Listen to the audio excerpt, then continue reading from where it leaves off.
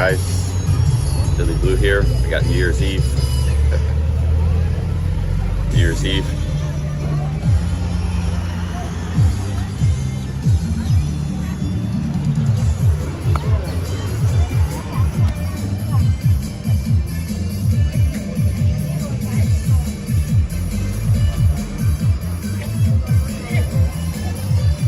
We're gonna go to I'm gonna take a bus to a small town.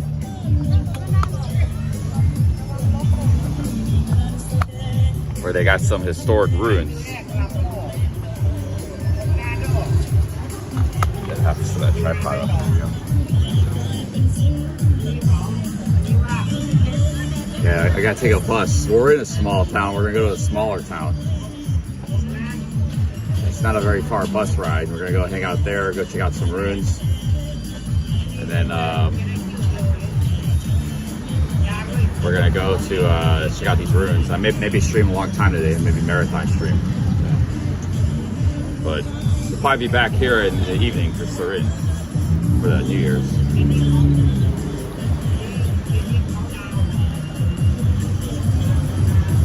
This is the rice they give to the dogs and stuff. They don't want it. They always got this sitting out here.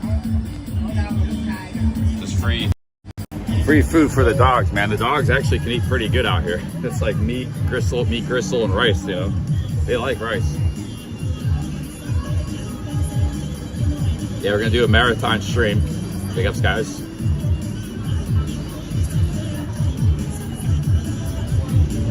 Hey, Happy New Year, guys. New Year's Eve.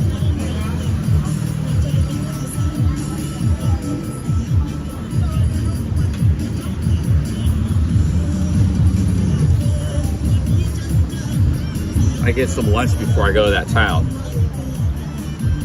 I go get some lunch.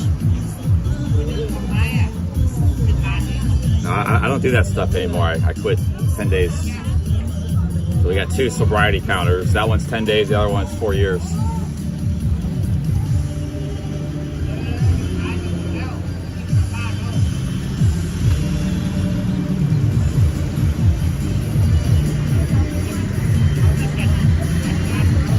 Happy New Year's, guys.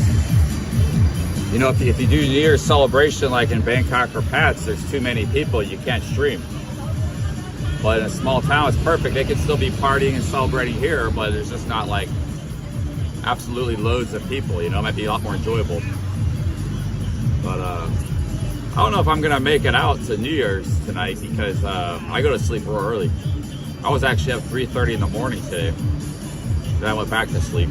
But we'll see what happens. Hey guys, Happy New Year's. Yeah, Pattaya is always packed. New Year's. They just don't have the tourism out here. Plus, it's a smaller town and city. So a lot of places are closed because of New Year's. Like here's the rice place I go for pork and rice, but they're closed right now.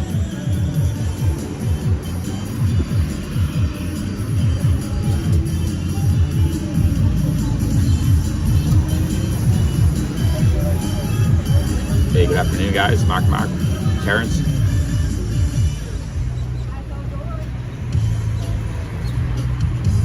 It's always a happening intersection. You got street food people, you got a 7-Eleven, you got a hospital, you got guys in the cyclos.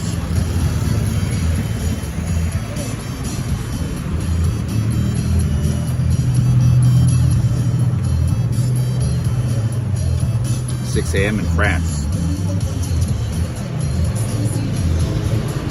We're gonna go to the Prasat ruins. Haven't been there yet. It's in Surin. So first we gotta get to this small town. It's not very far. It's maybe I passed by it on the way to the Cambodian border, the bus. It's like halfway to the Cambodian border. So it's like a 30-40 minute bus ride. It's not very far. Then we're gonna go check out these ruins. But the ruins are a little bit far from the town, so we're probably gonna have to take a taxi, motorbike taxi or a Grab. Check that out. We'll check this town out. We're gonna get some lunch, coffee, come back, hang out here, maybe hang out in some bars tonight, even though we won't drink, but we can still go, maybe. I feel up to it. So, Yeah, noon right now, yeah. Going on noon.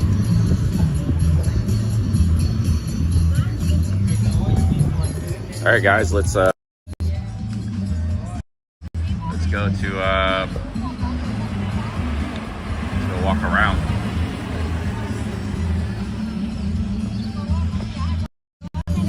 Go get some lunch, maybe.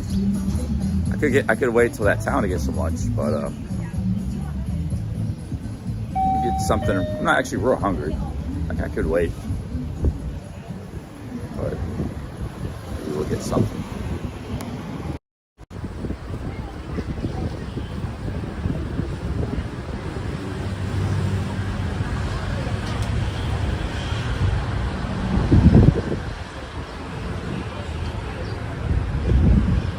I bought for 80 baht here in Surin, or in the Elephant Festival.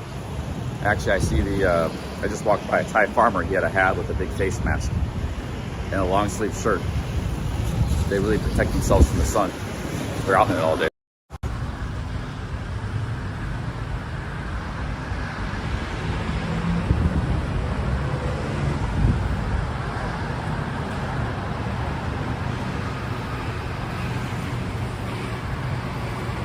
I haven't been doing a lot of marathon streams this month. I've only done 2.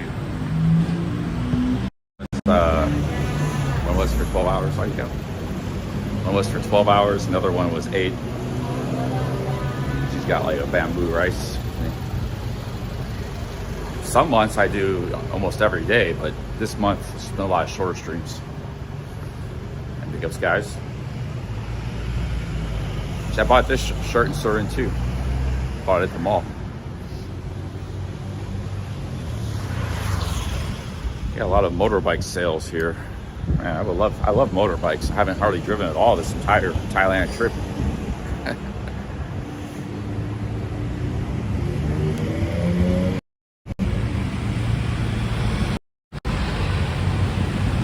Yo, what's up, Keith Tickets?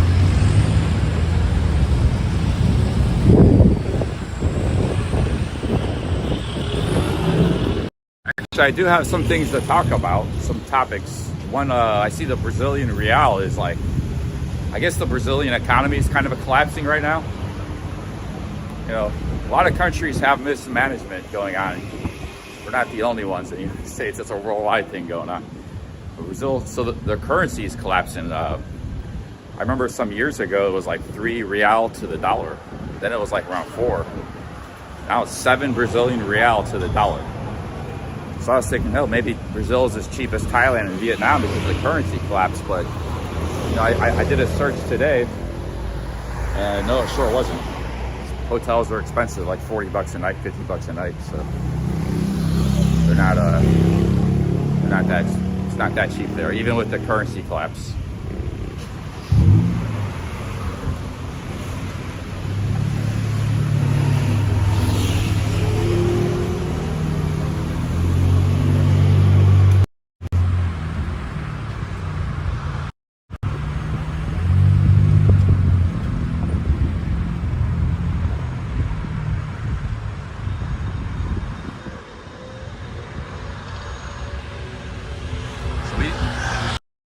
Some of the best parties are probably out in the countryside, so we might end up there tonight. Who knows?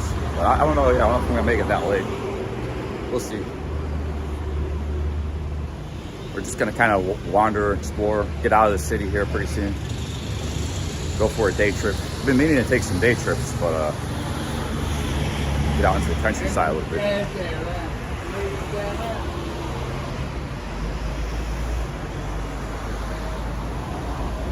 Yeah, man, the Brazilian real, like that country hasn't gotten cheaper. I don't know what's going on with their economy. But, because I'm interested in going to Brazil someday. I do keep tabs on it. I watched a YouTube video that said, yeah, the country's not doing too good. That's kind of the worst, like when the economy's bad and it's expensive inflation. Like that's what's happening in America at times. That's happening in Argentina. Now it's happening in Brazil. It didn't get cheaper, but the economy sucks. You know, it's like here the economy's good and it's cheap. You know, they don't have as much red tape. The red tape at. Actually, red tape and regulation, they perform both. They hurt the economy and job growth, and it makes stuff expensive. You get rid of that, you don't. A lot of those problems are caused by that. You know, too much bureaucracy and red tape. Honda. Mod. It's called Scoopy Club 2.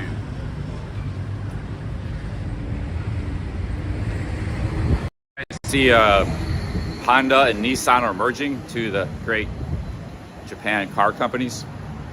So, you know, of course there's Toyota, which they've been massive for a long time. Now you're going to have, Honda was already very big. Nissan has had a history, but they've had some struggles.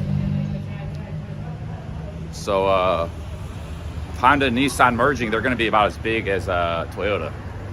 Two massive car companies. Of course, there's Mitsubishi and other companies too, but Honda's really big here. A lot of these countries, they make motorbikes, they make, you know, cars, trucks, all kinds of stuff.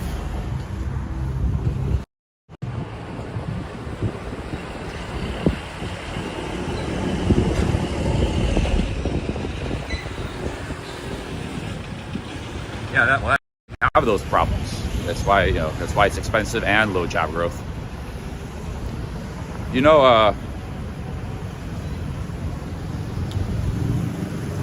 what was I gonna say? It wasn't about economics. It's about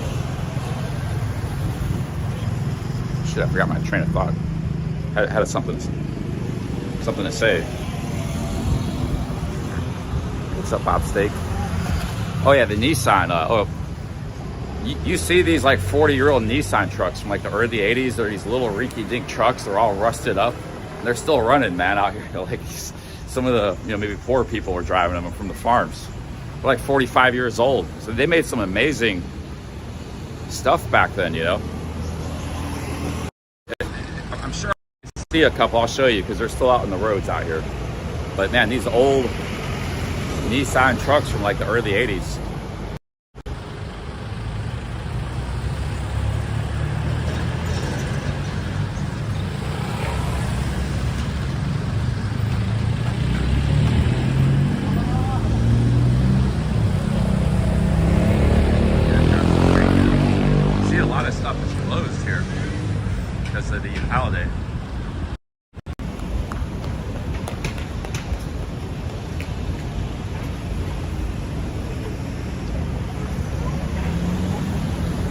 There's times I stream 12 hours every day, but actually when you don't stream that like that in a while, you lose the ability to do that. It's like I might be out of streaming shape for marathon streams. I did an 8-hour stream a few days ago, a 12-hour stream once this month, but yeah, a little bit out of streaming practice. Now I'm gonna take a bus to the small town, so I think I should get some lunch first. I'm starting to get hungry. I'm gonna get some lunch.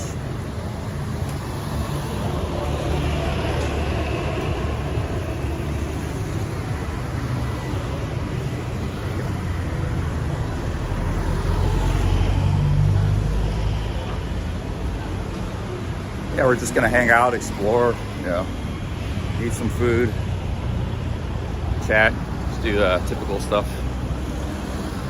But we're going to be, you know, going some new ground, so.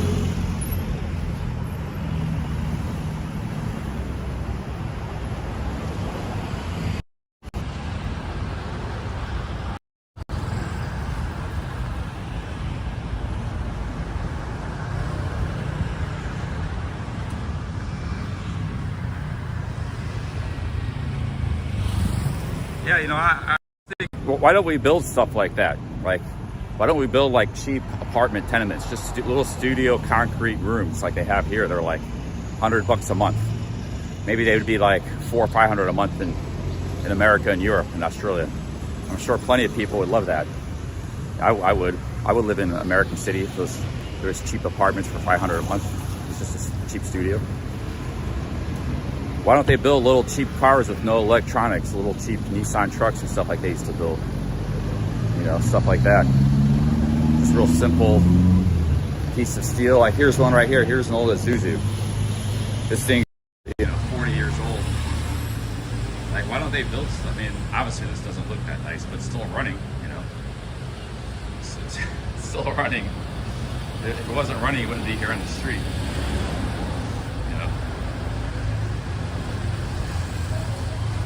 Like, it seems like everything is built with the floor. It's built for the middle class and up. There's nothing for people that just in the West that want to save and start off cheap and stuff, But they used to build that stuff. Everything is built for luxury and overcomplicated. And like the motorbike actually is another transportation device. Bikes don't use much gas and they're very cheap, We don't have these either in America. It's actually a very wonderful way to get around a city, a small town and city. Another thing is the bot bus in Songtao and Pattaya. They got those bot buses. They're just a pickup truck. They're like taxis that go mass transportation. But they got they can fit 12 people. They go up and down the street. They're easy, they're simple, they're cheap. They only cost 33 cents. America, maybe they cost $1. And it's decentralized transportation. It doesn't have to go through a big giant train system that's built. You can build those, that's good, but if you just got trucks going up and down the street, people hopping in and out, that'd be awesome. So that's one way people can get around. Like, we don't have any of this stuff, in our countries. Another one of those little trucks. These are Isuzus.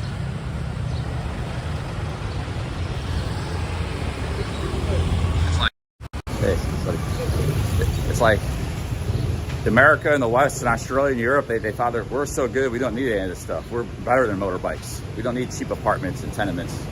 Well, we need them now. Maybe at one time we didn't need that stuff at all, but we're too good for that stuff. There's plenty of people that would want that stuff, if it was available. Anyways, I'm not going to be ranting all day. I hope I'm not ranting all day.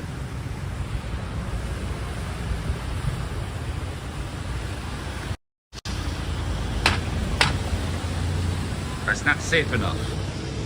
Although people die all the time in big SUVs and cars. The illusion of safety. It is. There's a lady riding an egg truck, smiling.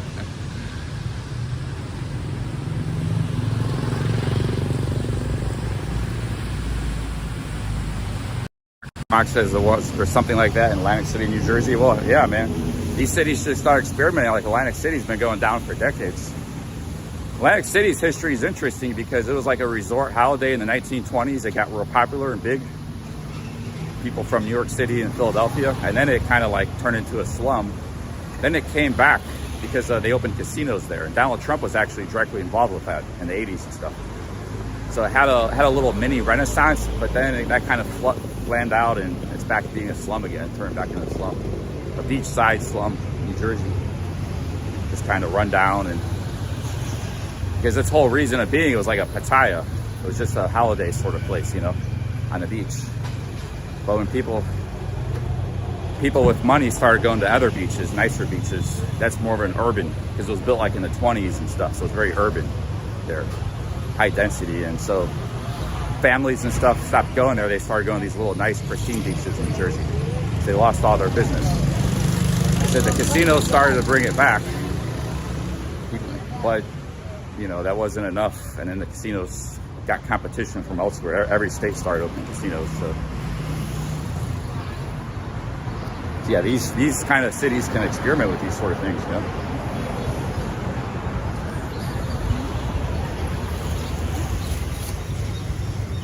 Let's go find some food. Might go back to that place I had yesterday. Get the chicken green curry and some rice. I don't want to eat too much. Yesterday I ate a lot of food. I don't want to eat too much today.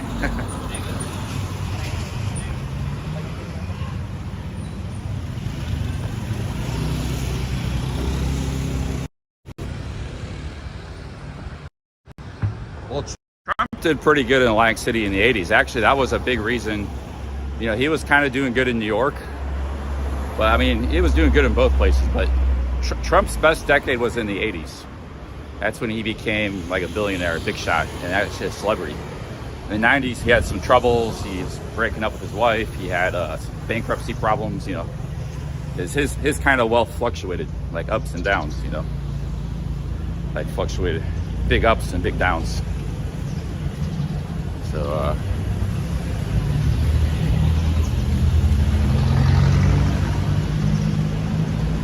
but yeah, in the 80s, he was killing it. Partly in New York City, partly in Jersey City. He helped spark the Renaissance in Jersey City.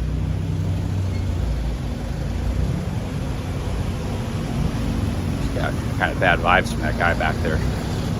Just, sometimes you're walking around, you see a guy was like staring, like real weird looking, and bad eyes. He didn't stop staring at me either. So once in a while, you just come across you get those vibes, man. If he was a bad guy, but that's how I felt. Doesn't happen very often, but not here in Thailand.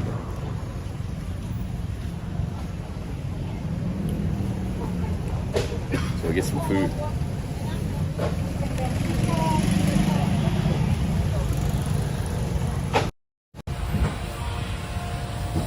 Proper place here.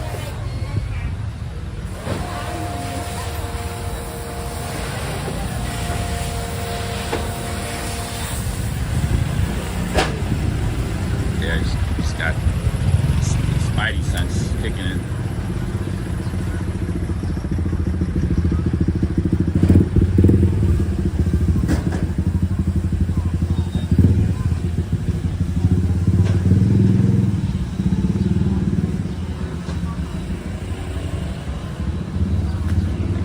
Up here somewhere.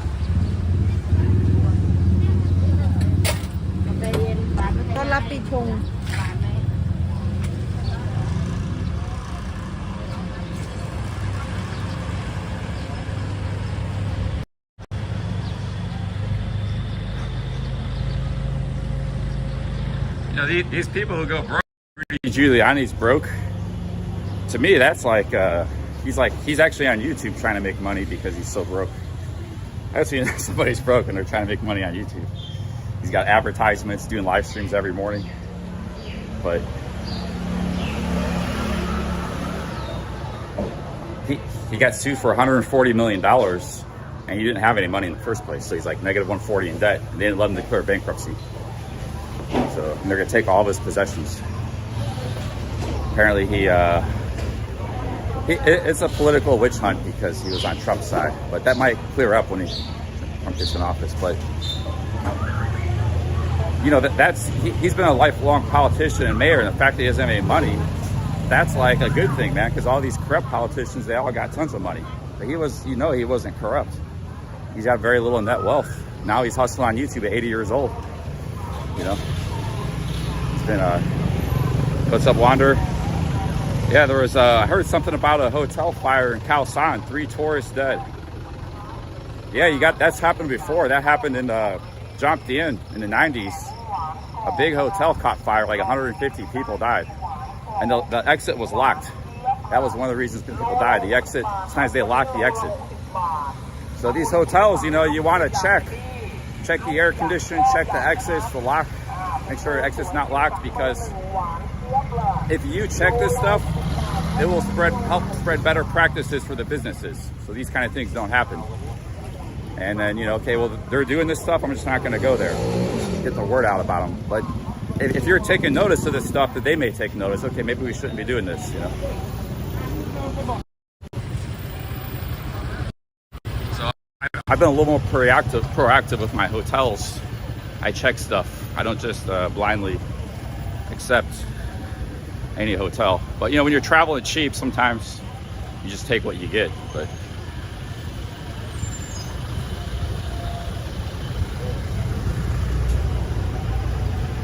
yeah, a hotel fire or an earthquake, these things, it's always a risk.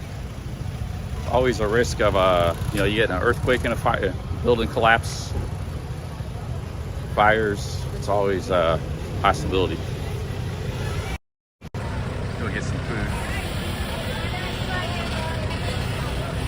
Hey, Happy New Year, everybody. New Year's Eve. We got a marathon stream starting up here.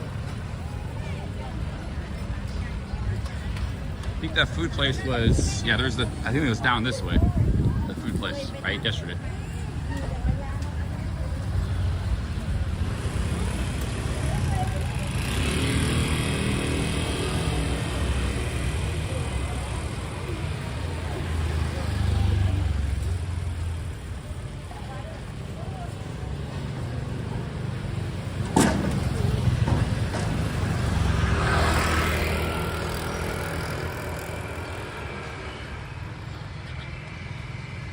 Go get some food. I need a quick bite to eat before these adventures, so we're gonna catch a bus to a small town because I got some ruins. I could catch a grab taxi to that town. It probably wouldn't be that expensive. Maybe like 200 baht. So if the bus don't pan out, we can do that too. But I'll just take the bus because it's not a long bus ride.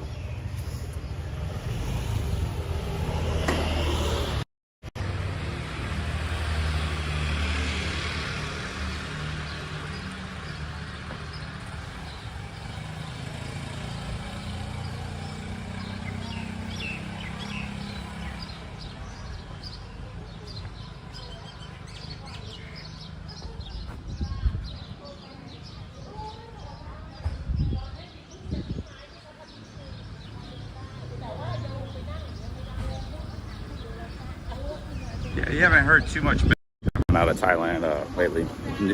That kind of stuff. Like there was the time a Chinese tourist in a boat, the boat capsized. I think that was by Pattaya. That was maybe 7-8 years ago. And I think a lot of them survived, but maybe a few of them drowned. I don't remember exactly what happened, but it was a disaster. But stuff like that hasn't happened that much in Thailand in recent years.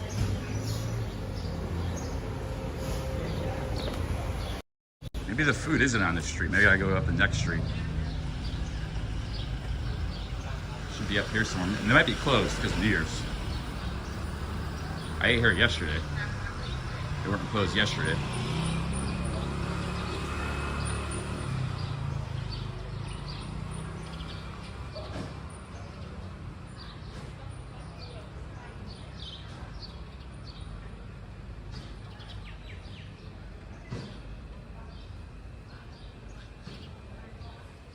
It must have been on a different street.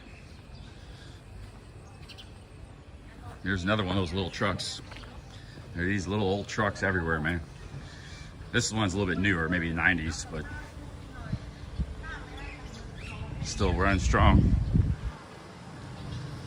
Hey, Judge. Craig Judge, the 5 Aussie, thank you. Craig Judge with the first super chat of the day. Thank you, Craig. Thank you very much.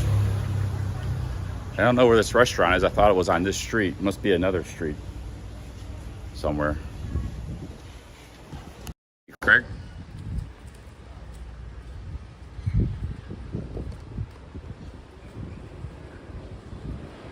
I don't think it was on this street. It must have been on another next street over.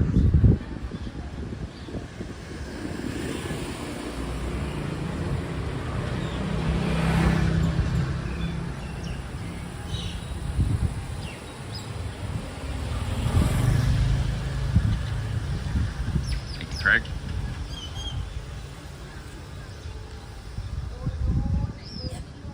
Gotta get something to eat.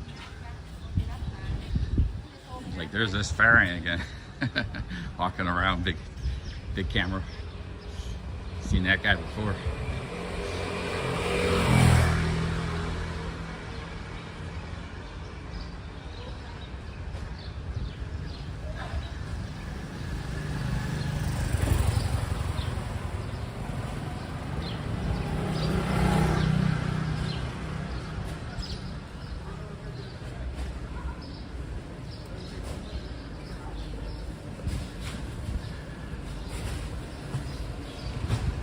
Must be the next street over.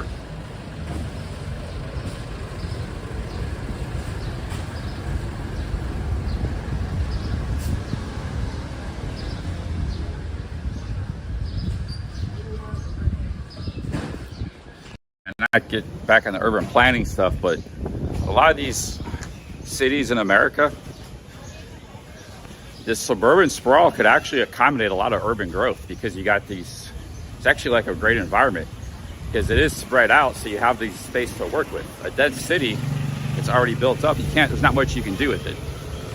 But let's say like, you know, a city like say Seattle, well, I don't know, maybe Atlanta or something, you know, like all the suburbs just started like building mass transit, motorbikes, trucks. They started building tenements. It could still retain its suburban character, but it have like a mix. It have like, you know, like little pockets with tenements and businesses, and, you know, and then you still have the houses and the, you know, the sprawl too mixed in. It'd be a mix of the two. So actually, someday, you know, if America ever gets this act together, all those suburban sprawl cities could really like be the best of both worlds. You know, you can just fill in a parking lot. There's a lot of dead strip malls all over suburban America. That could just be, it's right on a main road. And you just start building some like a commercial center and tenements, you know. So like you would have these radial sort of spokes where this kind of development happens, just building up on a parking lot that's not even hardly being used, or vacant land. And that'd be a great thing, you know. Like the city of like Atlanta, which has maybe 4 or 5 million people probably in the metro area, could have like 15 million easy, and still have like, it would still have its leafy green suburban character, but it'd be also urban too. And that's pretty much goes for every American city. It could like triple in size. America could be like China, you know, 1 billion people that wanted. The economy was awesome and everything was cheap and everybody was, you know, everybody had an opportunity. If you wanted to live cheap, you could.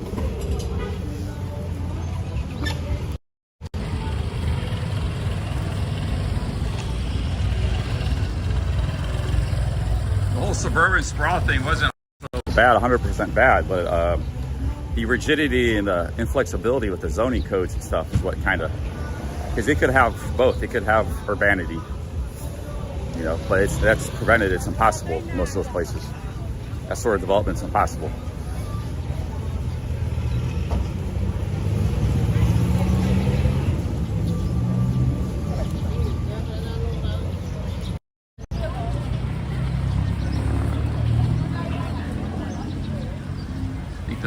I think the food place was over here. Yeah, next place over here. Yeah, the food place was over this way.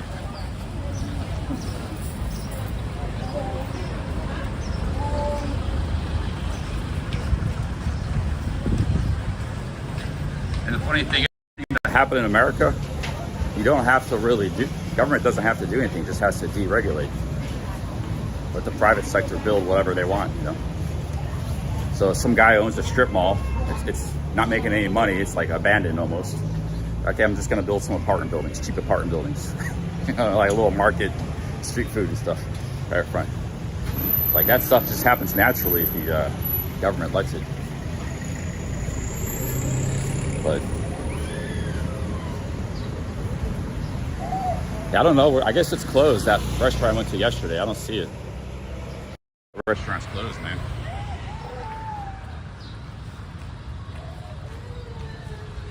Well, we gotta walk back to the bus station. I guess we'll find something to eat by the bus station. Just find something else to eat. And it must be closed on New Year's Eve. A lot of stuff's closed.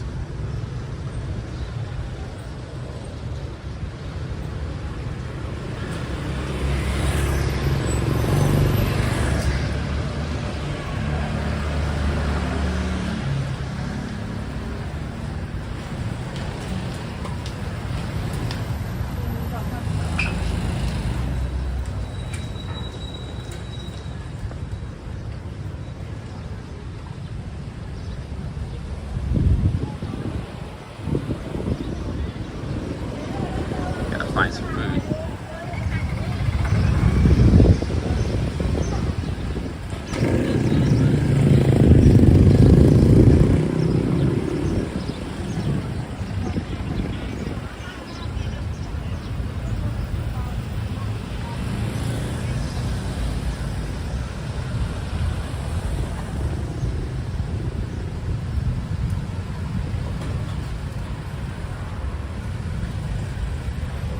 We had good transportation at one time in America.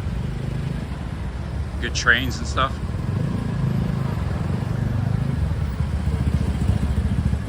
But you know, America's pretty spread out, so it's a big landmass. Even in China, it's hard to. They've been building like bullet trains in that country. I think they have a pretty good train network, but when you got a country that big, you know, it's kind of hard to take a train from one place. It's better just to fly. But train's good for region, like region to region. Works pretty good in countries like, you know, Italy and England and Japan, because they're not that geographically big.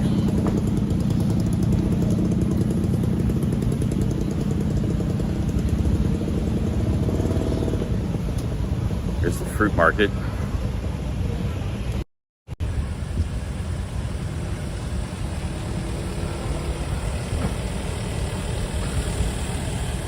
Yeah, India has trains too. India is a big country.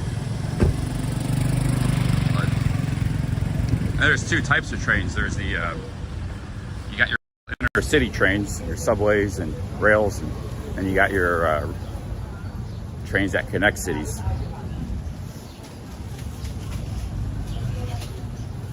Oh, what's up, Louis Cabo? Got Louis in the chat. Yeah, man. It's January 20th coming up. We need that to come soon. It's like news is just kind of crazy right now.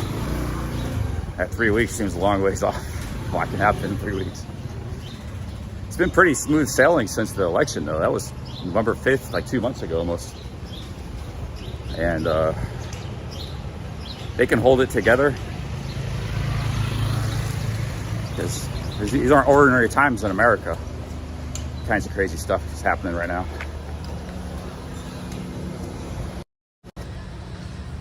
Not really ordinary times anywhere. Canada as well. Here it's pretty ordinary. This part of town is kind of rough. My favorite part of town. I ended up here, but I was looking for that restaurant, that's why. Like markets and stuff.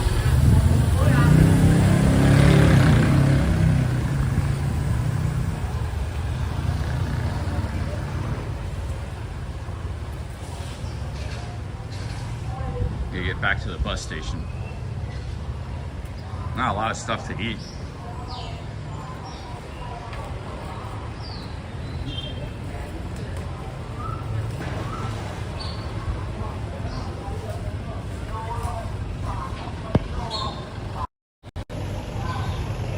Gotta get something to eat. I'm not sure what. Let's see here.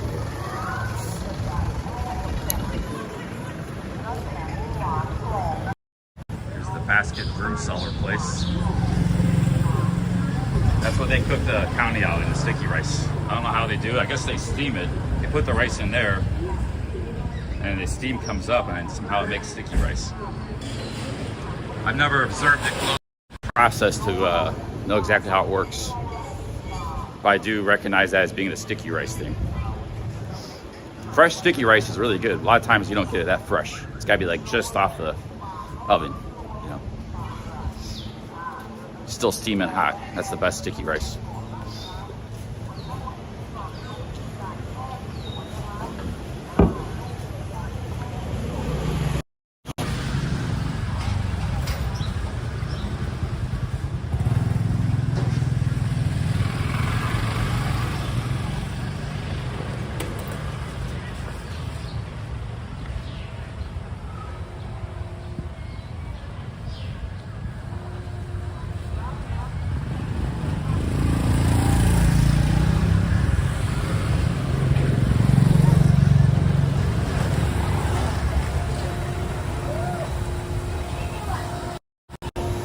You know, suburban sprawl is not really that much of a thing in London because, or in England.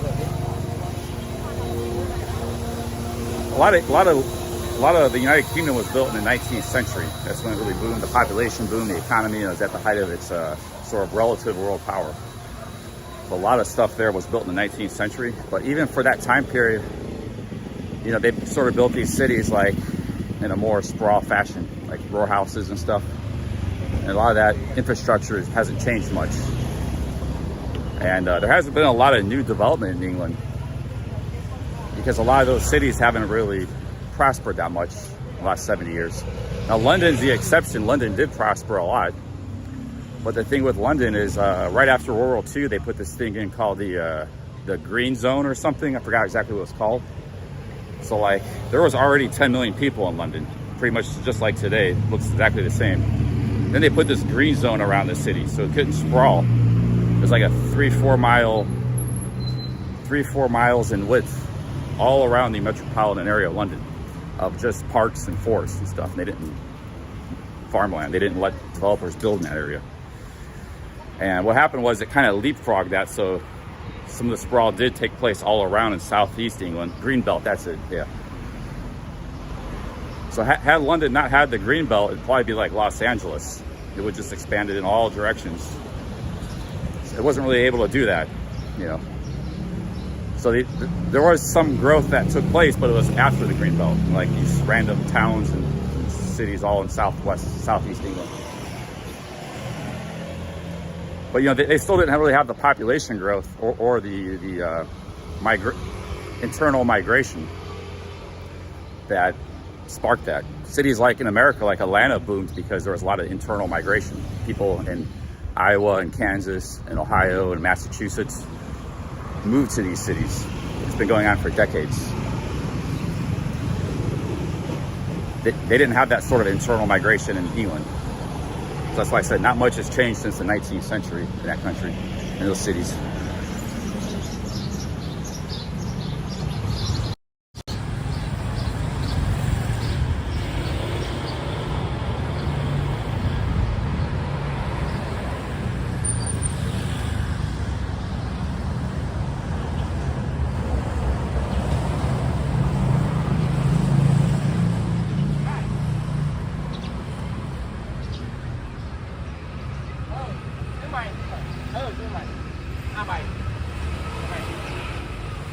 Hey, Happy New Year, guys. Copy paste.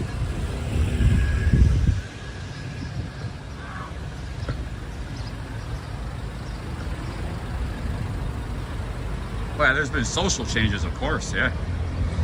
But, I mean, as far as like the infrastructure and the built-up city, the nature of the city itself, there's been development and, you know, buildings, and actually, you know, the London riverfront probably looks a lot different than what it did 30 years ago. They're building some high rises, and I mean, just in general, like in a more all-encompassing view of it. But I don't know if that greenbelt still exists. I think it does. And they actually have people that live outside the greenbelt have to pay like a congestion charge when they come into inner London. Inner London is a huge area in itself. It's like 600 square miles, twice the land area of New York City. But the Greenbelt is outside that area. And then there's communities and towns and suburbanites outside the Greenbelt. I believe they have to pay like, if they want to drive their cars into London, they have to pay money, don't they? And the tube doesn't go out that area either. The subway only covers the central city. Covers most of the central city. Like when I took the train out to Essex, that was probably past the Greenbelt.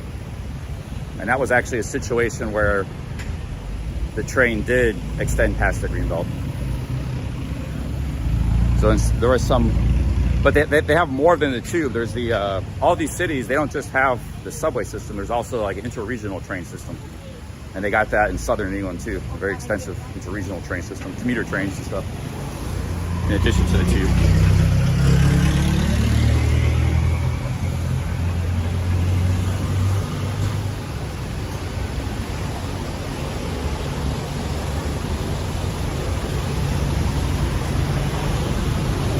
Do a train to Pattaya. I'm not going to Pattaya for New Year's. No thanks, Lewis. It's just a madhouse and you can't even stream. Actually, it's New Year's now. I'm here. Maybe there'll be something going on here. It's New Year's Eve, but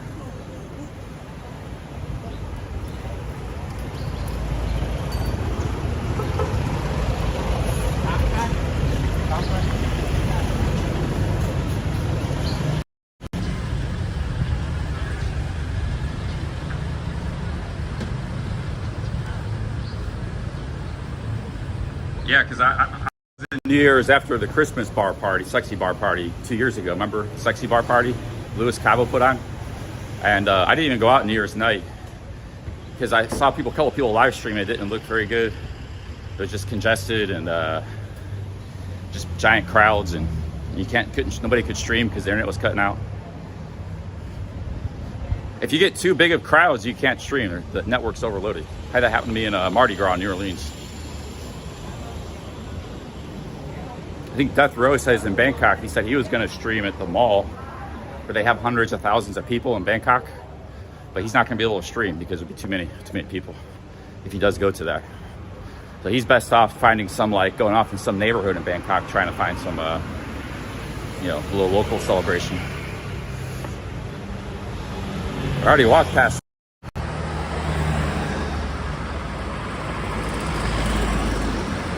Walked past this truck. So here's a Shabu Zed place. We get Shabu Zed. I don't think I've been in this place, a department store. Let's see what's in here.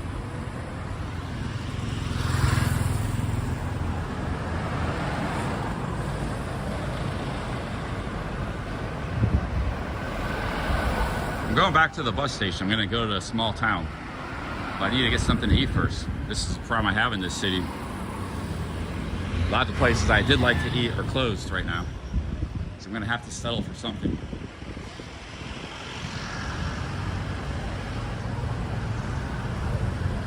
We eat at the Shabu Zed place. There's like a lot of people here. Oh, this place looks nice. I don't know what this is. I don't know what Shabu food is. I guess you put it in a pot or something. I don't know what this stuff is, man, but I see these places around the country. Maybe they got like a grill or something. Let's just go inside. I gotta eat something. Here's the department store. And it's like Shabu Zed's carrying this joint. Dead Mall series of Thailand. Got some old computers, compact.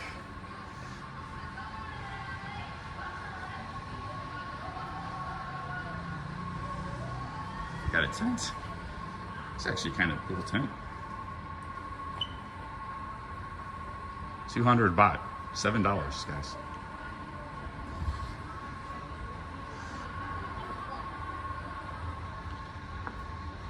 The Dead Mall series. I think I gotta enter in the front. They don't have an entrance on the side.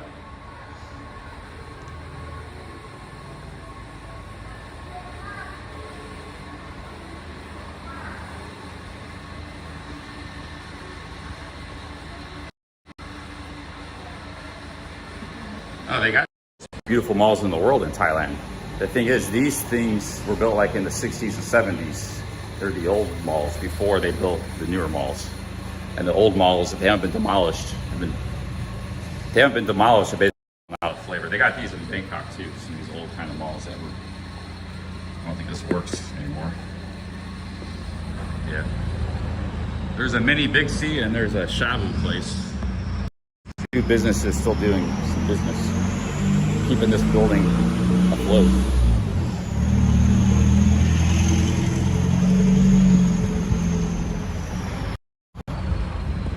Hey guys, let's go to Shabu here. I don't know what this place is, but I need to eat something. So I got one. Yeah. I think it's like buffet style.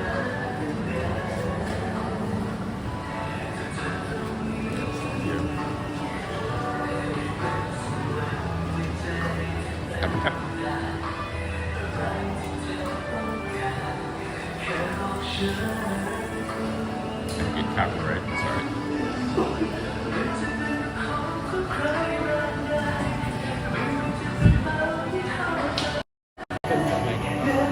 Do you have a menu? I don't know how these places work.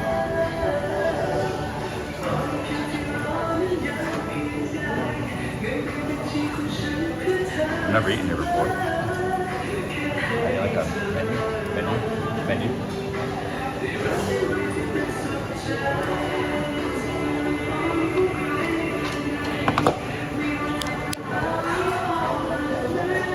Music is kind of loud.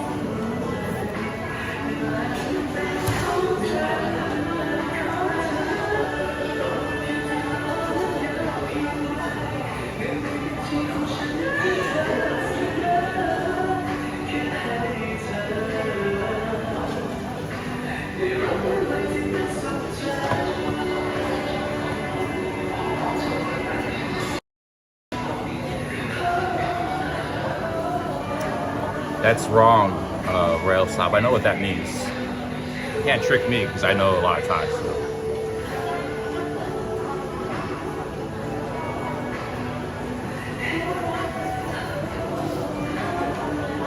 That's a dirty word. Napsi said. Yeah, that might work on some of the other streamers that don't speak much Thai, but you can trick me on that one. I don't know how to say menu in Thai though. I don't know how to say that word. Maybe I gotta cook. Yeah, it'd be good content. What do you have? Translation. Do you have the menu? Menu? No?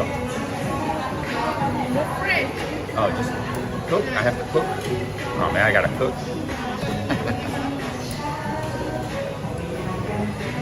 I don't know how this place works. I guess I just gotta go get the food and bring it back here.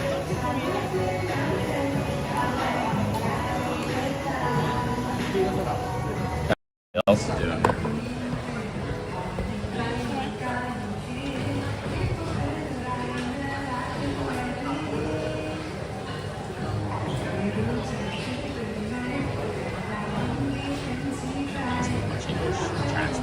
Translate.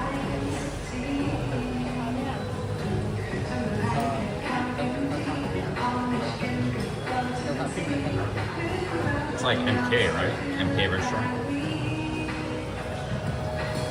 Oh, okay.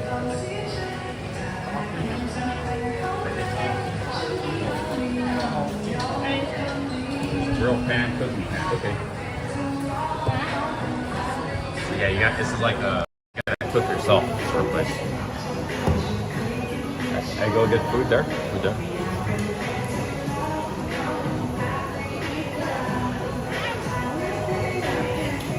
This place, I think it's 200 baht. It said outside.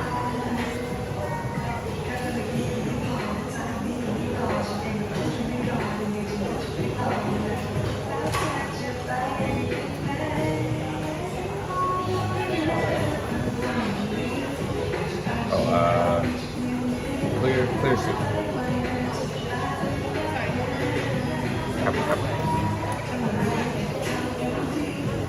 Oh, okay.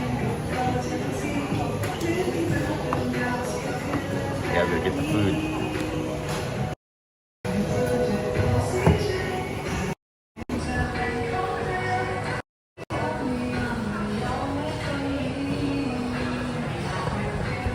Okay guys, we'll be back in a minute. I'll get some food.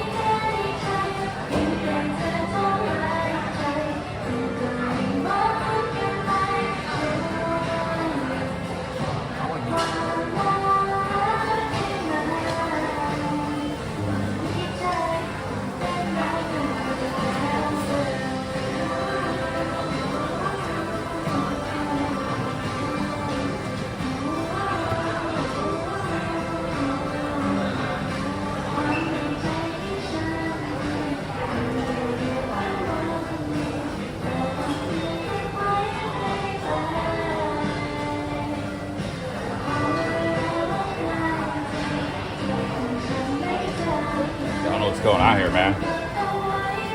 The dog, anybody know how's this work? Like $259. Got some veggies. I don't know what's going on here.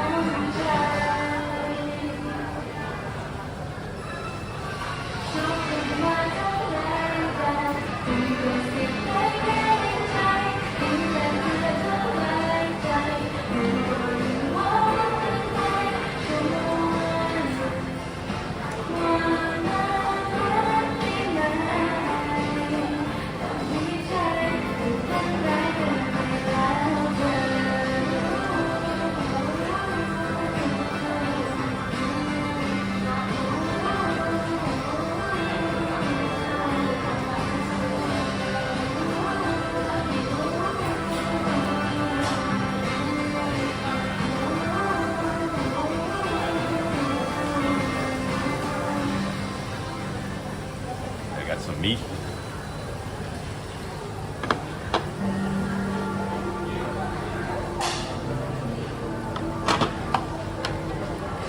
No, it's not cheap. It's odd. Got some meat, veggies, and something going on over here. I don't know what.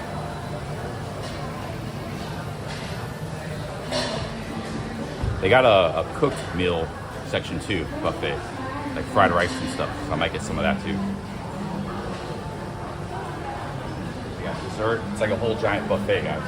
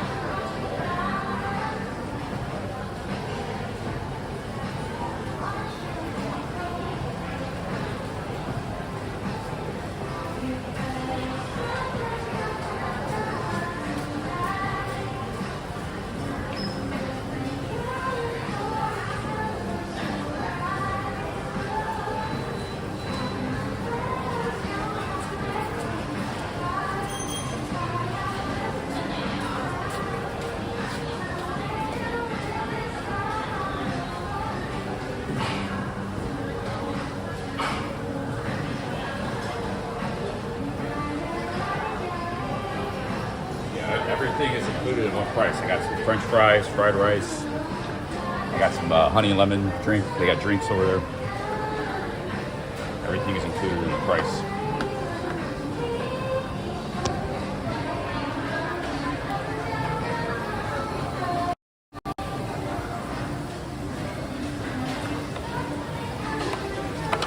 So I guess we'll just have to figure this out on our own. Usually when I come to these places, I'm with a lady and she's cooking them.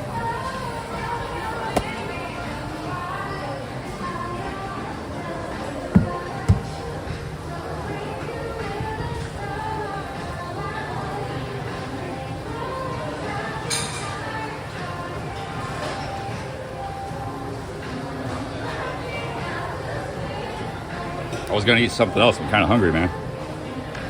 But anyways, it'll be a learning experience. These places are kind of common.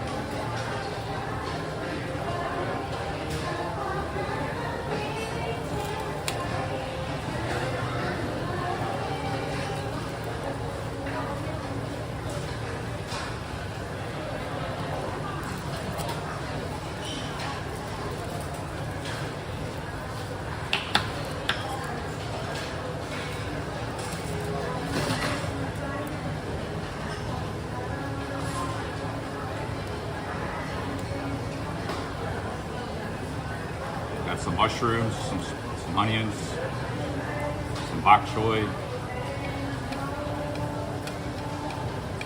corn, and I guess we grilled the meat. Got some butter here.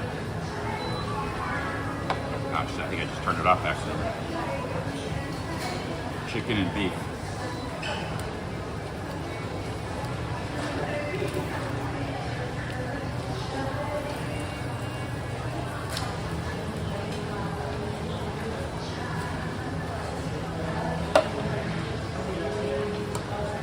Here.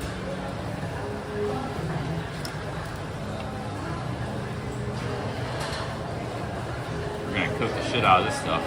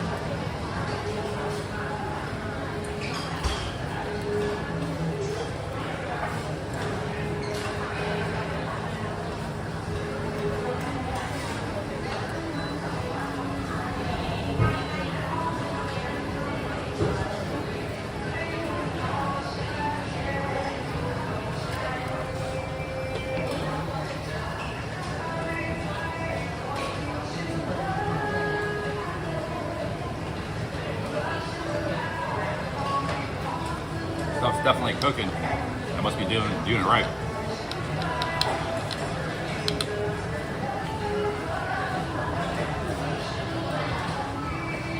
Not too hard.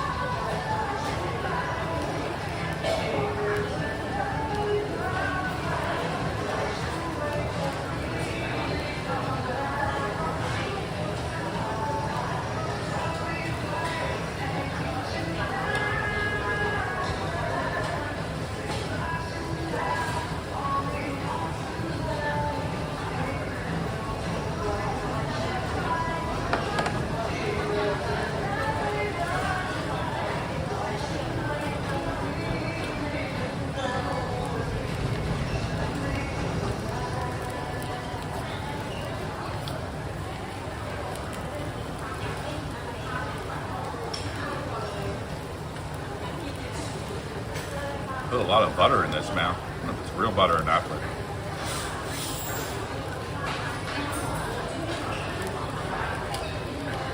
this is kind of the place I see Spenda's eating at a lot. This sort of place, but I'm more of the cheap 50 baht street food guy. A little bit more. This is kind of expensive. 259 baht. I had a really nice meal yesterday for less than half that much. Double-sized meal too. A little bit outside my price range, but it's good for you know, learn something new. Now in the future, I'll know how to do this. Be prepared.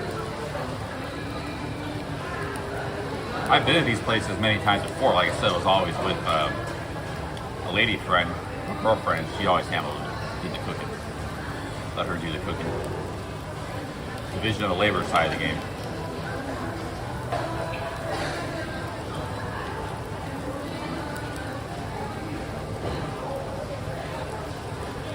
Actually, you can make a soup out of this. Put in an egg and stuff. There's a lot you can do with this. But I'm not going to get that fancy today. I'm just going to eat.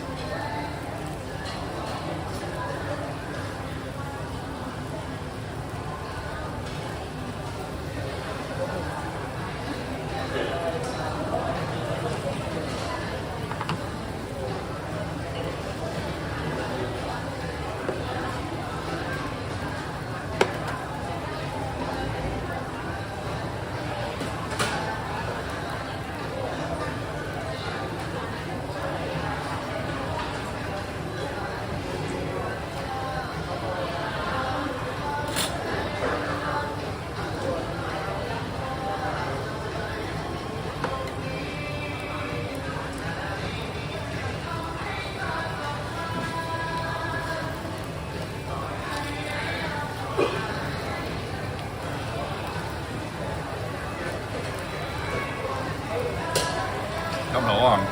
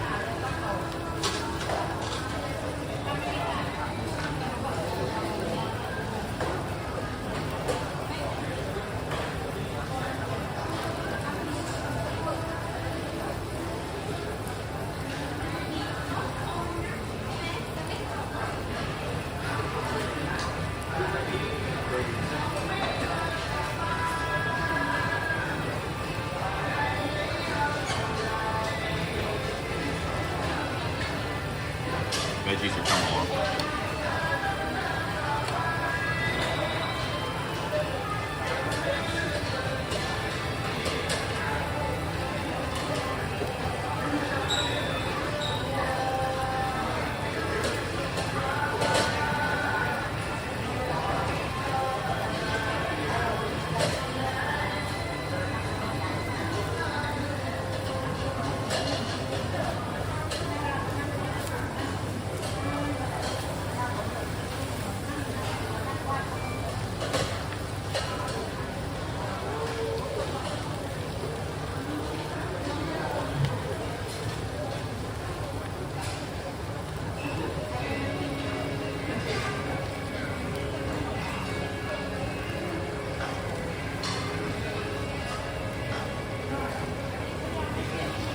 I think I got the cooking part down done, guys, but not sure what the next step is.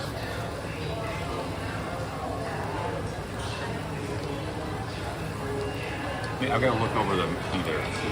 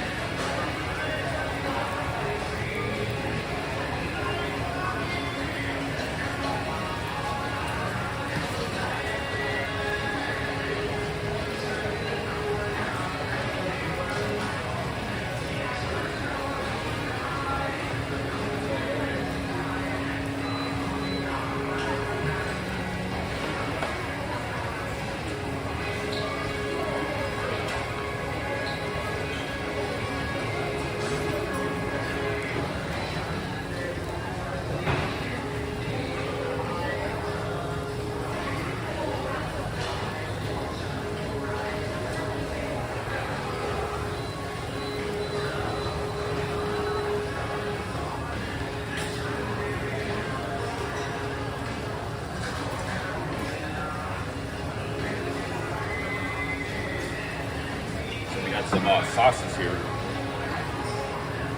We got some sauces, garlic, some kind of herb, chili, and these two sauces.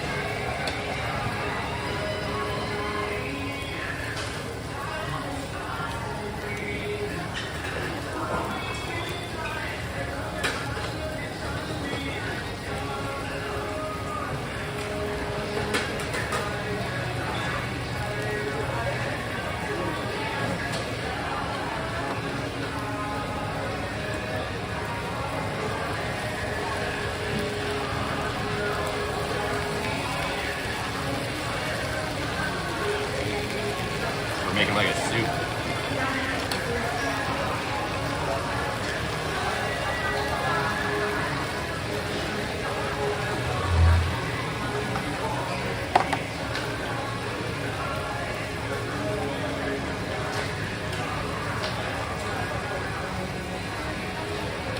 We will be the egg.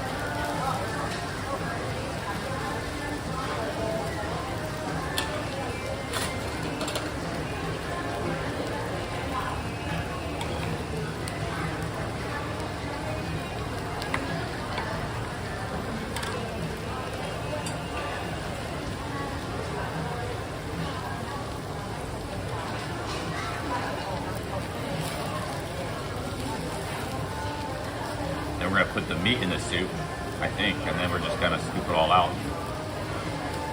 Consume it.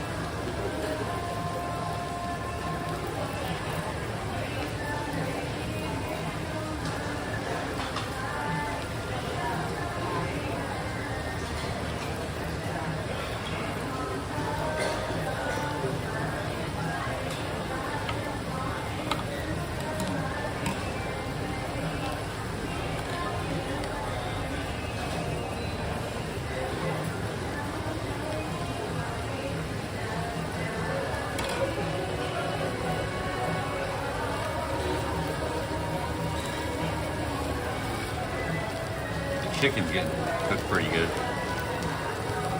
Beef looks like it's still decent enough.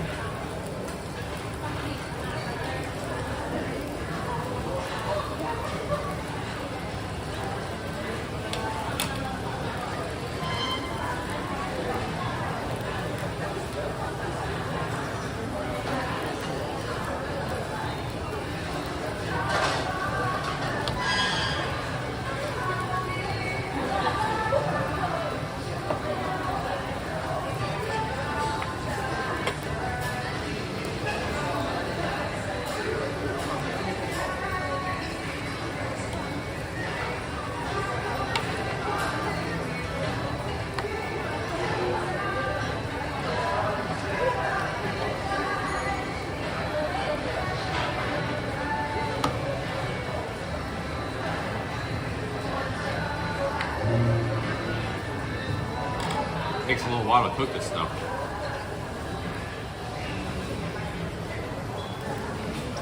So we got 195 in the chat. New Year's, happy New Year's, guys. Big ups.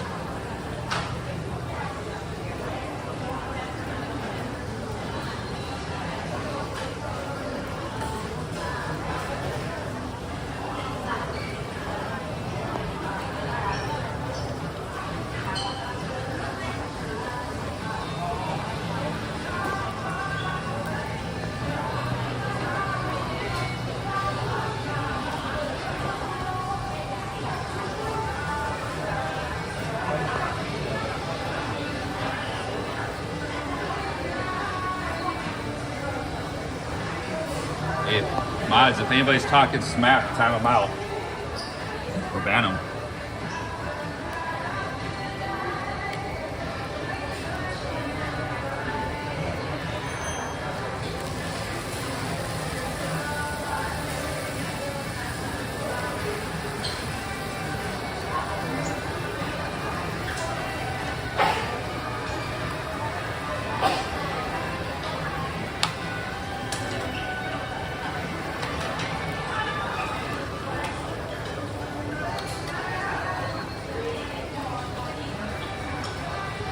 I need the mods to pick up the slack today. I know I got enough mods. I got 150 of them or something. I know I got a lot of mods. Somebody's out there modding.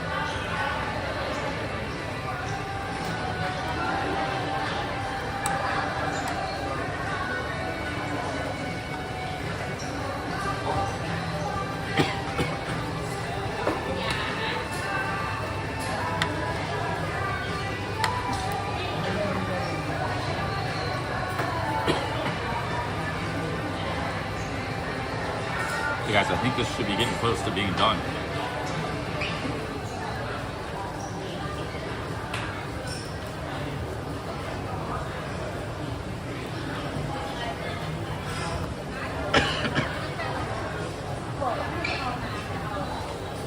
How's it going, guys? This is the first time I've ever done this.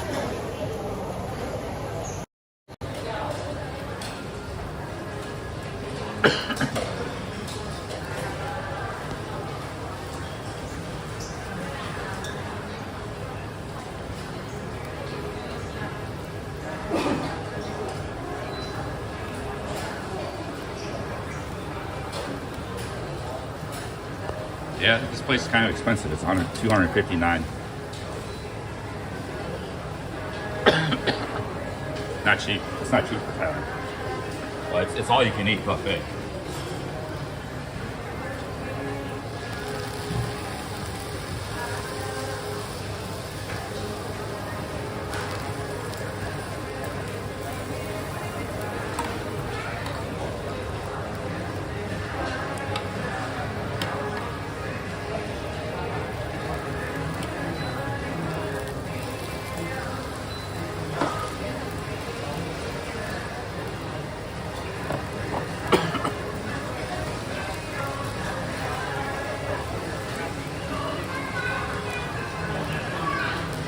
Pretty good.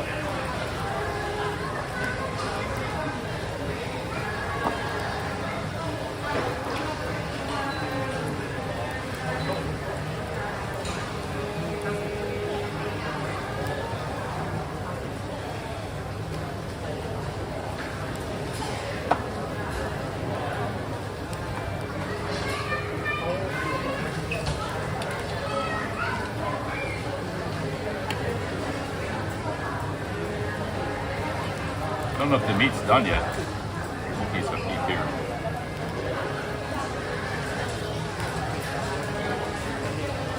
I guess it's done.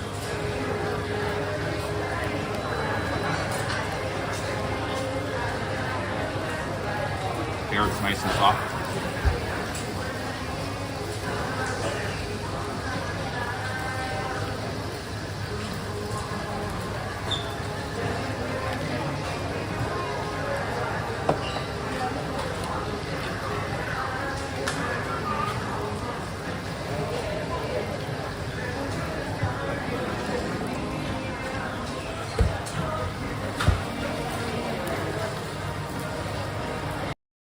The eggs in the broth basically adds flavor. Adds flavor.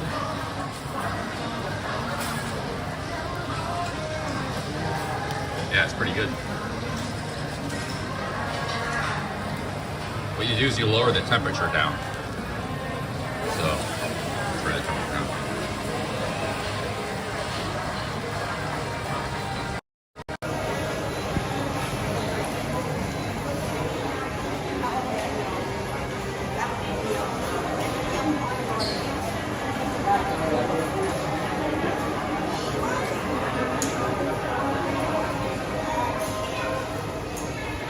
I did turn down the heat. I was planning on turning down the heat. Alright guys, I gotta keep an eye on the chat here. Foolishness in the chat. I was busy cooking there, so I couldn't attend to the chat.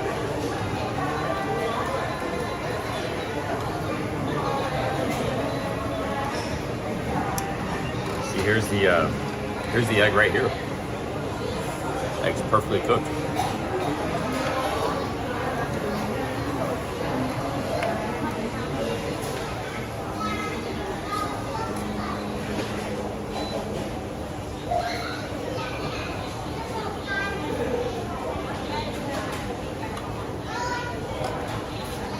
This is kind of nice. It's very healthy, nice food, yeah.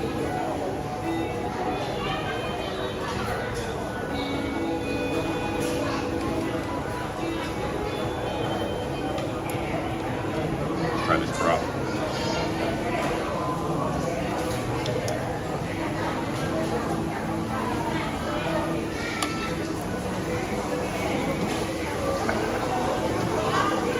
Don't think it's, guys.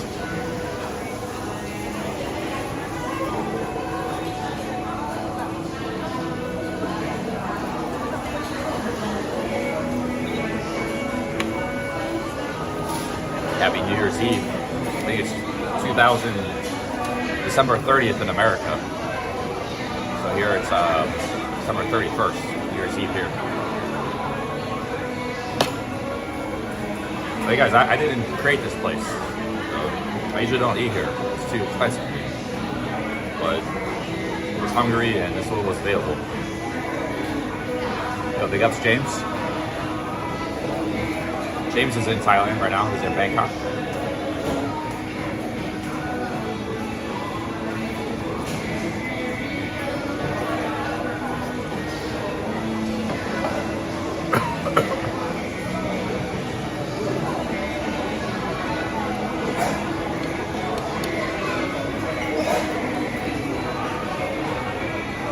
I'll get some fruit and ice cream afterwards.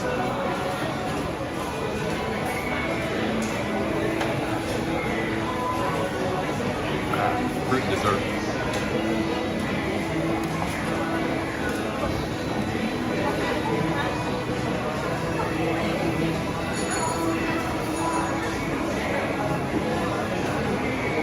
Yeah, they had some like ramen noodles you could put into the soup, but I got fried rice and French fries. So that's my carbs coming from. Vegetables, meat, fried rice, and French fries.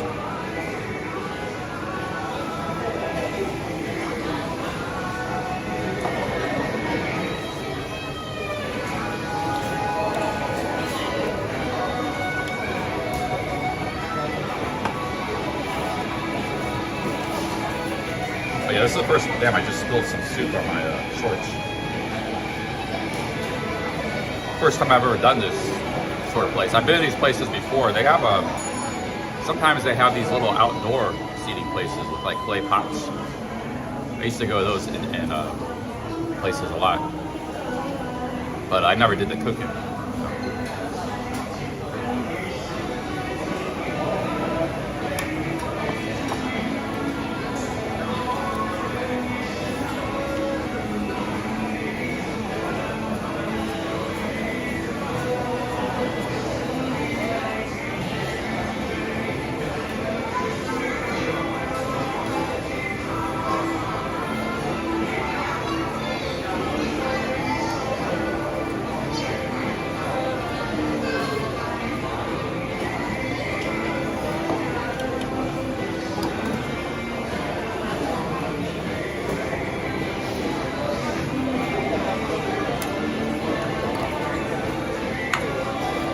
I hope this beef is cooked.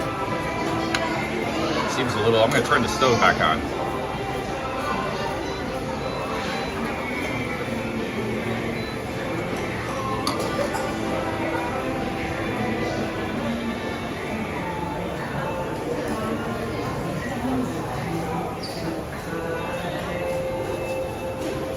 Yeah, the beef looks pink.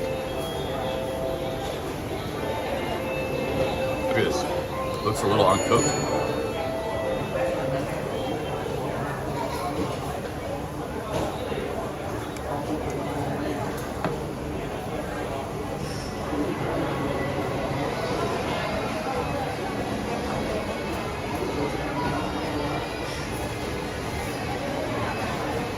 This is sort of a social thing. I'm the only person here eating alone.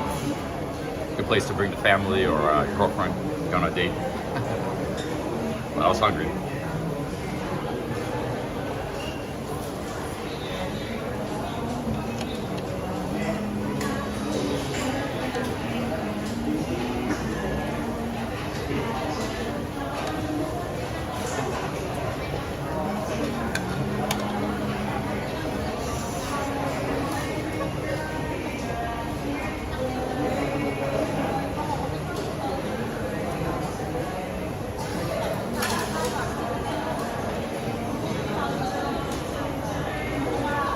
There's a good 100 people in here, all over there, back there, behind the cameras, over 100 people here. This place does some good business. I walked by here before too, I always see a lot of people. It's not just because it's a holiday.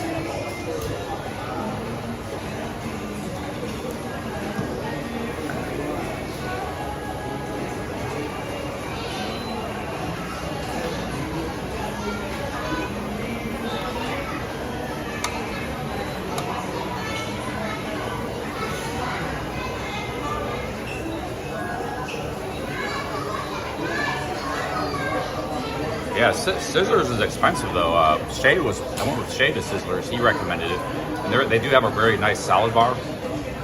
But if you just get the soup and the salad bar, it's still kind of expensive. The drink is like 200 baht. I mean, I get some amazing street food meals for 50 baht. So it's to me that's expensive. But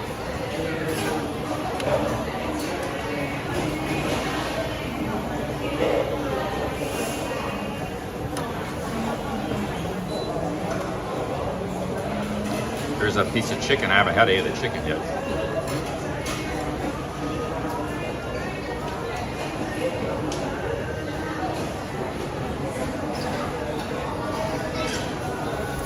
chicken is cooked to perfection. I don't know about the beef though.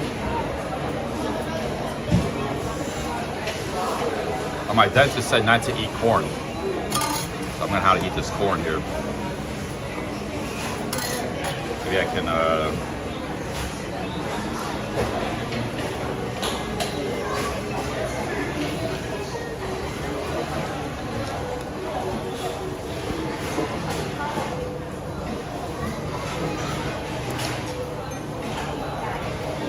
maybe I break it apart so I can eat it in the soup.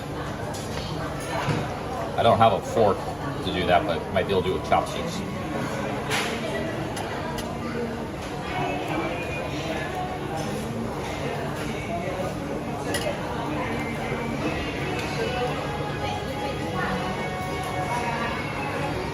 Guys, I don't know what's going on with my power bank and battery. It's not working, man. I'm down to 10% battery. I don't know why it's not charging.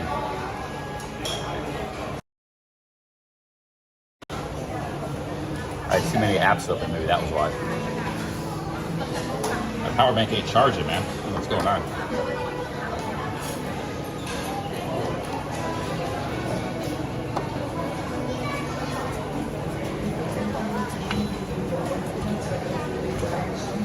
Corn is cooked. I just got to get the kernels off of the top.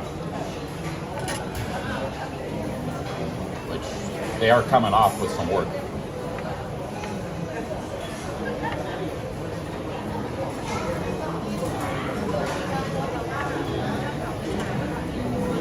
Off of the soup. There's a lot here though. This is not easy.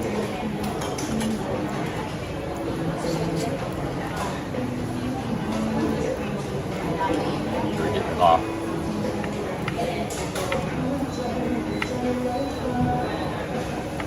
We're getting the corn off the top.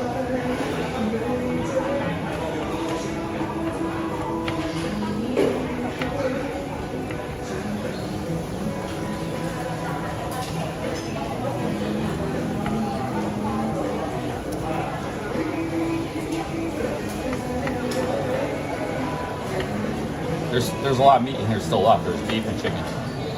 Actually, I should have got more veggies. The veggies cook quicker. Maybe I'll go get some more veggies.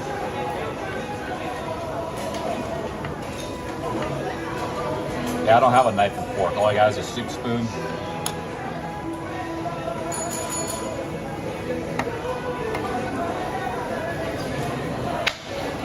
Better with a chopstick, actually. Got about half of it off so far.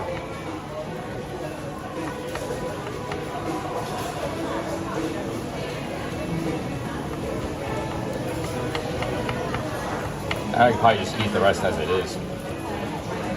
But this would be good for the soup.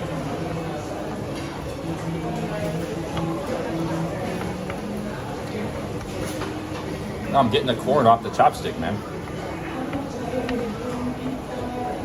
You ain't ever done this, dog? I don't have a fork and a knife.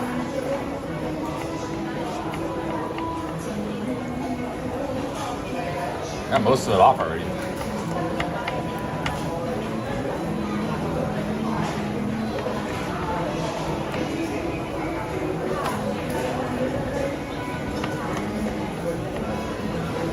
I don't know, man. It's starting to get hard now. I'll just try to eat the rest of it as it is.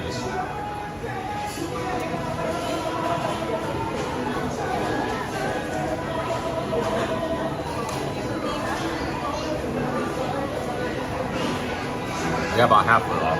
Should get the rest of it off.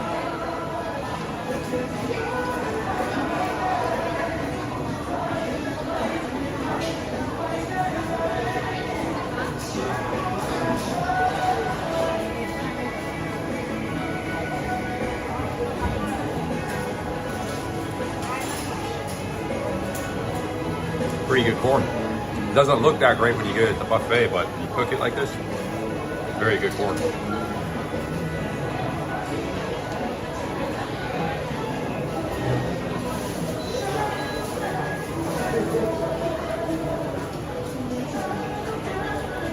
Hey, what's up, Nigel?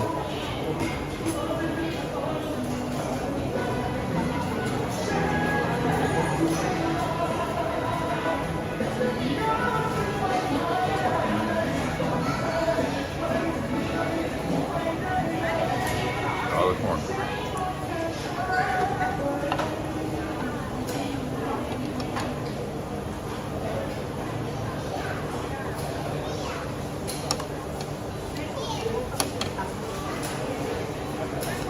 The filling's holding strong, man. I drink coffee and Coca-Cola and stuff. The filling's doing really good. I don't know how long it's gonna last, but I didn't get a crown.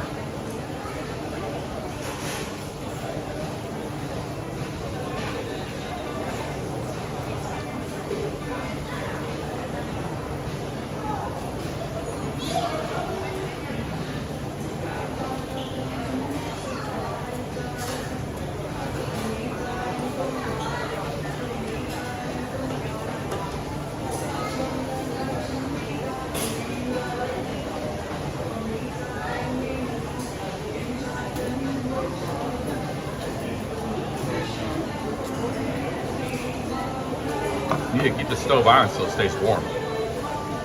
Just don't have to put the heat on though.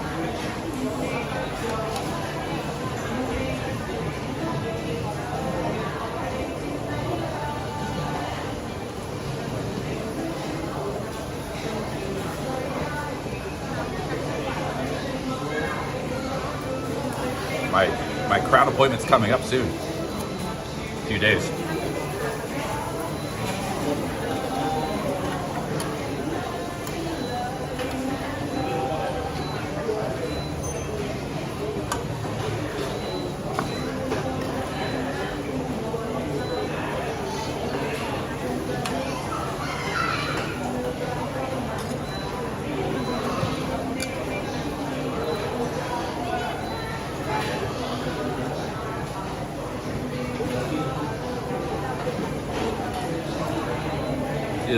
The beef though, like, takes a while, man. It ain't done yet.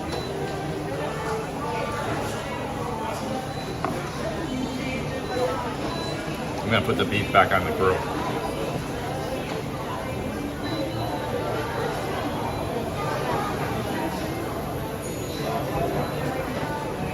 Chicken's done, not the beef.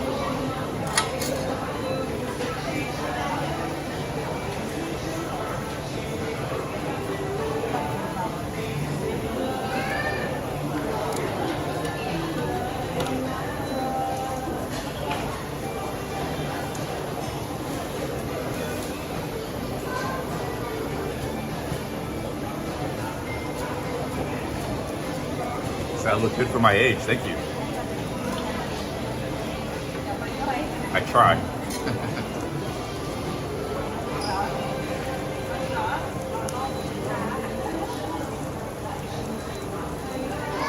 I can see the age though is really setting in now though, last few years. My 30s I had some youthful looks still, but not anymore really.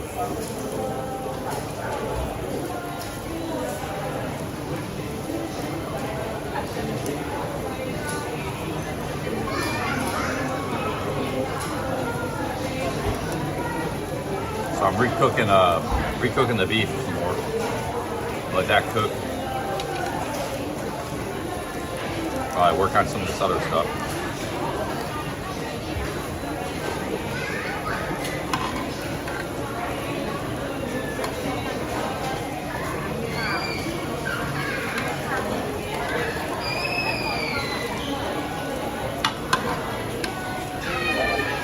Hope there's not a lot of MSG in this broth. Sean won't eat at these places because he says there's a lot of MSG in the broth. But we'll just have to live with it.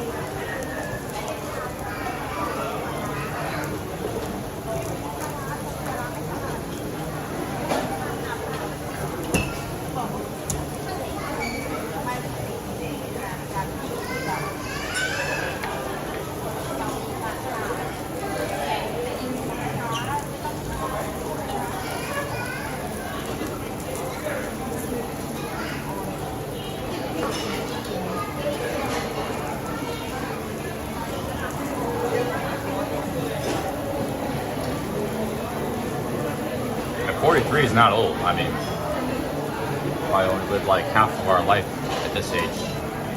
Jimmy Carter just passed away at 100. I don't consider 43 old.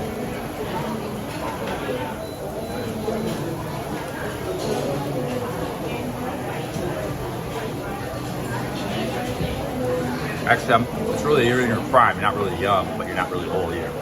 You're really in your prime this age. Until about maybe 55. Then you start slowing down, I think. But some. Or 60.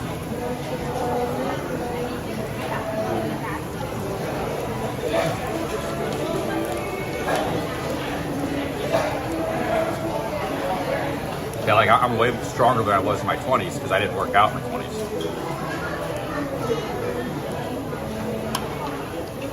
I was physically active when I was a kid and teenager, but then I stopped doing everything physical. I've only started that back up the last few years.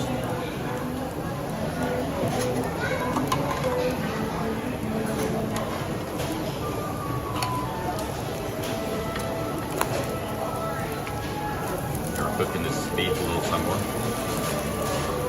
I don't know if I'd go back to this place alone, but it worked out today for me.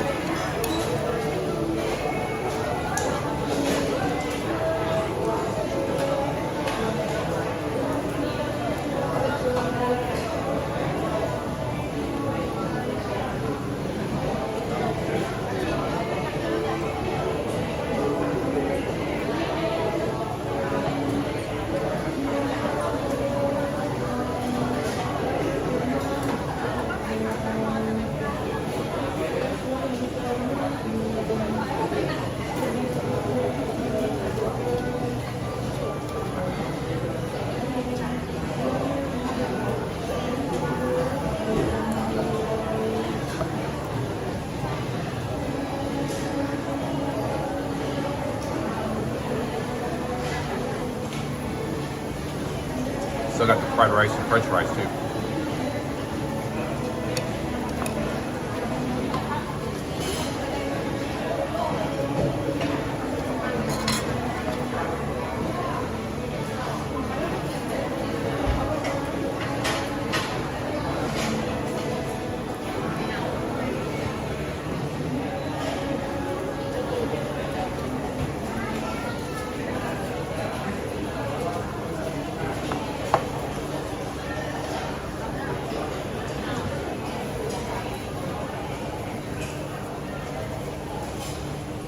What's up, Cassie Rex? I don't see you around here that much. I see you on Barry's channel a lot.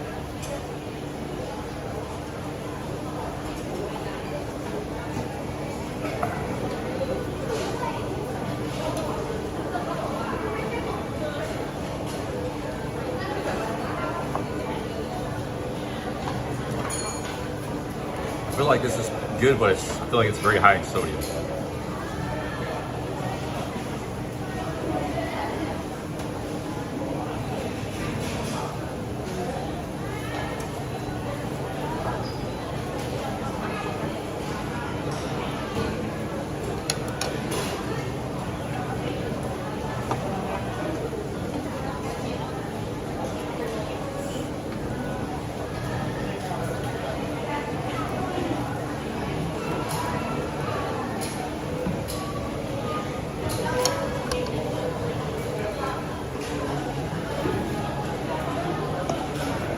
Really something else to drink.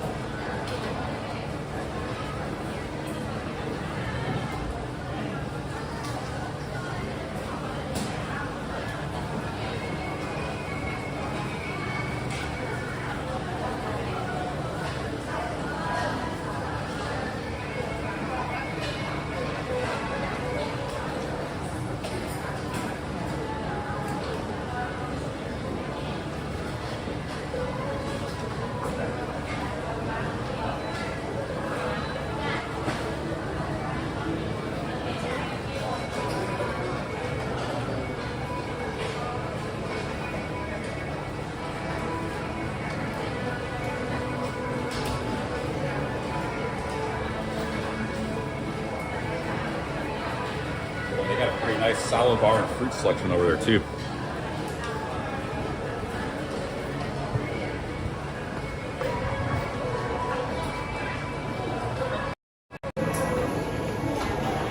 We got some dim sum over there also. All kinds of stuff here. All you can eat.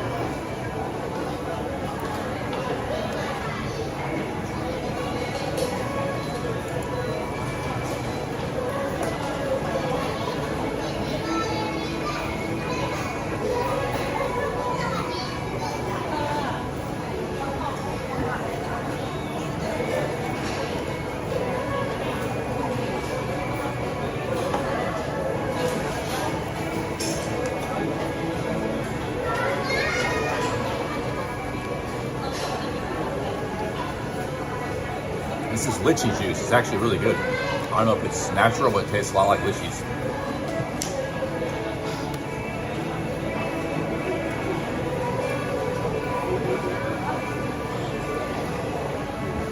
Problem is, after this big meal, I don't want to stream anymore. It happened to me yesterday.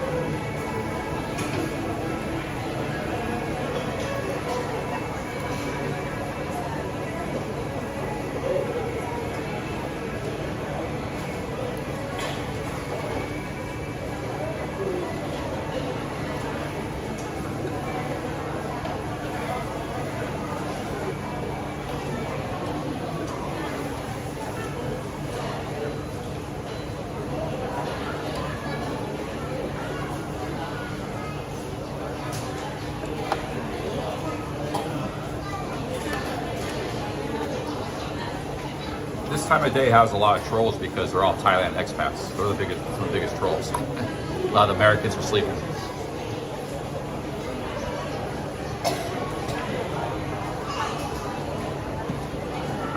A lot of bored expats trolling. But it's all right.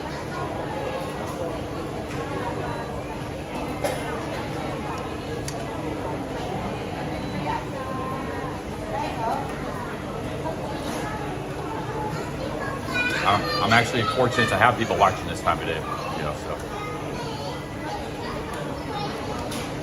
They pick up the slack when all the Canadians and Americans are asleep.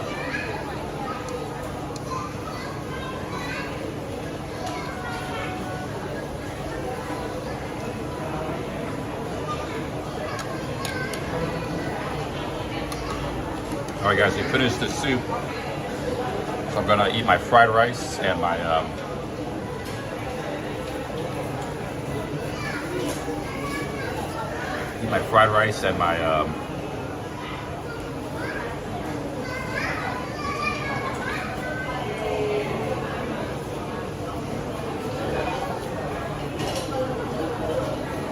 finish my fried rice. I'm gonna go get some more fresh fries and some fruit. Just chill here for a while, let my food digest. Maybe get some dessert too.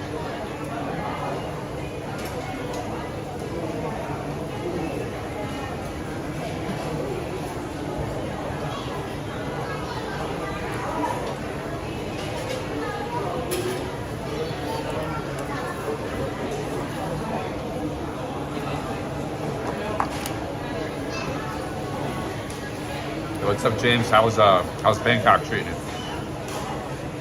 Me and him hung out in London for a while. Had a good time together.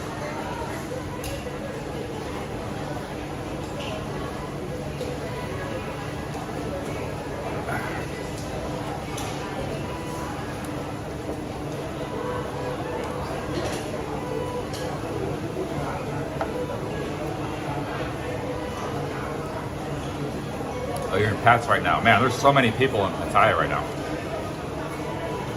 So. Yo, Robert B, thank you, man. Cheers to 2025 to our dear friend. You're the best, and we're lucky to know you. Thank you, Robert. Cheers to you too. Happy New Year's. Thank you, Robert.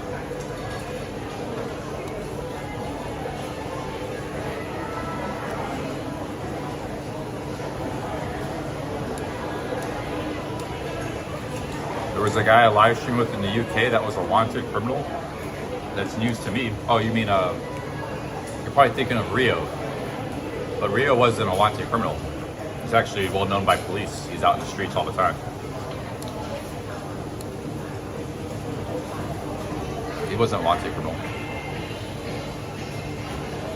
Yeah, he wasn't a wanted criminal. He's on the streets every day. He's well known by the police there.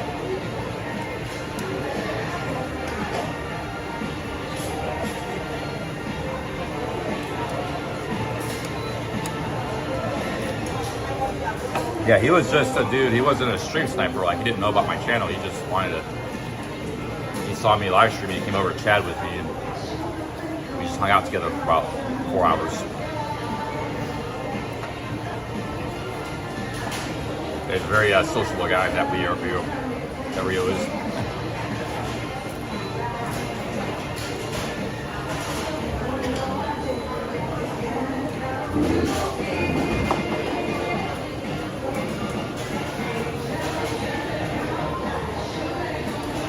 Thank you, Robert. Thanks for the $5.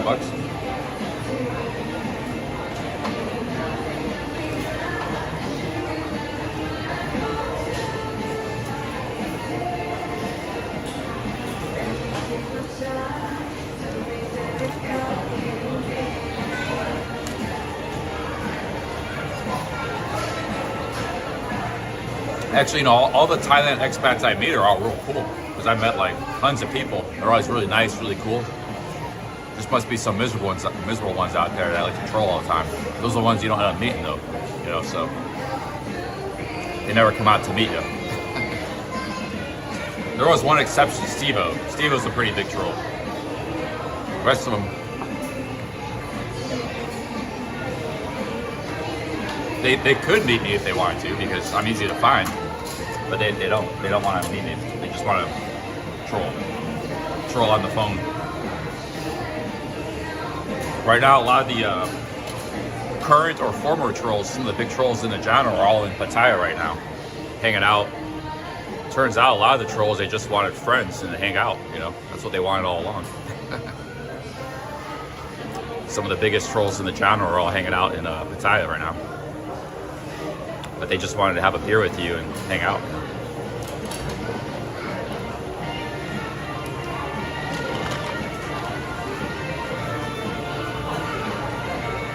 Some of them might not be trolling now, but they used to troll a lot. Some of those guys in Pats right now.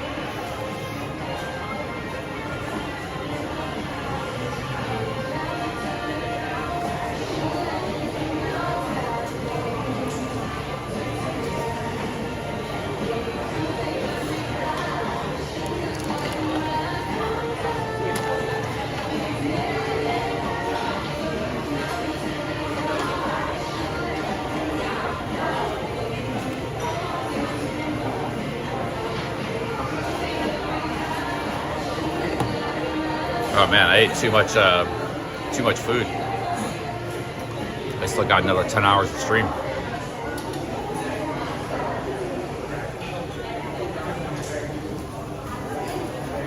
Let's try to take it easy here and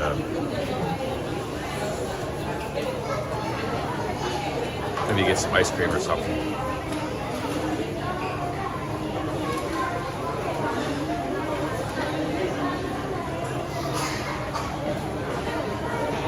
There's the aftermath of the food.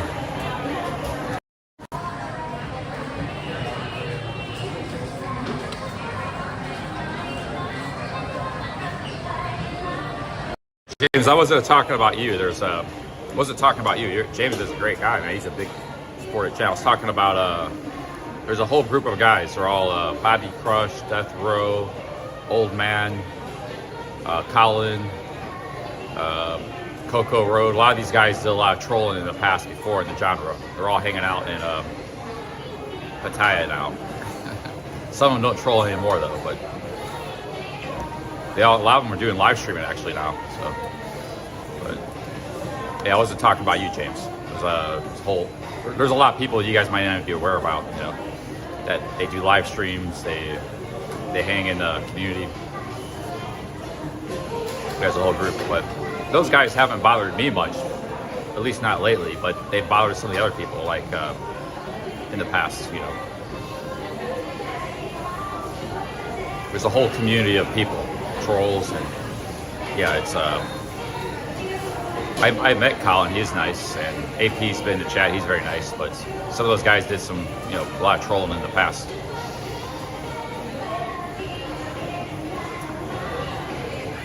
No, it's not shot, it's general knowledge, it's not shots fired, it's general knowledge in the community. Everybody's in Pattaya right now, and a lot of the troll communities.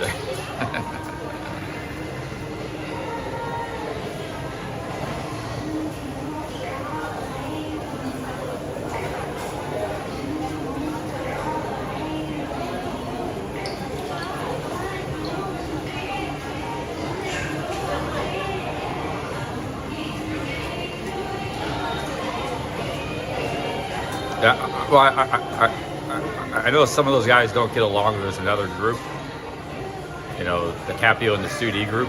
So that's, a lot of those guys don't get along with that group, you know. But that's not why they're trolls, because some of those guys used to be in CCOVC before, you know. That's why they're trolls. Right, like Old Man's trolled a lot of people, you know. He live streams, you know. I got nothing against Old Man, but he's trolled everybody and done a lot of stuff on YouTube in the past. All those guys are all out Pattaya right now. Like, he's trolled very extensively, you know, calling the police on him and the bars and the restaurants and all these things. All those guys done stuff like that in the past.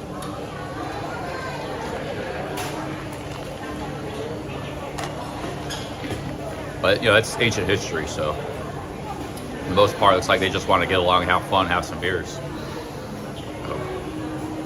Have a vacation in Pattaya, you know.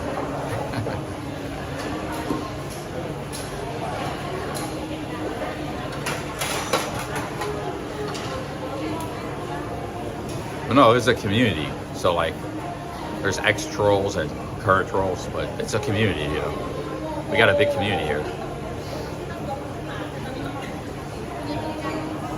I'm one of the founding members of the entire community, because I was one of the very first ones that started streaming, period, 6 years ago.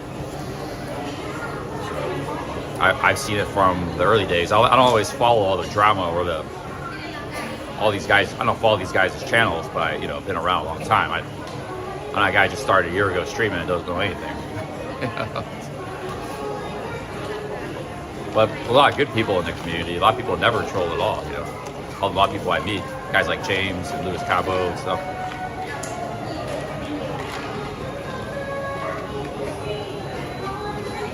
And of course, there's many other streamers too, you know. So we have a big community here.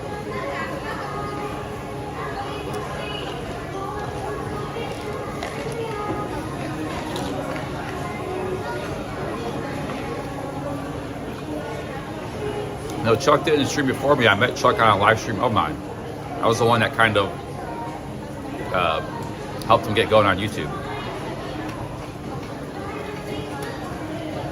He asked me if I would start doing YouTube and should I would he promote him? I said sure. But when I met him, he didn't even have a YouTube channel, so he started all out, you know, afterwards. But I wasn't a prolific streamer. I was more of a vlogger back then. I did do streams back then, 6 years ago. Chuck sort of set up the streaming to the first consistent marathon streamer, which I came after that because I wasn't doing that much streaming. I just do occasional streams for fun. I didn't even do it for money back then because I was making money on my channel every month. I didn't care about the live stream money. I just did it for fun.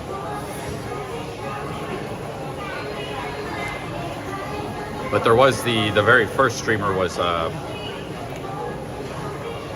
no, Chuck Wow met me on a stream. He didn't have a YouTube channel. Yeah, he helped build the genre, but I streamed before him. That's a fact. He met me on a stream. It was a meetup night, Walker Street. So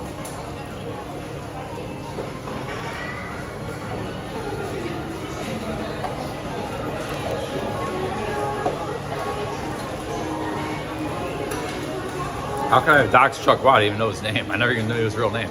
I never even realized his new name, man. I knew nothing about Chuck other than he used to live in Hawaii and he used to work in film and TV and stuff, broadcast. His name was Chuck.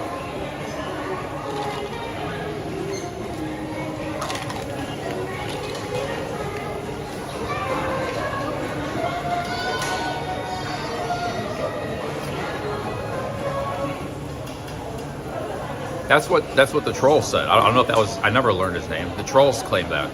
I don't know if that was true or not. CCBC used to claim that was his real name after he disappeared. I never claimed that.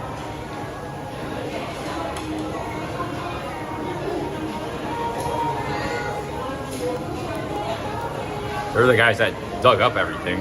Apparently that's what they said his name was, but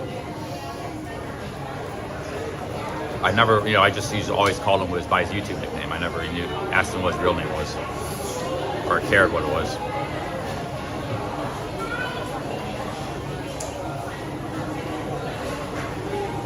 See how we're doing on battery here. Okay, looks like the power bank's working again.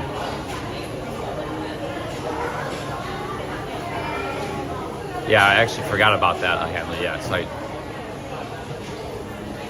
I forgot about that. Yeah. Digital says dog, you're in Pattaya. Awesome, man.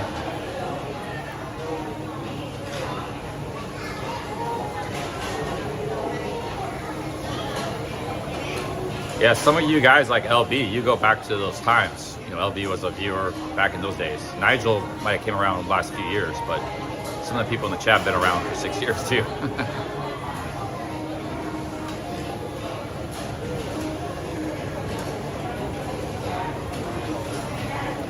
Yeah, I haven't seen Dynamite in a long time. I don't know if he might not go watch live streams much anymore.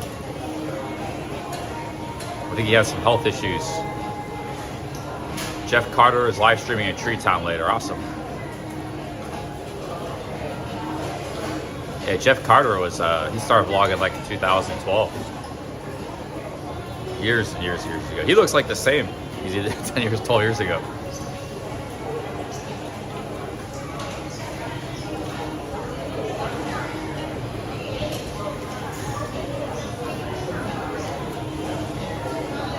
Apocalypto's been around since the rice cooker days. Wow, man. Yeah, some of you have been. That's yeah, I'm honored that some of you guys have been watching me that long.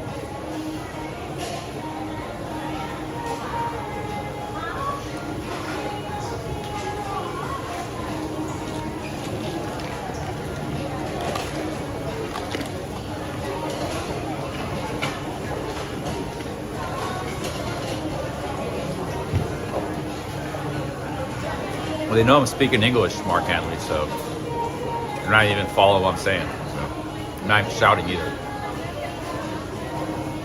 For all they know, I'm saying English words, which I am. I'm not saying Thai words.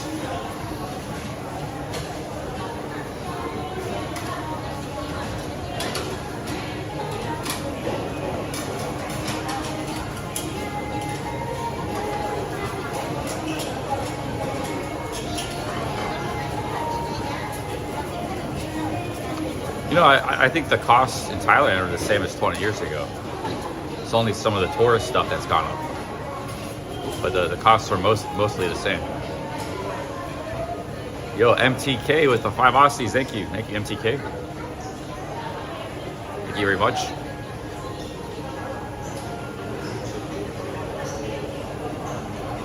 Thank you, MTK. Thank you very much.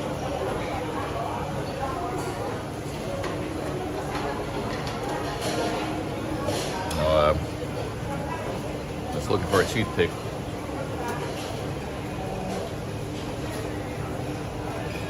Yeah, Cabo was back on, I think that's where he first appeared, was on Chuck's channel.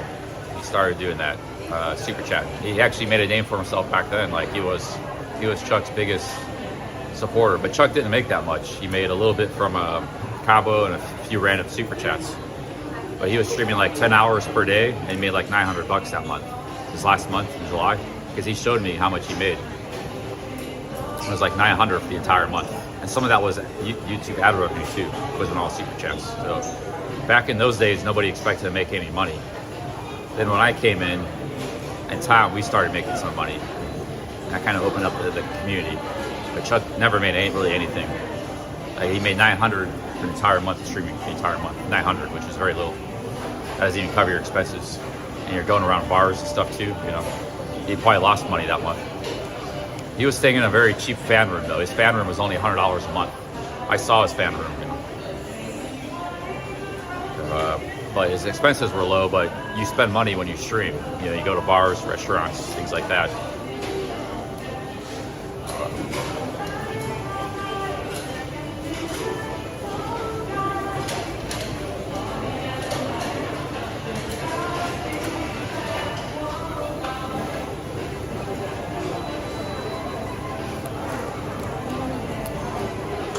Hey, what's up, Mo?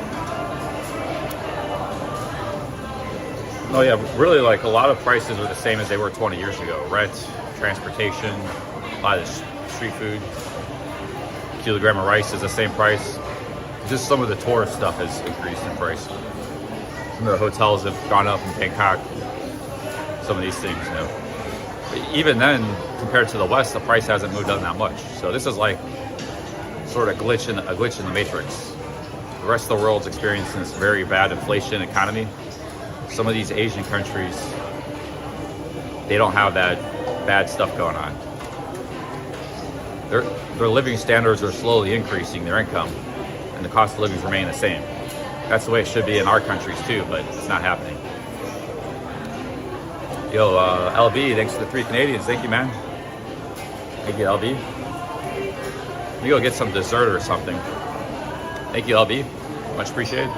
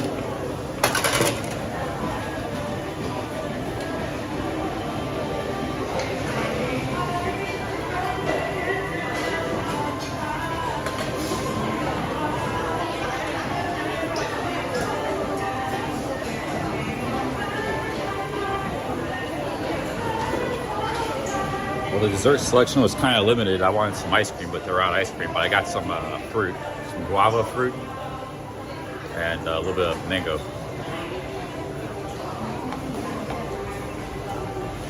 We're gonna be leaving here in a few minutes. I'm just taking my time to eat a lot of food.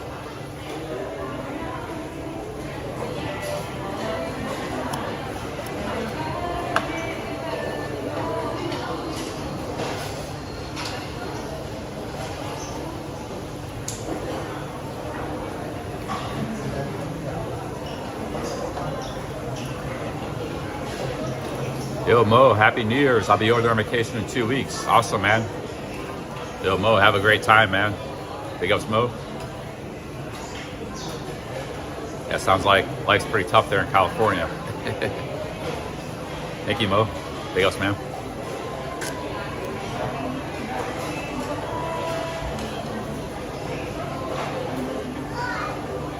It's possible, Bert. I don't know. Nobody knows what happened to him.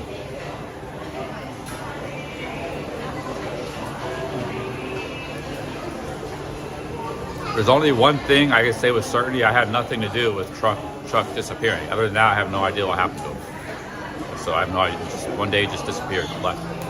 But you know, there could have been a lot of things. He could have just decided to cut off all ties with YouTube and social media, went back to America. Actually, CNBC was actually claiming he was working in like America. They found him and stuff. So who knows? Who knows what's going on? They were claiming that years ago. They found his name and he had a job or something in America. Who knows? I don't know. But you know, yeah, he was a great streamer and he helped build this community.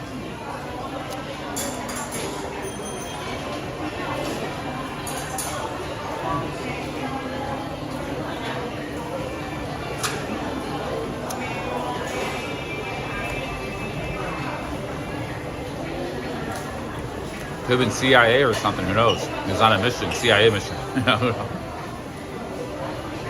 Mission was over and That's why he just disappeared. You know, who knows what he was.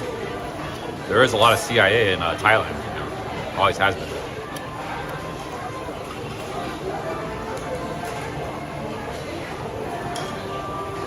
He was an international man of mystery. If you looked at his life video, all the countries he's been in, Korea and Budapest, and doing all these things. The guy lived an amazing life.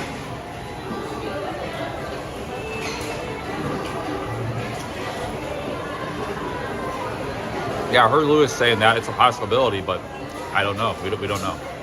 It's speculation at the end of the day. We left everybody hanging, so.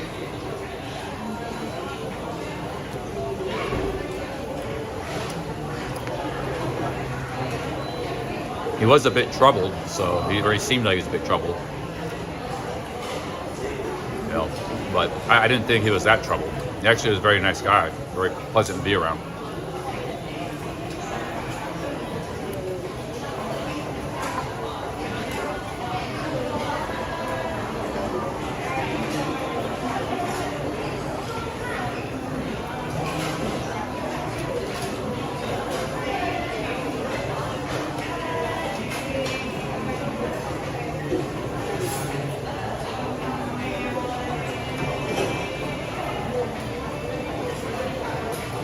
Yeah, Clarence, because he said something once to that effect, so that's why. He said something like, yeah, he said something like that once. He said he just came to Thailand to have a good time and end it all. He said that once to me. But you know, sometimes people say crazy stuff. That was months before he disappeared. So who knows?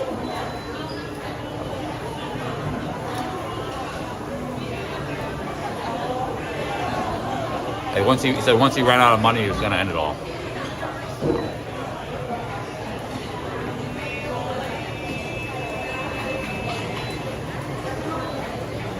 But he only said that once. You know, people say, you hang out with people say crazy stuff sometimes. Yo, LB, thanks to the 3 Canadians. Sean is in Thailand, Pattaya.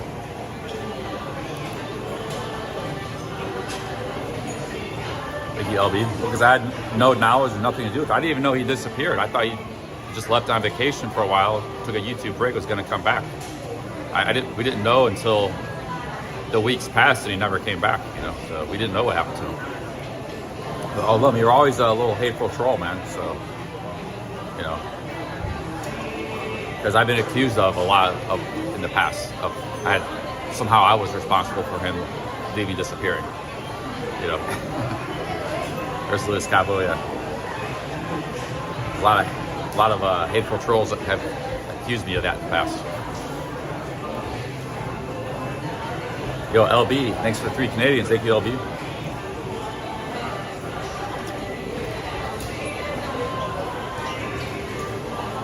Yeah, but I didn't even know his real name. How can I do a check on him? I already know his name. It was just a friend I met in Thailand. We're hanging out and did YouTube together. CBC claimed to know his name. I don't know if that's accurate or not, though. But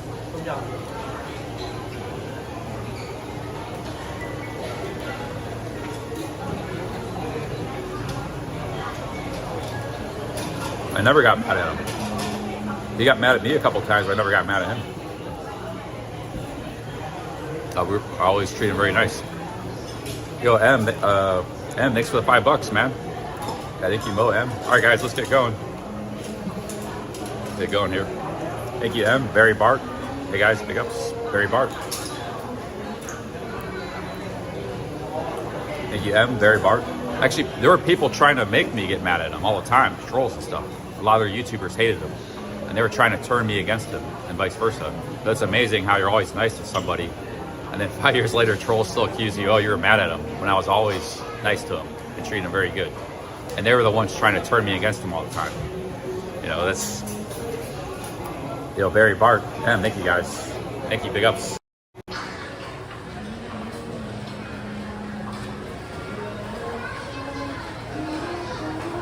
Yeah, I started putting him in my videos and stuff. I had always people trying to turn me against him and, you know, cut ties with them. For some reason, a lot of people really hated him. I don't know.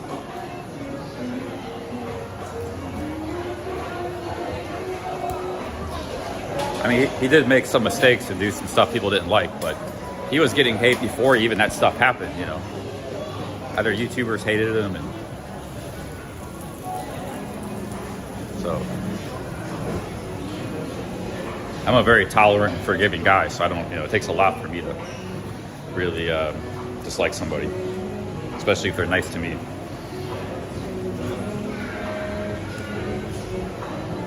But he was always nice to me, you know.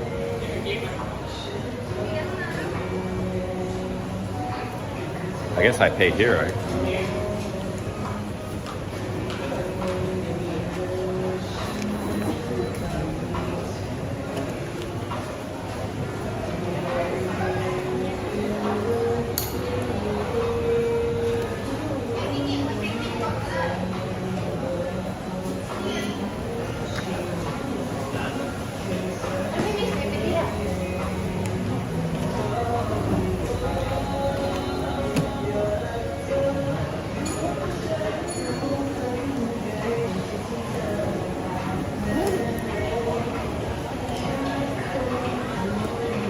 Alright guys, we're going to try to make it to the town and see those ruins before the sun sets.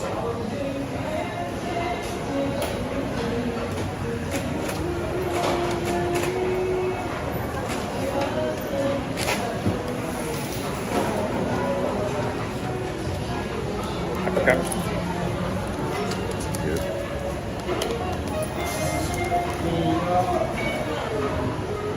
It's a Shabu place. Yeah, I mean, I've always seen these places in Thailand, but I just don't go to them unless I'm with company. For the keto people in the chat, it's actually a really good sort of food because it's veggies and meat. But I'm not like, one, they're kind of expensive. It's not really, you know, it's not cheap. It's like, you can see 200 baht. If I'm gonna pay 200-300 baht for a meal, it's want to be a meal I really enjoy. Like it was all right, but there's things I enjoyed more. Like I'd rather get a pizza or something, or, you know, if I'm gonna be spending that kind of money. Because the food is too similar to the cheap food I eat all the time. So it has to be something different. I'm gonna pay 200-300 baht. Something different and special. But if I'm with like people, it's a good social occasion.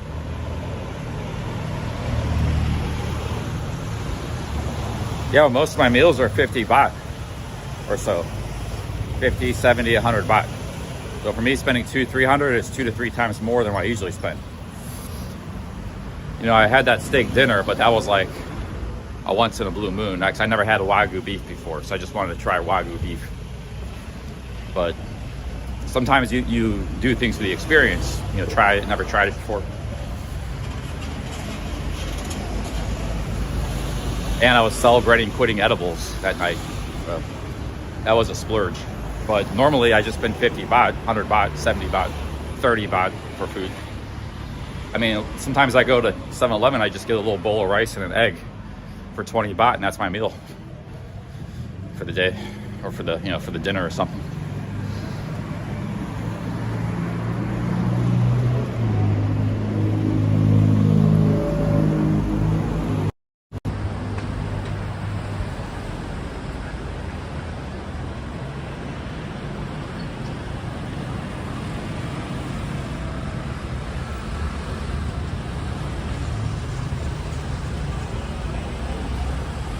Okay guys, let's go to the bus station.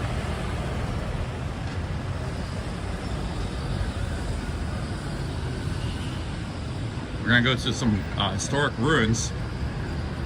And we're gonna go to this town here.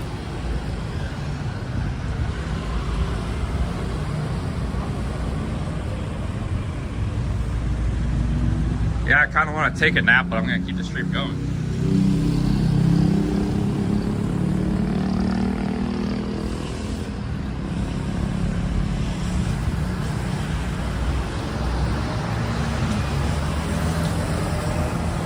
This is Surin life reset.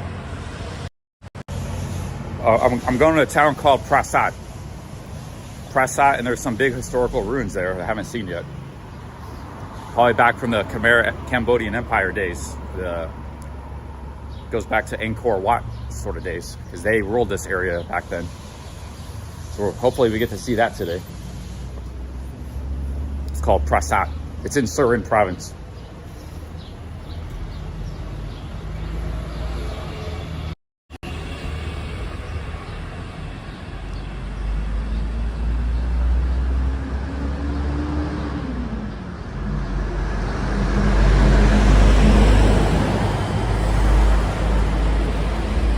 Nigel, yeah, we're gonna go on a little traveling, little adventures, little day trip.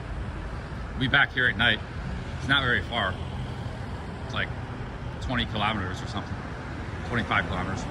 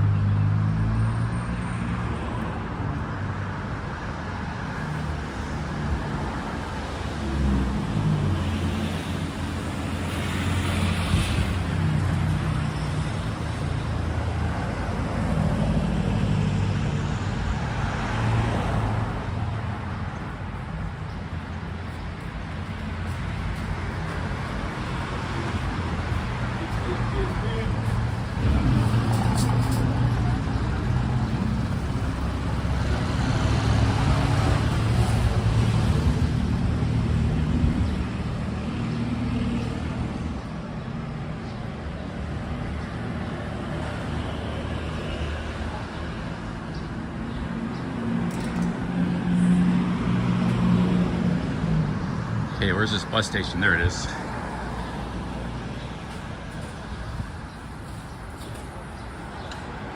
I could take a Grab taxi there too. It's not very far. But the bus will probably be like 30 baht. We'll just take the bus. If I can get a bus. Should be a bus.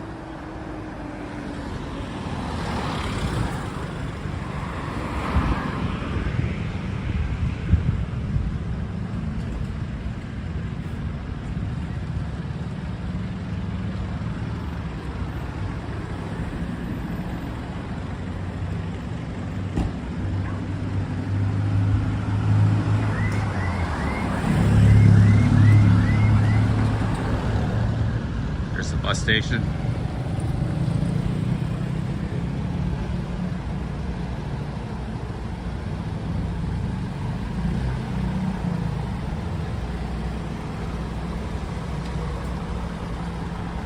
I believe it's the same bus that goes to the Cambodian border, so I'm gonna go to the same office. Should be easy to get there, and they're just gonna drop me off instead of taking me to the border, because they make a couple stops along the way.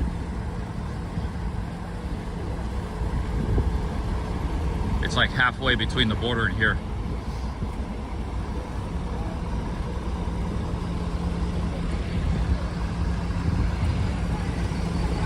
Could take a tuk-tuk there all the way. That'd be fun. Some of those tuk-tuks are fun to ride.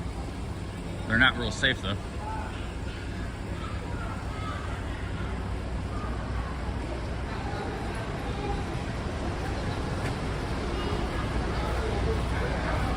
That might be like a 30-40 minute. I don't think it's 1 hour. It's like probably 45 minutes. Maybe not even that long. Probably one of these mini buses.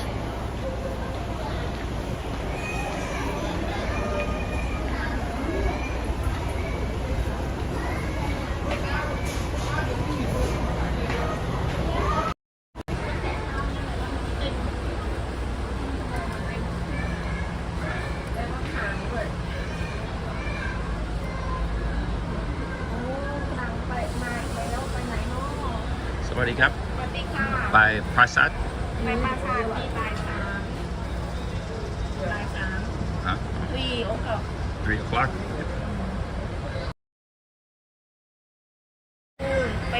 Full.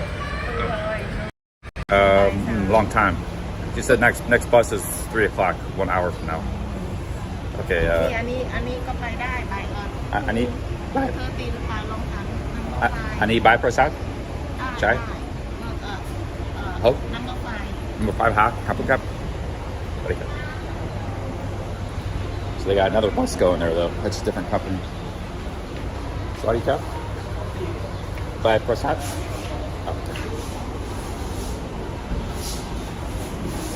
We're gonna get on this bus here. That bus.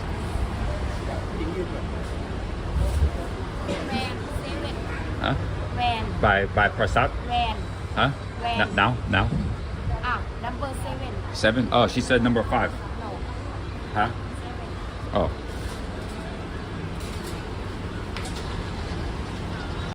I don't know what's going on.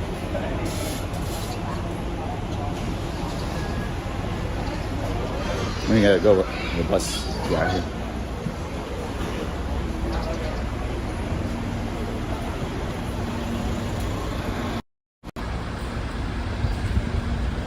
Let me just try to get on the bus. Where's this bus go? She pointed this bus goes to Prasat. I'm gonna wait for the bus driver and ask him. Just try to pay him directly.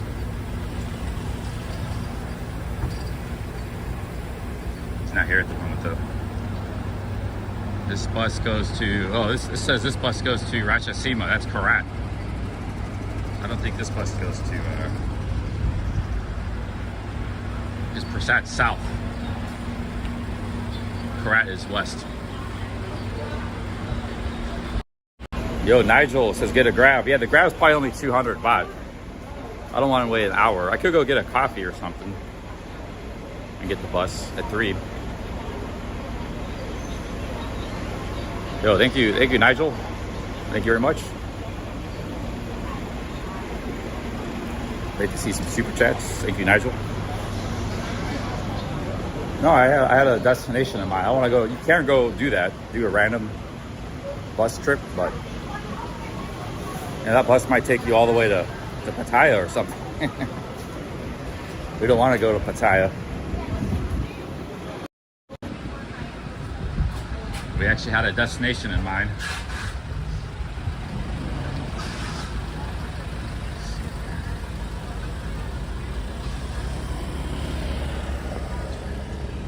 Oh man, yeah, I'm kind of tired from that meal. Man, I could just get a coffee, Nigel, and go get a coffee and relax and catch the 3 o'clock bus.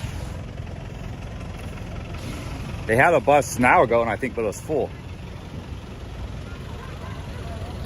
Yo, thank you, Nigel. Thank you very much. I would go back to Pattaya if my ex-girlfriend was there and we could meet up and hang out. I'd like to see her again, but I don't know where she's at. I wasn't able to get in communication with her. It's kind of like, it's kind of hard. I don't know. She could be in a few different provinces. I don't know where she could be in Pattaya, but I've never seen her in Pattaya, so I doubt she lives there anymore. But yeah, I would go there if I could see her. Otherwise, I don't have a lot of reason to go there, guys.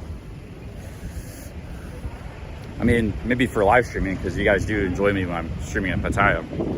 Got a lot of friends there too.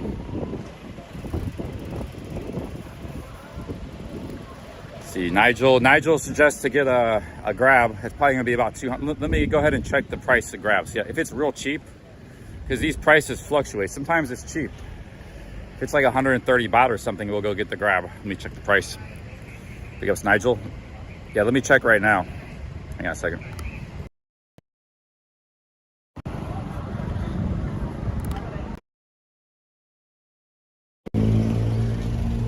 Okay, guys, I just checked the Grab. It's 30 kilometers, 270 baht. So 270 baht. I was hoping to be under 200, so it's a little expensive. I say we just wait for the 3 o'clock bus. It's not in a hurry.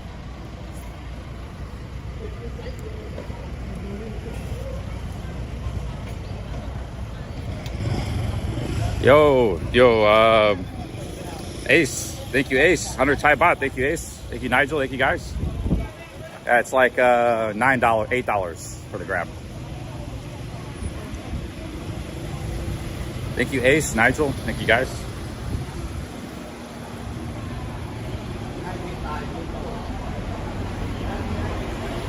Let me sit down for a minute and think about it.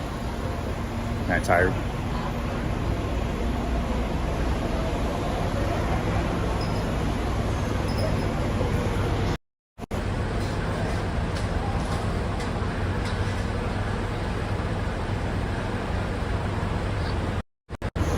Sometimes it's hard to film in the buses though, because it's very cramped. 30 kilometers will probably take about 45 minutes, 50 minutes. Grab probably a little quicker too.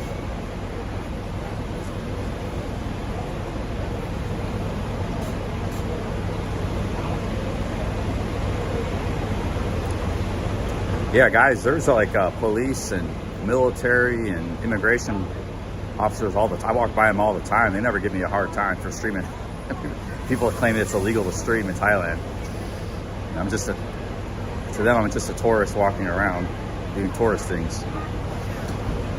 Right back here is a whole bunch of police guys and immigration guys and stuff, and a lot of heavy, they don't pay me any attention for the most part. Even if my camera points their way.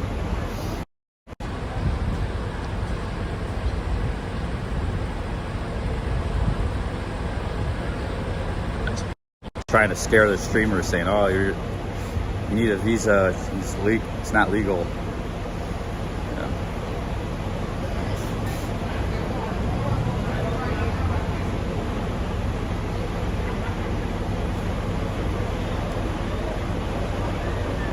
Yeah, but that is the case too, like foreigner privilege. Sometimes the foreigners, local, if a local is doing it, they might think it's strange for the local, but foreigner, they just they don't care. Foreigners just doing whatever, doesn't affect them. So there's things the foreigners can do, the locals might be shy to do or uncomfortable. Same thing in Japan, foreigner privilege. It's a real thing, foreigner privilege it is.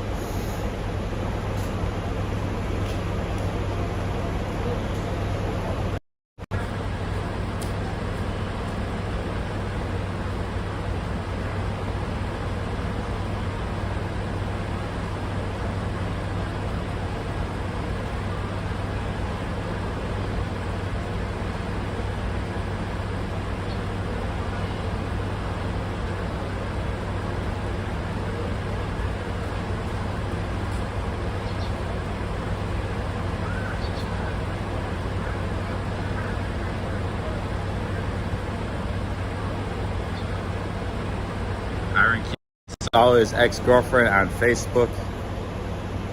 I wish he never did that.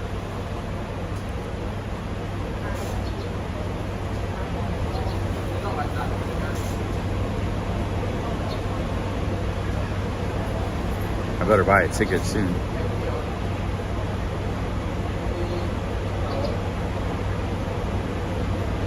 This guy's buying a ticket. It's the 7 offices, that's where I'm going. If I'm gonna go here, I should just buy a ticket. Press 1, take the bus. Press 2, grab taxi. You guys vote on it. 1 for the bus, 2 for the taxi. If I take a bus, I gotta wait for a while. If I get a grab, I can go now. 1 for bus, 2 for taxi.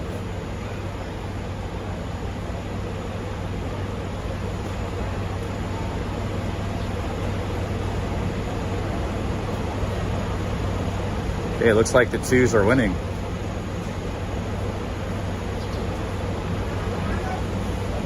A couple people said bus. I think the 2s got this one, guys.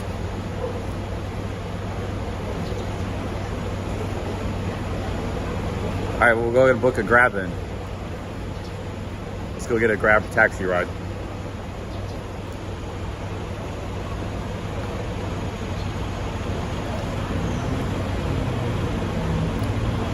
Nobody's screaming at me for being filmed. You're talking about cons. I've had a lot of taxi drivers, none of them were minded.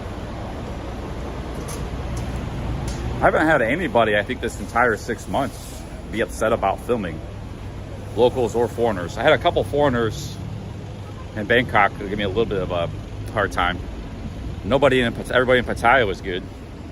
Everybody in these towns have been fine. So both locals and foreigners. I haven't had anybody give me a hard time. Oh, the Malaysian guy, yeah, it was in Malaysia, but he wasn't upset. We actually had a great conversation. He didn't like it, so I put the camera out the window, but then we had a good conversation. He was a very nice guy. He actually gave me a lot of information.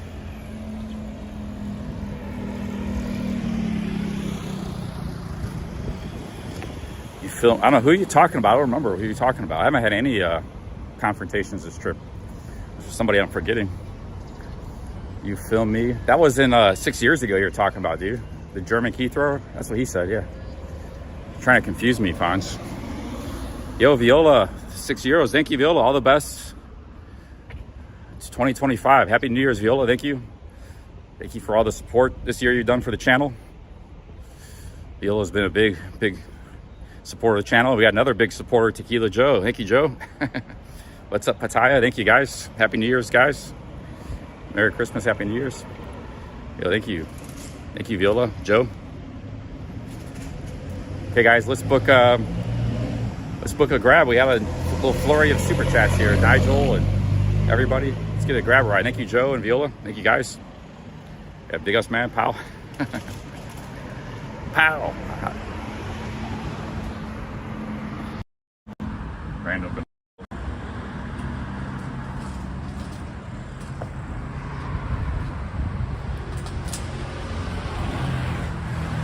Alright, guys, let's get I got booked a grab. The chat voted for a grab. I let the chat decide, so we're gonna get the grab because I was kind of go either way. Grab is a little bit of a luxury, but I'd prefer the grab. Get there quicker and easier. I can stream better too. So big ups, guys.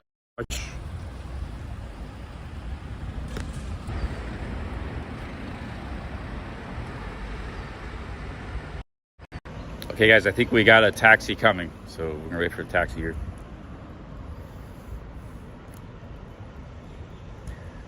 Yeah, I decided today, I woke up at like 7 in the morning. I didn't really start streaming until noon. I was like, I think today I'm gonna do a marathon stream because I have to get. He called me. He's speaking in Thai. Grab said it was 270, and he's saying it's 500. He said I have to do it for 500 baht meter.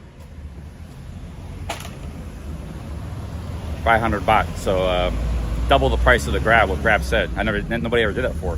When Grab says it's a price, it's always the price of the grab. He just called me and saying it's going to be 500 baht. Never had anybody do that before, so I said I can't do that. I'll get another driver. Yeah, he called me and said it's 500 baht. He was speaking in Thai. We talked in Thai. So that's never happened before because I've used Grab a good 15, 20 times in the last few months, 6 months. I don't know why he was doing that, but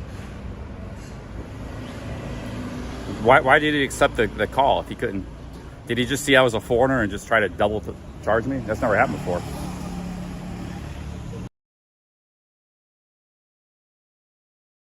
With Grab. The other time the guy never showed up and he was calling all angry. That was in Bangkok. I didn't know they could do this. They could try to charge you double. Why would he even accept it? I can't even cancel. I tried canceling. I don't know how to cancel. I told him you could go ahead and cancel, no problem. That's very nice to him, but I don't know how to do it. I'm not an expert in Grab. Yeah, I think he might have canceled it. I see a notification from Grab. Okay, so I got to try and call a new one. I'm losing all my viewers. He's disrupting my stream. All he had to do was come here. Why did he accept it in the first place if he didn't want to go there, 270? So screwed up my stream. Now I got to go back into Grab and order another one.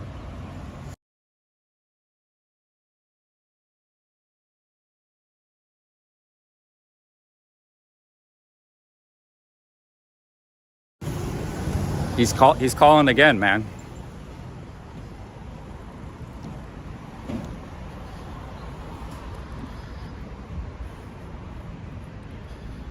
Yeah, I have to go. The Grab driver keeps calling me. I only got one phone, so when I go in the Grab or something, it pauses the stream. I didn't lose connection, but there's no way I can do these things without leaving the live stream. But he's called me 3 times already, and I gotta go back into Grab and book another one.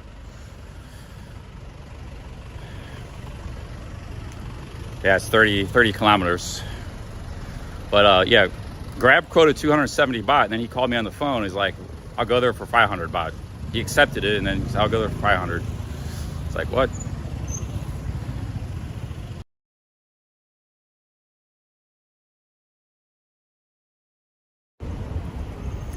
Okay, here's... Hello, สวัสดีครับ Hello สวัสดีครับ Really this you look this for me I received for application 185 Oh, for oil go to bus station อำเภอปราสาท Oh. 200 it's 270 baht, they say? Grab say that? Grab quote? It's Grab I want 500 for Oh, go to อำเภอ Oh. bus station okay, I ปราสา can ท change different Grab driver, no problem. No problem.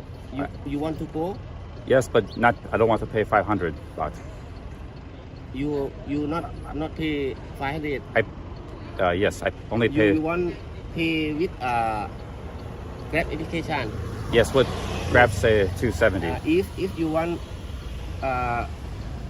pay application no have the car go to Oh, no bus car will station. go? Okay, I can take the bus.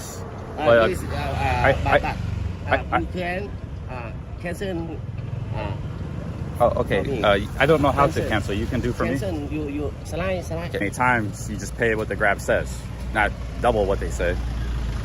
So we got some super chats here. Yo, what's up, Pataya? Thanks for the 5. I don't think he's right because that's never happened to me before. So I'm just gonna try it again. And if that don't work this time, I'm gonna take the bus. The bus is anyways getting closer to 3 o'clock. Yo, Tequila Joe, thank you. Another $5. Miss Ted's super chat. Where's Ted's super chat here? Yeah, I was in the middle of all this commotion, guys. Where's Ted's super chat? Hang on, guys. Thank you, Joe. Thanks for the $25. I don't see Ted's super chat. It must have been a super sticker. Well, thank you, Ted. I don't see Ted's super chat anywhere. Thank you, Ted. Thank you, Joe. Thank you, guys. All right, guys. This is really interrupting my stream. This Grab. I'm gonna try it again though. I would just take the bus, but now I want to see if he's just trying to overcharge me or if the next guy will go. I never had this happen to me before, so I think he's just he's pulling some kind of tricks, sketchiness. Let's try it again, I guess. I mean, it's not a big deal. I don't like it because it's interrupting my stream. And he doesn't know that. He doesn't know I'm streaming, but it's interrupting my stream. Every time he called me 3 times. He's trying to get one over on me, you know. I don't really care that. People do that. It's hustle, but it's the first time that's happened in Grab. So I'm going to go and try to book a Grab again. But he should have never accepted he accepted that 270 baht. Like when they take that price, they accept it. You can't just then call the guy and charge double. So that's basically what he did. We just booked another Grab driver. So it's a good thing this didn't happen to me my first time I using Grab. Because I've used Grab 15 times. I took it all the way to the Cambodian border a few days ago. So I've had some experience with Grab now. I knew he was trying to pull a fast one on me. But we got another guy coming. I doubt this guy is going to do the same thing. So we'll see. We have 2 Grab drivers in the area, so I'll probably pop right back up on his feet, but it looks like it's a different guy.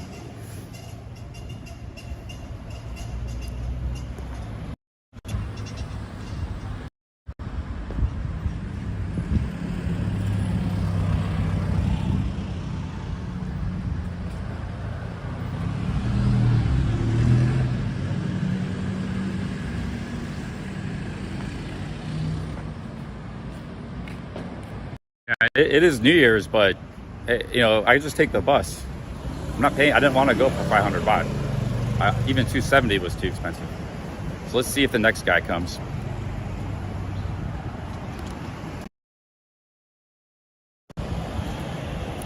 Okay, looks like he's on his way. So he's just down the street here. He'll be here in a minute.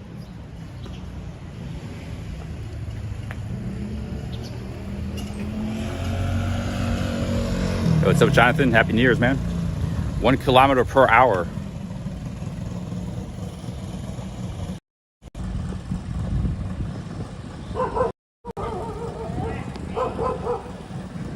Damn, you see these dogs are crazy in this town, man. Look at her.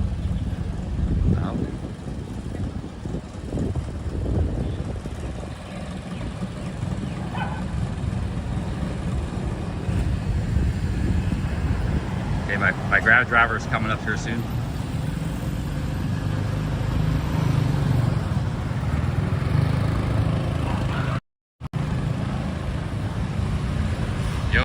So I'm still in Surin, but I'm headed to like a day trip. I'm headed to a town 30 kilometers south of here called Prasat, and they got historical ruins there, Khmer ruins.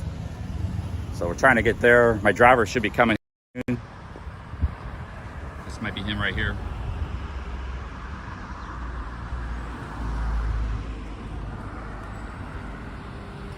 I think that's him. That's him or not, he just pulled away. That might be him over there.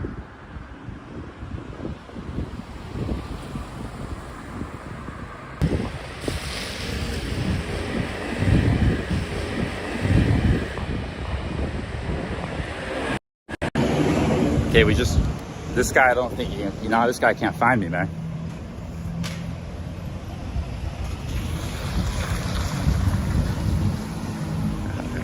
Oh. I don't know what's going on here.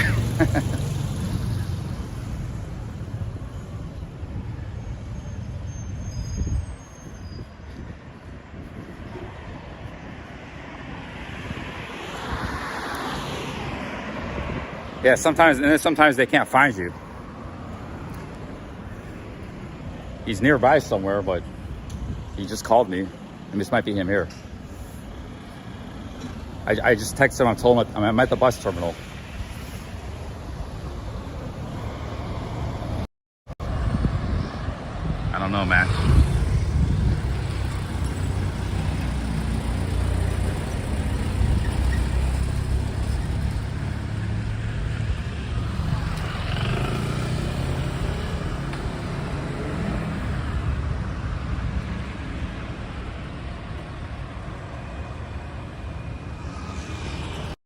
I should just delete this app, but I've had a good experience with it, but today is not working out. I mean, the bus is going to be leaving in 20 minutes.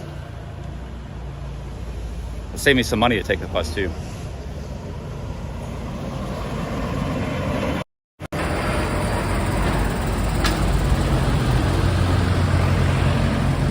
This is nice, but the thing is they don't talk English. That guy actually, the first guy did talk some English.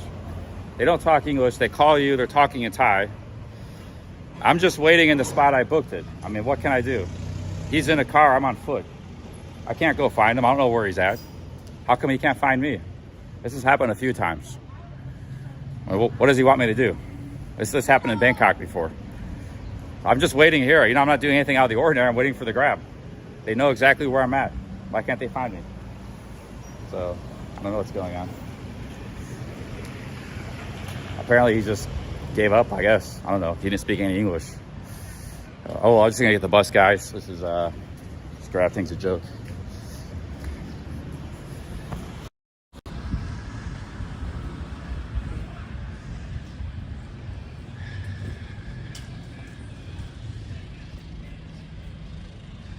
I mean,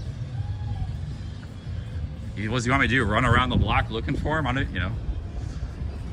I stand out like a sore thumb. I got big selfie stick, big fairing. All right, guys, let's go get a bus ticket. Hopefully the bus isn't booked. But he might not want to go anyways maybe because they just don't want to go that far distance today. Bus is the only option. Maybe on another day they would, but not New Year's.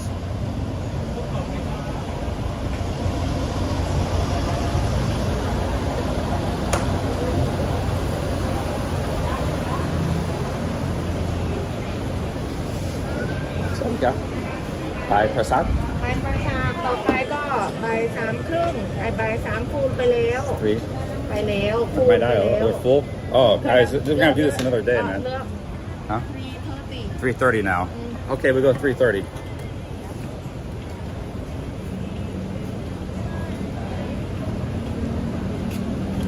Is that right, Kap? 25 บาท 25 baht, guys. A lot cheaper than Grab.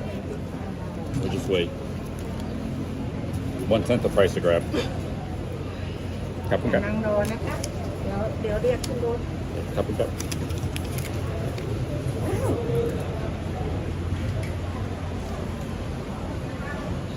So yeah, the bus ticket is only 25 baht. So I was willing to take a Grab, but it's more hassle than it's worth, and you pay 10 times the price. Sometimes you gotta use Grab. You don't have another option. But in this case, the problem is that they don't speak English, which that's fine. But then there's something else going on where they're like, they can't find me. I don't know if that's Grab's fault or what. I don't know. I mean, we don't need to speak English with each other to get the Grab connection going. Hey guys, we got daily donuts over here. Donut and a coffee, man. After this stressful situation, need some donuts. Should we need some sugar? We gotta wait because 3 o'clock bus is full. Daily donut side of the game. This looks pretty good, man. I've never eaten here, but they got this all over Isan.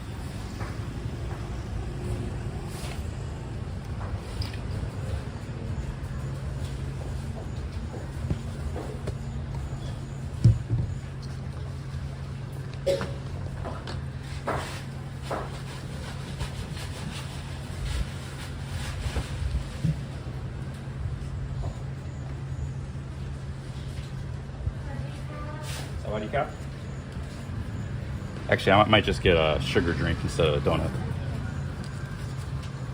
Need some money though.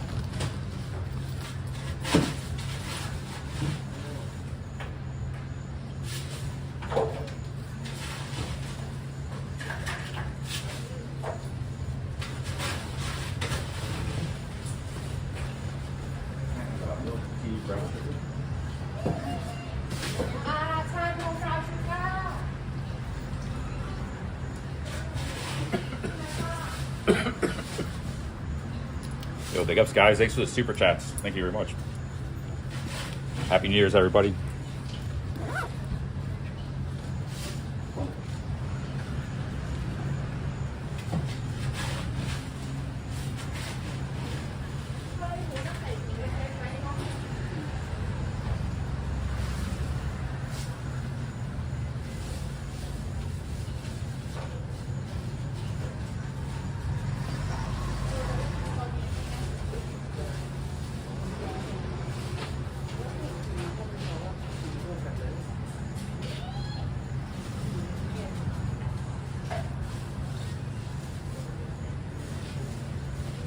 Sometimes travel is stressful, guys.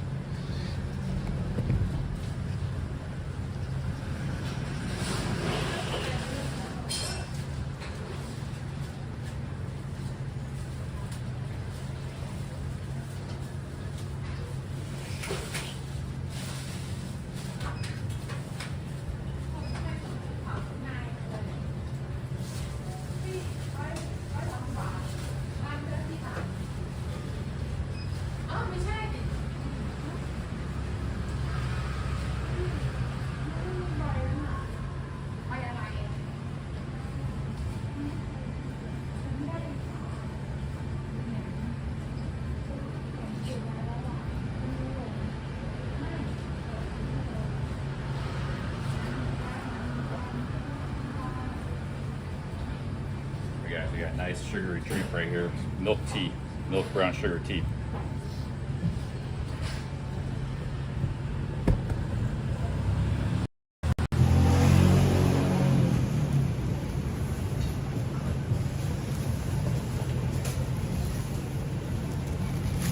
It's pretty delicious. It's my new thing, is these sort of specialty drinks.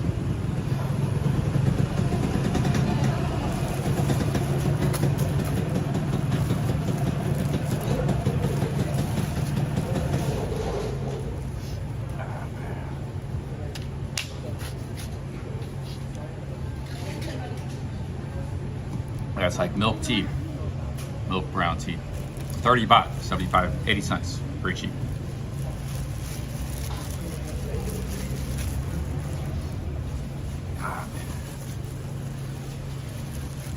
Yeah, you sort of need 2 phones when you stream, because most streamers have 2 phones, but I only ever used one, ever. 6 years of streaming, only ever had 1 phone. So, you know, but for doing things like booking taxis, things like that, it can be very useful. But I don't need to use Google Maps and stuff when I travel. I just started using Grab as a crutch. I probably shouldn't be using Grab, but there's times that it has helped me. You know?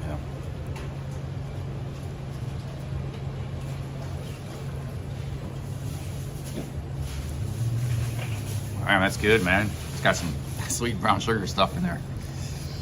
It's really good. Yeah, I might just delete the app, because I probably already have one bad review from that guy in Bangkok months ago, before I went to India. That guy was crazy, man. Crazy Grab driver. He wouldn't pick me up. I was just standing right where I booked it, right by Khao Road. He was just yelling at me and stuff on the phone in Thai. I didn't know what he was saying. Didn't know what I did wrong. He probably gave me a bad review. I guess I did something wrong. It was raining out. I couldn't move. It was raining. I was waiting under an awning like this, you know. So.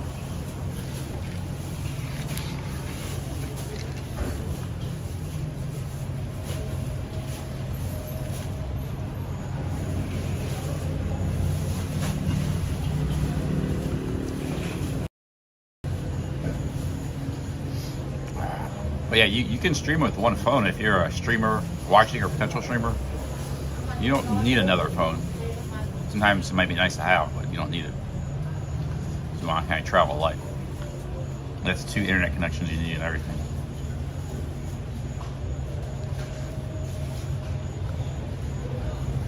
But this didn't just happen to me in Thailand. This happened to me in Malaysia.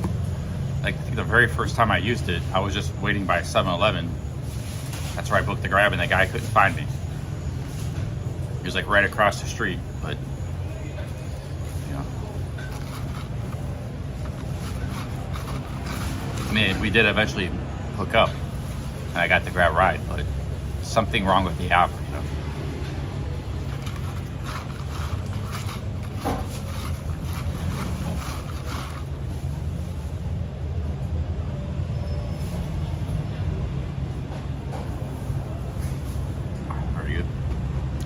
I'm not a huge donut fan, but these are made fresh. They're back there baking them right now, man.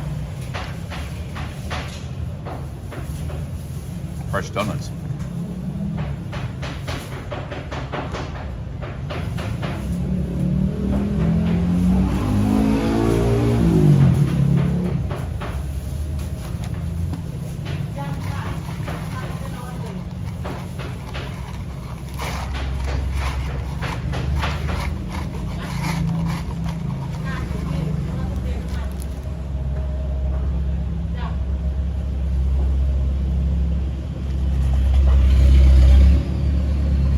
That's all like brown sugar syrup.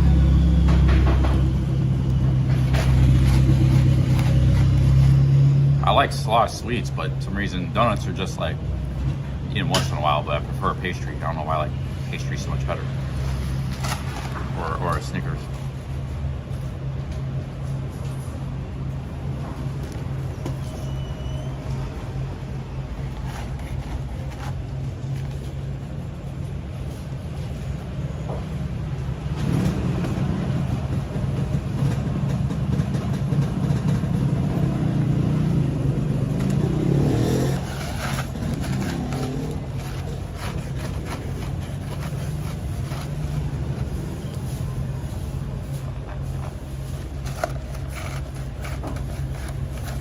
Well, am I doing something wrong? I'm standing at one spot at a busy intersection, or, you know, I booked the Grab, I don't move, I'm staying in the spot where I booked it. Am I doing something wrong and they can't find me? You know, it's only happened a couple times, but 3 times, but out of 20 or 15. But it does happen sometimes. I don't know why. Why can't they find me? Is it them or is it me? I book a Grab, I'm in the exact same spot I booked it. I don't move or wander off, and they can't find me. How does that work? You know? And I stand out like a sore thumb. You know? I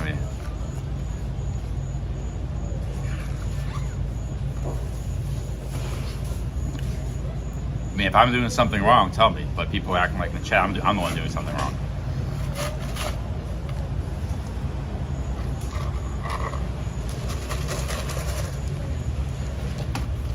I think the cars make people powerless. It's like you lose your sense of direction, common sense. You're in that freaking coffin, man. Like, you really do. That's why all these people are using GPS and stuff. It's like just like a robot, a drone. Don't know, you know, you're not in the environment. It's bad enough you're in a car. Now you gotta use your phone and GPS, and they're just sucked into that, you know. Like, I'm out in the real world, breathing fresh air. You know?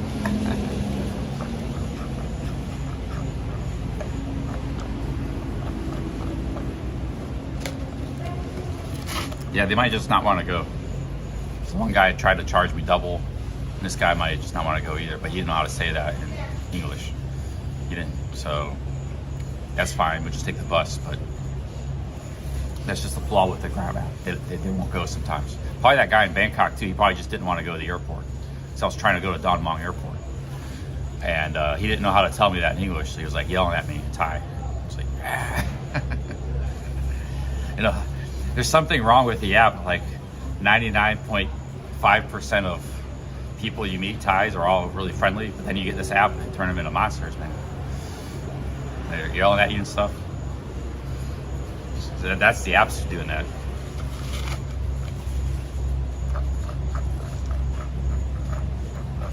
See, this is why these apps shouldn't be a replacement. If you want to use the app, fine, but you should always have the choice of taxis and stuff. Just getting the guy in the street. That's why I ended up doing it in Bangkok, and the taxi driver was great. Took me right to the Bangkok airport and the meter, no problems. So, you know, it shouldn't be this, you should be forced to use an app like some cities do it nowadays.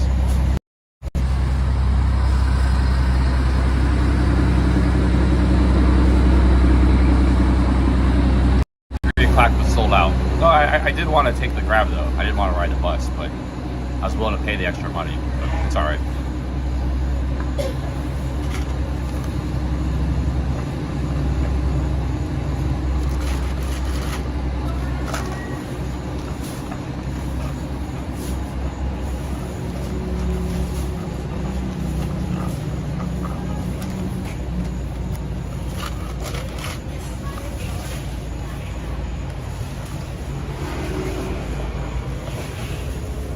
Yeah, it's probably they just didn't want to go. Yeah. Well, why would they accept it? Don't you have to, like, if you're working for Grab or food delivery, you choose to accept it. But why would you choose to accept it if you don't want to go there? Just accept the transaction.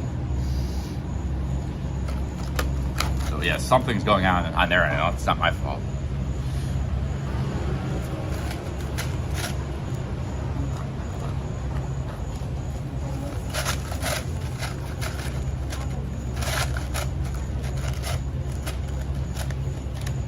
I think in the one case today, he accepted it. He was just hoping he could get 500 baht out of me. And although he caused me some problems, interrupt my live stream and stuff. And the other guy, I don't know what his deal was. I don't know what the guy in Bangkok's deal was. So, but I have used Grab a lot and it works fine. So, I don't know. You know, but if it's their fault and they leave me a bad review, then other Grab drivers don't want to pick me up. That's not right. I did nothing wrong, just standing in a spot, you know.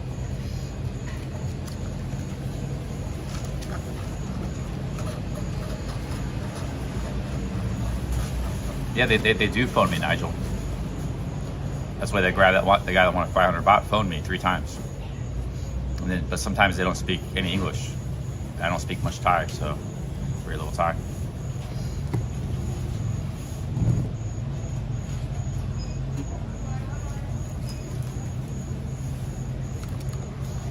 And Grab wanted to charge me 30 baht for canceling. He was telling me I had to cancel. I said, well, you can go ahead and cancel. No, you say you got to cancel. And Grab wanted to charge me 30 baht for canceling the ride. But they have no way to charge me 30 baht because I don't have my credit card on file with them. So I don't think anything came of that.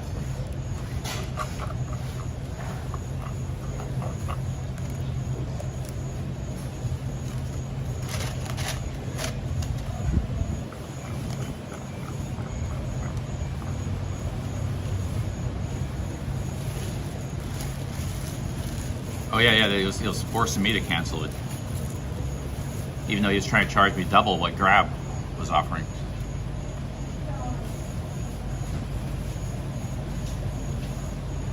Yeah, it's like an awful app, but sometimes like you have to use it. Sometimes it's really helpful, you know. I don't know. I think it's just the app's fault.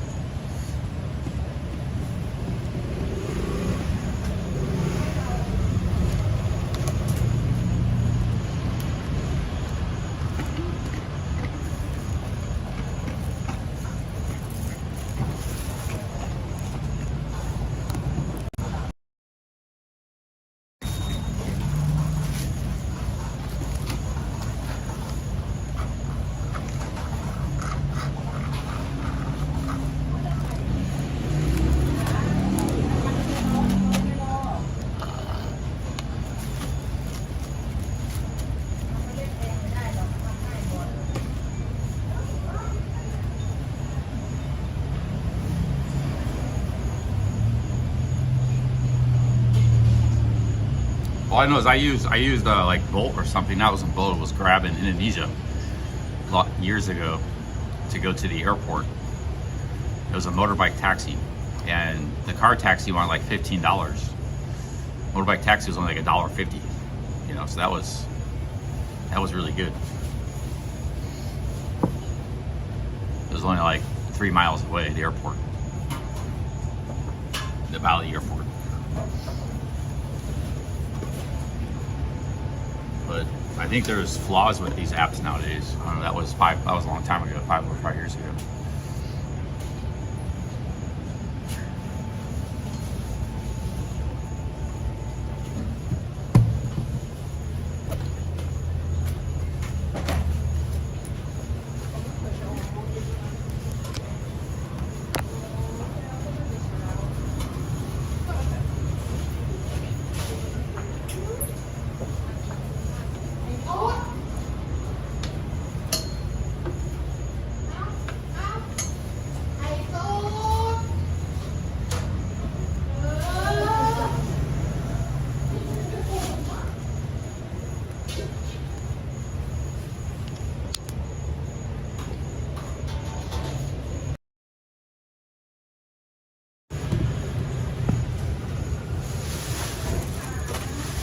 Alright guys, we're leaving the Daily Donuts. We're on our way back to the bus station here.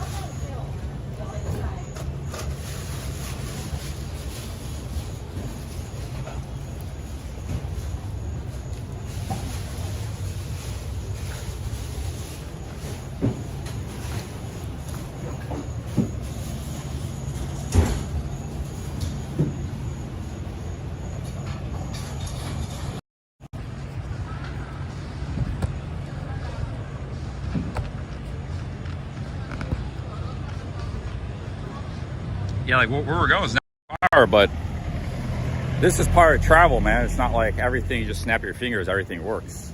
Badass travels, if you ain't having some problems, you ain't doing it right. You're doing it too easy. Jet set travel. Badass travels implies difficulty, you know.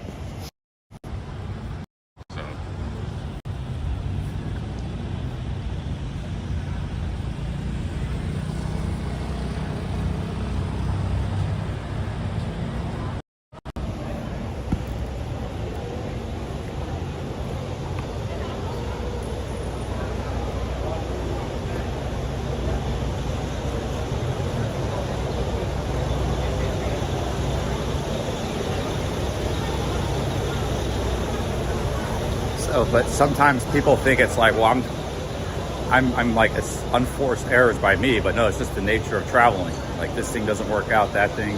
I had to grab, but the guy wanted to double charge me. I wasn't going to go for that price, so I had to adjust and get the bus, you know. So it's just the way it is.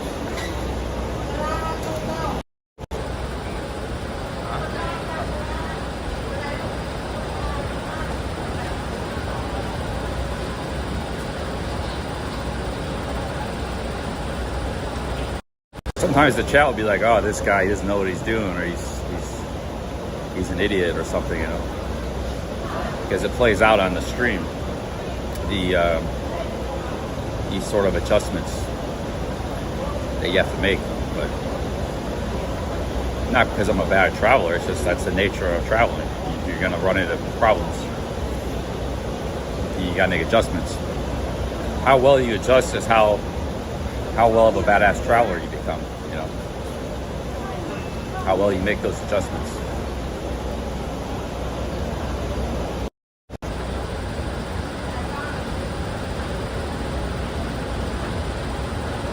Yeah, but vloggers only show the good stuff.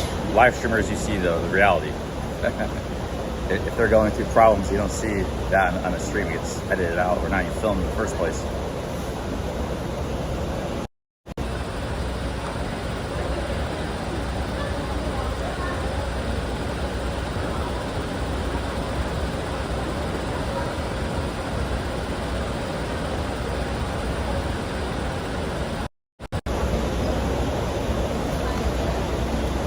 I got a bunch of immigration right in front of me. I think they're immigration. They're not looking for me. Got a guy without a work permit here.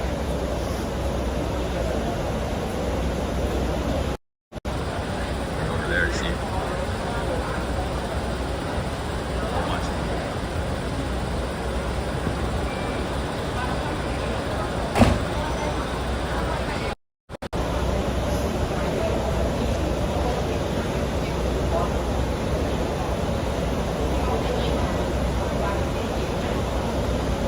March 2024 says 2 Chinese were apprehended in Bangkok for live streaming without a work permit. Are you serious? Everything is a psyop? I don't know whether to believe you because you kind of troll a lot. Yo, Tequila Joe, thank you. Hey Joe, says say hello to the lady behind you. My friend said hello. Live streamer, yeah. What's your name? Okay. Lay, okay. What's your name? Na. Okay. Milk? Mint? Oh. Where you go? Did you go to travel? By Tiao? By Tiao? Go home. Oh, okay. Have a good Happy New Year. Okay. Yo, big ups, Joe. Thank you. Yeah, they're going home. Yo, thank you, Joe. Thanks for the $10. Thank you, Joe. Mint. Her name is Mint. Yeah.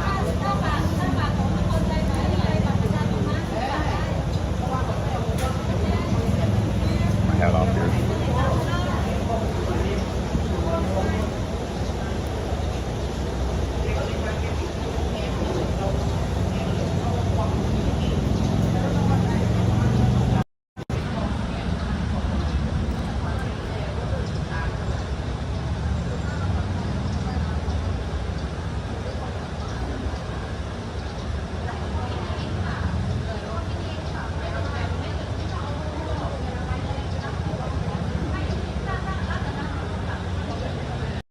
Oh, Tequila Joe, thank you, man. Thanks for $20. I'm a little uncomfortable giving people money randomly like that, man. I don't have a line either. Yeah, some people kind of take it as an insult, man. You had me do that one time at the train station, but yeah, Joe, I'm uncomfortable with that, man. Thank you for the super chats. Yeah, that's weird, dude. It's just weird. Yeah, man. Yeah, man, it's just, I don't want to do that, Joe. I'm sorry, man, but I gotta draw the line. I did that before for you once. Yeah.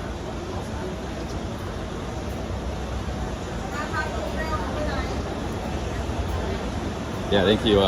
Yeah, I mean, it's already weird just doing what I'm doing now, you know. Yeah, no offense, Joe. I just, yeah, I prefer not to do that. Thank you, Joe, man. Thanks for the $20. Thank you, man.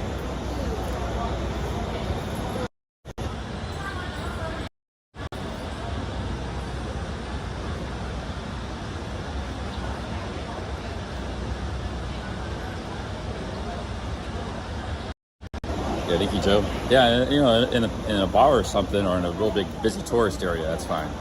You can do stuff like that, but I don't like doing that. They actually had people turn me down. I tried to give them a tip or something. They wouldn't even take a 10 baht tip. Like in the train station, the food was 20 baht. And I gave them like 30, or I just said keep the change. They wouldn't even keep the change. So yeah, we got people like in Pattaya throwing money around in the air and stuff. That's just a Pattaya thing, man. They don't do that out here in the provinces. Sometimes they don't even know what the tip means. Some of these places I've been. Yeah, thank you, Joe.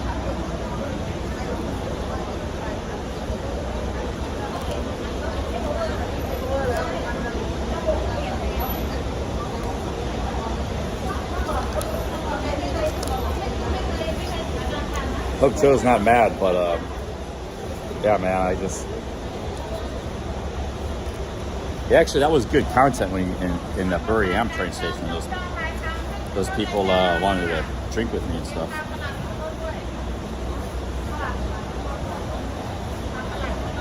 Also put me in sort of a sticky situation, you know. I didn't know how to handle those people.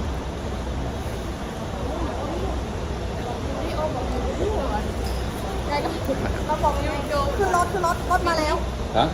I go Prasat. Okay. Oh, you go Prasat too? Yeah. Oh, okay, yeah. They're going the same place. I go, yeah.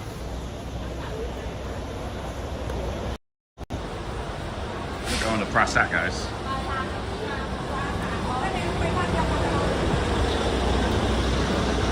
So, Joe, your wish is working out anyways, man.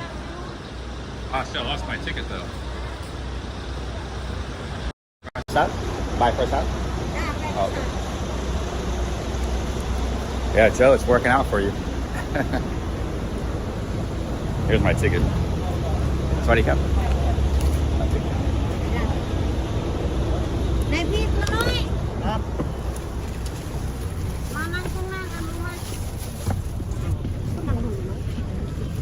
Man, all right, guys, big ups.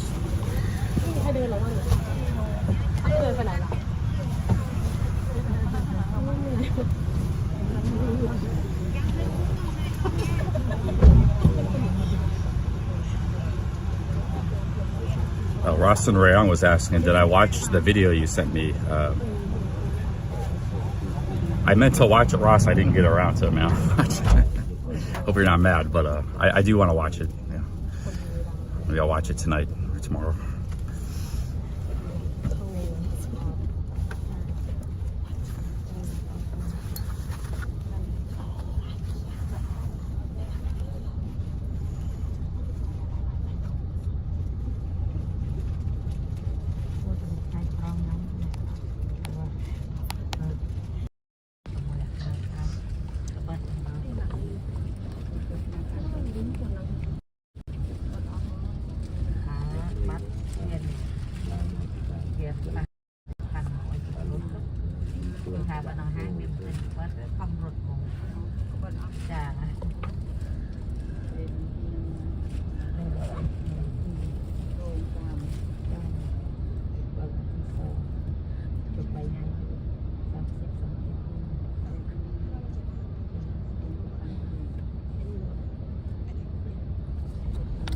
Hey guys, we're just traveling. I haven't done a lot of stuff with you guys lately. Just been kind of staying in one place, but we're on the move here.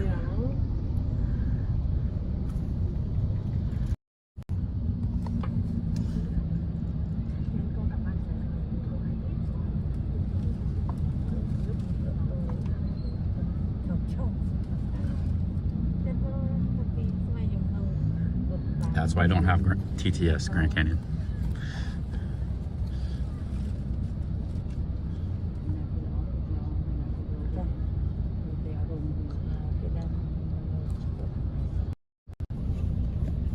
And that was a real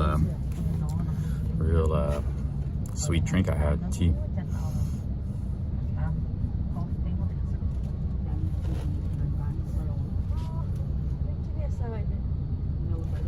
Yeah, big ups, Joe, man. Thanks for the Happy New Year's, man. How's business going in Texas there?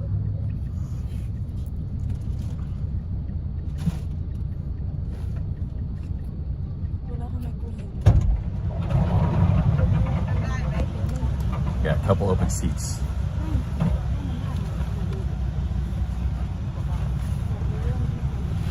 This is actually a nice bus, nicer than most of the buses.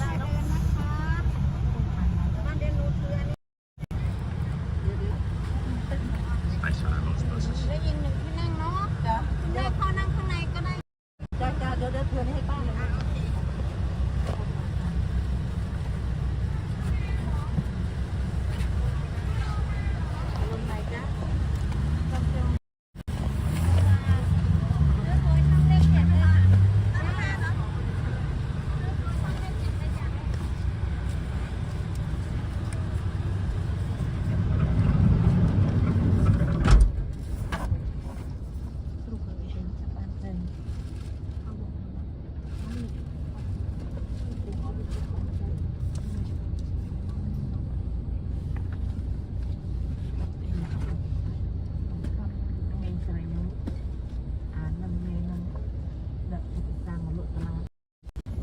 Yeah, Ross can link that video if he wants. He can do that. He's a mod. Mods have the power to link stuff. Regular viewers can't. I didn't watch it yet, Ross.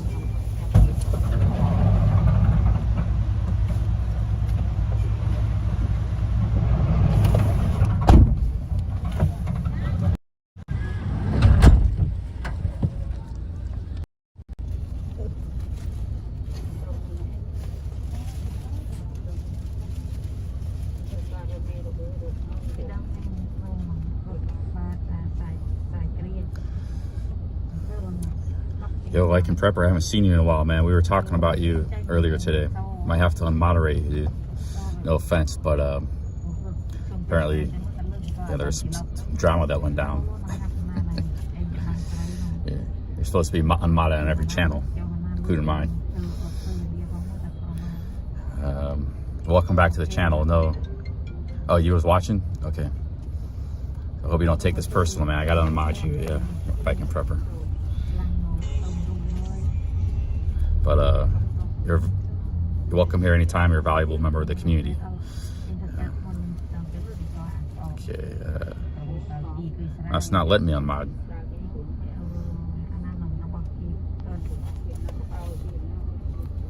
What the hell? Shit.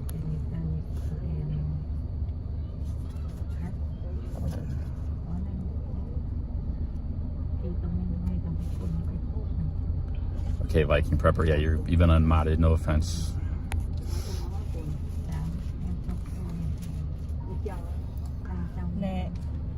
ไก่เมียนไตรกองค่อยพอเริ่มยำจองน้องนี่เริ่มเนี่ยติงตะวันปีกิโลบาสันยนะเตบาสันตะยนะรบไว้เมียนรถลับอ๋อบริเวณนี้อ้อยนุโมนี่ประมาณนั้นหรือยังไง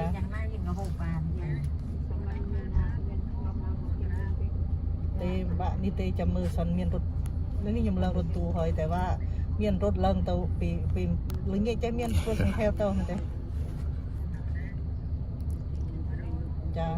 Me and Viking are cool. We just he got despanner on every channel. That was the last channel he was a moderator on. Actually.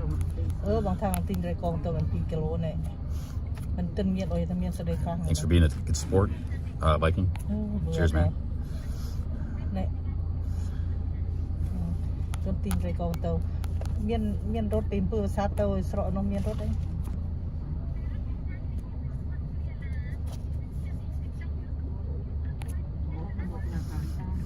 Đi bảo rốt tu pin hỡi nông chanh đây hỡi chế tại bạn ơi nụ mà đáp tại bạn được mà sân tán ít pin ăn được đầu tiên thừa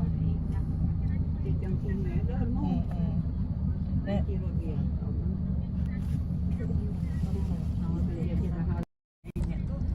เดี๋ยวซื้อของเพิ่มอีกเดี๋ยวเอา The bus driver's a lady there. Usually it's a man.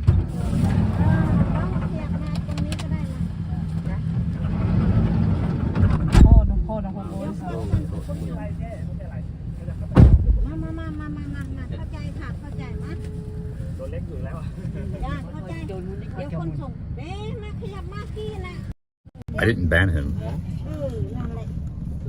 Yeah, Viking's not banned. He's just not a mod.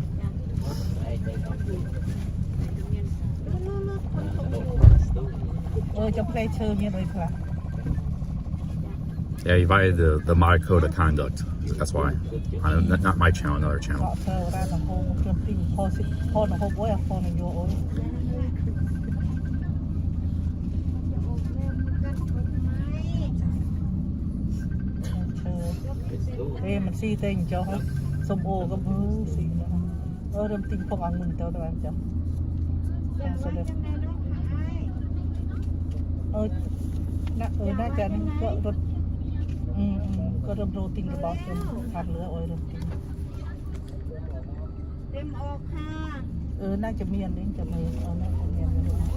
I'm the only one that's ever met Viking Prepper. I've actually met him in real life. I know who he is and where he's from, and we've actually had a beer together a long time ago. Nobody else has ever met him. But, yeah, I like Viking Prepper. He's always welcome here. I don't have a problem with him, but yeah, I had to take him off the mod status.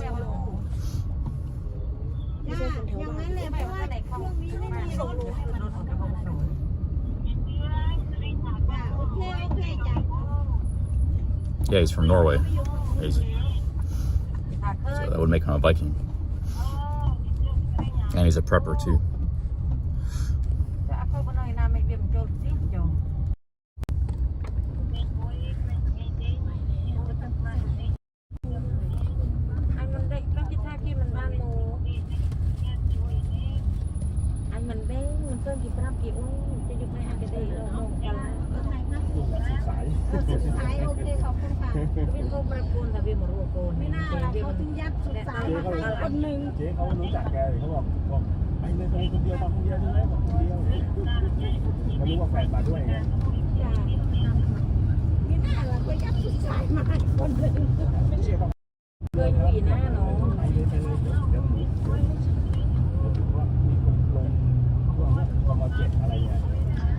Did I turn off members?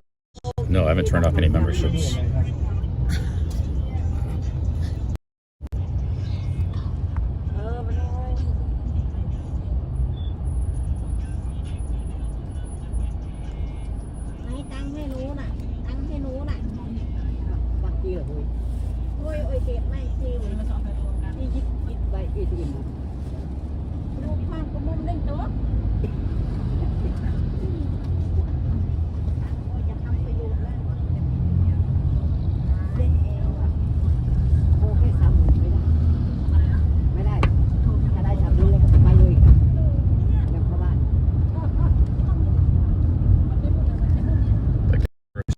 We're stuck in Surin, we might go to some of these other towns and cities around Buriam and Surin until we get the dental care done. So I meant to do more of this, guys. We go to Sac at Suburban.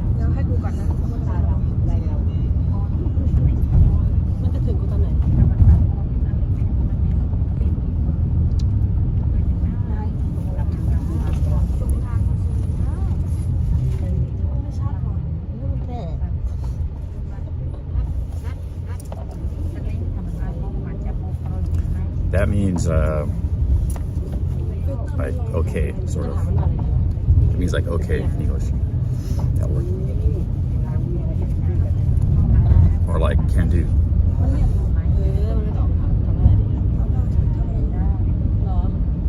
Like when I'm in a taxi and I say to stop here, instead of saying stop here, I say like ani gadai. Ani gadai means like can stop here.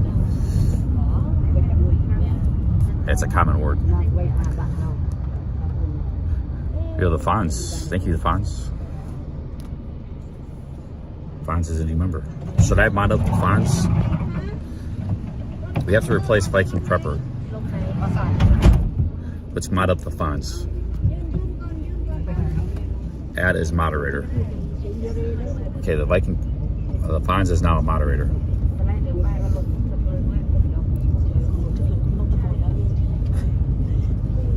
Viking says, I didn't try to get buried in prison.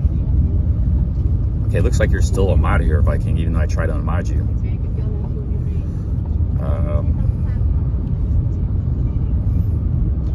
I guess we'll just keep you as a mod then. I'll take your word for it. Yeah, welcome to Fonz, new moderator. Thanks for the membership. I appreciate the membership. That really shows me you're not a troll anymore. You have been a long time viewer.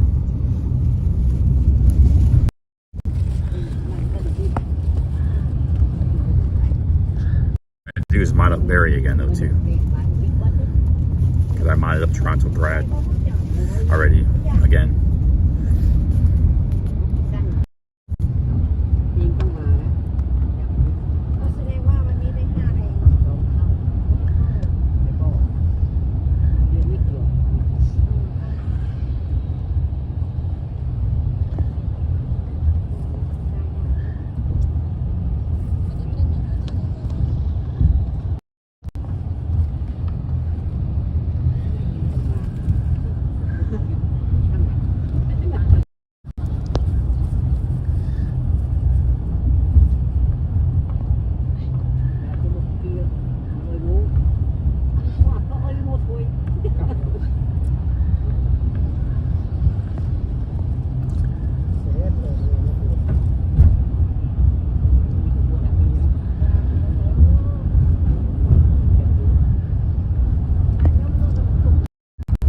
Capio has never been a mod on this channel.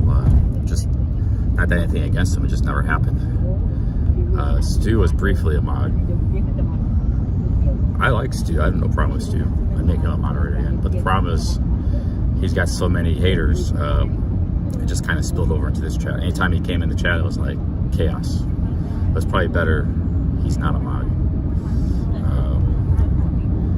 Because, you know, there's like a war going on two sides in the Thai genre. He's right in the middle of it. Or, you know, Toronto Brad's not really beefing anybody except with Barry. Same with Mike and Prepper. But if I modded up like DWP, for example, or yeah, I get a lot of crap for that too, the other way. You know? So, or Mike Chef, you know, if I modded him up. DWP's always been nice to me too, so I don't, you know, have a problem with him. But those guys hate each other, you know. Hate each other's guts. Oh, what's up, Tequila Joe? My New Year's resolution is to accomplish something big this year. Yeah, get a 6-pack. That's what I'm trying to do this year.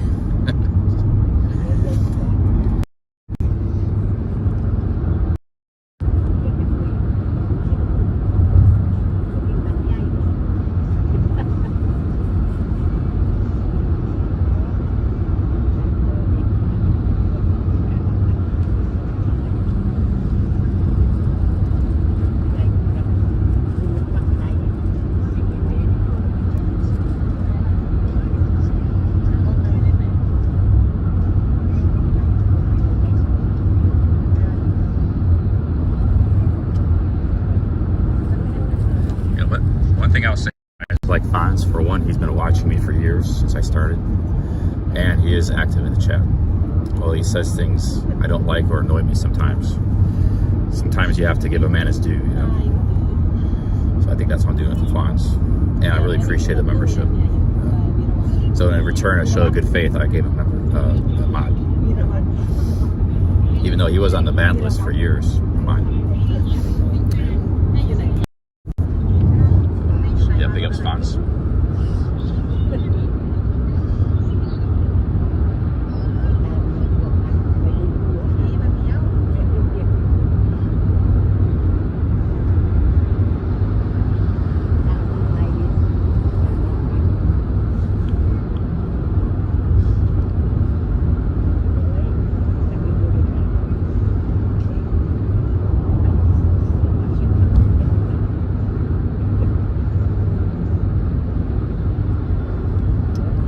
Just a few days ago, I was cursing at the Fonz.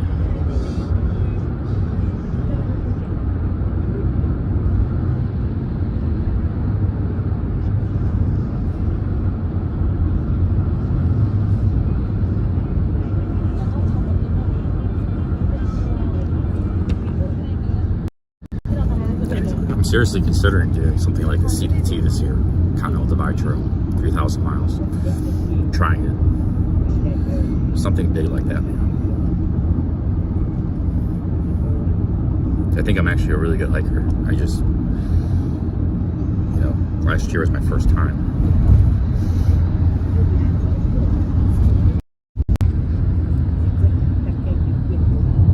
The CDT is 3,000. There's grizzly bears too on the trail.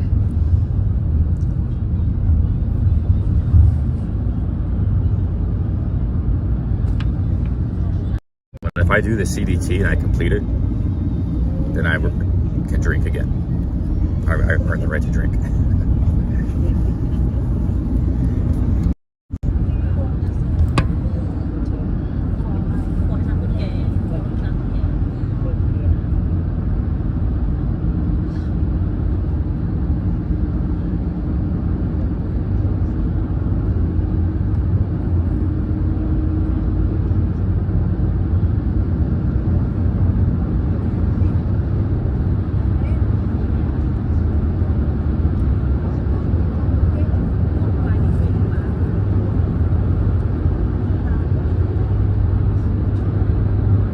Trail goes through Montana, Idaho, Wyoming, Colorado, New Mexico.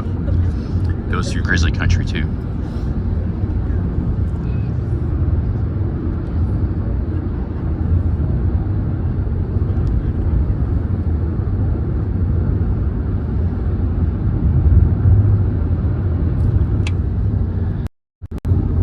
And I'll finally earn people's respect. I finished that trail.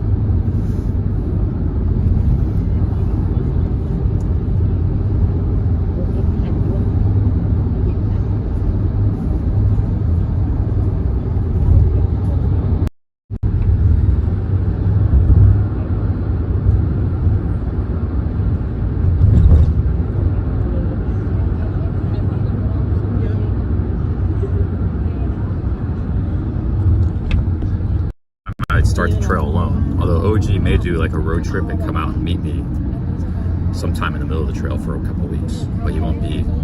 That trail will take 6-7 months and 3,000 miles. But he won't be there this time. But he may do a road trip and come out and meet me. He's never been to that part of the country, so he'd probably really like it. Take a vacation out there.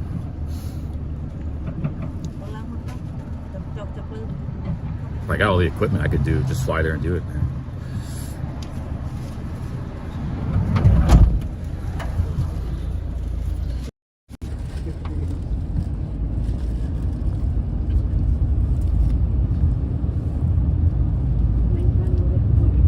Happy New Year's. Not too long.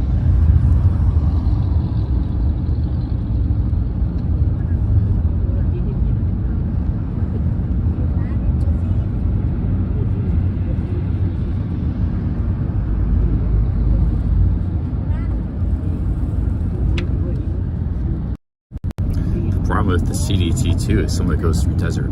You gotta drink this like awful water. It's for the cows. It's like these big tubs of water that are green algae water. That's what you gotta drink, 'cause that's all there is. Some parts of the trail.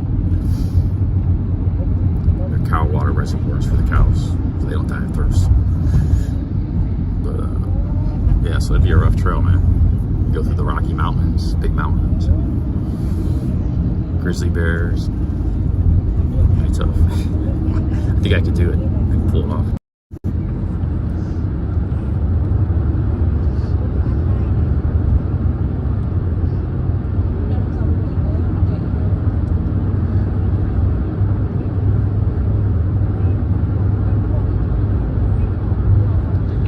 Yeah, Colorado has nothing.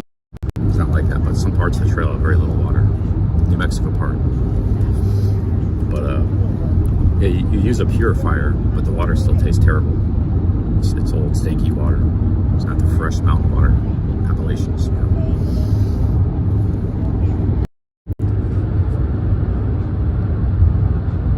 at that place.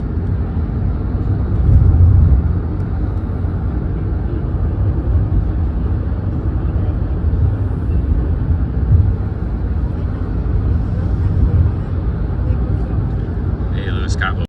A town called Prasat. It's got got some ruins. We're gonna check it out. A little day trip.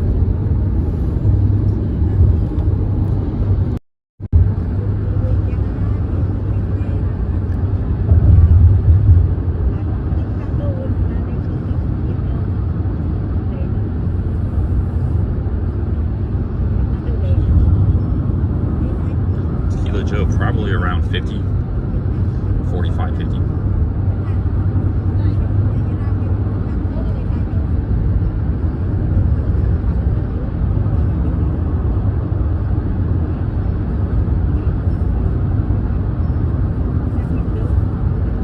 Lewis is headed to Thailand in a few days.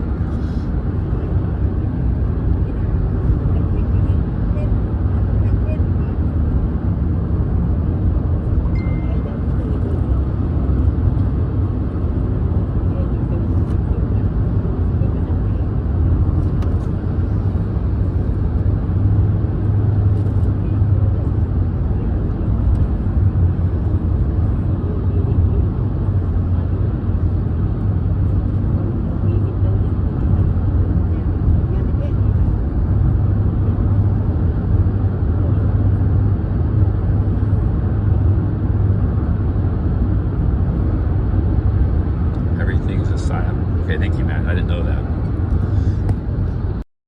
Thanks for the info. That's the first I've heard of that. 2 Chinese live streamers were arrested last year for working without a work permit.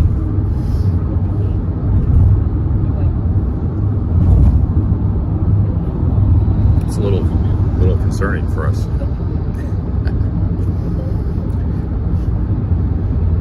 I'll have to look that story up. It was last year. Because the lady at the AIS asked me if I had a work permit.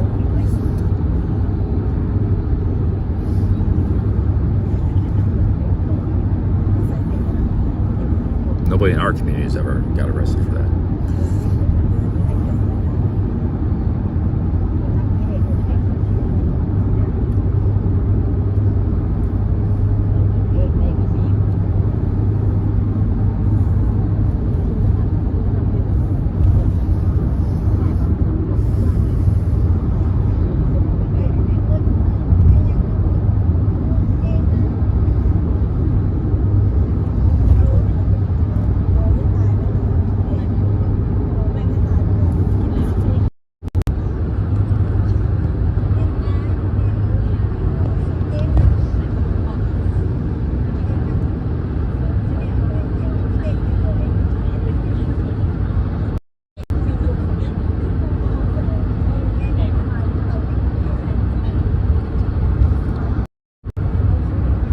We're out here in real Thailand, man.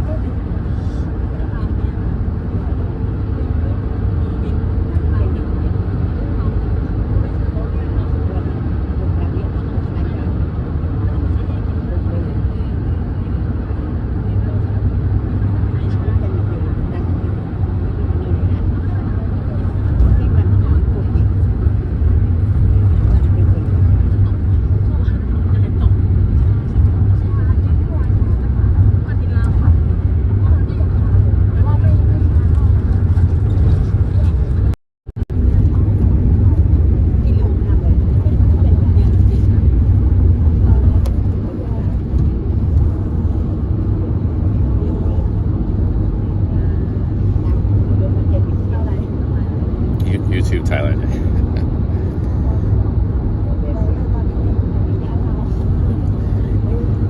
You guys can speak English? No? Oh. They don't speak English, guys.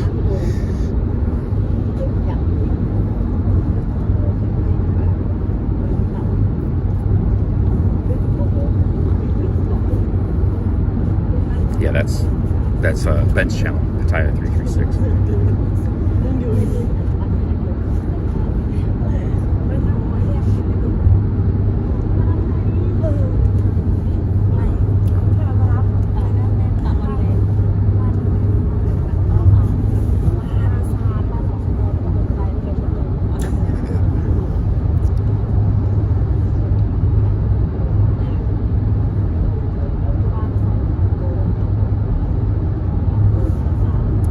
Ask they can speak English to talk to you guys.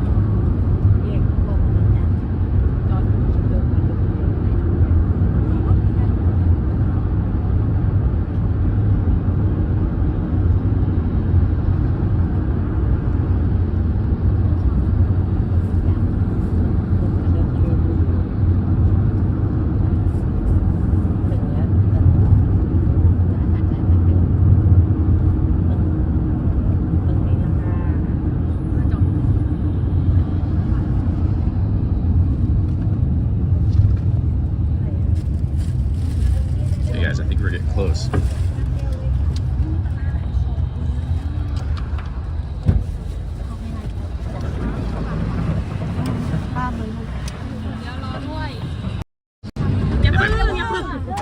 getting off. Go ahead. They're already getting off, guys.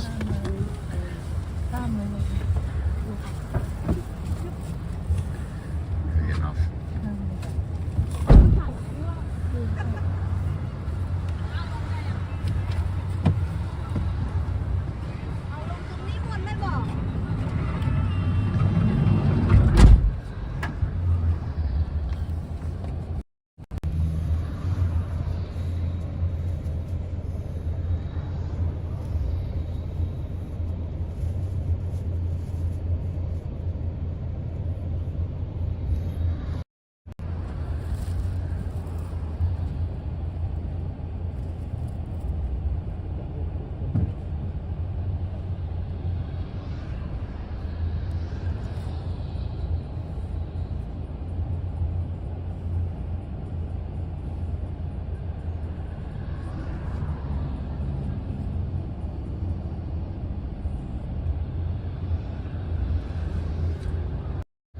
You know, some people in the chat saying they look too young. To me, they, I don't know.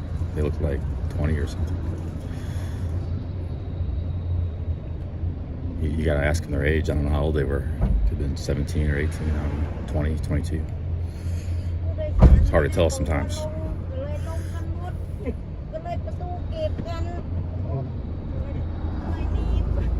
I would have asked him, but it's a little creepy to ask, hey, how old are you?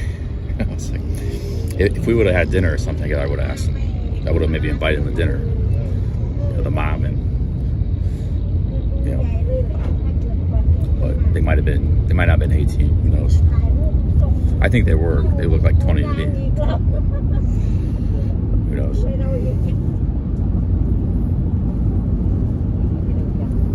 But yeah, you gotta ask that.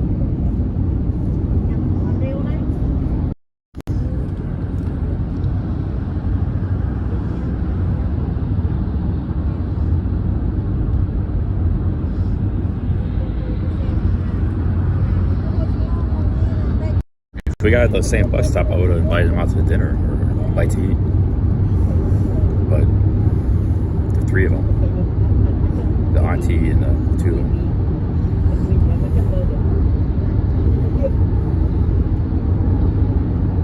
But we're heading in different destinations. So it's meant to be.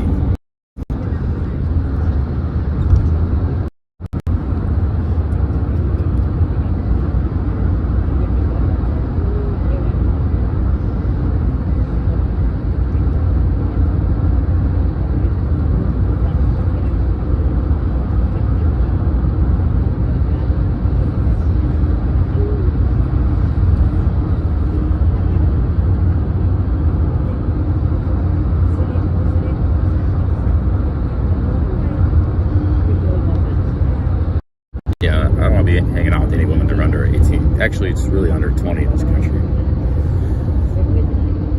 Even if it's just on camera friendly, hanging out, having a coffee or dinner or something. 20 is the limit for like the nightclubs and everything. You're supposed to, under 20 can't go in nightclubs. But yeah, if they're just a random meeting, they could have been 25, who knows? You don't know their age sometimes. That's why you gotta ask.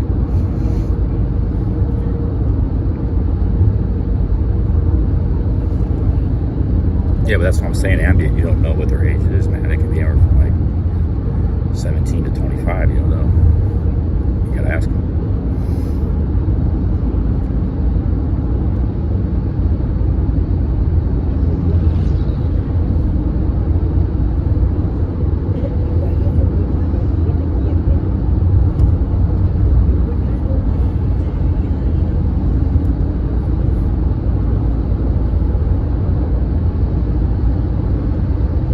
Are actually kind of far from the city, so I have to get there in a taxi or something.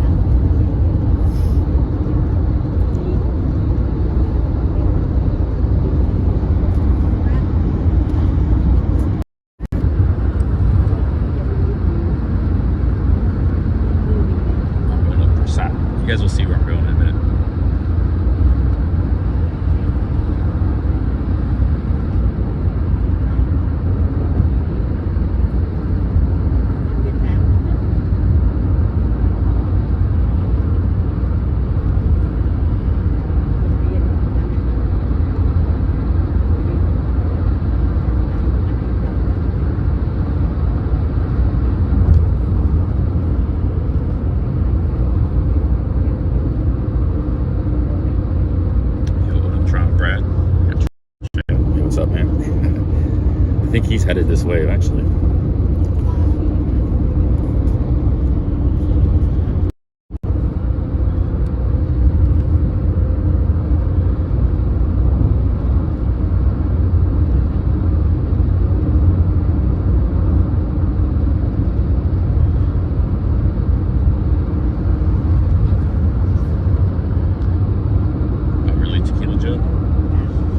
Everybody's pushing me to go to Pat's. Kind of need to stay here, man, for the dental stuff.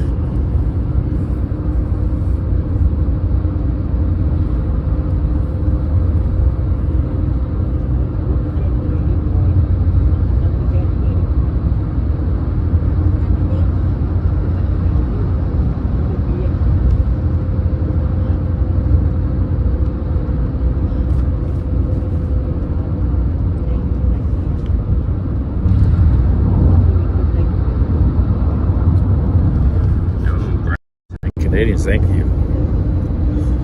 They keep promoting me work. That's good news. Maybe you can get me a job in Canada. I'd work a cheap labor job for a while. I had a place to stay. That's good, man. If you're making good money, just keep at it. This place ain't going nowhere. Come back here another time. Yeah, focus on your career. Thank you, Brad.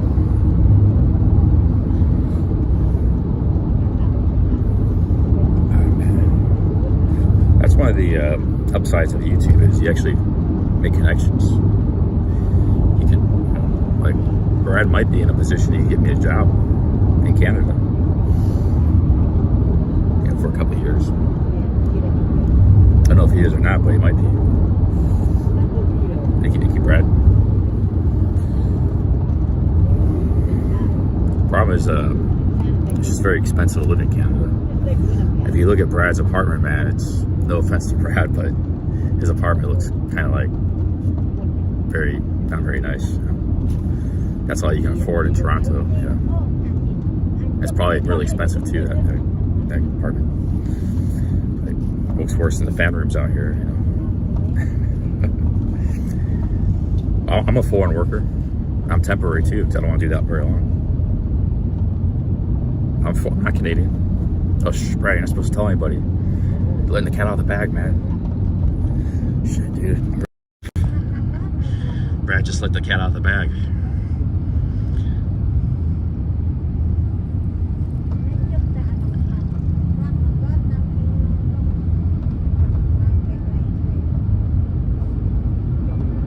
Supposed to be American, Brad.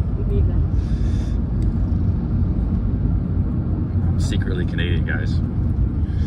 You're supposed to know that.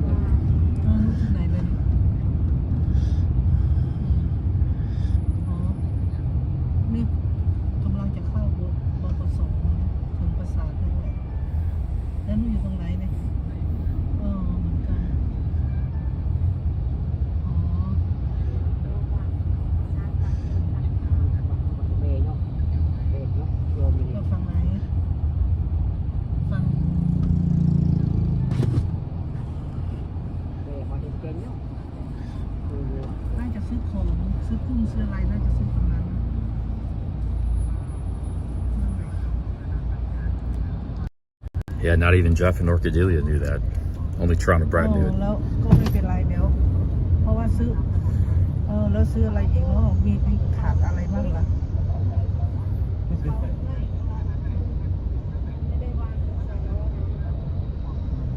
ผลไม้อ่ะ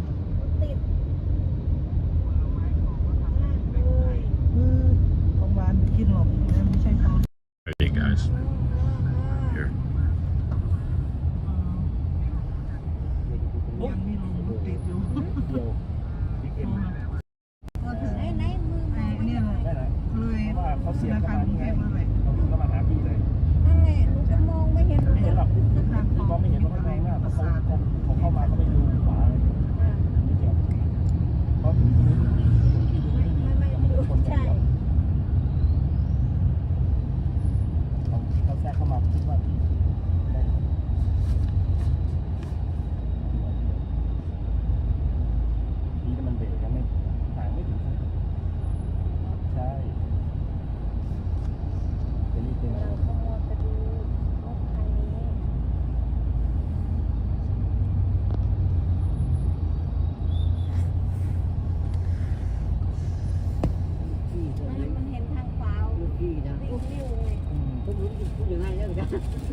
Yeah,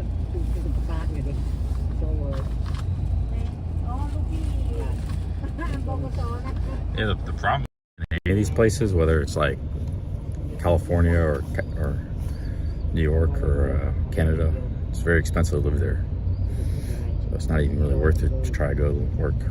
Because I worked at where Toronto Brad works, I'll probably get paid like 20 Canadian an hour, which is like $13 an hour, entry level position. That's like just paying your rent and food pretty much. So.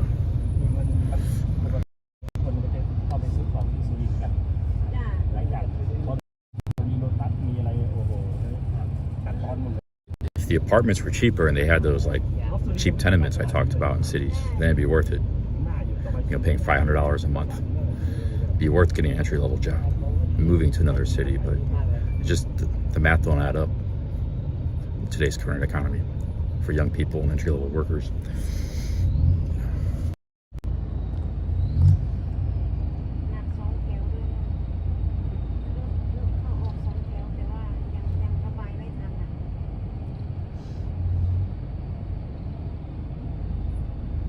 Yeah, that's Canadian. 15 Canadians, like $9 US. That's probably all they'd pay me, $9 US an hour. Yeah, he's talking about Canadian dollars. It's worth a lot less than US dollars. Hey guys, we're here at the bus station. Where's the taxi guy?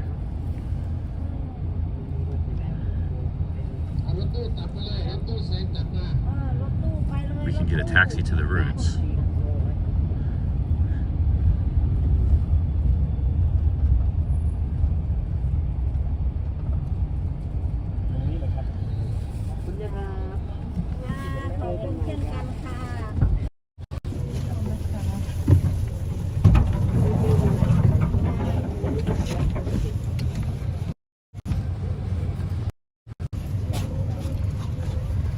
Okay guys, we made it.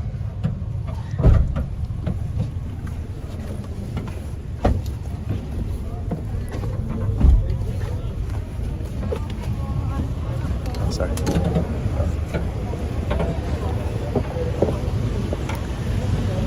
This bus might actually be going where I want to go. I don't know the name of the ruins though. It's a pretty busy town, man. It's not the capital of the province, but it's pretty busy.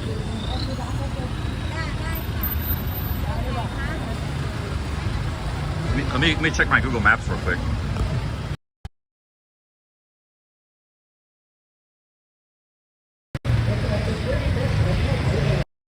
Brad, thanks again for those 10 Canadians, man. I know where this bus is going. That's the bus goes to the border, Cambodia border. So we'll have to get another way to go to the border. You know, here's another thing, Joe. When I'm in like normal Thailand, I don't like hitting on random women. I did it there, but there's other people in that bus. And, oh, this guy is just another foreigner sex-pack guy. You know, you fulfill those stereotypes. So it's appropriate doing that in certain situations. That you're on Khao San Road or Bangkok, Soy Cowboy or Pattaya, but Phuket, but you know, those could just be nice college girls or something. Other guys were probably cringing in the van there. You know, I know you guys like to see that content, but you know, so it's not all Thailand. It's like Bangla Road, Phuket, or Khao San or Pattaya. You know.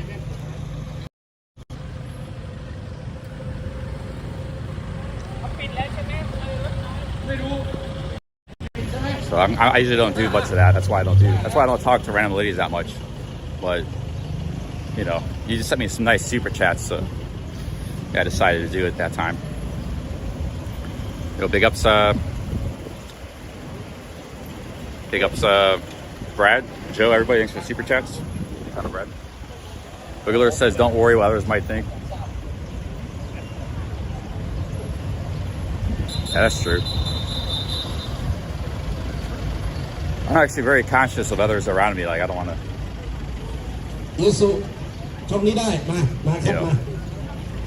Be the creepy foreigner guy.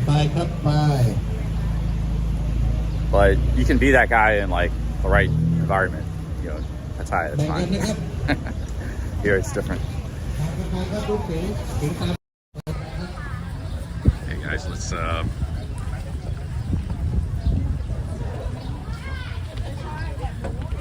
got a little market here. Hey, hello. Leo, chop. Looks like a big deal. If I don't get a lot of foreigners out here, man. Got some fruit here. We're in a town called Prasat. Whoa, look at this fruit. I've never seen this before. Hello. Look at that fruit. Sorry, cow. Oh, that's some kind of fruit. Never seen that before. It's probably a local.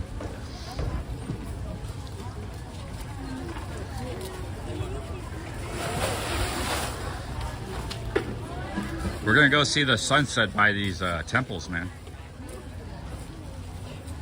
There's mackerel fish. This is the market. I'm gonna probably get a taxi over there. Let's see here.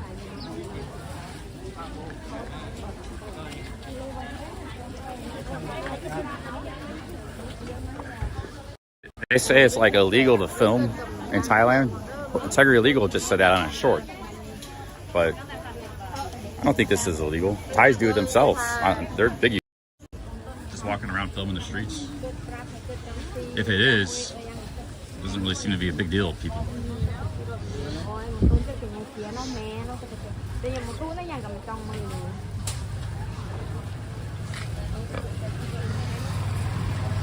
Yes, we're out in the country, Surin here.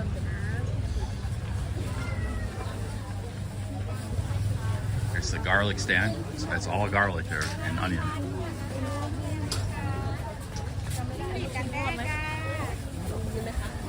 Joe says he asked the police if it's legal to live stream in Thailand. He said no, it's not.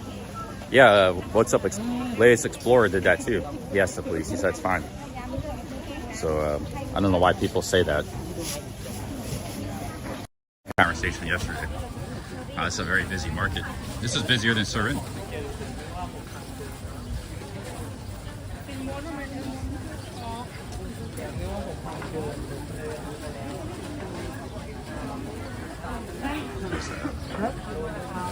Donuts. Those are Thai donuts here.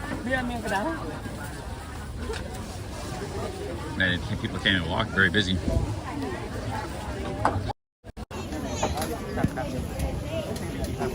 I say we go back and get a motorbike taxi and come back and walk in the evening, sunset. Get a motorbike taxi to see the ruins. The ruins aren't far, but they might be like 2-3 kilometers. Might be able to walk it. I gotta see how far they are. I think it's kind of far though.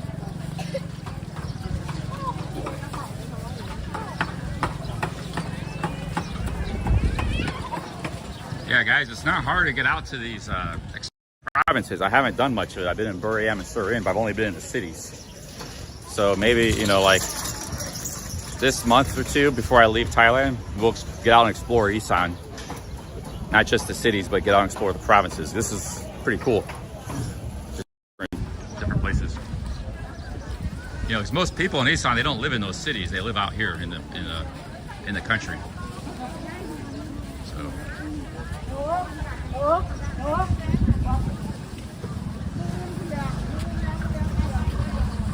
They got the banana pants out here, so they don't just wear these in Khao San Road tourists. They wear them out here too. Banana pants. Thais wear those too sometimes. The banana pants.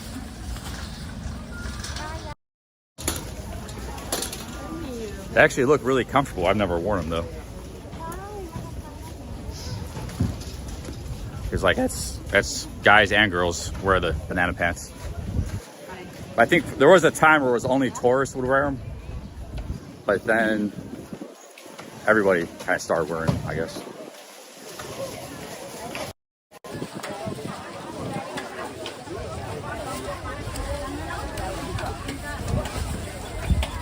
This is the fish market side of the game, which I'm not a big fan of. I got something on my foot, stuffed in fish juice and stuff. I like to stay out of the meat fish markets, you know. because it feels like those are dirtier than the fruit market. Prefer the fruit market. Oh, sorry. So this is the, I guess the town center. We got the bus station. We're gonna go get to the ruins. I gotta check my maps. You guys got watermelons there. Oh, watermelons. So all this stuff's probably local. More watermelons here, so they must grow a lot of watermelon around here. I don't care if it gets dark. Nothing's... Actually, we might see the sunset by the temple. Then we'll go to come back here in the evening. And then later at night, we'll catch a bus back to Surin. This is a day trip. I'm not going to spend the night here.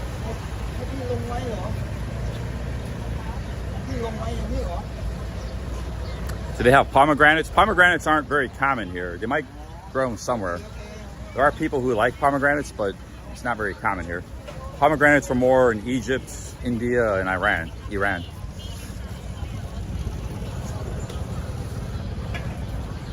They kind of grow in that somewhat dry, hot climate. I got some damn leaf on my foot.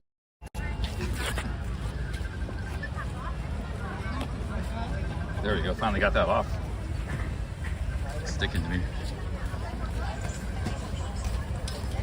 Yeah.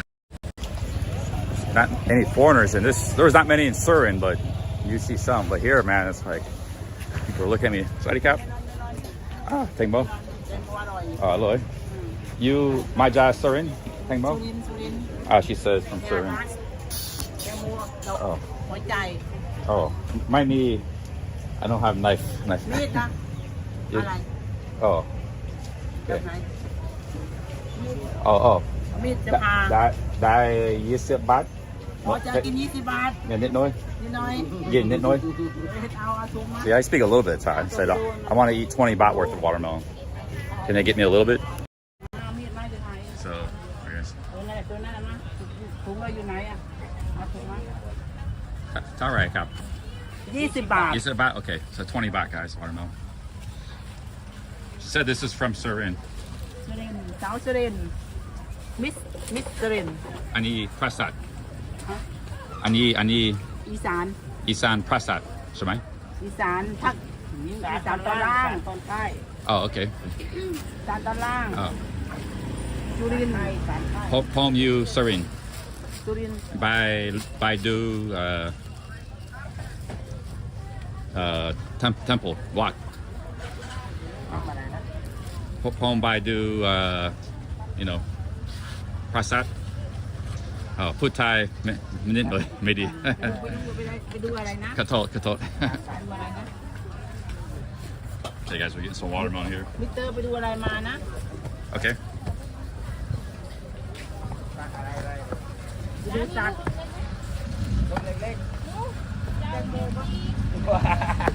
แล้วเขาเก็บปูเอาเลยอันนี้ก็แอบบ้านยังเลย All right, guys, I'm gonna eat my watermelon here.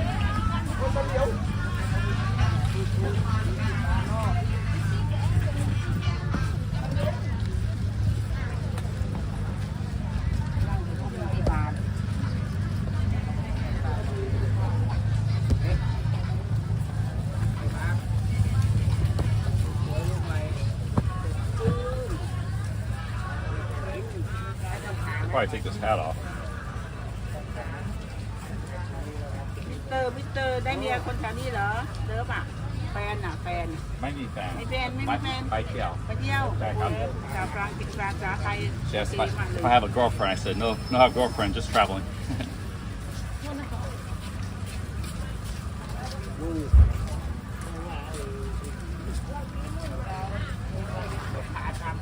เก่งเนาะเตอร์พูดภาษาไทยเก่งมากเลยดีมากเลย Oh, my time.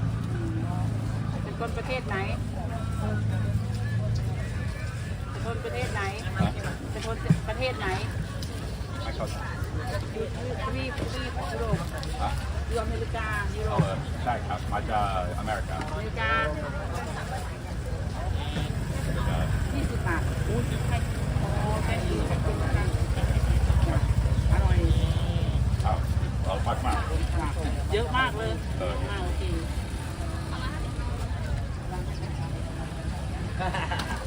อเคขอบคุณนะคะวันหน้ามาเที่ยวใหม่นะคะ They got all this watermelon for 20 baht. They cut it up for me. I gave them a 10 baht tip. I know I said I don't do that, but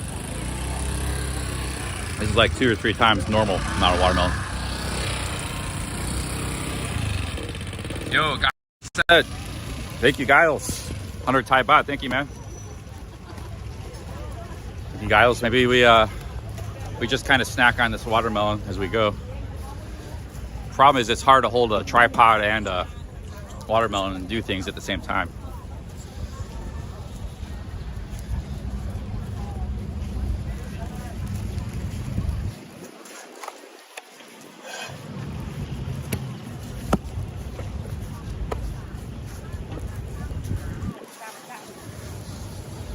Thank you, Giles. Big ups. Yeah, that's like triple the normal amount of watermelon you get, but watermelon is something I can eat a lot of. So I don't mind eating it. She says from Surin, local watermelon. Yeah, but not many foreigners would come out to Surin, period. Like all the foreigners I've seen, they all got girlfriends or wives. So when she saw me here, and it's even less in this, like a town like this, that first question was like, you have a girlfriend? Me fan is, do you have a girlfriend? It's like, here, no. You say, you kondiao, I'm here alone. But I said, bai tiao, means I'm traveling. Just traveling around. So I teach you guys a little Thai. Quick little Thai lesson.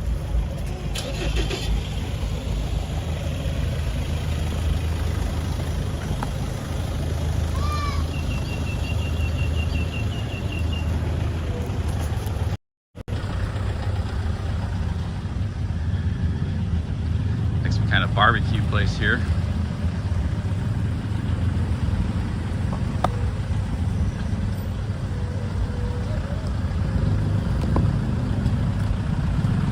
Traffic jam.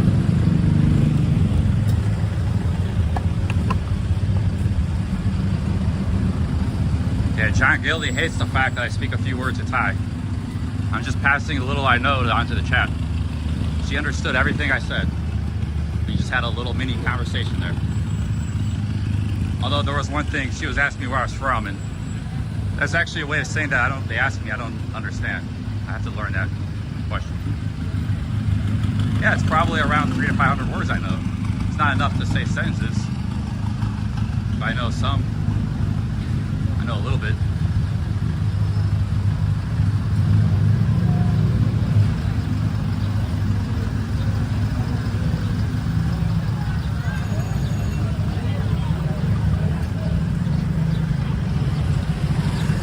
And the other important thing is, a little bit of Thai I do know, they understand me. Like, they understand my pronunciation. Like, it's rare they don't. Sometimes they don't, but that's pretty rare. So, like, that's actually why they say I speak Thai good sometimes, which I don't, but just because they understand me, they like, wow, they think I speak Thai pretty good. Then they start asking me big questions. I don't know what they're saying, so. Nice Mercedes out there. This side of the game. Okay guys, let's go to the temple. แล้วก็ให้ลูกค้าท่านยืนรอข้างร้านเด็กๆขยับไปยืนรอข้างร้านลูกแต่ตรงนั้นจะเป็นไว้ให้พวกพ่อแม่พี่น้องปู่ย่าตายายเดินไปตลาดจะได้ไม่ขวางทางกันเปิดไฟผ่าหมากนะครับแล้วส่งกันแล้วก็เดินหน้ายิงสู่แสงมาเลยHey guys, this temple is pretty far, so we're gonna take a motorbike taxi, eat our watermelon there. Bye. Prasat San Plong.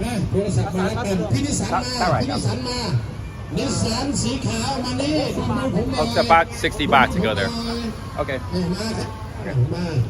60 baht to go to the temple. It's pretty far. ที่ผม แนะนำนะครับมันจะโฟล์นะมันจะโล่ง Can you มัน go? จะโล่ง Can I put this here?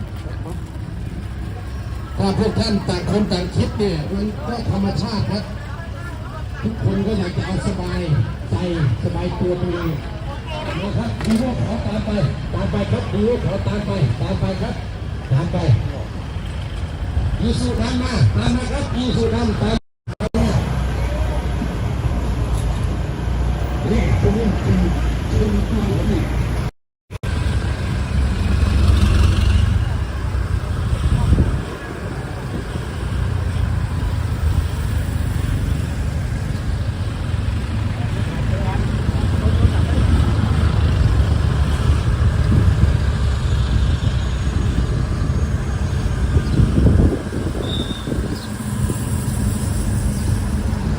It's the highway. We gotta go a few kilometers. It's not close. Maybe 15-minute look like.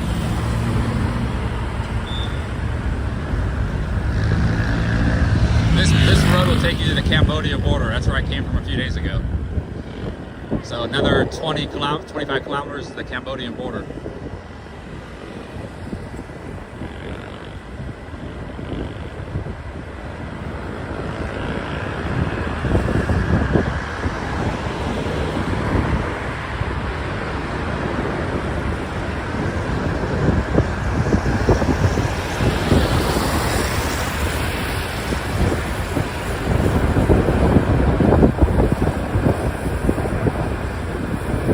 Yeah, it's a beautiful day, guys. Beautiful weather, everything, man. There's Lotus. We got Lotus.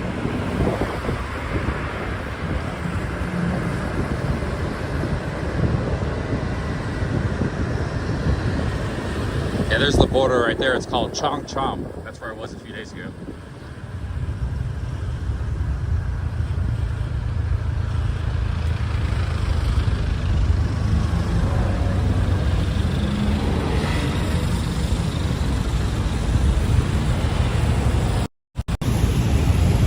Cheers, guys. Big ups.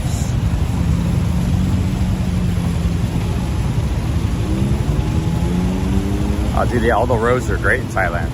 Yeah, Thailand's got really good roads.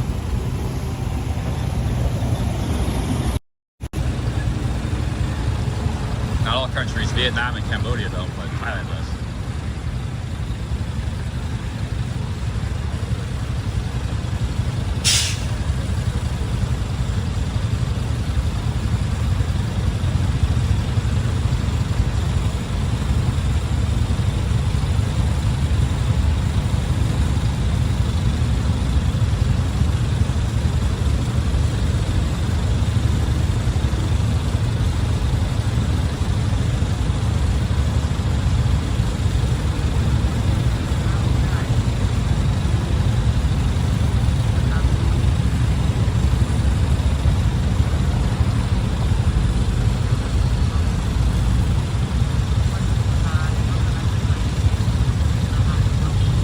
These countryside places, they don't look that much different than the city.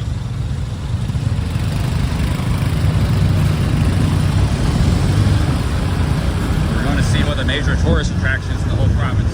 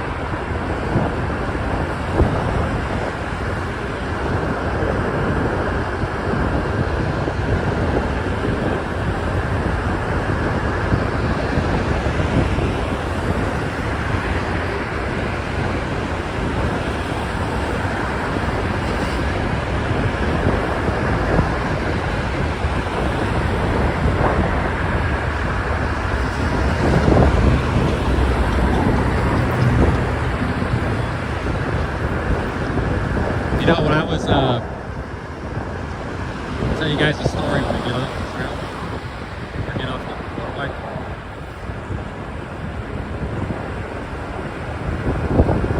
About the ego thing.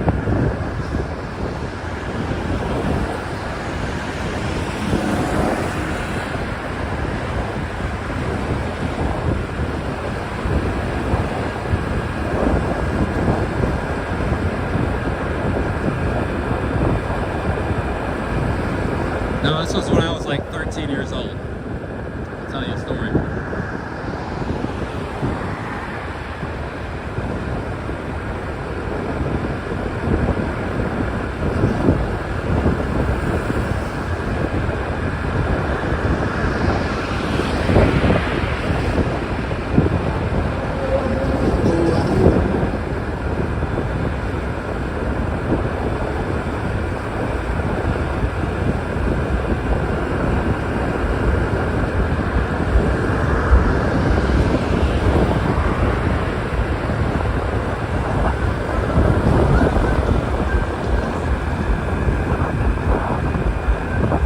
Actually, it was, ladies, we were kids, teenagers, 13. They told me something. I'll tell you what that was. I remember it to this day. So some of you guys are saying I have an ego. You're kind of on the same thing that they said. I'll tell you what that was in a bit.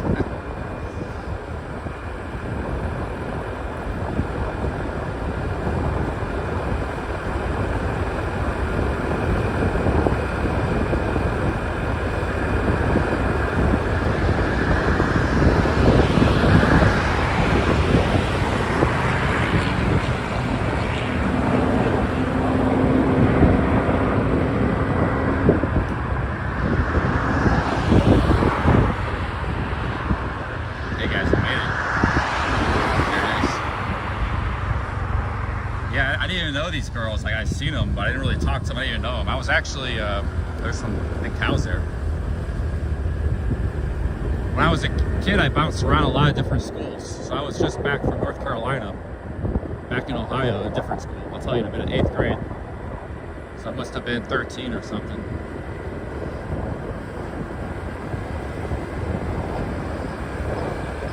I'll tell you in a minute. Hang on. You might not be able to hear because of the wind.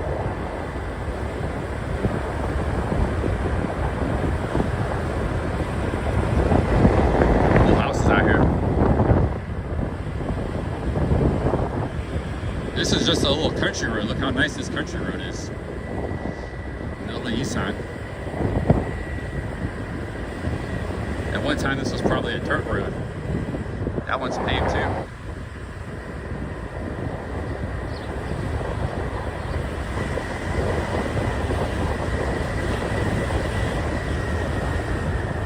It's a nice countryside out here. Beautiful house there. This is kind of the type of area I lived in once, up country, not in this province, somewhere else. Very peaceful and beautiful.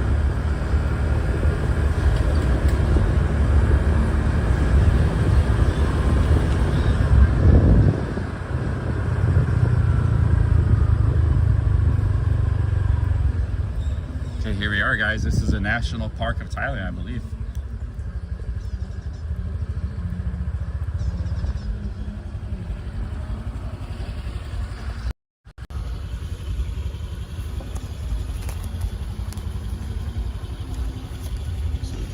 Oaksip. Okay. Oaksip. Cap. Yeah, so like when I was at 8th grade, I'm gonna go back to it in a minute. Let me tell my story. It's open, but this was probably like the 5th school I'd been to. So I lived in North Carolina for a year and a half. And I was back in Ohio in a new school. So I didn't even know these girls. And they came up to me one time. We were standing in line. They said, you know, you're very conceited. These two, I was a blonde and a brunette. And I was like, I didn't even know what that word meant. Like, what? It's like, you're very conceited. So I had to look that up. I don't know why they said that, but I always remember it. You guys, let's check it out. And, you know, we're just all 13-year-olds, so that's a big word. I didn't know. I mean, I was pretty, I read books I was pretty well read. I didn't know that word. Okay, guys, this is Prasat Ban Plong. It's an ancient Khmer temple. It's a small temple constructed with white randstone. Entrance is on the eastern side. Here's the QR code if you want the QR code.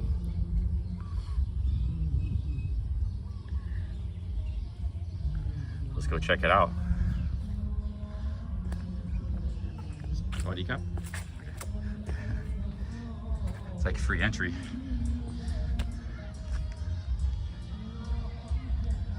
Yeah, but I didn't really know those girls. They just came up to me, said that. I mean, we might have exchanged a few words, but.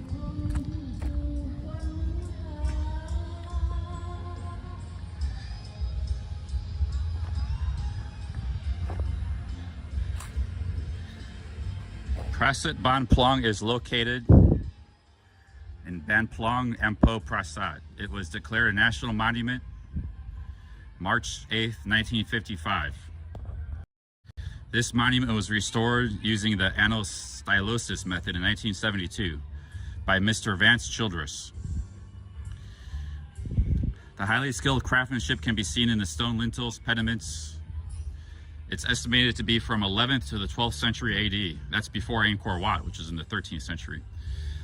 The scene of a deity Indra riding an elephant depicted at the center of lintels. So this dates back from 11 to 1200. Very old. I think we got a party over here. Even by the standards of in the area, it's very old.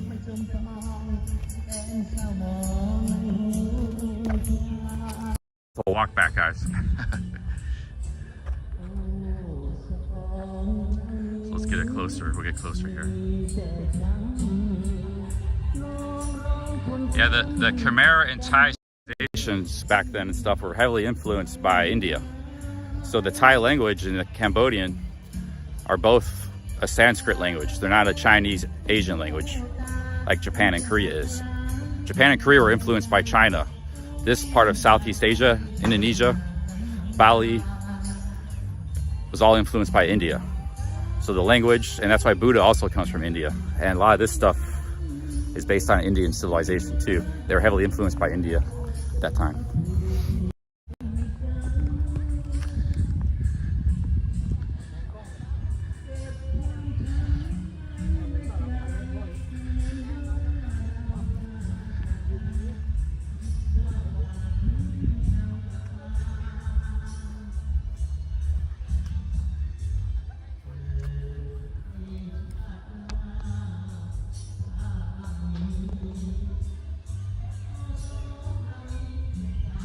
Yeah, this is almost 1,000 years old.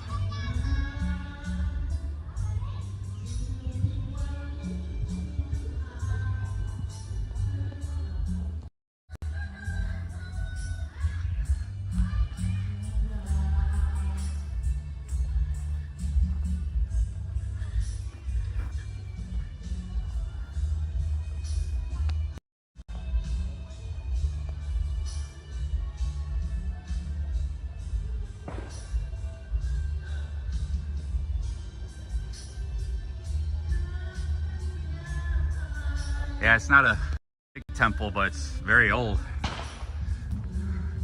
Even a lot older than what you see in Ayutthaya and stuff. It dates back maybe 400 years. This is like 1,000 years.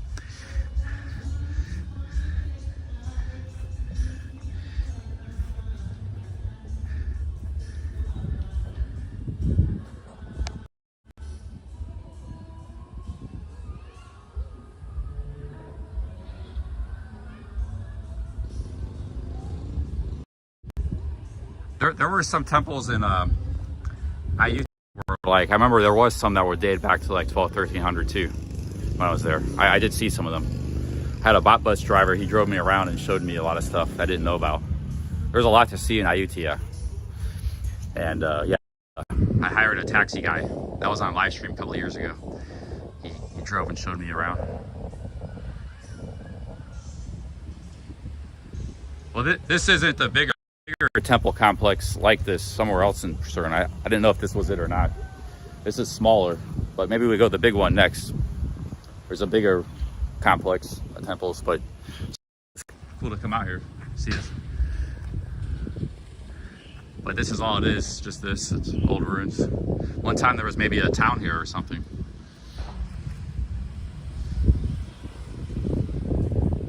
IT, remember that stream? Nice, man. Yeah, that guy was a character, he was cool. He was showing me around. He was showing me stuff that a lot of tourists don't see because it's like local stuff.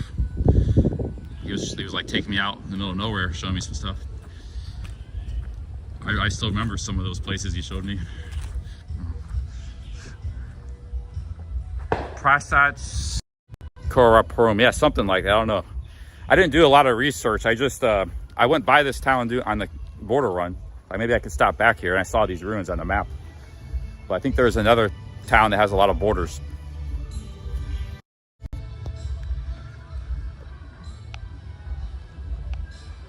But yeah, apparently there's like monkeys and stuff here. So it's like animals. The Buddha figure there, but there's like, if you look closely, there's elephants there. So they actually had elephants back then, 1,000 years ago in this area. See, there's animals there. So yeah, man, pretty cool. Cool stuff. There's a cobra snake. See that cobra snake to the right? Those are snakes. That's like they still have this today in the temples in Thailand, 1,000 years later. Those snakes to the right. That's like a serpent, the serpent guy thing you see in the serpent god or something, Naga, yeah. So they had that stuff 1,000 years ago too.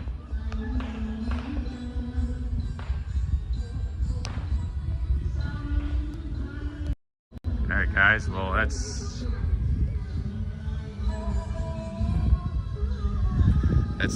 it, man.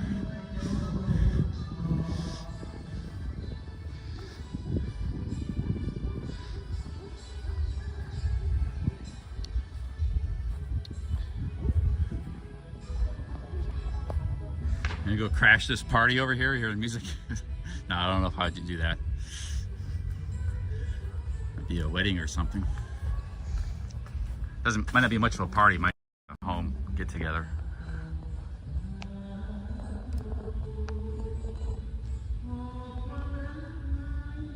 It's like, sounds like somebody doing karaoke.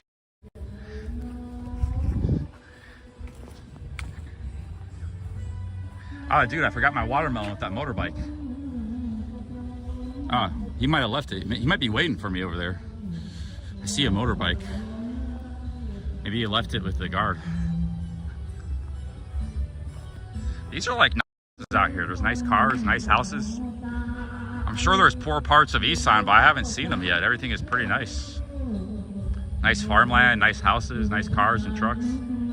Like, this is very beautiful countryside out here.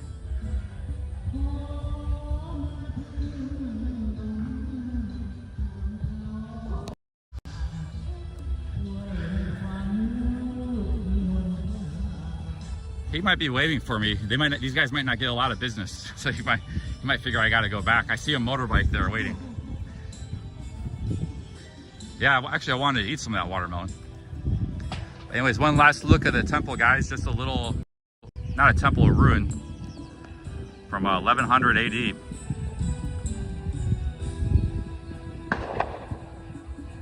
No, we just both forgot. I forgot.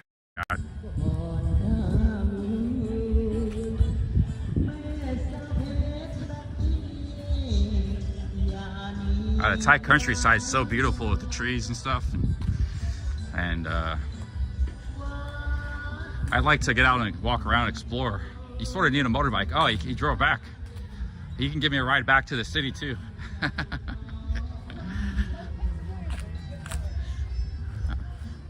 Kap Kun Ma Hap. Loom Teng Mo.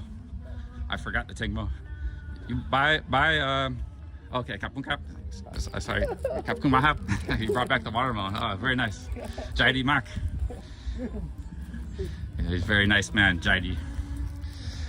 Yes, here's where we're in Surin. He drove all the way back. Hope he didn't have to drive back far. Hey guys, we're in Prasat here. We were in Surin. We came here to Prasat. And you see there's other places too in this area. Elephants are like more up here in the north. They might have them down here too, but there's a lot of elephants up in the north. Okay.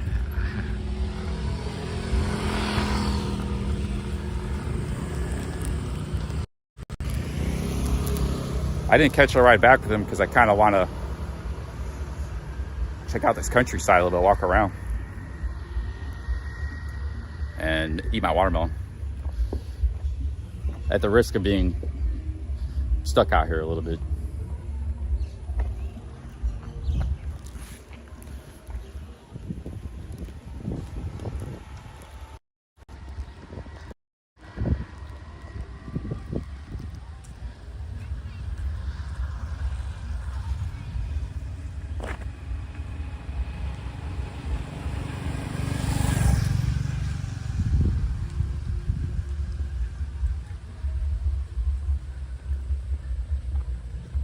Yeah, it's only 3.3 kilometers, so I could walk back, worst case scenario.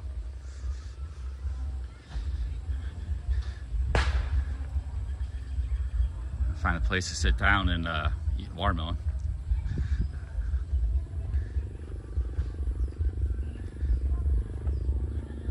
Yeah, he might have been driven halfway back. He realized, I don't think he drove all the way back to Prasat, but he drove probably a ways, turned back around and saw the watermelon. That was actually my fault. I should have reminded him.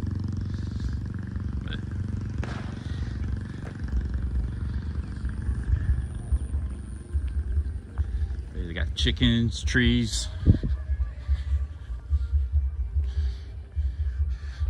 Yeah, we walk up here this way.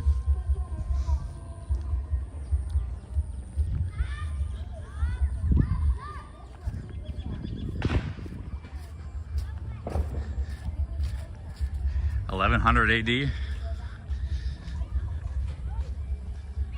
I'm sure there were.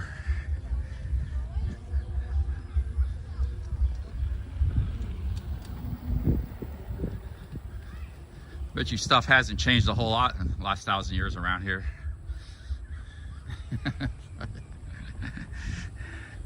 Probably looks a lot the same.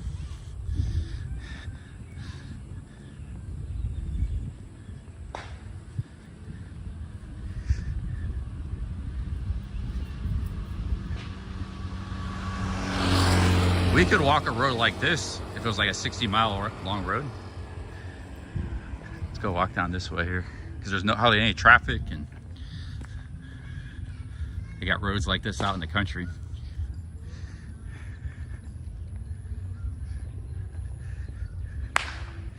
Yeah, you got deadly scorpions, python snakes, deadly caterpillar or centipedes. I've seen the deadly centipede before up close. It was walking right in front of me. That was in Koh Chang, in the jungle. Me and my girlfriend were in Koh Chang. We went there a couple times. Me and my girlfriend did a lot of travel, so my travel stories include her because we did a lot of traveling around Thailand. And we did the that sky thing. You glide across the sky. I forgot what that's called. The wire thing. And we were like in the jungle doing that, and this giant red poisonous centipede. And there was a dude that lived in the jungle in Koh Chang. It's an island. And he freaked out. When I saw him freak out, I knew it was dangerous. Like, he freaked out, and then he grabbed a axe and killed it. But he was taking us to go do the skyline, zip line. Yeah, that's it, zip line. We got a lake here. We're gonna sit by the lake. Yeah, he was taking us to the zip line, and he because he actually lived in a hammock in the jungle. That was his job. He lived out there taking tourists, and he was the first one to see it. And he saw this giant red centipede, and the dude just flipped out and he grabbed an axe and killed it. And he was like, so that's probably poisonous.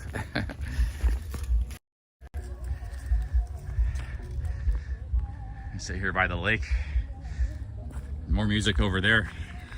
You want to find a little local party, just find the music, man. Some more music over there. Hey, thank you, Nigel. So, yeah, there's a lot of dangerous critters out here.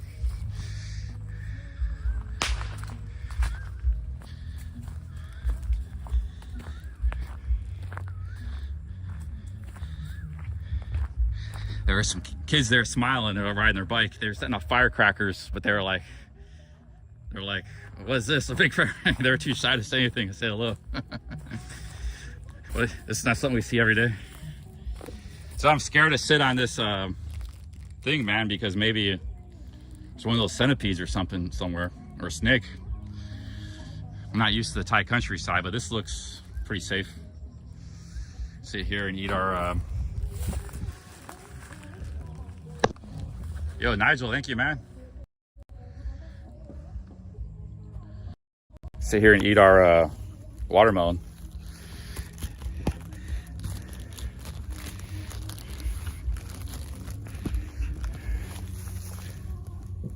Don't centipedes live in the ground? I don't know if I want to sit here, man. They live in the ground, don't they? Better sit somewhere else.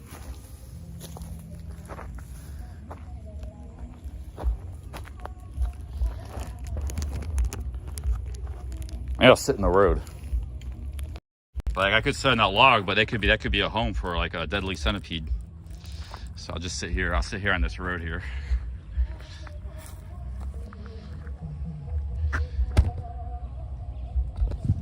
The road, you know you're safe. Nothing living in the concrete. Oh man. Oh shit, dude.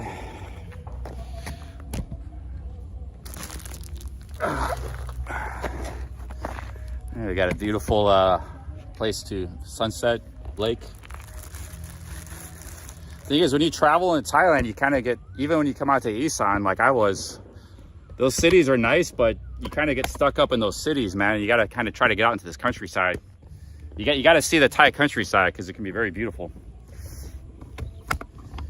It's too easy to get caught up in like Bangkok and Pattaya and never come out and see the countryside. But it's not easy to get out here, you know. You got to kind of like catch little buses, but it's pretty cool.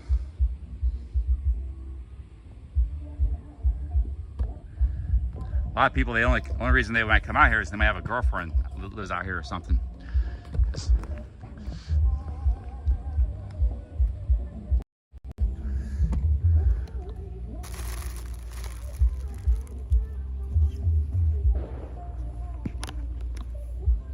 Yeah, if you got a motorcycle or scooter, that's one way to do it.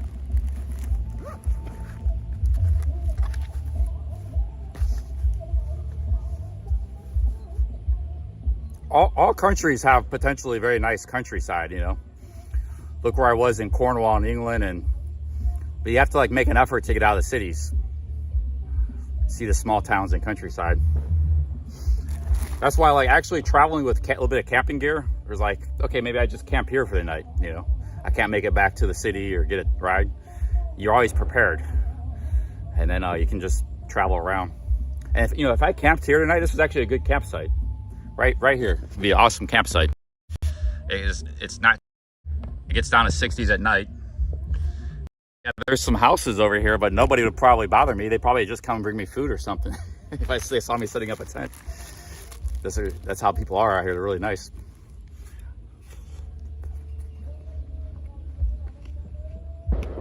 But not all countries you can do that. Just like camp anywhere you want, you know. I think here wouldn't be a problem.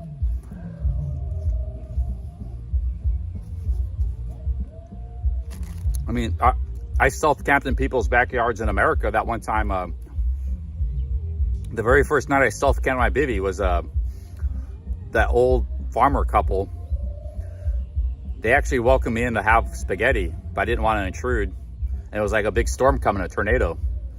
And I was in this pizza shop waiting for the storm to go away. When the storm went, it was like 11 o'clock at night. I had nowhere to sleep, nowhere to stay.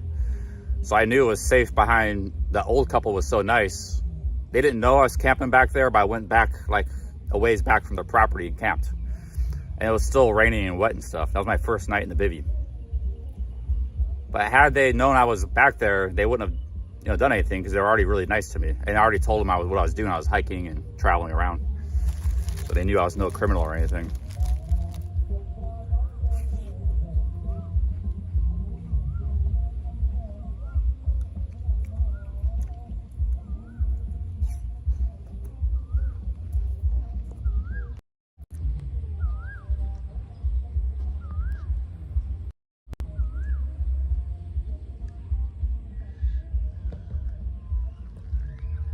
Dirt road back there.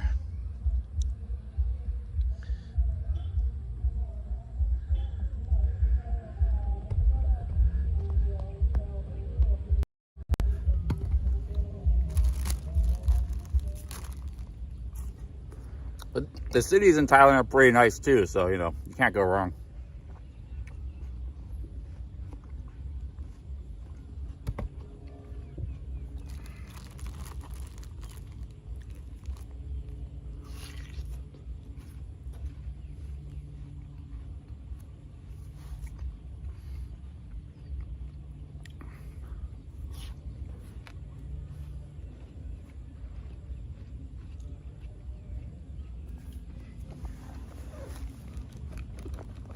Damn, I got a Snickers bar. I thought I was gonna have some coffee, but now it's all melty. Snickers is actually kind of expensive, 30 baht. It's not really good to waste a Snickers, but I don't like melty Snickers.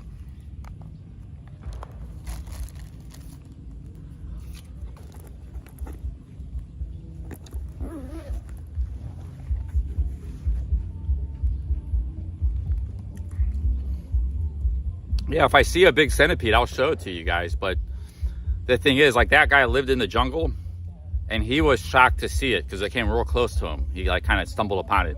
He was very scared of it. So that means it's not something he would see all the time. And it also shows you it's very dangerous.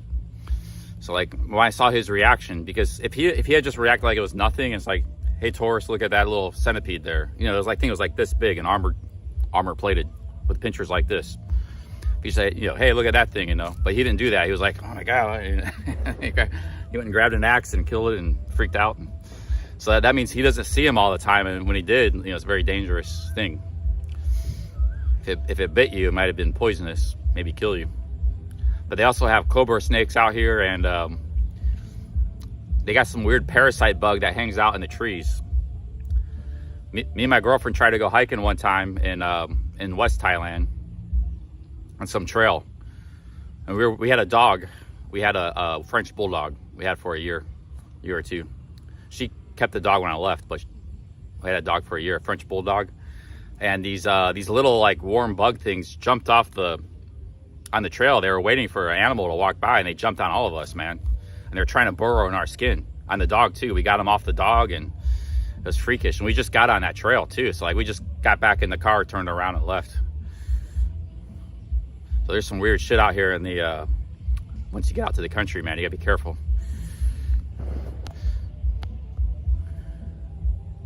Yo, Nigel, another 10 British pounds, thank you. Thank you, Nigel. They might not have a grab out here, man. I can walk back if I need to. Thank you, Nigel.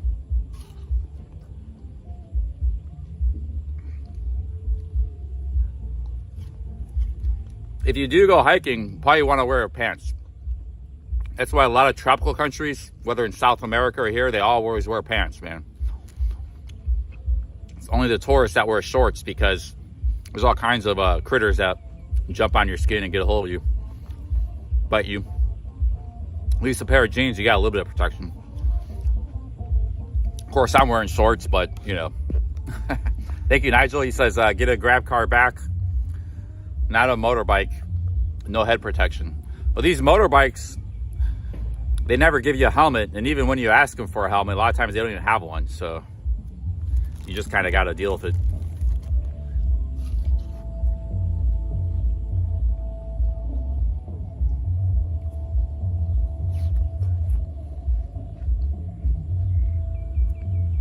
Yo, thank you, Nigel. Thank you, man. Thank you very much.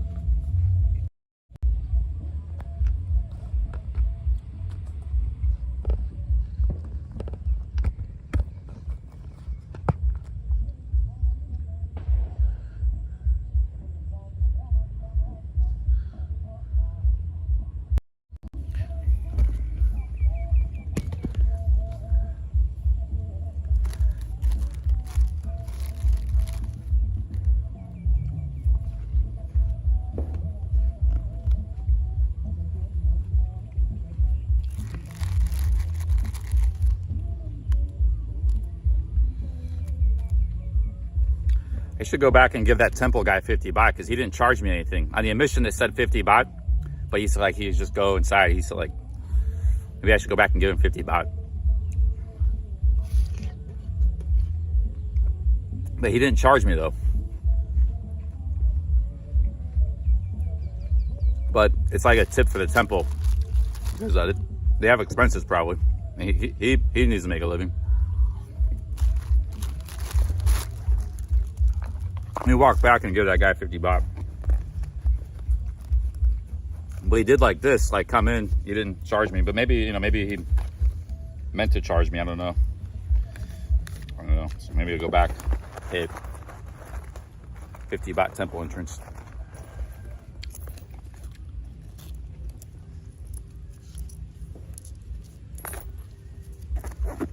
We go eat the rest of our watermelon over there.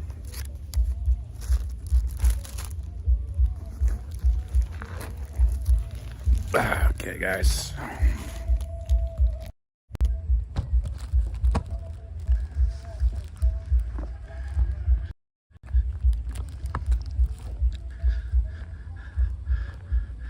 I'm gonna go wherever that party is. Maybe they let me.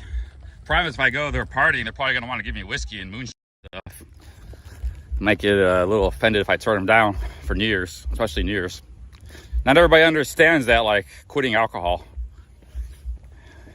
They might think you're being conceited if you're turning down their offer. Too high and mighty to drink with us.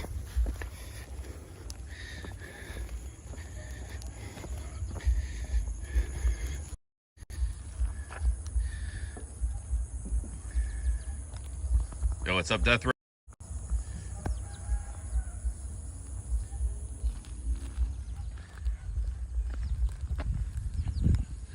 Damn, that bush smells really good.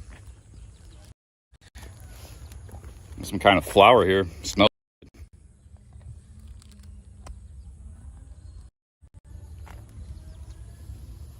It's not, this don't have any smell. Something smells good. Some plant. Let me go give this guy 50 baht. Because I didn't think at the time. I just walked in and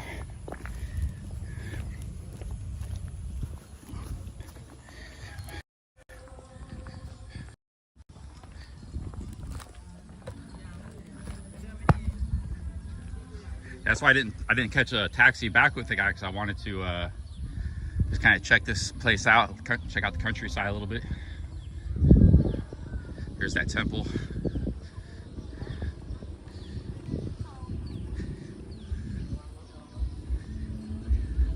You gonna live stream New Year's Eve in Bangkok, Death Row? That would be pretty cool. Buddy cup. I'll give this guy 50 baht here.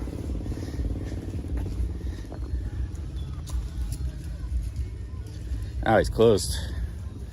He's gone now. Somebody here. But I think it's the gate's open, but the temple's closed. It says admission fee is 50 baht. Kind of weighed me in like it was free. So it's closed now. You see if there's anybody here.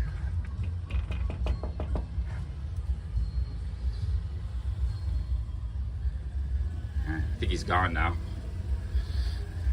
There's the temple. Now he weighed me in, like I sensed, that's why I didn't pay, because I sensed that it was free, the way he motioned me in. But I maybe just give him 50 baht as a tip for the hell of it. Yeah, if you want to see that temple again, I was there 10 minutes ago. Yeah, I think he's gone now.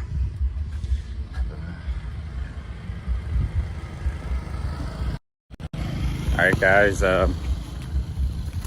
you can rewind the stream 10 minutes ago. This is a temple from like 1100 AD, 1,000 years ago. In Khmer.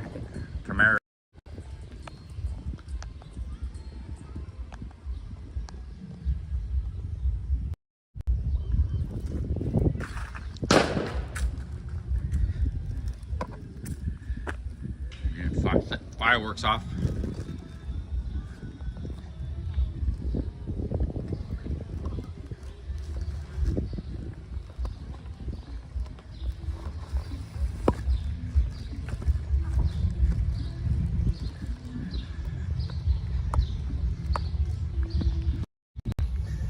Maybe we go crash one of these parties if they seem welcoming, friendly. The thing, what you can do in these sort of situations, you're in unknown land around unknown people. You walk around, kind of look, they seem like they're friendly, like, hey, come on, then you go. But if they're kind of like giving you the cold shoulder a little bit, then don't force your way in, like, oh, well, they're just kind of like ignoring you or not, you know. So, but,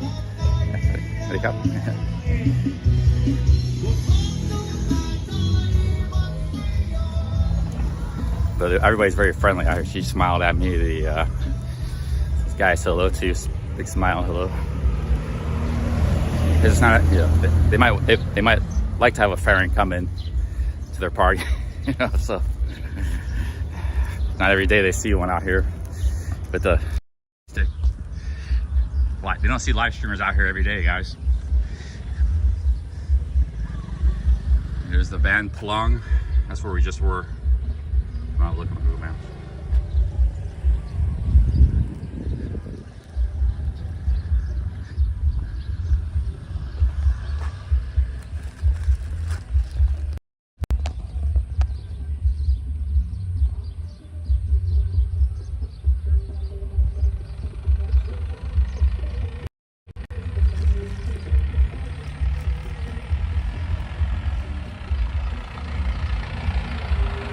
Yeah, some of you might have lived out here, man. I never lived in Nissan. In fact, I never really even traveled in Nissan. This is my first time. But I lived in other parts of the world. Nissan's only a third of Thailand. There's the south, the center, the north, west. This is the northeast. It's a big, big area though, but it's still only about a third. Some of you may have lived out here. I see why some of you come out here, man. I see why some of you guys build houses out here and stuff. It's very nice out here.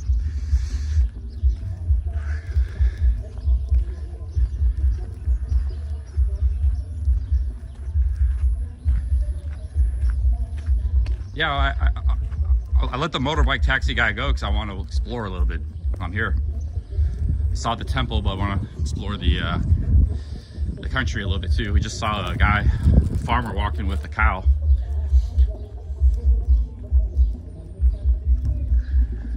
He was actually just going right where I was sitting. Those kids are back. Those kids, I came, they didn't know what to think of me. They were shy. Now they're back, like, oh, the fairing left, we can go back and play. There's the cow. They're like,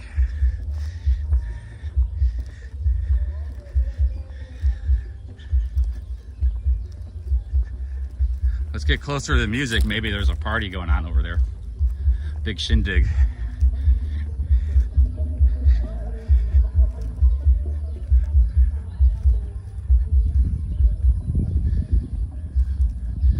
Look at this little thing.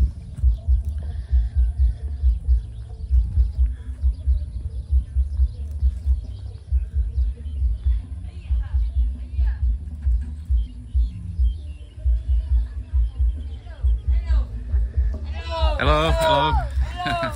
Hello.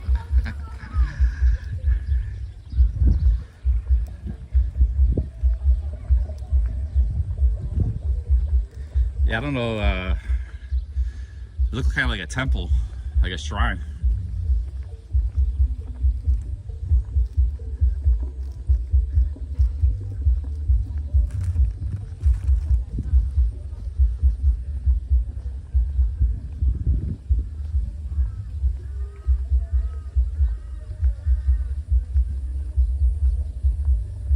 Okay, it sounds like the party's back here somewhere. I don't know if I should walk down this dirt road. I don't want to intrude, trespass.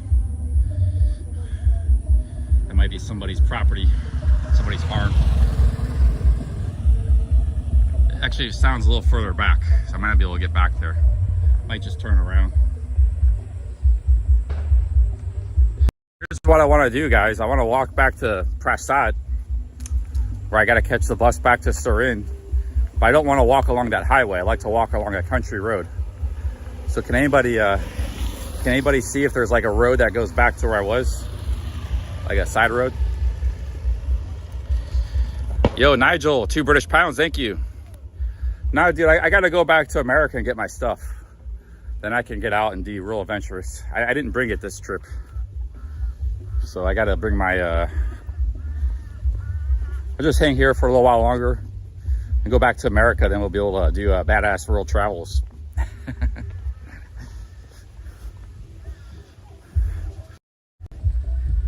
Thank you, Nigel. Yeah, I got to get my camping gear.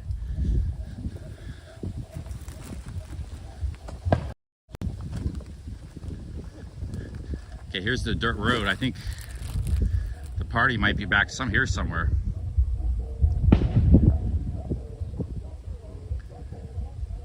Should I walk back here or not? I don't know if this could be somebody's private road. I don't know if this is a public road. Music's back there. Maybe I shouldn't go back there. I don't know.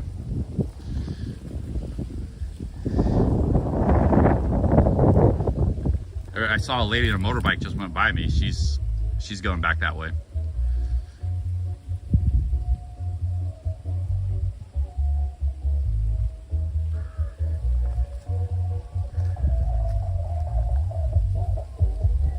Yeah, I think maybe turn back around. Yeah, but you know, I got this big camera selfie stick. You know, in the country, there's people that do illegal activities. I'm not saying they would or are, but you just can't come up on somebody's property. This could be the start of their property back there, and you come in with a camera, dude, you could get shot, man. If they're doing, like, what the fuck is this guy coming? I mean, probably that's like a 1 in 100, very unlikely, but you never know, man. So I wouldn't do that, no, because it might be somebody's farm. Now, if they were just like right here in the street and they were welcoming me in, then I would go in. But yeah, I got to walk too far back there, and you know, you got to know your boundaries as a live streamer. Okay, let's turn back around. Yeah, I mean, in any country in the world, there's always people that do illegal activities somewhere. You know, most people don't, but there are some. And you can walk right into a bad situation, you know, especially a camera rolling.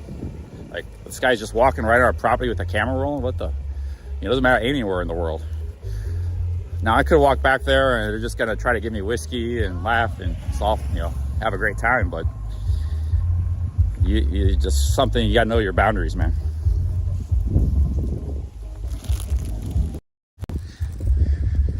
Okay, guys, let me check the maps.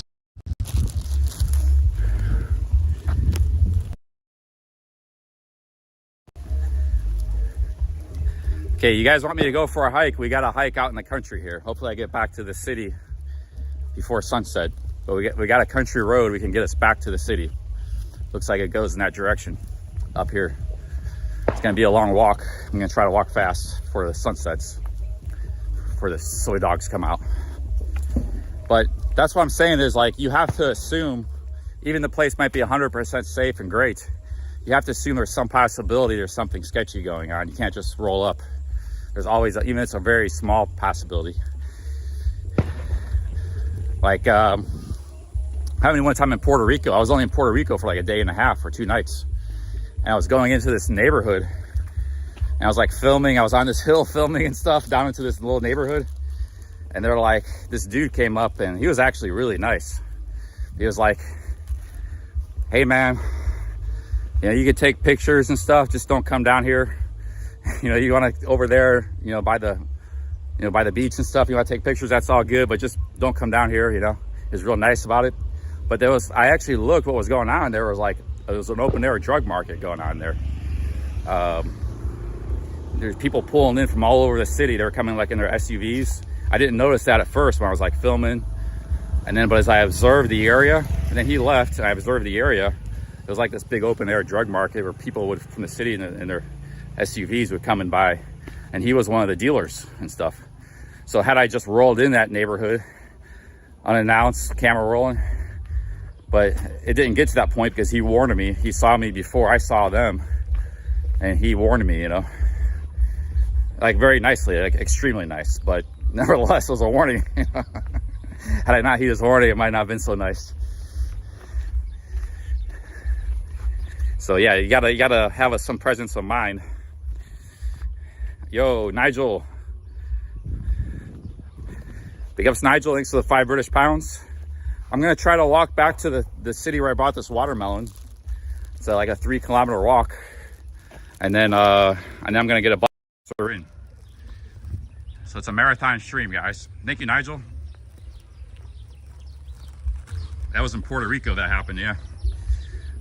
2018. Made one vlog in Puerto Rico. I was only there for 2 nights.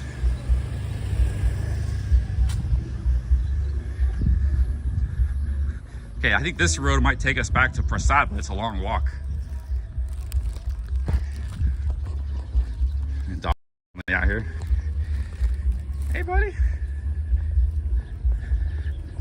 Okay, I think this road goes all the way back to Prasat. It's like a 3.5-kilometer walk. We could do it before the sun sets if we try. Hello.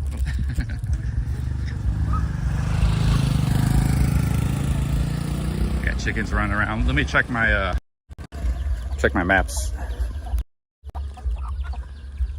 Man, they got really paved roads out here in the country.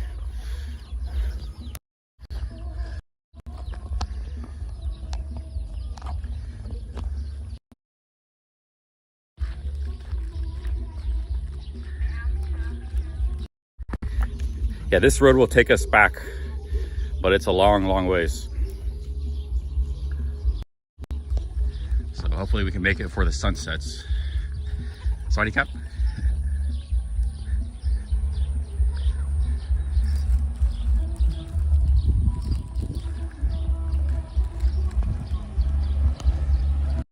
The locals probably all think I got a wife out here or something, coming to visit the wife. Because there are Farangs, foreigners that live out here in these East Island towns and provinces. But I just happen to be passing through.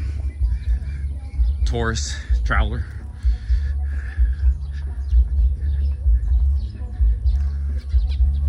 Yo, thank you, Nigel. Mini hike here, 3 kilometers. Thank you, Nigel. My energy levels are feeling good. I think that sugar tea, milk tea really gave me a lot of energy. And now I got this watermelon, still working on.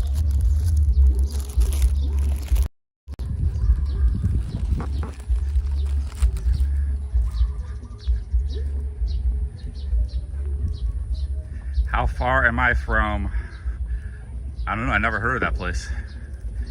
Evil doer. It's a nice YouTube handle.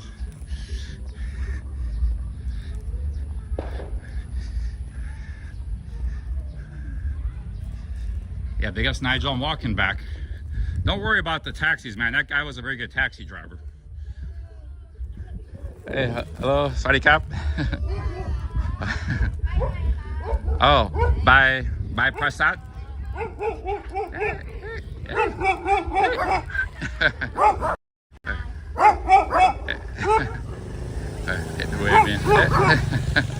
what to do.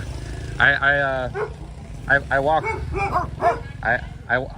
I walk. Yeah. Okay. Yes, walk that. Can't go there. Okay. Yeah. Happy New Year. Happy New Year. Bye bye. สวัสดีค่ะโทรศัพท์ไม่ได้มาหรือว่าโทรศัพท์มา ถ่ายรูป photo Oh, they can go inside? Oh, they want to take a photo with me. Okay. หันหน้าไปทางนี้หันหน้าไปทางนี้มาถ่ายรูปให้หน่อยเขาสุดตัวก่อนโยกก่อน Okay. Okay. Yeah. two Okay. กด1 2 3แจกหมูด้วย1 2 3 thank you จะถ่ายไหม Thank you. Sorry, Cap. Okay. มาโยมา That's Swai Mark. I buy Ban Plong. ใช่ And ปราสาทบ้านพัว ใช่ครับ สวยมากจะไปไหนคะนี่จะไปไหน Oh, by Surin. ไปเซเว่น Surin.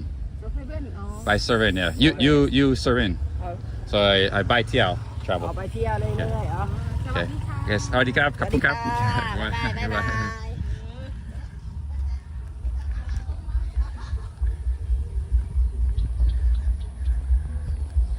Yeah, very great, nice people. So I wish I spoke more Thai, but I gotta learn more Thai if I come out here in the country. Let's see here.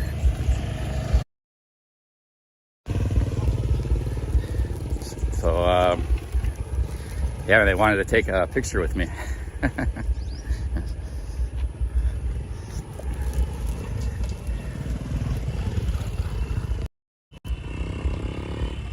I think this is the road that goes all the way back to Prasat. It's a long walk.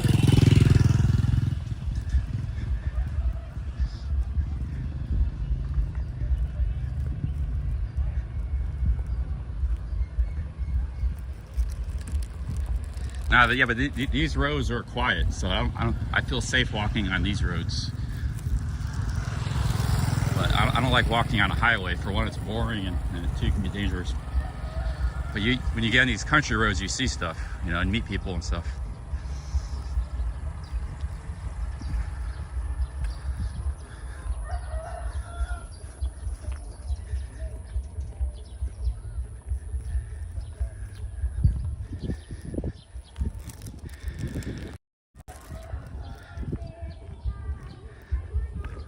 Man, I still hear that music. The music must be miles away, back off in the field somewhere.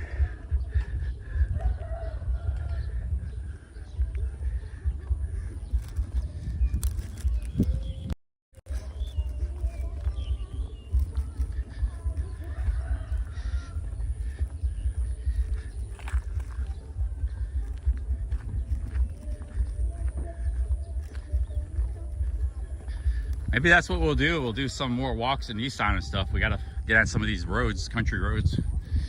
Get out in the country a little bit. It's pretty cool out here. I like seeing the countryside too. This is like really the sun setting, you know. You could take great photos like that motorbike with the come out here, take pictures of the houses and landscape photography right there. Very photogenic out here. But the problem is too, is like it gets really daytime. You wouldn't want to be walking around here in the noon, even though it's cool season. This is the time of year to do it. But you got a narrow window of opportunity when the sun's setting, like right now, or in the morning time.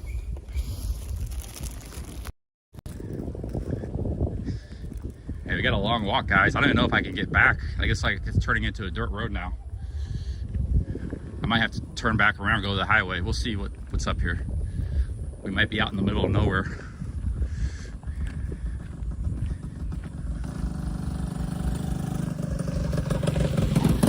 Might have somebody offer a ride too, motorbike. Yo, Mark Diesel. Mark Diesel, thank you. Thank you, Mark. So the 5 British pounds. Let me see what time it is. I don't want to get stuck out in the dark out here. It's 5:11. The sun's gonna be set in about an hour. So I might just make it back to town for the sun sets. Like 3.5 kilometers, 2 miles. Yo, Mark, big ups, Mark.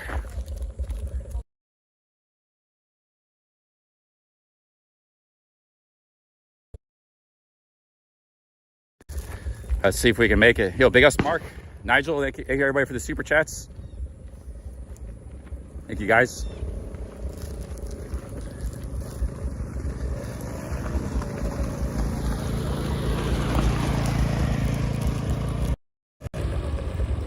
Thank you, Mark.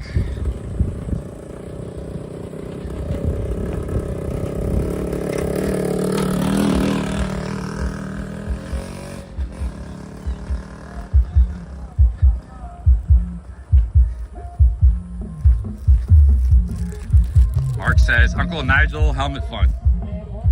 Well, I'm walking back. I'm not taking the motorbike. I don't want Nigel to unsubscribe.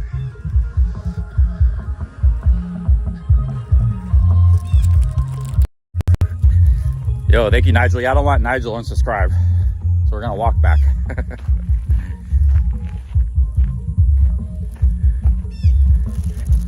You see that that kid that was driving the motorbike? He was like, he drove up, he was looking at me and then looking. So he looked very suspicious, like, what's this guy doing out here?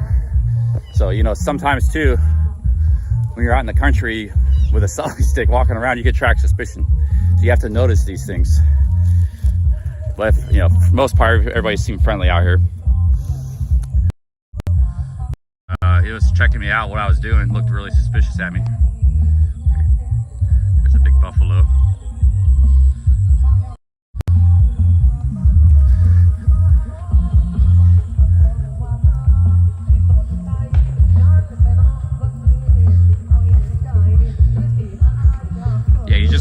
pay attention to your surroundings and kind of take it by ear.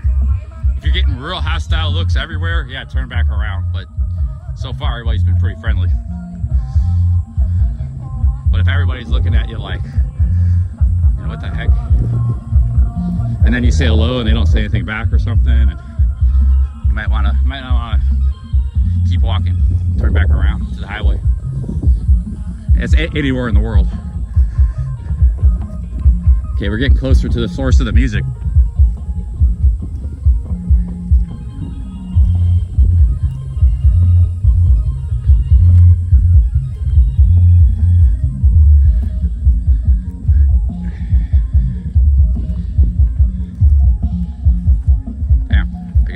No wonder I heard that music far away. It's pretty loud. Loud bass.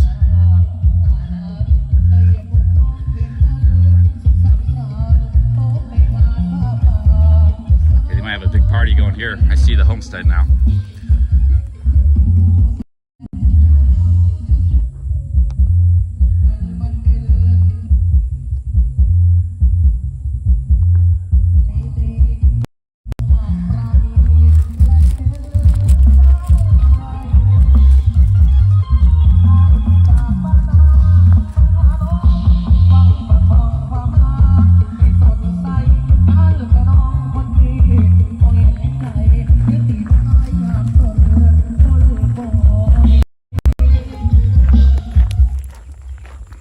What's up, guys?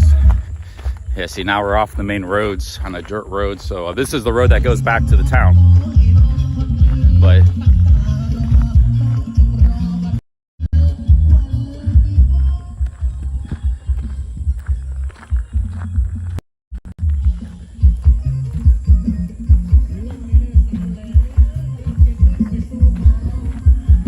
looks like these are rice paddies here.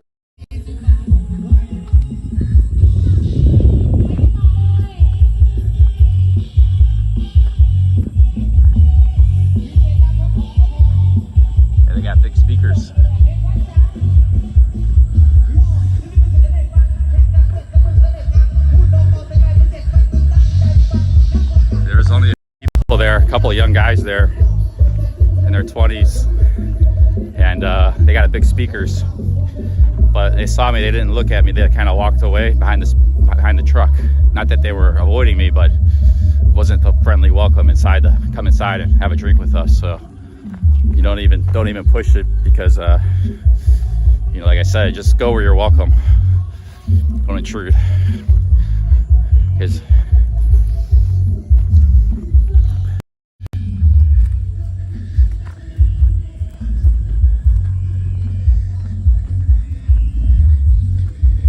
yeah, remember, you're holding a camera. Sometimes you forget you're holding a camera, man. And you're a foreigner. It never comes, you know, no foreigners ever come out to these parts, so you gotta be a little careful. Oh shit, I hear some dogs. Shit, dude.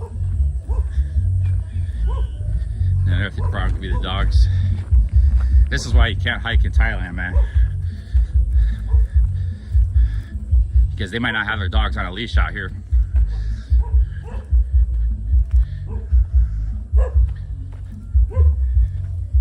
In the city they would,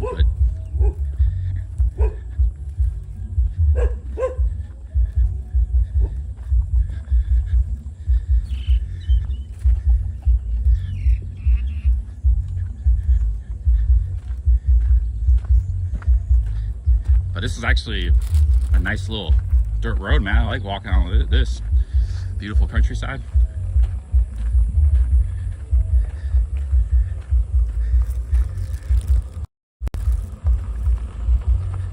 I see a farmer looking at me.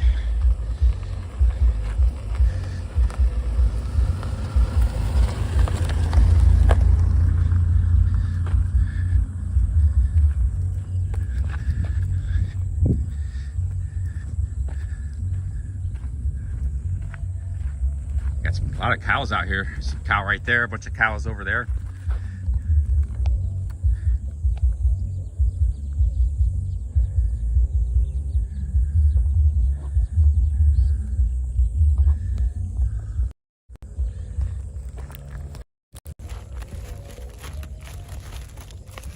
don't think it's that far to walk.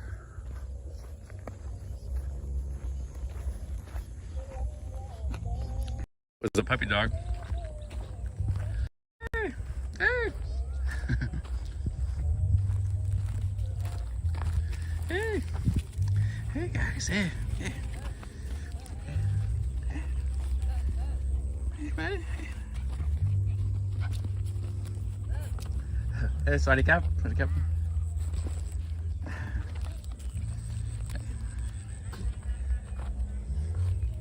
Hey guys.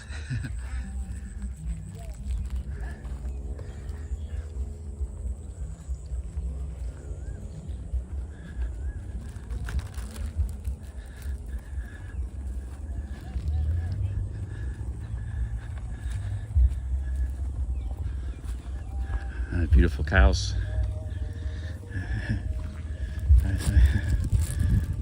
Ladies, farmer's nice. Sweaty cap.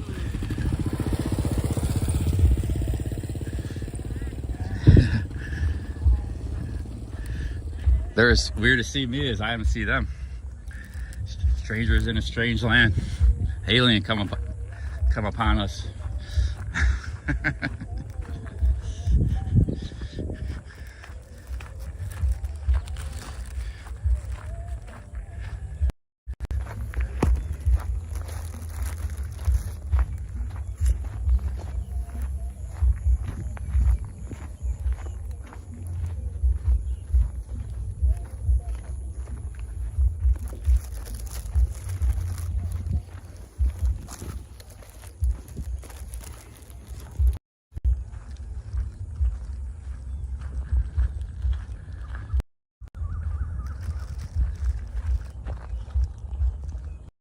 Oh man, my battery's low, 10%, what the hell?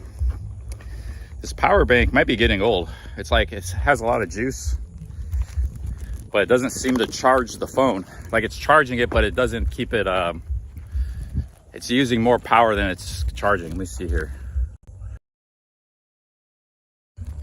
Actually, we got battery issues all day. Hope we don't run out of battery. I actually might need my phone to navigate, get out of this countryside.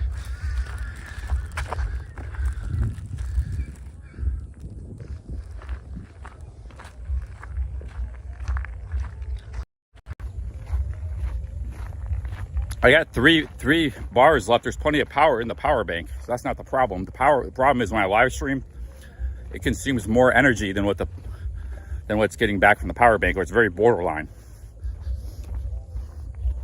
But worst case scenario, I could just shut the stream off for like 30 minutes, then let the phone charge up, and then come back live and stuff. So as long as I have some power in my power bank, which I do, I'm fine.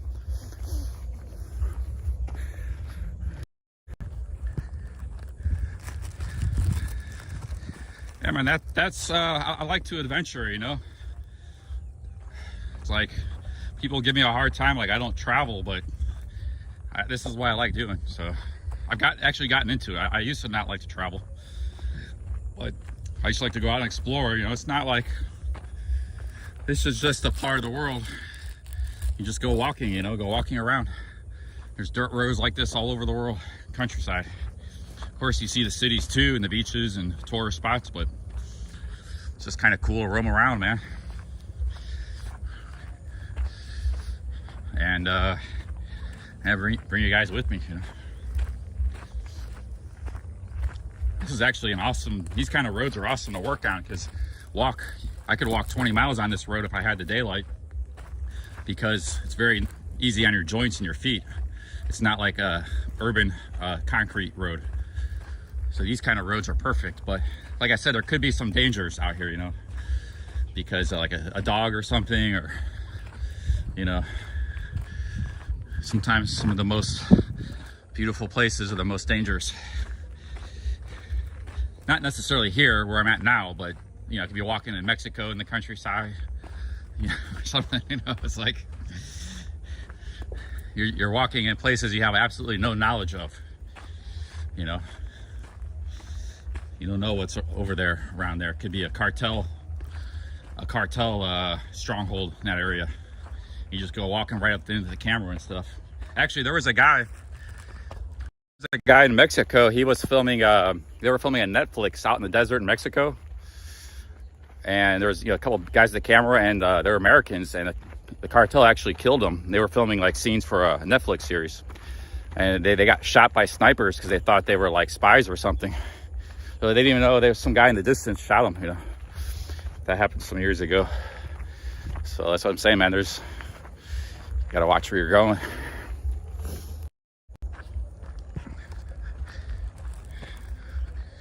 They might not even knew they were American. They didn't really got a chance to plead their case because like they just saw these dudes trespassing with cameras.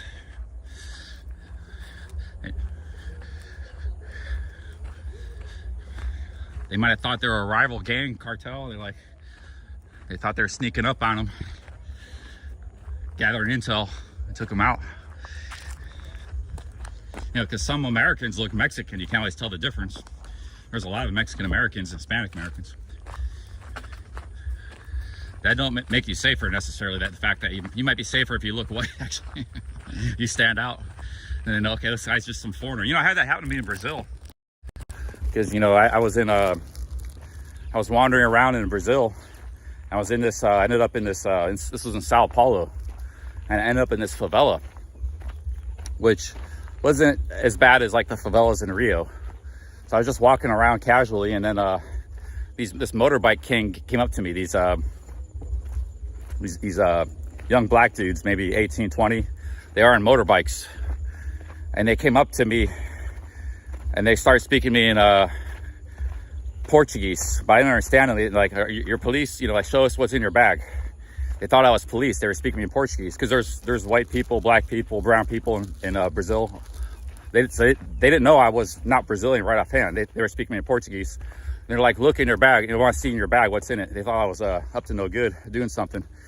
And then I started speaking in English, like, what? And then they took a second, like, oh, this guy is like, he can't even speak Portuguese. They started laughing, and they just drove off. Like, he's some foreigner, like, wandering around, you know. They thought I was some kind of like police spy or something. They want to see what was in my bag, and they thought I was Portuguese or Brazilian. But yeah, once I just started speaking English, they knew instantly I couldn't speak Portuguese. I was like, I just started laughing and left. But they looked like they were drug dealers, because like I saw them like 30 minutes later, they were driving by again, and like they're just kind of like, they had that look. They had like, you know, they had like they ran a neighborhood, that gang. That was in Sao Paulo. It's the biggest city in Brazil. So yeah, some of those favelas, they're like at war. Police, permanent state of war, and the police don't even go in there, because like I said, if I was a Brazilian police, you know, they might have killed me or something. But I didn't know where I was. I was just wandering around, you know.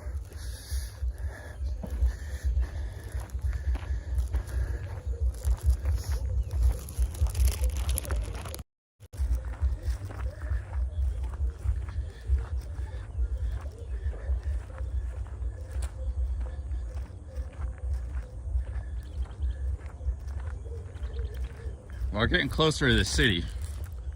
Yeah, shit, if it's nighttime, there's no lights out here. I better walk fast. Well, if it's nighttime, I'll make my way along the road. I should be all right. I don't think we're that far.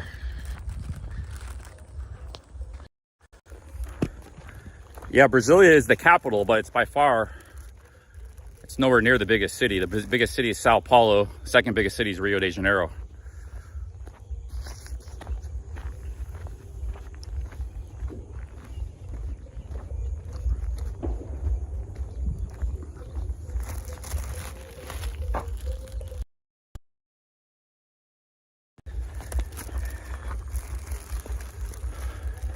Yeah, the sun sets pretty quick out here, so another 30 minutes, probably pretty dark.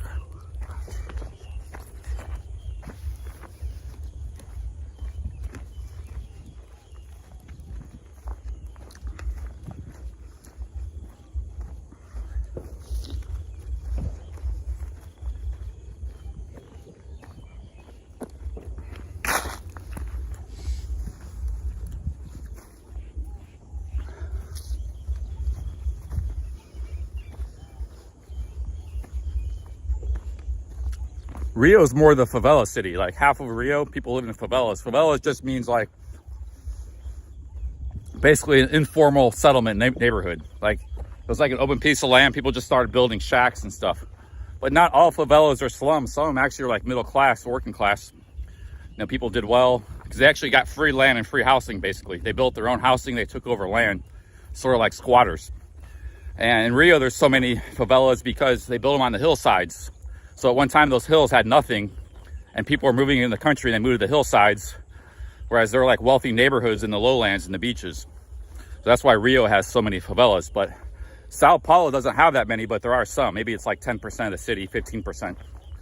But Sao Paulo is actually a pretty wealthy, middle-class city. But there will be like some favelas kind of mixed in. They don't really have the hills that Rio has. It's more, you know, there's some small hills, but it's more flat.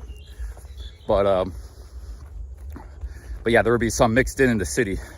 The city is just like chaos. It's just all.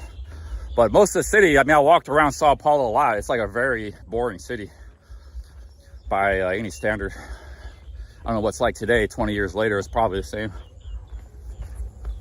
Supposedly they had some good nightlife there, but I wasn't really big into nightlife back then. I didn't even drink back then, so. But Sao Paulo has some good nightlife, apparently.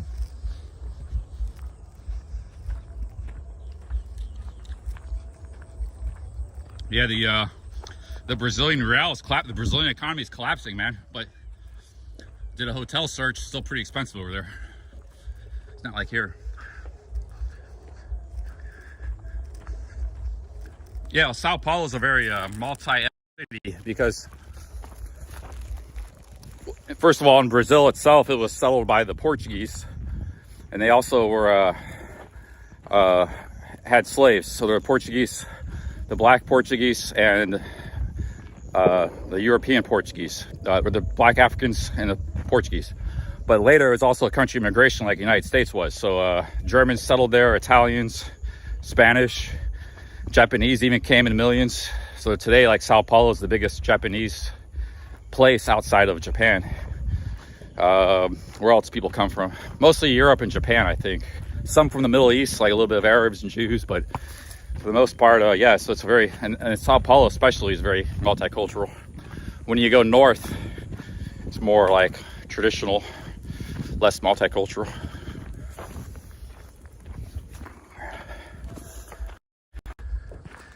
That city of God was set in Rio. Sao Paulo is like, they talked about Sao Paulo the city, like that's a boring city. You know, Rio is an exciting place. But probably if you lived in Brazil and you had to live in a city, you'd probably much prefer to live in Sao Paulo or Rio. It's boring, but you can probably have a nice condo there and nice food and nice quality of life, normal quality of life.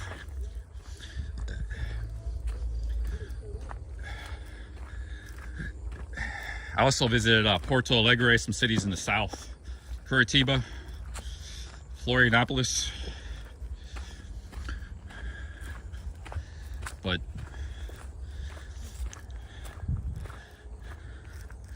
the most beautiful part of Brazil looks like it's in the north. I didn't go up there. I didn't go past Rio, so I turned back around, went back to Buenos Aires. But the north of Brazil, the beaches and the small towns look amazing. Shit, I hear some dogs.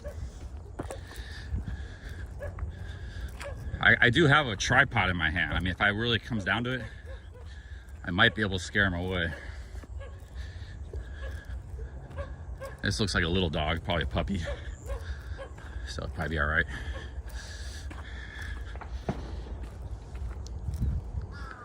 But this is the way back to the city.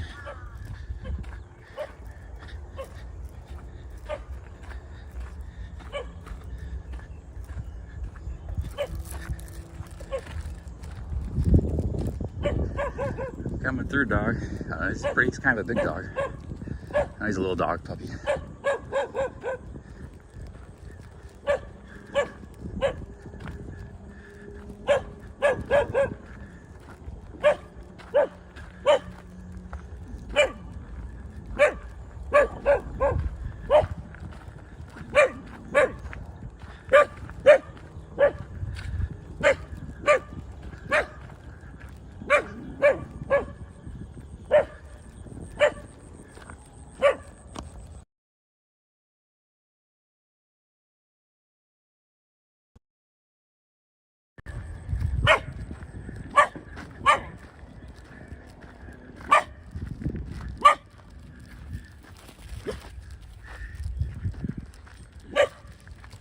sneak up on me.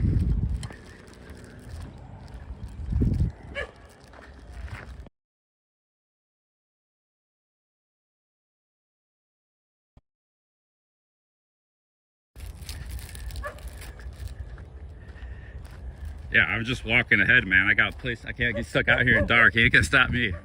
Maybe if he had 10 of his friends, I'd have to rethink, but I wasn't scared of him, man. He's just gonna have to get out of my way. Sorry, I'm causing a little disturbance, but I'm coming through. Can't get stuck out here in the middle of the night.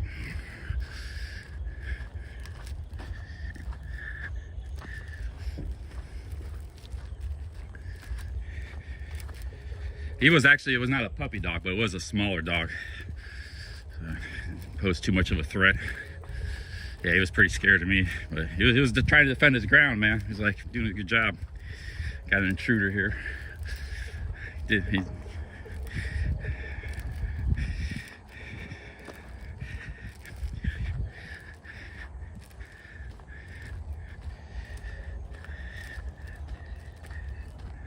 Nah, sometimes having a big dog with you can actually be bad.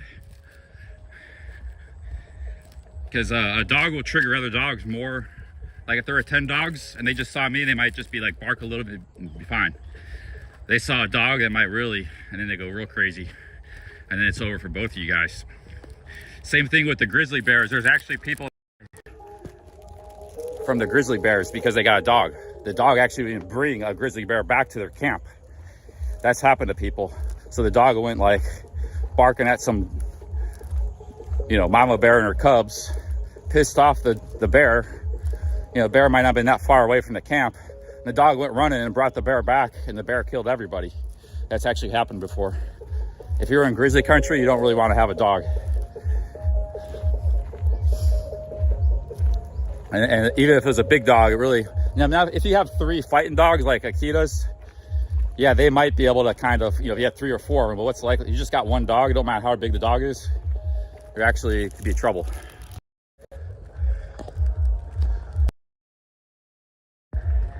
So, yeah, like dogs that were trained, like those big Caucasian, Georgian dogs. They're trained in fighting. There's actually dogs that are trained in fighting off bears. You got like 3 of those, big giant. I forgot the name of that breed. Yeah, but you know, most people don't have 3 or 4 of those dogs. A normal grizzly could tear apart even the most badass dogs. You know, they wouldn't even serve a lion defense. No match for a grizzly.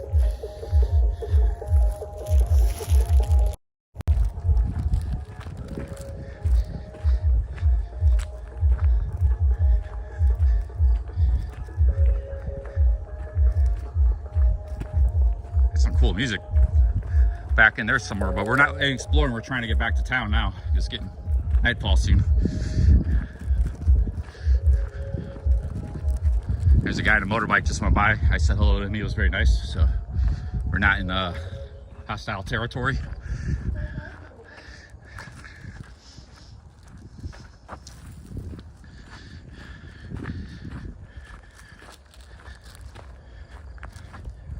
Yeah, this road should take me back to the city here, the town, and then from the I get a bus back to Surin. I think the last bus leaves at 8. I got plenty of time.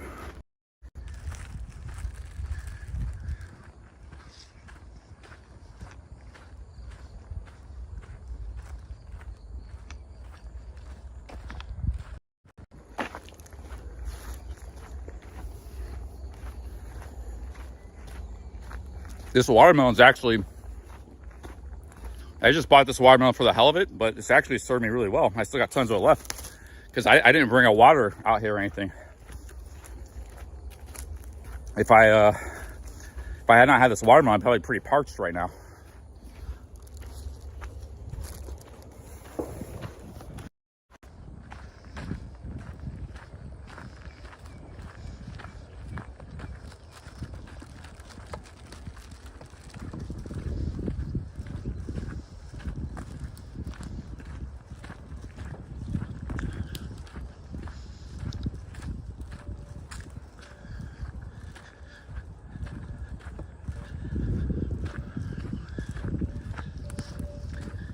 you got watermelon, you're good to go. You don't even need water. Watermelon's amazing. That'll keep you hydrated and give you all the electrolytes and potassium and anything you need. I have eaten half this bag. I still got a bunch left.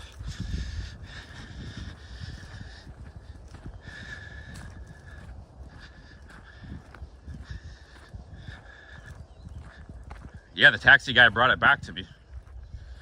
Actually, yeah, if he didn't do that, man, could be in a little thirsty right now because there ain't no stores out here. I mean, if I really got desperate, I'd go to one of these farms and ask for water. But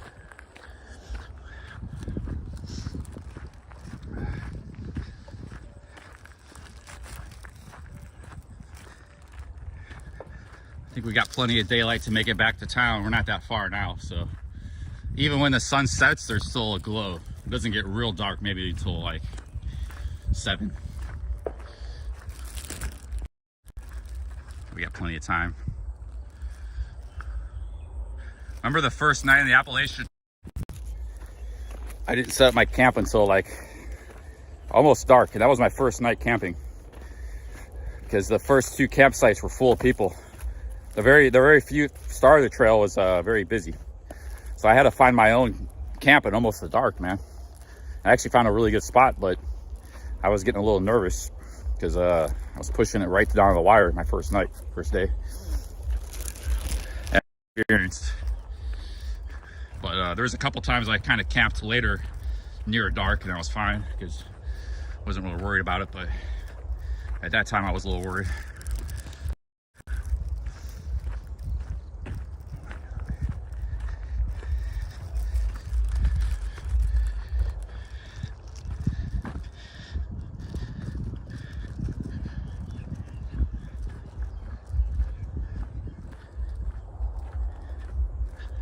This road, I think, goes back into the city. So another maybe 15 minutes, 20 minutes, we should be getting to back to civilization.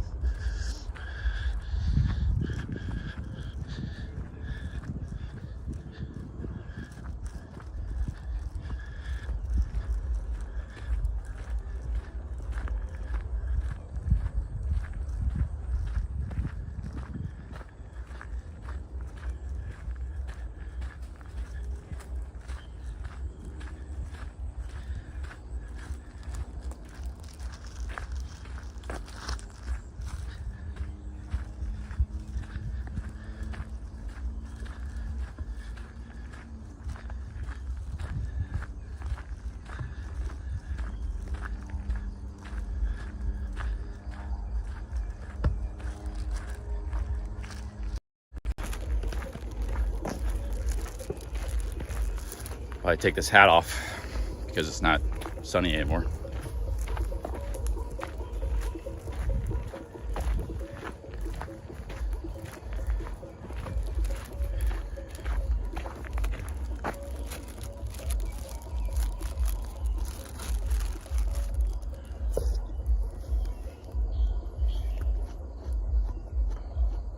Yeah, we've had music this entire walk, man. That's Thailand for you.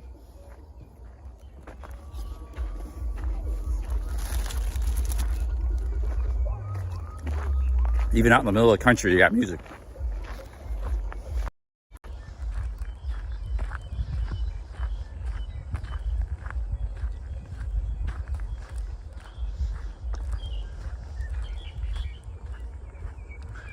Yeah, I felt like the motorbike guy wanted to offer me a lift back.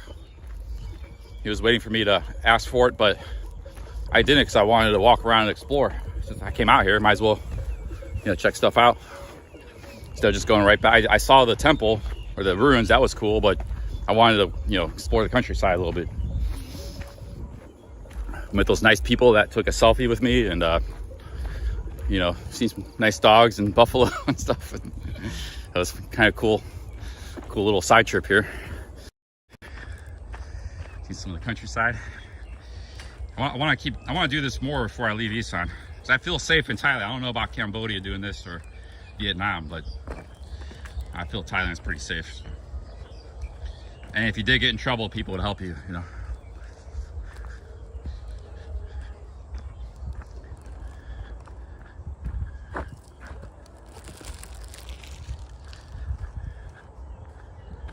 Chocolate Man got a $500 dono. Awesome. Yeah, that's great. Yeah, live streamers, you know, it's good.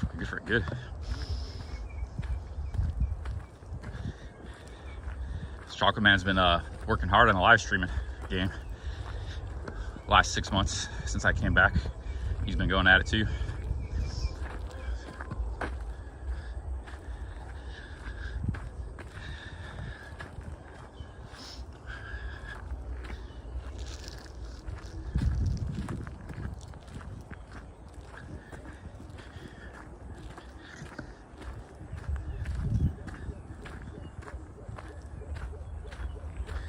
Yeah, Jeff Carter. I heard Jeff Carter's live. So you got Jeff Carter live, Chocolate Man.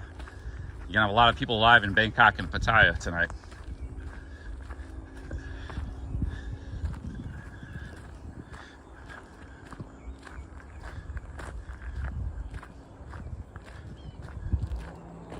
Yeah, there's a lot of wealthy people in the world. In my opinion, yeah, if you're super chatting $500, you probably want to have some wealth, because that's a lot of money. If you don't have that sort of money, you know, maybe just send $5, $10 or something. $3 if you appreciate the stream. But if you got millions, yeah, 500's not much. If you don't have millions, yeah, don't super chat 500, man. This is like a tip jar, just a few bucks. If it's money that you wouldn't sweat over, like it wouldn't impact your budget at all, you know. That's what I recommend. Anybody that super chats or tips, including me, do it within your budget, because this is like, live streamers like to be rewarded, and should be. They hope to be rewarded for their efforts, but the money that's tipped should be frivolous, you know. I wouldn't want anybody cutting into their pocketbooks just to give me a tip, because I'm fine. I'll make the money some way or the other. And if I don't, then I just don't do this. You know, I can't do this full time. I do something else. So there's no need. This is not a charity or a charity case. This is just, it's having some fun and travel. And, you know, if you kind of enjoy it, yeah, you can super chat. And that's how it works. It's not like a need or a donation or anything like that. This is all sort of just frivolous. You know, so I like to stress that, because there are people who, you know, will demand you give them money.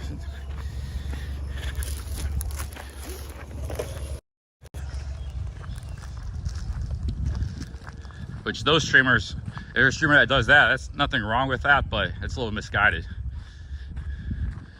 I just think it's a little misguided, but I don't begrudge them for that or anything.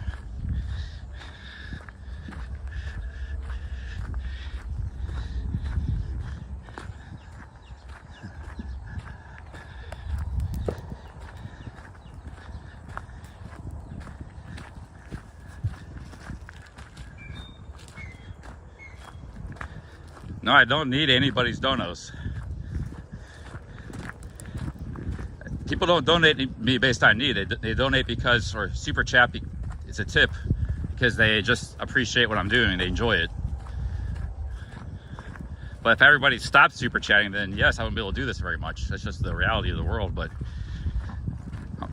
I'm able to do this because there's, you know, people are generous and like to tip. That's why we're able to do this.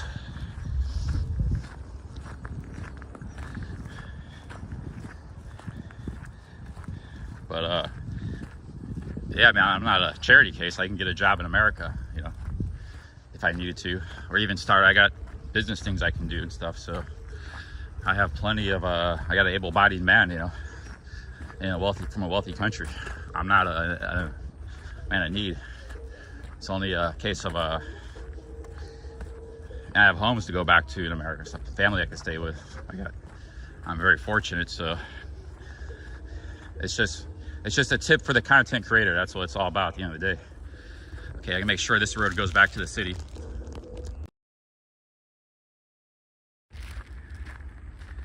Yeah, I've always... That's why I don't like live streamers using the word donation. People just started doing that a couple of years ago. It's not a donation. It's just a tip or a super chat.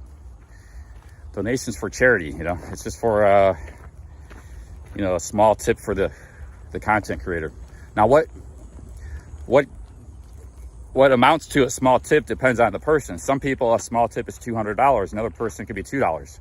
For me, if I super chat somebody right now in my current financial condition, I'd be sending a $2, $3 super chat, because, you know, that's about all I really want to part with. And I haven't sent a super chat in like a year. I used to send a lot more, but so don't expect even all my viewers, expect most of them never to super chat, nor should, you know, not expected to. But there are some people who do super chat, and that's all that's needed, because that's all that, you know, keeps the show going. If it's just 5% super chat occasionally in my channel, that's enough. You know, 5% of the viewers.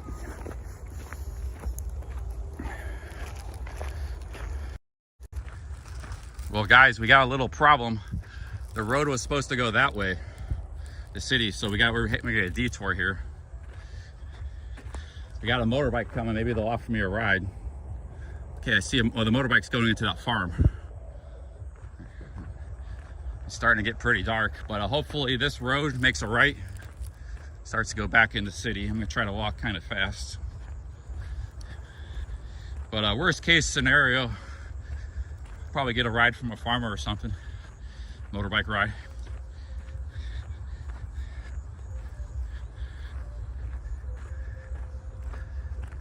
Yeah. I mean, if any streamers are watching, yeah, you probably try to stop using the word dono. You know, donut's not a good word.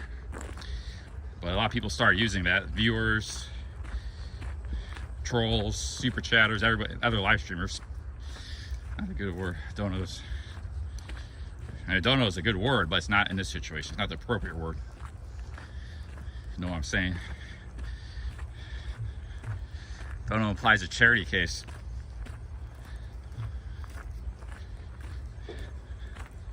There are people and organizations that need donos, of course, but I'm not, you know, I'm not one of them.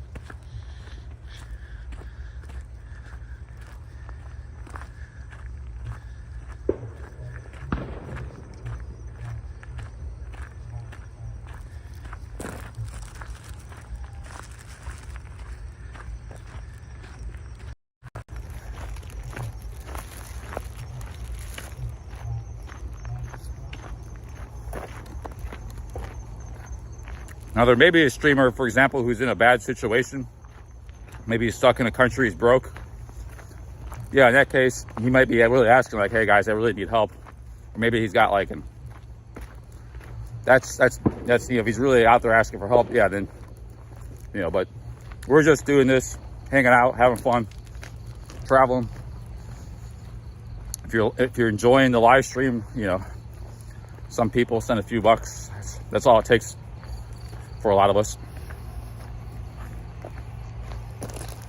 Yo, come over.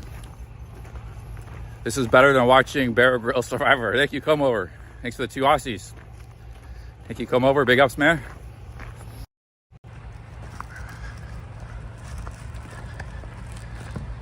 Yeah, thank you, come over.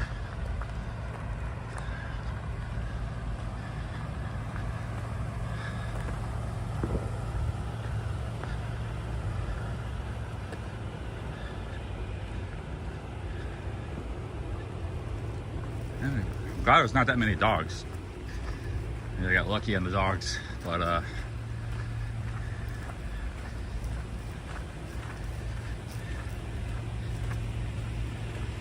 there's just that one dog. It was kind of a smaller one.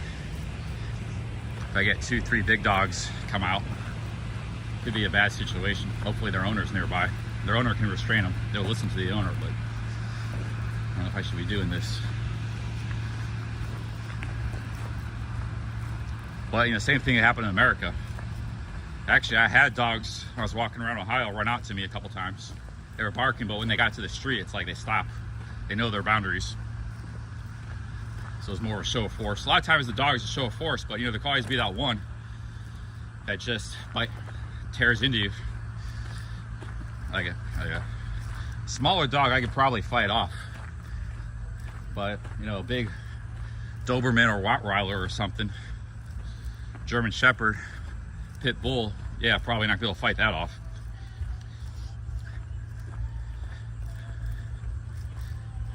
If it did decide to go for me. That's why that's kind of scary, man.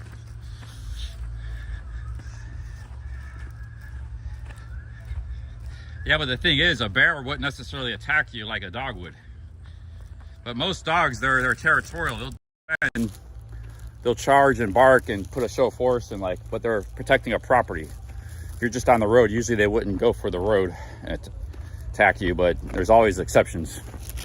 But I haven't been attacked yet. Yo, Toon, €5. Thank you, Toon. Thank you, Toon. Up Toon Wooters. Okay, I make a right here. I think this might go back towards the city. Okay, we're back on a paved road. Thank you, Toon. Thank you, Come Over. Cheers, guys.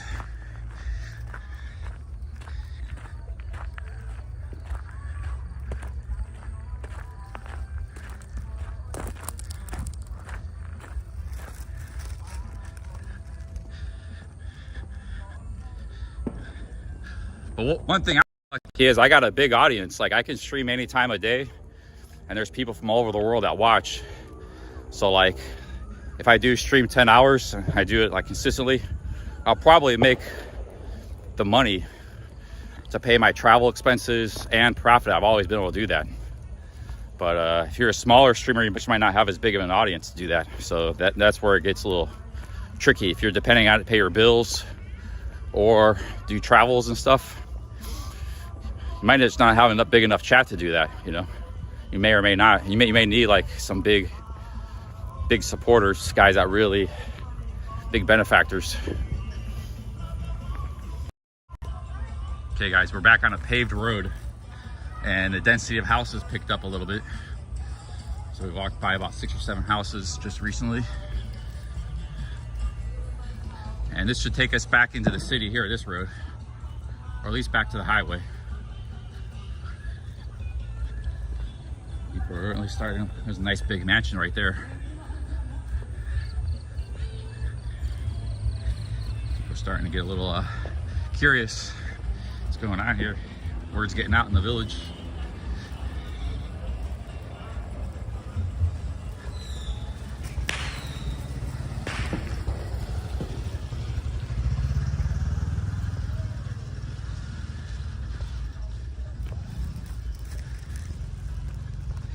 Yo, Happy New Year's, guys.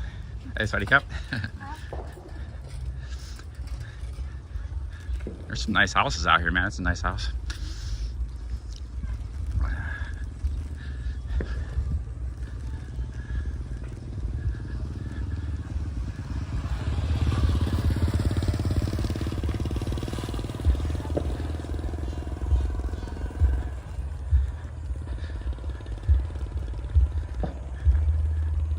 Yeah, some streamers, they don't depend on, they like to stream, but yeah, they hope to make some money, but they have like other sources of income or savings and stuff. Kind of, yeah, that's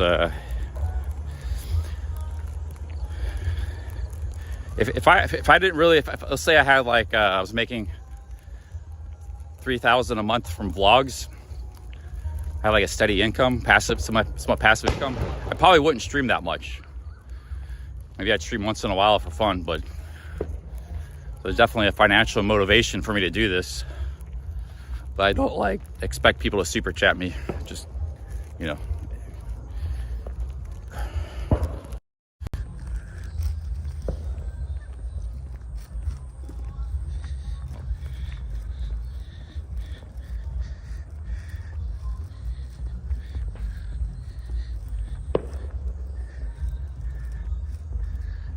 Yeah, because I used to make pretty good money on the vlogs.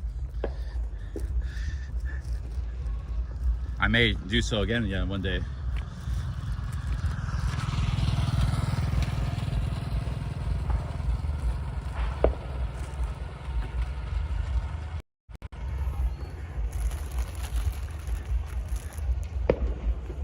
Oh, it's up Alone in Thailand? It's Alone in Bangkok or Alone in Thailand? No, a guy named Alone in Bangkok. That's another guy. That's a guy I met in Bangkok. Alone in Bangkok.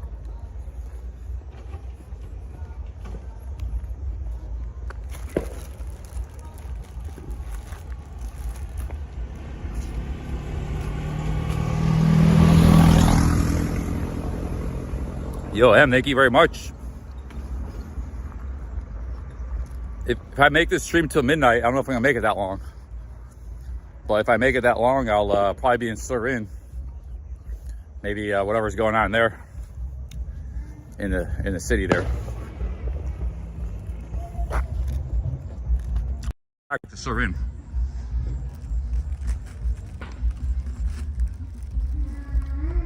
Man, there's some big buffalo there.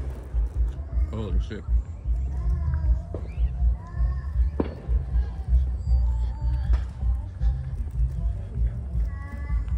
Some big cows, man.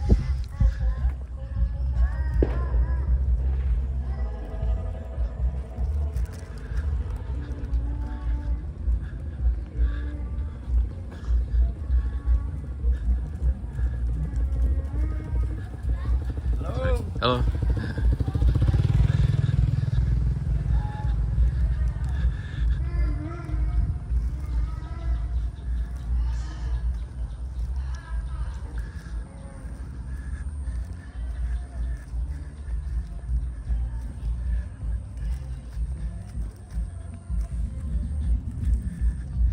Yeah, people are pretty nice out here. No worries. I don't think there's too many places you go in Thailand where you might really encounter a lot of hostility walking around like this. I'm sure there are places, but there's a temple over there. Wow. Thailand's actually got some of the most beautiful countryside in the world, man. I mean, just out, not the beaches or this or that. I'm just out in the country. They just had like walking trails and stuff. Those walking trails aren't real hard to build or expensive. Thailand could build some nice walking trails. You could build one east to west, north to south, you know, from Burma to Laos. Dude, there'd be people all over the place, dude. Look at this scenery, man. It's just awesome out here. Yeah, so the problem is there's no trails though. They built some biking. These countries, because it's not really part of the culture to go out like biking and walking, camping. So they don't even, it's not even a frame of mind, like even the government officials even think about it. It's true in Mexico and all these countries. They just don't have trails. It's more of a bourgeois, Western thing, you know, to go out hiking for days and biking. It's not that saying they might like it if they started doing it, but it's just not well known. It's not like in even the frame of thought. But if they had it, tourists would be coming here and doing that, man, left and right, because this countryside is really nice.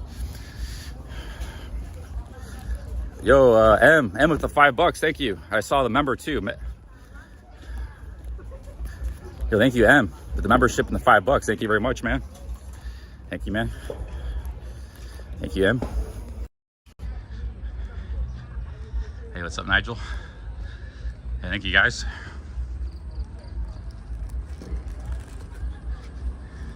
Okay, here, sometimes you got more dogs in the city. Here come some dogs, but they seem like they're friendly dogs. Yo, thank you, M. Yeah, cheers, bro. Swaddy Cap. Happy New Year. That's a cool dog. Hey, buddy. Hello, Swaddy Cap. See, there's a little store, so you can buy. I could buy some water there. It's cool. And like, there's a temple back there. Look at this. Starting to set off some fireworks.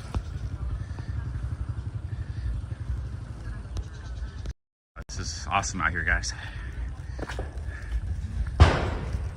Setting off some fireworks. Damn, what the hell was that?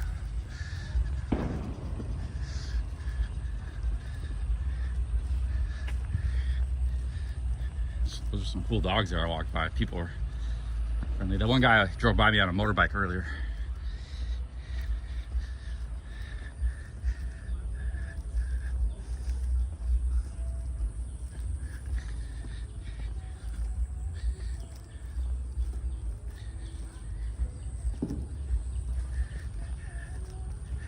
Get a beer. Yeah, that'd be nice.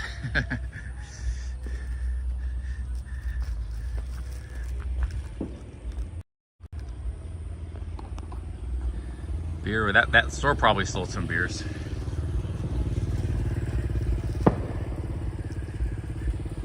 I don't know what this place is. I guess it's a temple, but maybe it's an entire complex. There's a gate. I don't know if it's somebody's home or what these statues are. I don't know what this is, but it's pretty interesting. Some houses over here.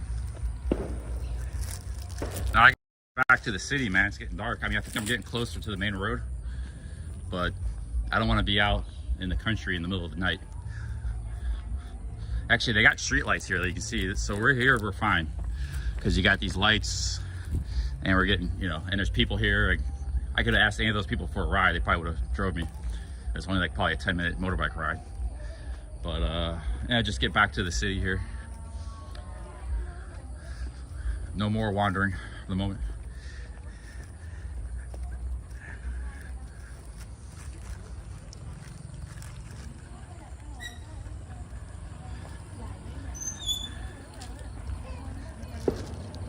Should be getting close to the main road.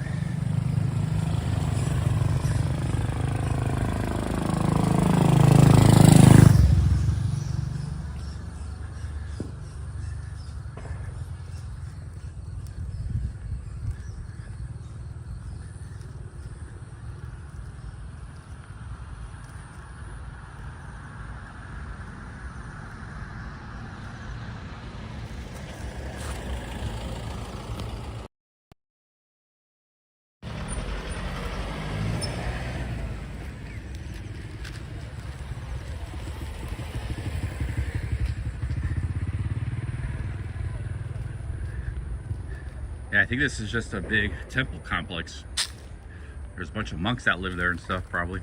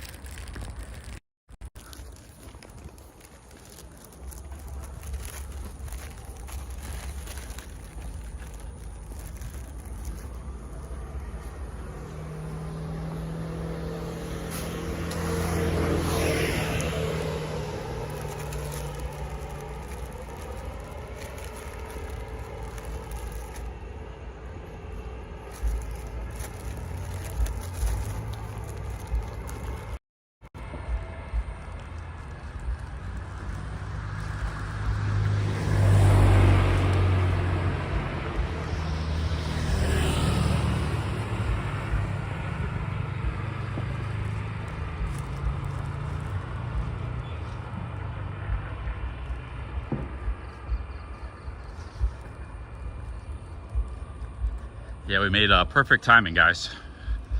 We cut through the countryside and got through there before the night fell.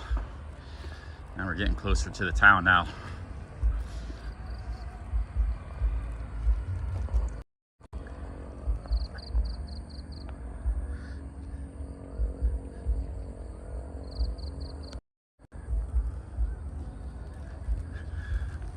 Oh, they're building a new temple over here. It's a brand new temple.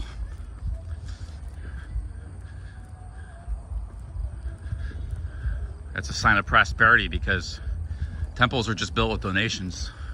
There's no corporation or government building them.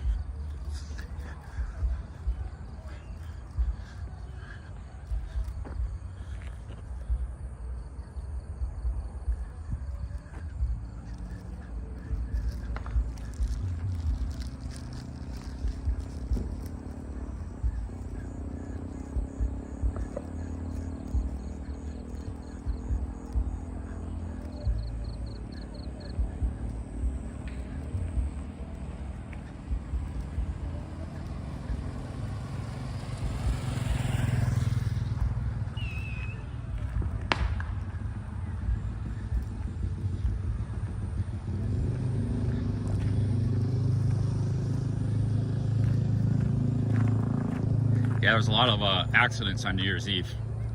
A lot of people die every year. There's a big death toll, people drinking and driving all over Thailand. Same thing, it's not just, it's everywhere in the world.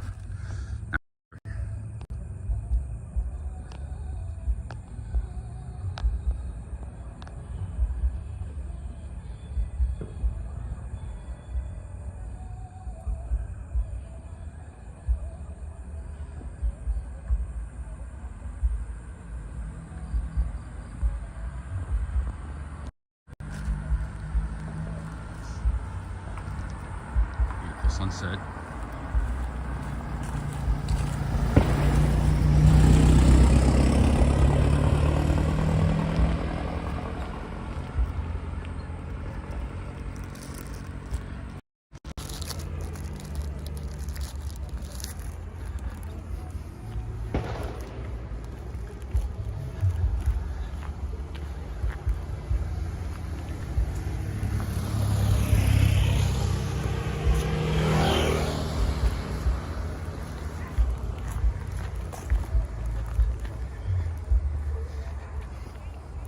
Yeah, there's no guessing work whether I'm fairing or not out here, man.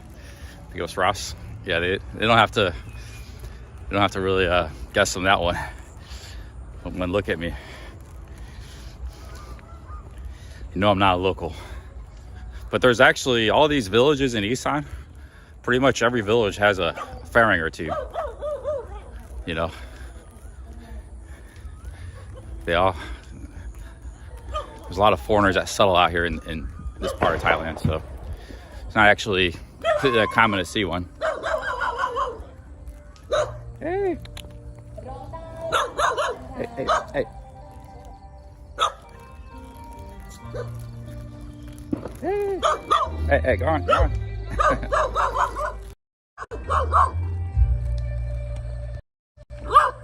There's a little dog.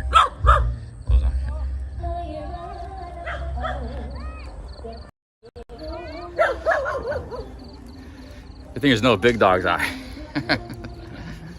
It's little dogs.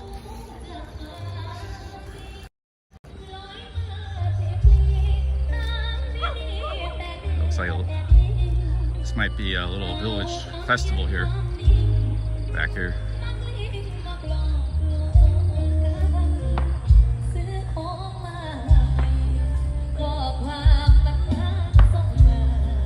And there's nobody here though.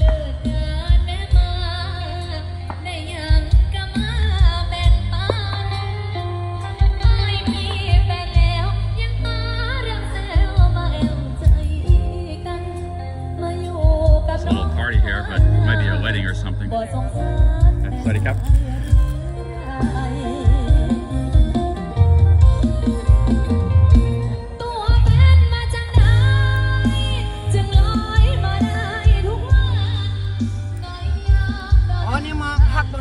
Oh, by Surin.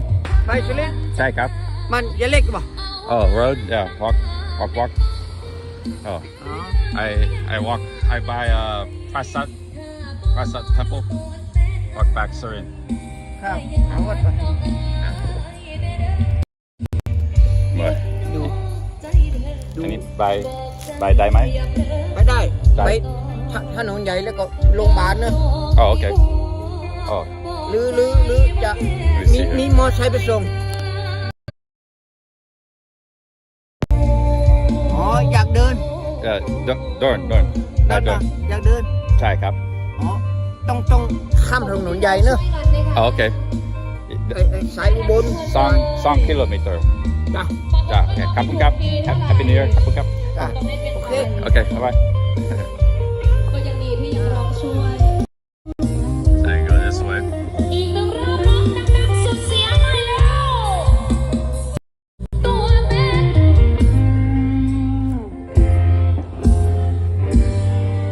ในยามเรานั่งข้างกันอายบอกคนทั้งบ้านจังได้เอางานบางหน้าเป็นมองหรือเอาอย่างน้อบางใจถ้าบ่รู้ตัวเป็นอายแต่ยานน้องอายเด้อหยุดนอกใจเธอบอกใจอย่าเพ้อ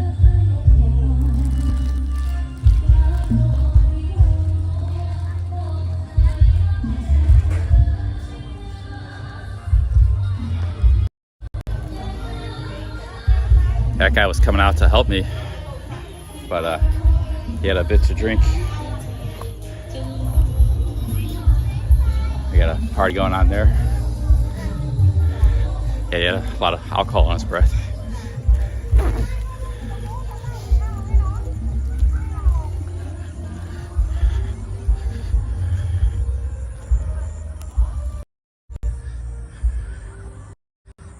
pretty dark now, but we're getting pretty close to the city now. So actually, we're on the outskirts. And then I gotta walk like another mile just to kind of get back to the bus station. So, then the bus station, I gotta get back to Surin.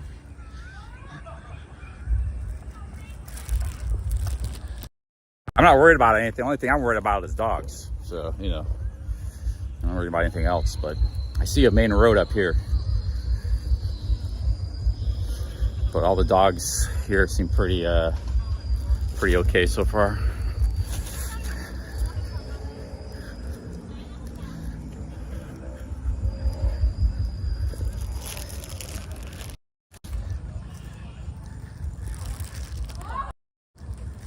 Yo, big ups guys, 250 in the chat. Happy New Year's, everybody. Just exploring Isan out in the country. We were out walking around, but at night, it's got nighttime. It's nighttime, so trying to make it back to the city. Everybody's got music playing, festive atmosphere out here. Smell a lot of good food being cooked all throughout the air. Barbecue. There's another nice temple.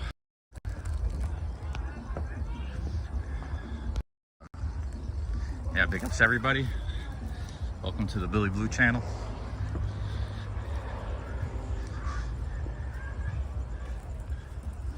Yeah, the sun's just about set back that way.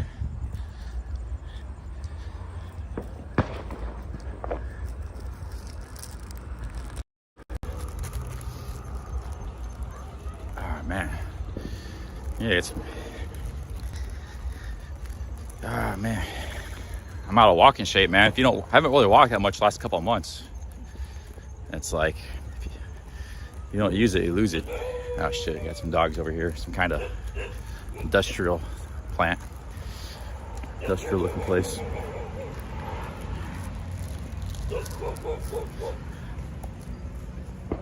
Okay, now we're back to a main road. So we're back in the city now.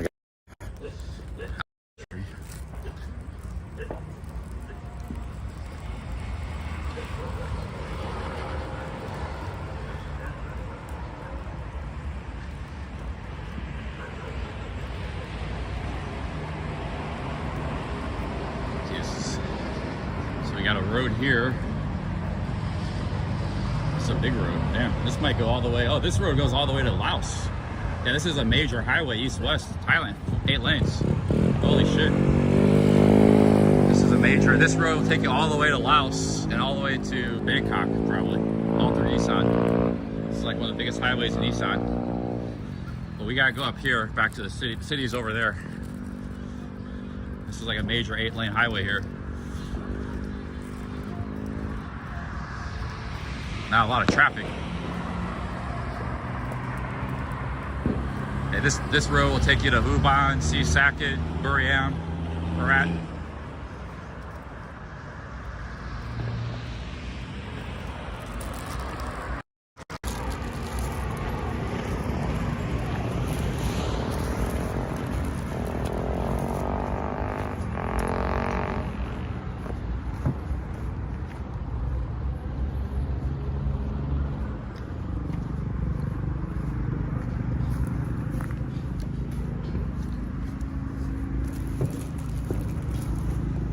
There's a restaurant.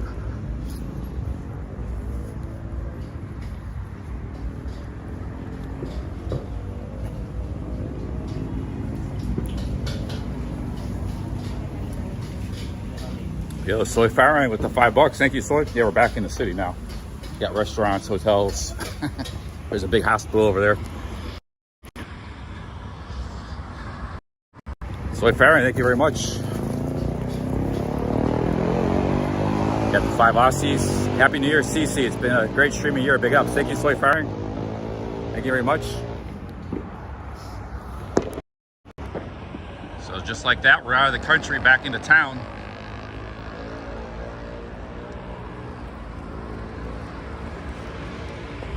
Thank you, Soy.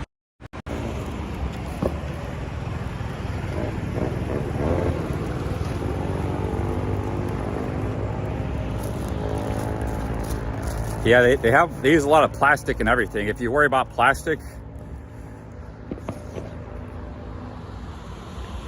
I'm not sure how to get around all the plastic usage. I remember during the rider, he used to carry his own bottle and like Tupperware. Whereupon he would buy fruit and just instead of them giving plastic bags, he would put it in his own container. It's probably what I should do. He's more environmentally conscious than I am.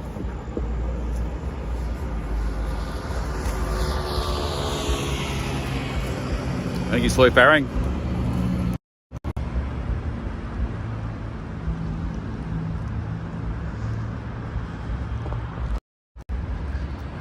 That's an emergency hospital. It's a pretty big hospital. Probably serves the whole southern, it's called Prasat Hospital. Probably serves the whole part of Surin. We're not actually in Surin City, this is called Prasat City. So we still have to get Surin too. So we gotta walk up here, there's a 7-Eleven, and maybe walk about a half-mile back to the bus station.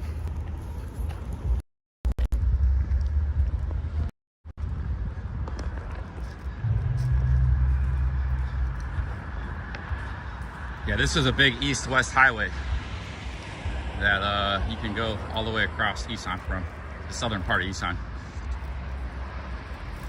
Those people eating at that restaurant are probably just people driving. They were driving and stopping for some food. They're probably not locals.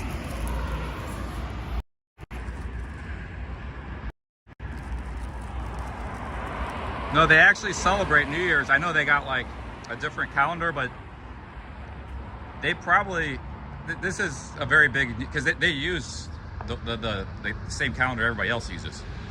So the other calendar is more like a tradition thing. They still use our calendar too. So the New Year's is a big event. It's not just something for the tourists. They see they're celebrating out here. You've been hearing fireworks and music for the last, 3 hours. So, and it's 5 hours from midnight.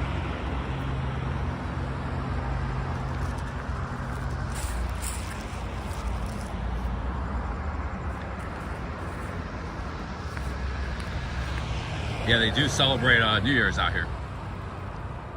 I guess Songkran is the traditional Thai New Year's.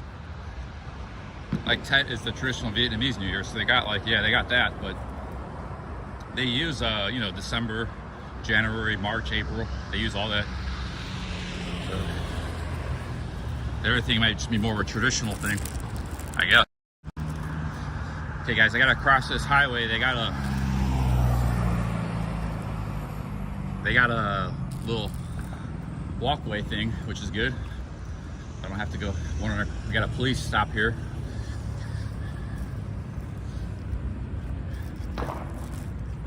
Yo, Soy Faring with another 5 Aussies. Buy yourself an alcohol-free Heineken. Thank you, Soy Faring. That's a good. If I see one, maybe they do have a non-alcoholic drinks at some of the 7-Elevens. I'll look for one. Okay, guys, here's the map. Chong Chom is the border crossing of Cambodia. That's where I was a few days ago. Karat is one of the biggest cities in Isan, and Surin is where I stay. So we gotta get back to Surin tonight.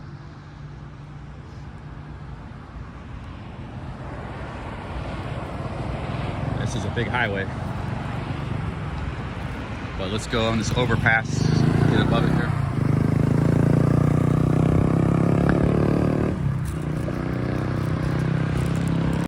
Soy Faring.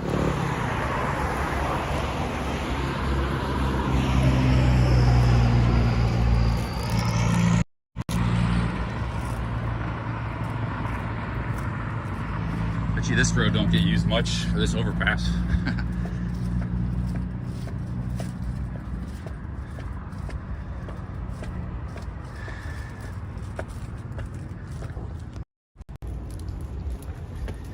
Oh man. Yeah, the other day I was coming back from Cambodia border, I saw a big police roadblock, like all the cars going south. There must have been 15 policemen out on the road stopping on every car going south. I was going the other direction back towards Surin. That's something you automobile drivers got to deal from time to time. I don't got to worry about. They don't stop pedestrians. No matter if you're a foreigner or a Thai, they're going to stop you.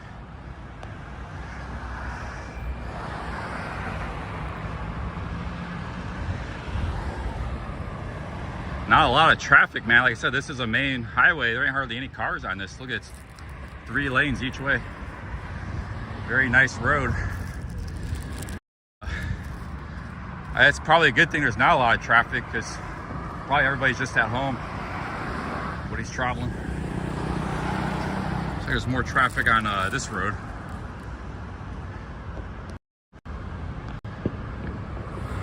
There's a Tesco Lotus. That's a big Lotus there. So we're back in the city here. Yeah, nobody going to Ubon or see Saket tonight. That's Ubon and Laos is that way. Ah, shit, dude. Fucking cat scared the hell out of me. Scared each other.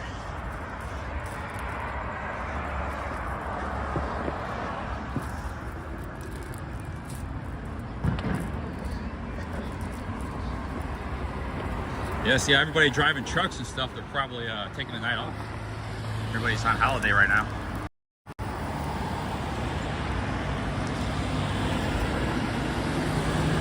I swore, because it caught me by surprise. It's like, shit, dude.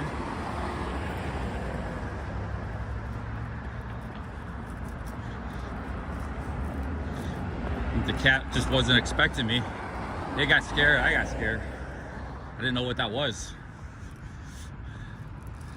Giant rat or something. Some mutant rat coming at me. A dog, a little dog, I don't know what that was until I saw it.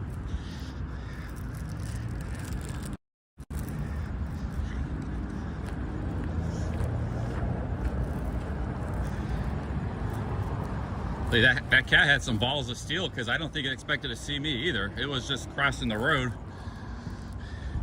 and it surprised to see me, and it actually ran past me. It didn't turn back around, so it had some balls of steel to keep going. I didn't know what to do. Turn back, you know. Because usually a cat will turn back around and run, not cross your path. I didn't know, what to do, so I was just acted out of instinct, I guess. Thank you, Mark. Yeah, it was not expecting to see me. It was just coming up the stairs, turned the corner, and saw me. Likewise, I was expecting to see it.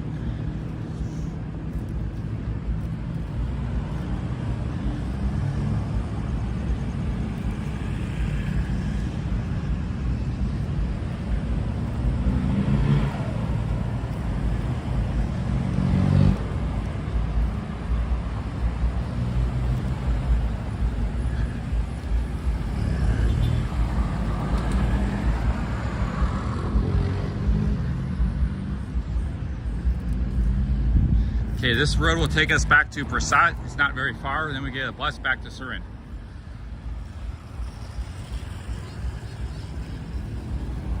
So this highway that goes from Ubon to Karat, there are some like towns like this, some sizable towns. And then you have another set of towns like Surin and Buriam. Those are the capitals. They're by the train station. But this is actually the main east-west highway.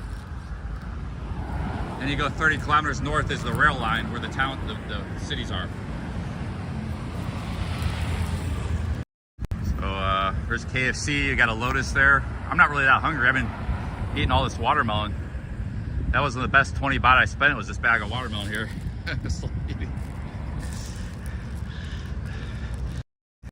It kept me hydrated in the walk. I didn't have any water. Kept me hydrated and fed.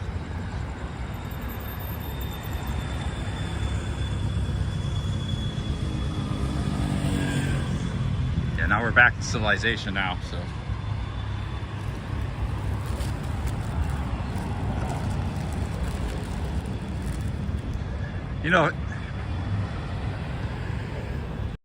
If I had got stuck out in, like, say, that country, I mistimed everything or got a little lost, it was just like pitch dark, I would have been all right. Only thing I've been a little worried about is like the dogs, like I said. But it's just if I'm walking in the dark on those dirt roads, you know, eventually I would have been able to make my way back to here. And worse, and probably maybe even got a ride. But even if I didn't get a ride, I could have made my way back. It's more the, like I said, the dogs don't see people walking, especially big foreigners. They can't tell us apart. Walking in the middle of the road in the middle of the night, and so you might get attacked by a dog or something. That's the only thing I worry about. But otherwise, had I not made it back in time, I think I would have been all right, you know, fine.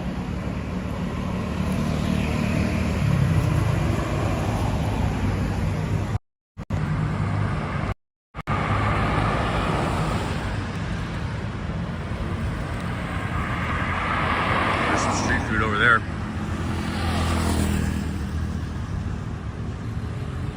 I think the last bus is at 8.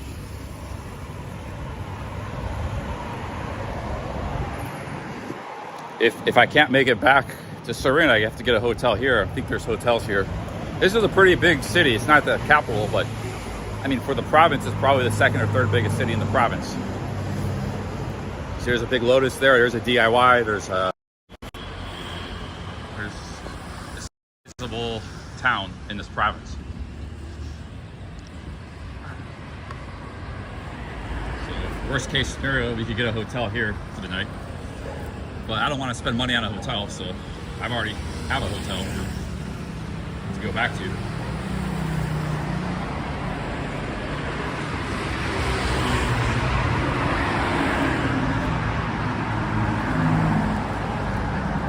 Sit down for a bit, take a break.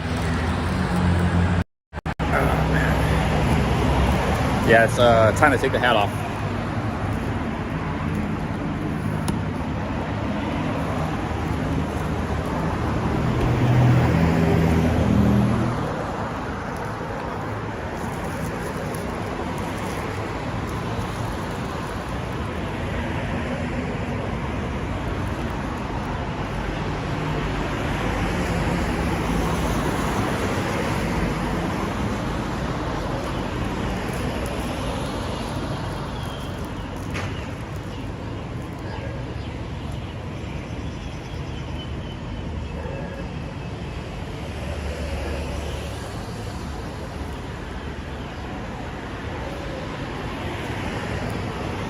The area I was walking through was like farmland.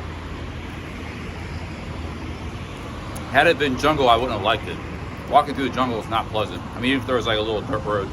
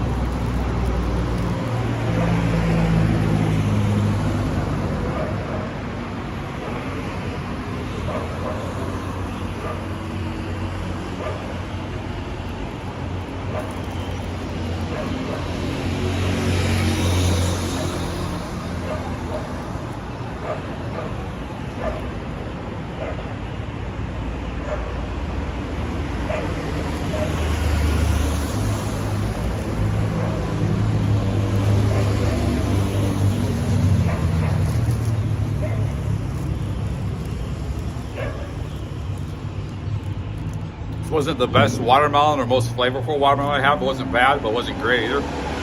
But it still did me very well.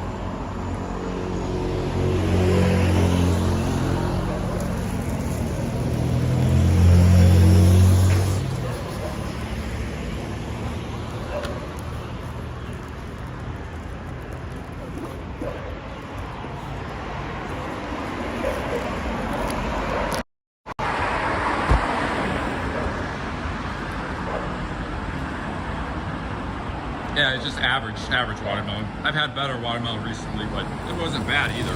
Actually, I was very glad to have it. Like I said, That was actually a lot of watermelon too. It was a whole watermelon she cut up. I actually was gonna try to give some back to them. I was like, well, this is too much. But I ended up eating it all after all, so. I asked her like, yeah, can you just give me 20 baht worth of watermelon? She ended up cutting up a whole watermelon for me. So. And I gave her a 10 baht tip. So I gave her 30 baht for that.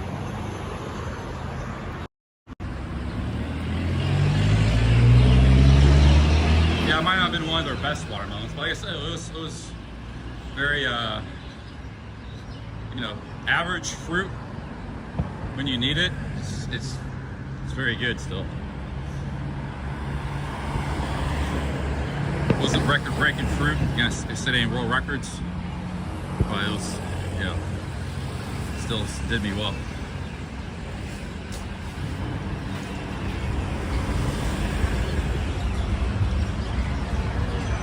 Got some street food places. I actually could go for some of that right now, but I'm gonna wait.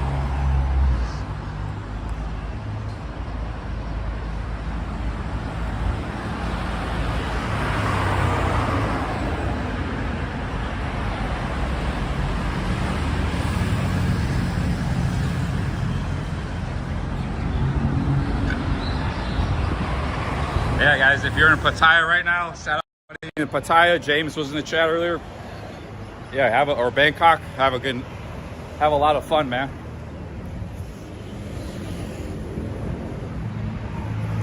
Have a good celebration out there. Some of you might be live streaming it. I'm sure there's a lot of people right now streaming Pattaya. So shout out to, you want to shout out anybody in the chat?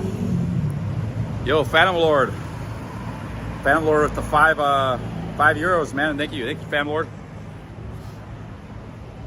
Big up, Phantom Lord. Thank you very much. Yeah, shout out to all the streamers in Pats right now. I would be probably watching them if I wasn't doing a stream myself. Yo, Phantom Lord, thank you very much. Nice to see you, Phantom Lord. I saw you were going to some heavy metal concerts. Looked pretty interesting. I was gonna listen to that. So I like heavy metal sometimes. Lord.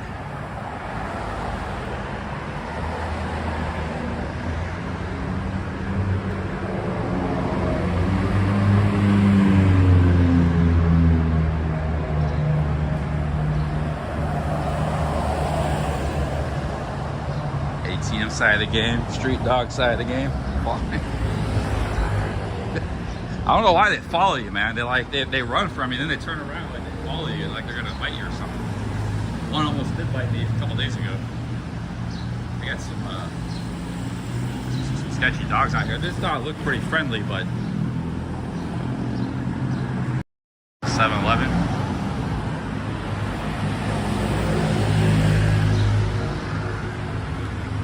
Yeah, thank you, Fat Lord. We're on the look for non-alcoholic beer. They do have non-alcoholic beverages.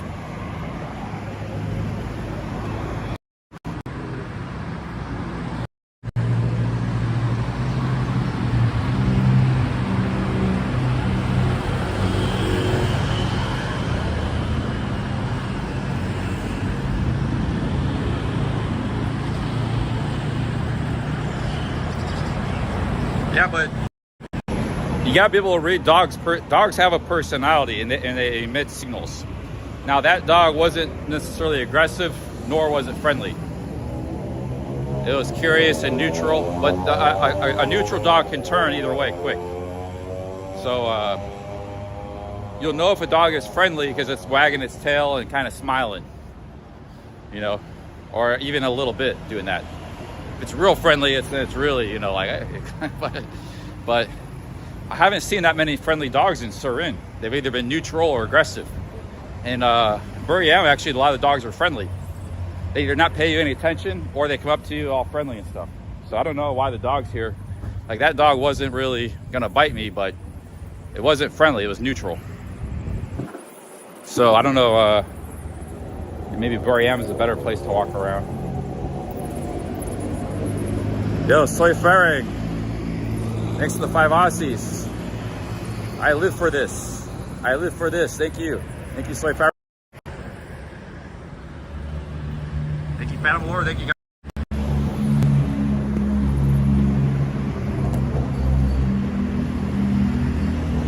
Yeah, so it helps to kind of be able to, I'm no dog expert, but I have some sense of what their disposition and attitude is.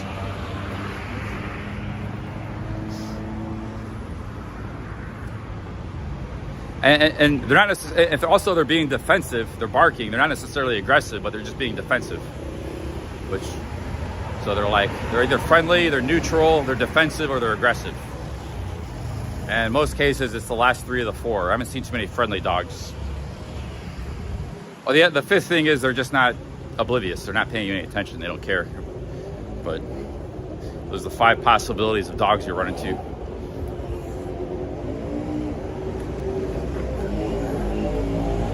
Yo, thank you, Soy Firing. But I must be doing something right because I haven't been bit by a dog yet in Thailand. Actually, the 2 times I was almost bit was on a motorbike. They ambushed me. I was just driving on a motorbike. So it wasn't walking around.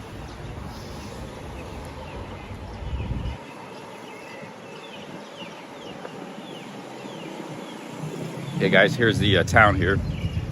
Yo, thank you, Soy Firing. I live for this.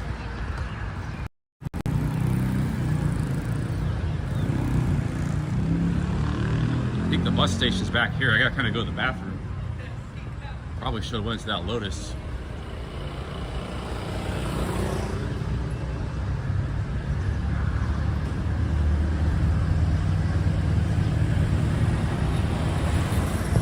Here's the night market.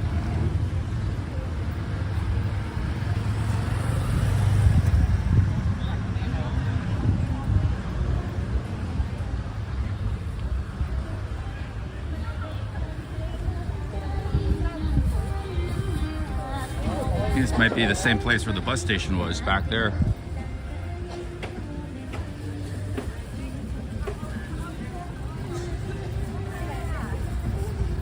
Yeah, I gotta go to the bathroom. I've been holding it for a while. I should have just went in the countryside.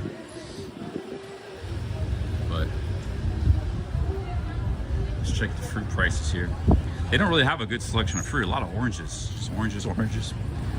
But that's pretty much about it. Have the best selection of fruit, sorry. Might have a seasonal thing though too. You do? A lot of fruit seasonal. Here's the bus station. Okay, we gotta get back to Surin. Probably the taxi guy will, I'm gonna tell him I'll walk back, man.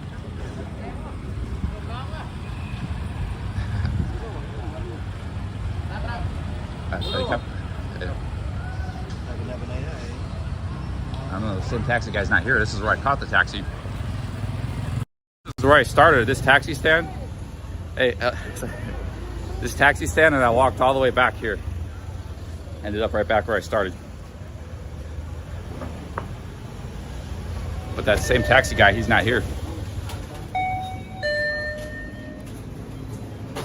He must have took the night off, called it a night.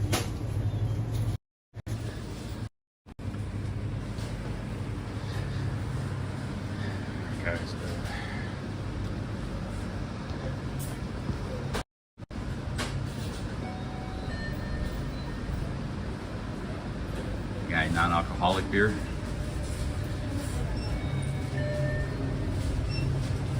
I don't see any. I'm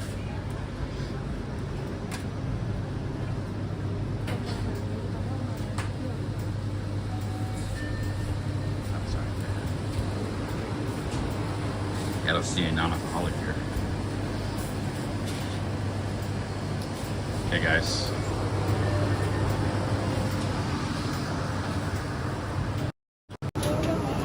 Yeah, they have alcoholic beer, not non-alcoholic beer.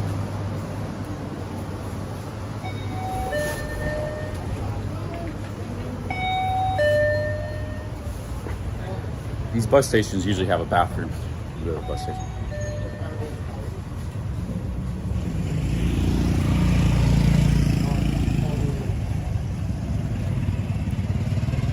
Body cup. Ni hao nam. I need อ๋อห้องน้ำนู่นอยู่ you. Okay. Okay, kaput kap. They got a bathroom over there. Oh, I see it. Okay, let's get a bus ticket back to Surin.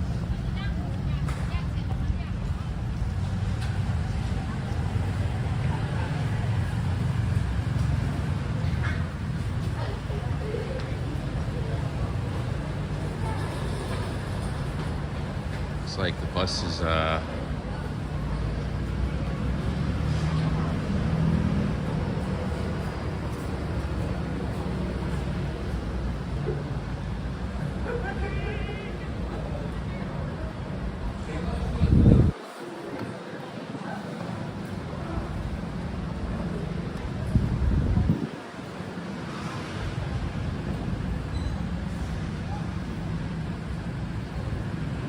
don't really see much. I don't see any ticket booths. There's one.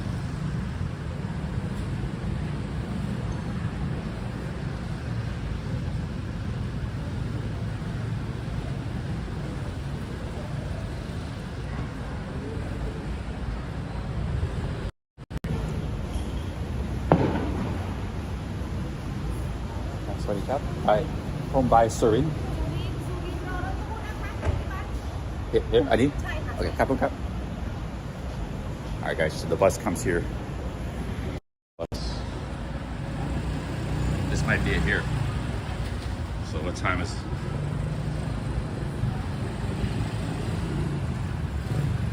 I don't know. Might have to wait a long time for this bus. What time is it?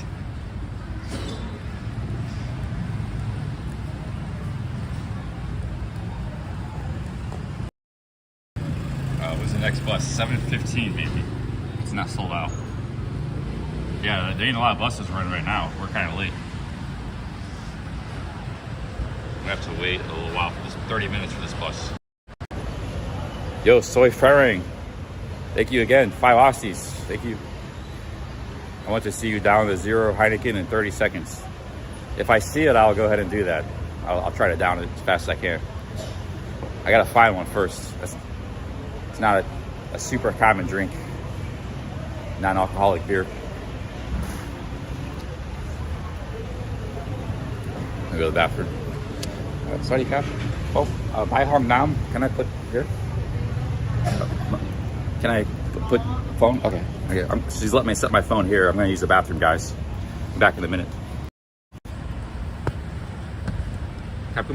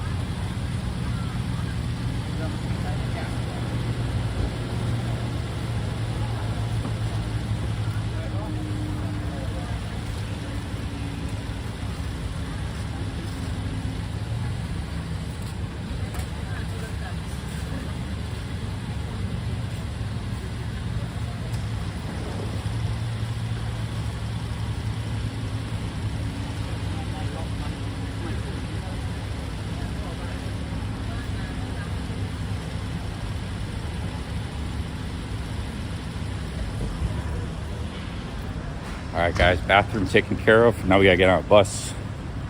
This one's going to Chong Chom.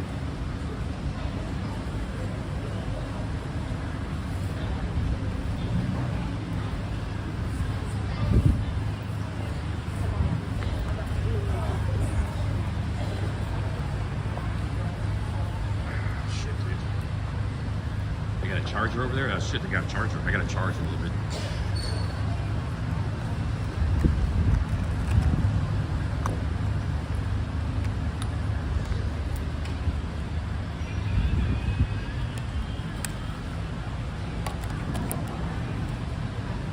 Is it charging? Yeah, it's charging.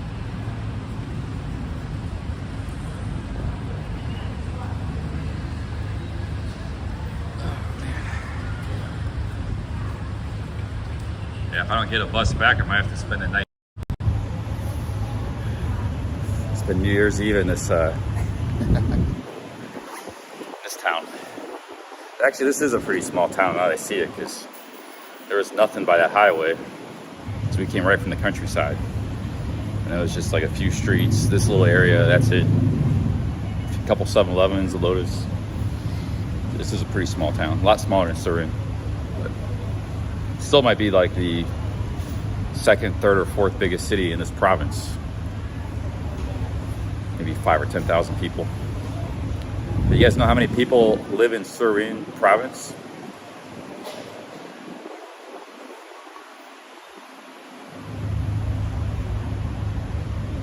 This city might be the second or third biggest city in the entire province. Only has maybe 5,000 or 10,000 people.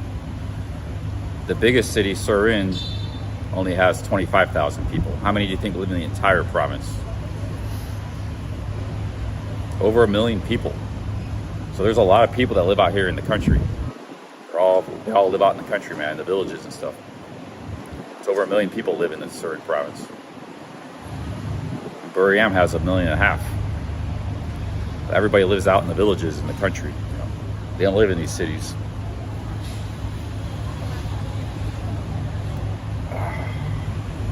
Starting to get kind of tired now.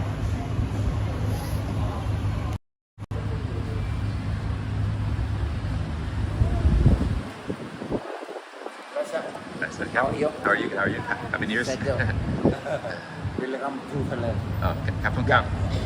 Yeah. I speak English little bit. Oh, it's good. Yeah, it's good English. Yeah. You're going to Surin? You go Surin?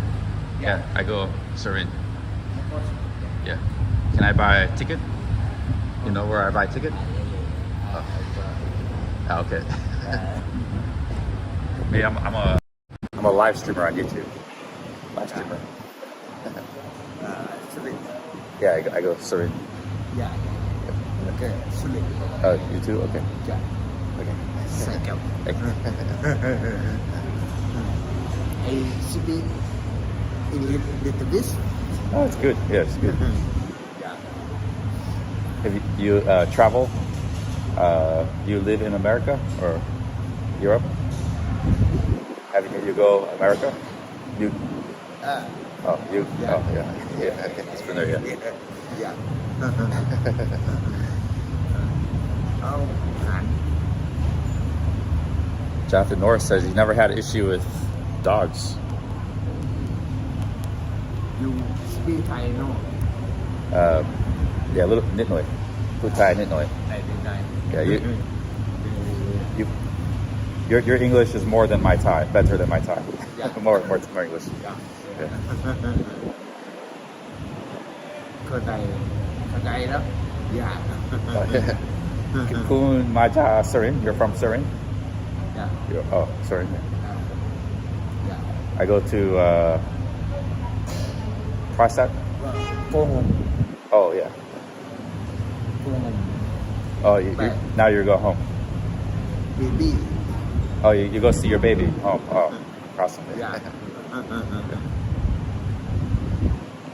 I remember you.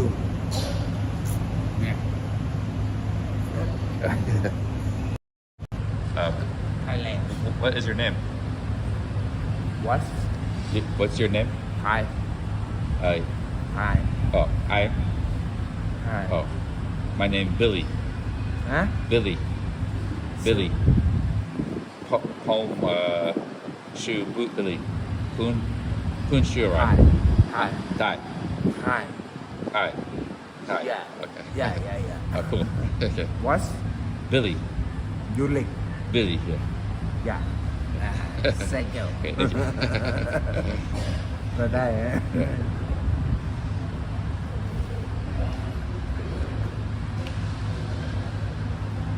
Tonight, get beer? Get วิสกี้ไทยอ่ะ whiskey Thai? Oh, you night. Where? Home? Your home? Drink? Oh, yeah, he's drinking whiskey later. I want to drink whiskey, but my dad cannot. อ่า But yak yin. นอกจาก Yeah. วิสกี้เบียร์ I mau mak yin พัท whiskey. ยา Pattaya. No. Me point you Pattaya. Have fun. Yeah. Me point you Pattaya. Pong me bye bye Pattaya. But my gin beer Yeah. whiskey. Yeah. Pong my gin. บอกกินสตรีทอยู่ CP my gin. Good. CP my gin alcohol. Oh, Yeah. my doing. I don't. อย่า I told him 4 years I didn't drink alcohol. You could go to Pattaya and Walking Street to drink. I told him I have friends in Pattaya.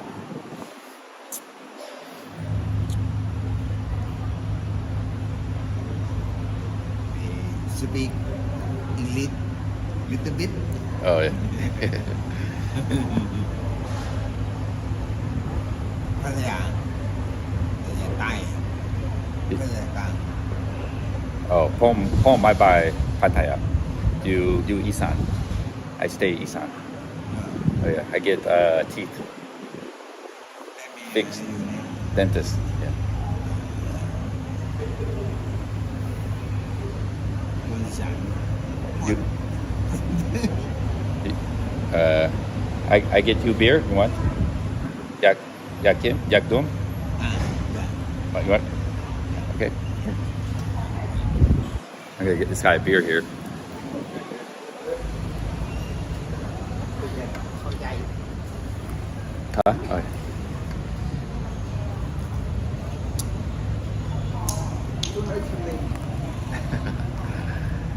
Huh? โอ้สุรินทร์แม่นบ่ Oh yeah.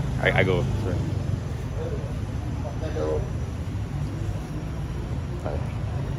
Yeah. Go here get a beer. Yeah. Yeah. It's like,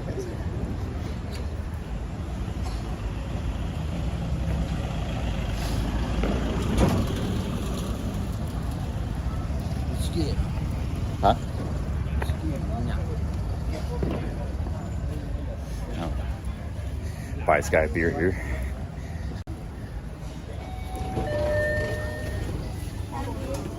There's a lot of people here, guys. Yeah. You want beer? Beer? Yeah. I can't drink, but I can treat other people to beers. Yeah. Whatever you want, man. Yo, Alabaster, thanks for the 10 bucks. Thank you, Alabaster. อ่ะสักอยู่ได้ Oh. Thank you, Alabaster. Yep.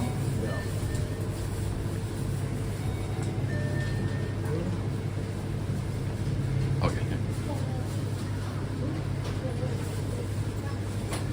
อันนี้ราคาแล้วครับ Did you get soju? Yeah. Awesome. All right. วิสกี้ไทย Oh, awesome. Oh, sorry.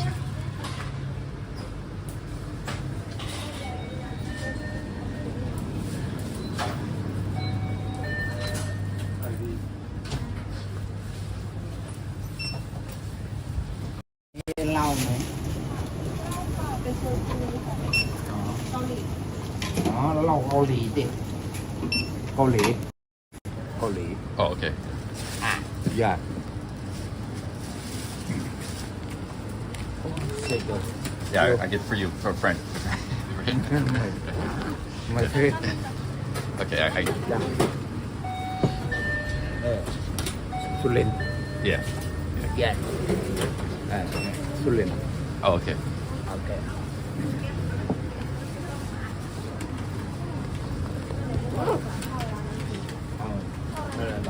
อยู่ Oh, no No, my die. Oh, my die.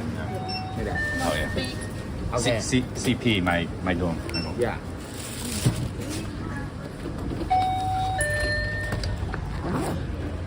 Okay, enjoy, man. Nice, nice. Nice to meet you. Okay.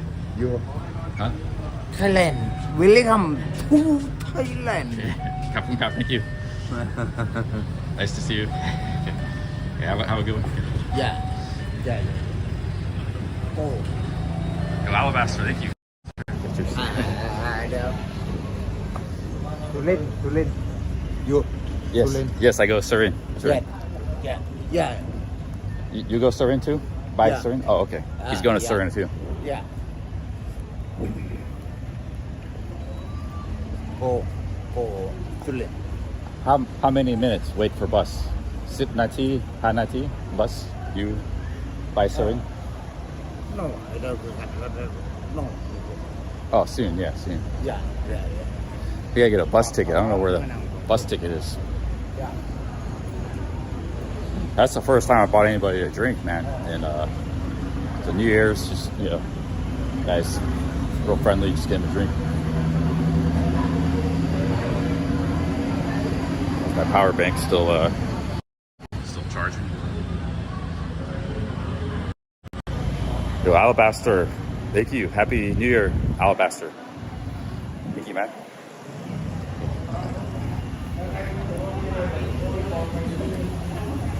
Thank you, Alabaster.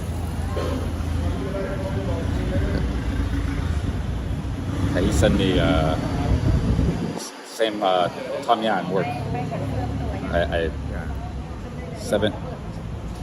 7-hour working today. So okay yeah.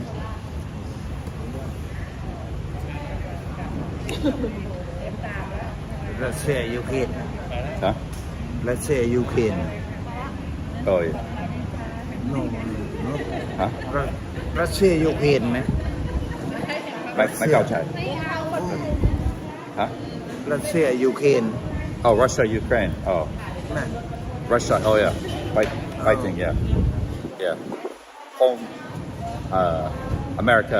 No, Russia, ไม่ Ukraine. ได้การเลย But yeah yeah yeah yeah, people, dying in Russia, Ukraine. They mentioned about Russia, Ukraine. Yeah, a lot of fighting in the world. Yeah.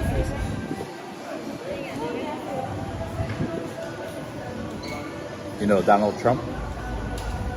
Donald Trump? what Donald Trump?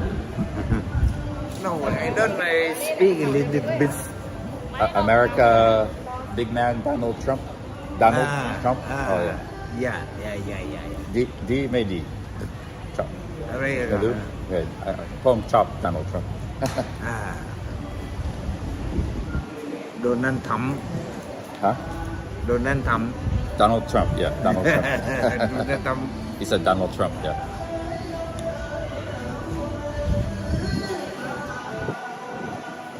no I don't know Oh, yeah. You don't know too much. Yeah, about Donald Trump. yeah Home chop Donald Trump. Maybe Russia, Ukraine. You. yeah Donald Trump make you. yeah Donald Trump. Russia, Ukraine. yeah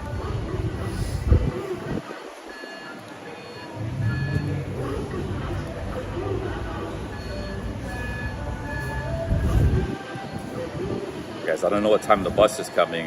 เอ้ยเดี๋ยวถัง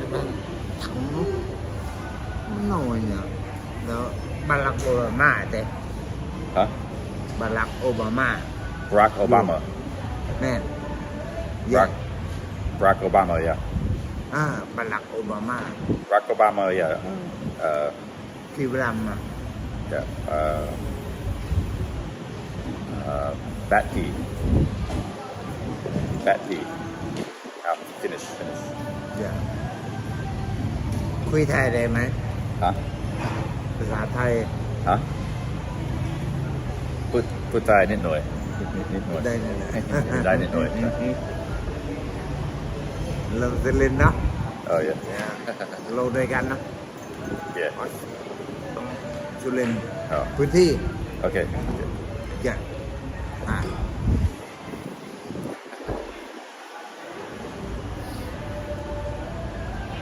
tôi có nói mẹ à bài chi nó dù vẫn dù người thầy kỳ vị nào ฮะ dù người thầy ใบเจียว dạ. แต่ทอม người ยานอัน thầy นี้ bên Israel อันนี้ทอมยานอันนี้เข้าใจไหม rồi trời So this is my work. I'm traveling and my work. This is my work. à That's what I do in Thailand. dạ Hey, what's up, Mintu? dạ Before I go India, Malaysia, Malaysia Cambodia, Cambodia yeah, Cambodia. My friend here, he's from India. my friend India. He Minto from India, dạ and he's from America. dạ Everybody, dạ world, all the world, dạ watching. dạ dạ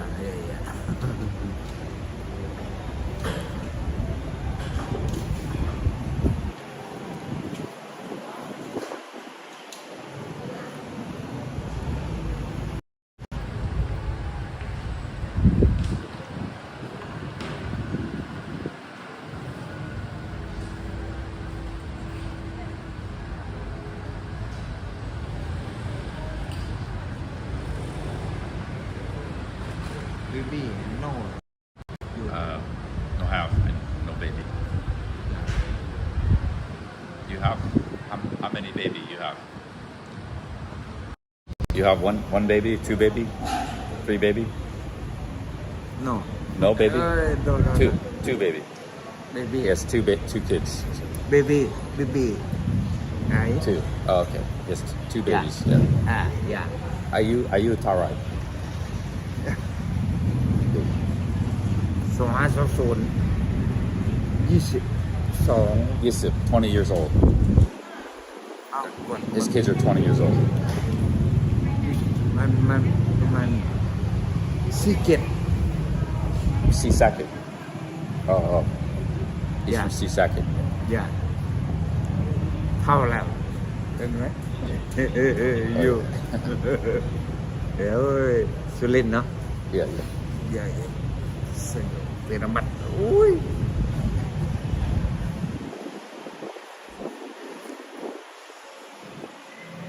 อยู่อ่ะ yeah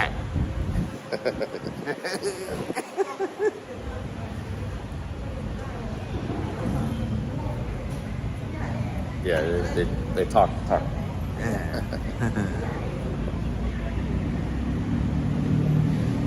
อยู่ดิ D. You hold? โอเคนะ Okay. เดี๋ยวมึงก่อนอ้าว Handsome man. อย่า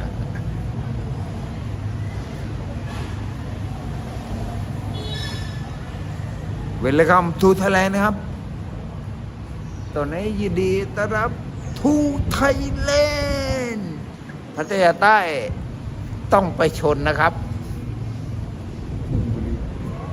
พัทยาใต้ก็ต้องไปชนนะครับต้องไปมาสำนักท่องเที่ยวยังไม่ไปถึงนะครับตอนนี้รอรถอยู่นะครับ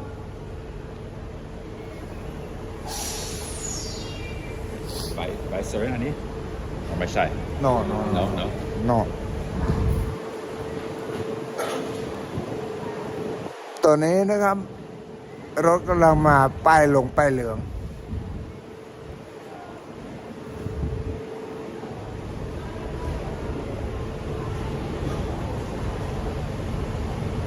He's my new camera guy.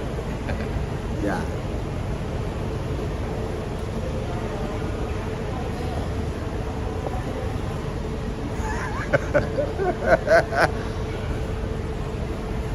มึงกัน Speak.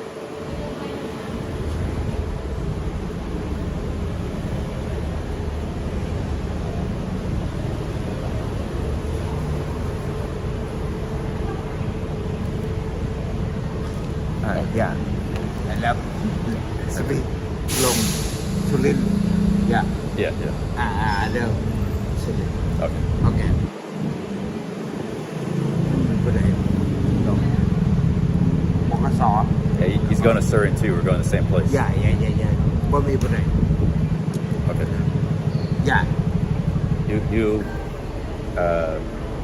You ban Surin? อย่า Oh, okay. His home is in Surin.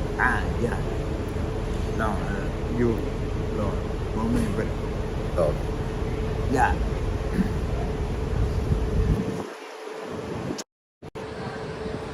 There's a bus coming there.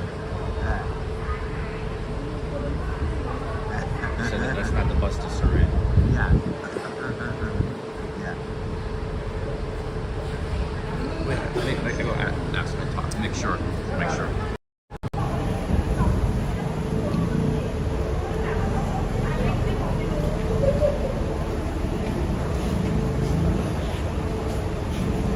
By Surin? Michelle? Yeah, no, oh no, yeah. No, it's not Surin. I just want to check, make sure. Okay. Good.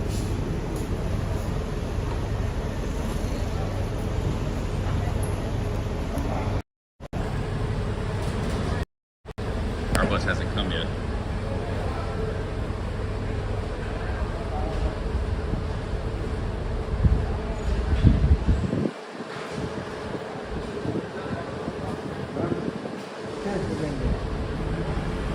I don't know where that bus is going. Maybe it's going to Bangkok. The big bus is probably going to Bangkok. He's got a Coke and a big bottle of soju. I was going to give him a beer, but man, he was going for the heavier stuff. I don't know. But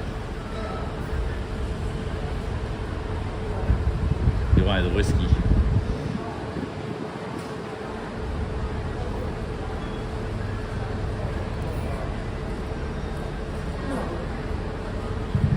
Oh, no, not yet. No.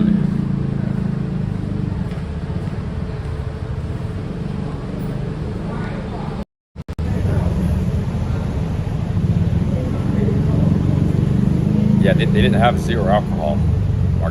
Mark Diesel. Yeah. Yeah, pick up Mark Diesel. Yeah, they didn't have a zero alcohol, but I will buy one if they have it. Yeah. Is that B Moran maybe? Yeah. And my friend B Moran. Yeah, I have a lot of friends here. Yeah.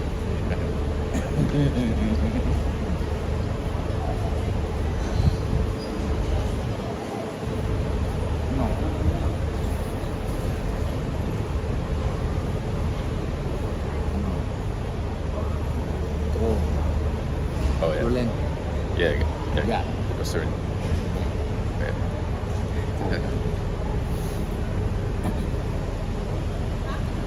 Yeah, the buses don't really run late. Don't run too late.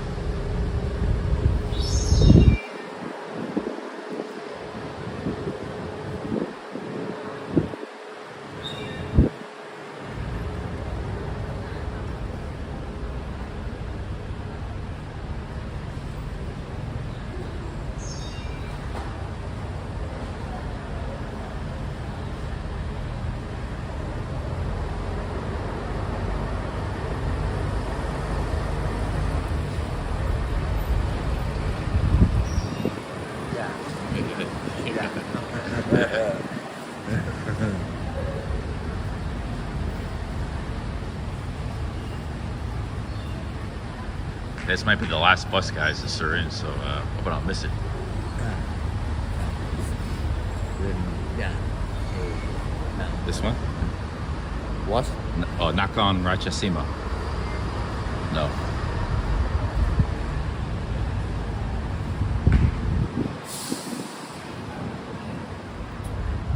Yo.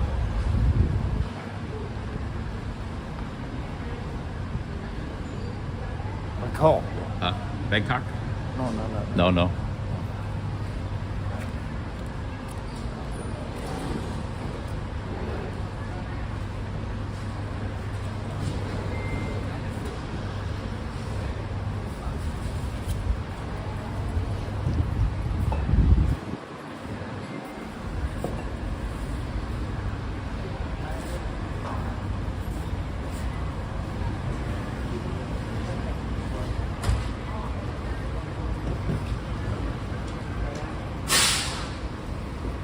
If this bus is going to Surin or not, he's asking.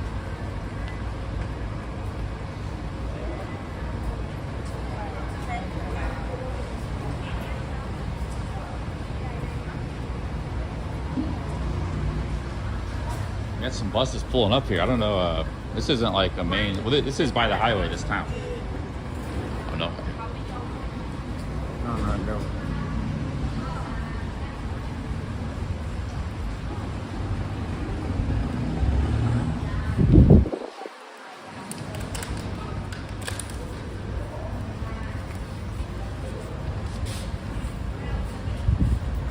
No. Okay. Yeah. Soon. Yeah. No.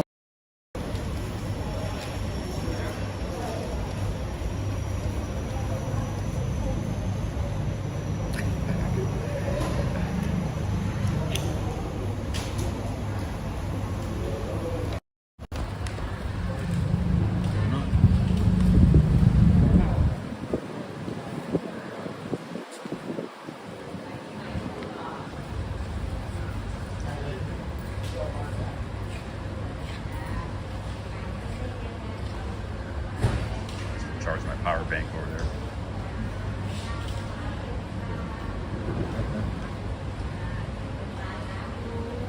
Yeah.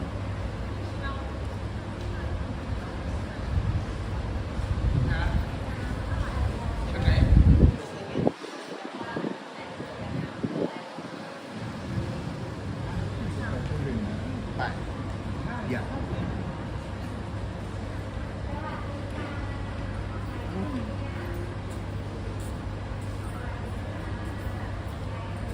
'Sign there, it says 7:15. It's 7:15 now, so there should be a bus coming soon. But, there should be a bus coming soon. Hey Dewey, 5 British pounds. Thank you, Dewey. All right, Yeah. $5. Thank you, Dewey. Thank you very much. Very much. Thank you, Dewey. Yeah. Thank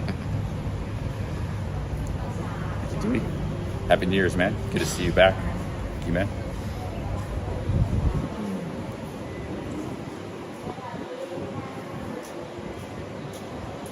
Thailand, welcome. Yeah. Thailand #1. America, Thailand #1.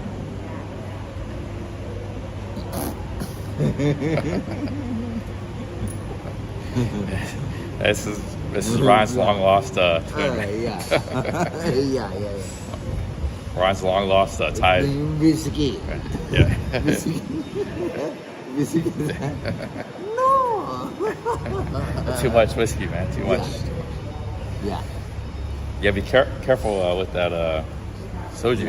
I didn't know he was this hammered. I thought he had a little bit drunk, but he's pretty hammered, man. Yeah. But he's taking the bus back, so he'll be all right. Bus back to Surin.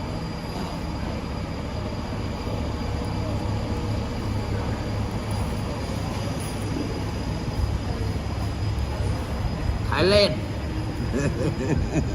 Thailand you.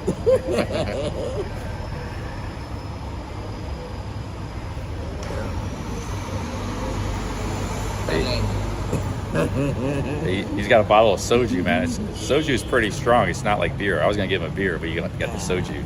Yeah. Not as strong as whiskey, but Yeah. it's like drinking a bottle of wine. Yeah. So it's gonna be pretty rough. He might save it for tomorrow, though. Yeah.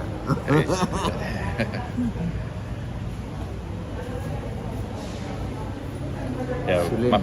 Surin, yeah. Bus, I think hasn't come yet, guys. The bus. Yeah. Yeah. You. He's going to Surin too. Yeah.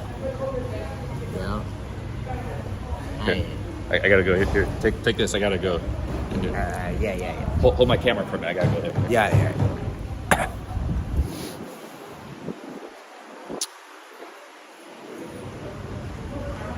เฮ้ยอยู่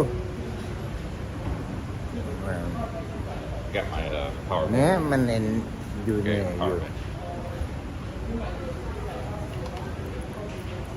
กล่องนะอยู่ Oh yeah. My phone. หน้ากด Huh? Okay. ตายไว้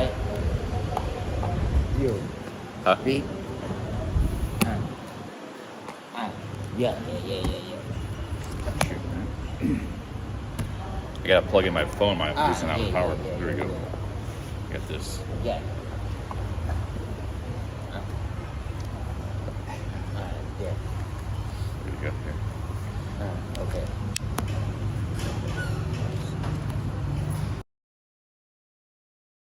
no I don't know you Oh yeah. อย่าได้อย่า Right.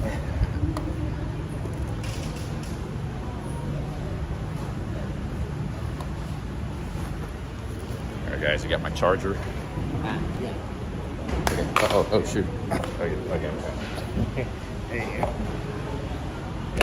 Okay, there you go, guys.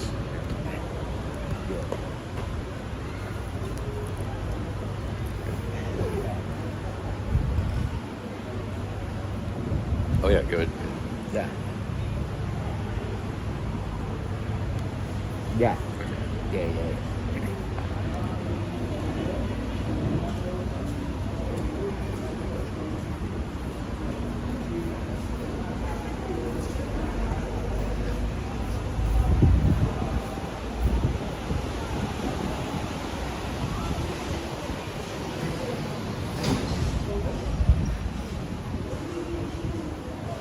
Thailand He's my camera guy right now, guys. He's running my camera. yeah Here's some cinematic shots here.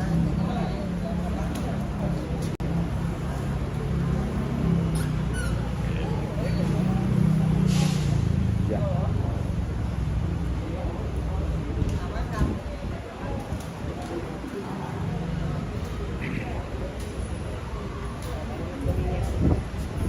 Welcome to Thailand อืม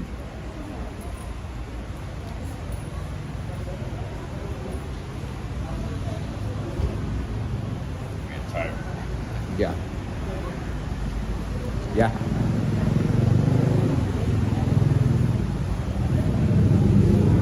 Okay. Okay. Come, Okay. come. Thank you. Thank you. Okay. Yeah. Thank you. Thank you. Welcome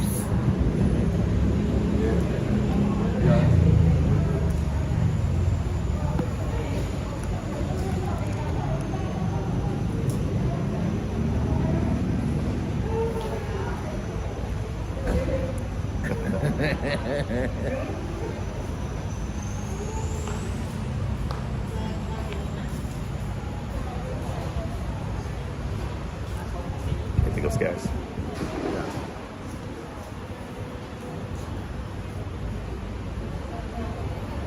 พัทยาถนน walking Pattaya? you go No, I know. No. I'll go Pattaya. I know Me point you Pattaya. But Pong my buy. no You buy Pattaya? no No. ไปทำงาน Buy Tamyan Pattaya. yeah Oh, he says he works in Pattaya. อ่า He's asking me if I'm going to Pattaya. yeah Tamyan alai. Right? ขับมา Huh? หาโกโก้ไหม Oh, he Tamyan in a go-go. Yeah. Wow. Oh, yeah. อย่าคนอีสานเนาะป่านนี้ Phone Isan.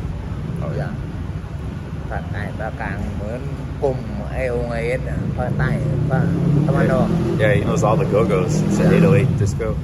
อย่า He knows all the everything in Pattaya. Must probably spend a lot of time there.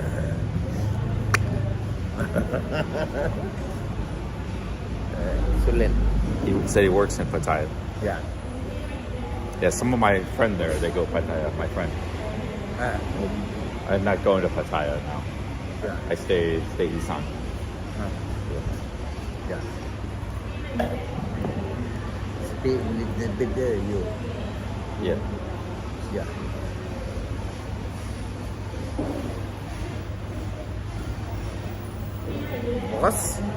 What?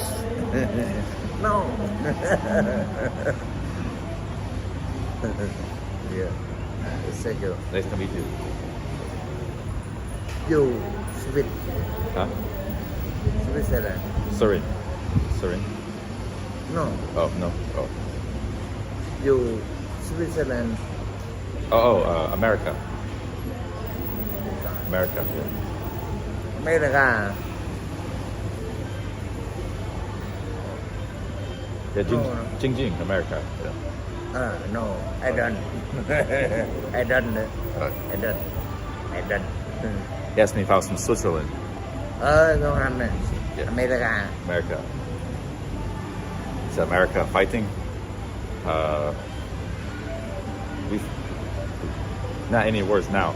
Russia, Ukraine, Israel. Israel, But- Palestine.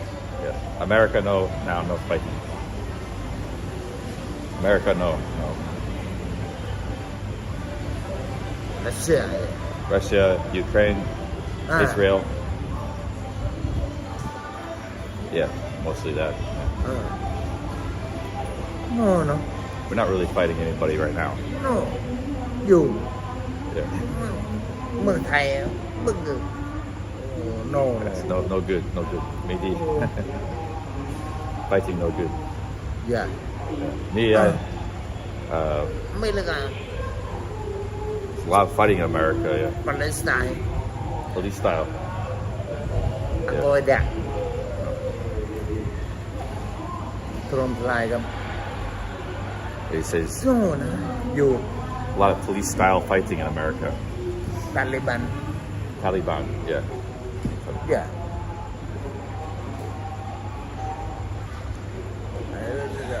ฉากมัน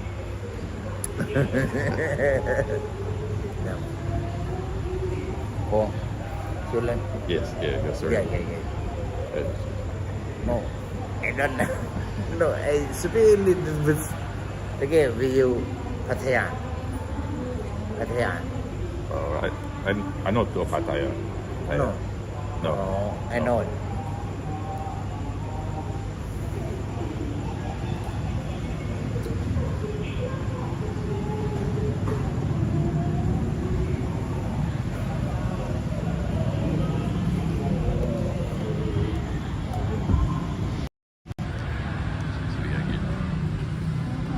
I don't know, man. There's a bus coming. Waiting here for an hour. Don't have a bus. No bus coming.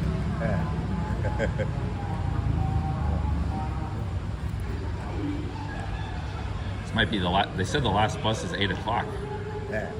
There are a few people waiting here, though. Other people. Should be something showing up soon.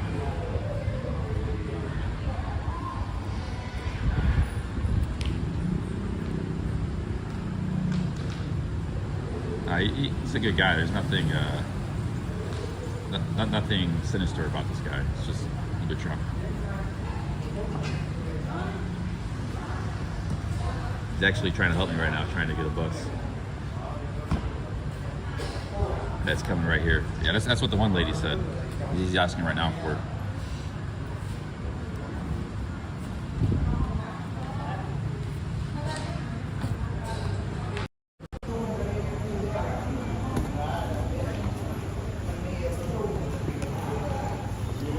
Yeah, you guys were saying that about Rio, man.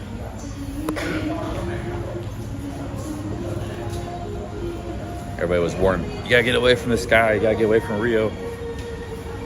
Remember, everybody was, because people look, Rio gave his real name right away. Everybody was looking Rio up on the internet. It was like, you gotta get away from Rio, man. But it was, but it all worked out. Rio's a legend.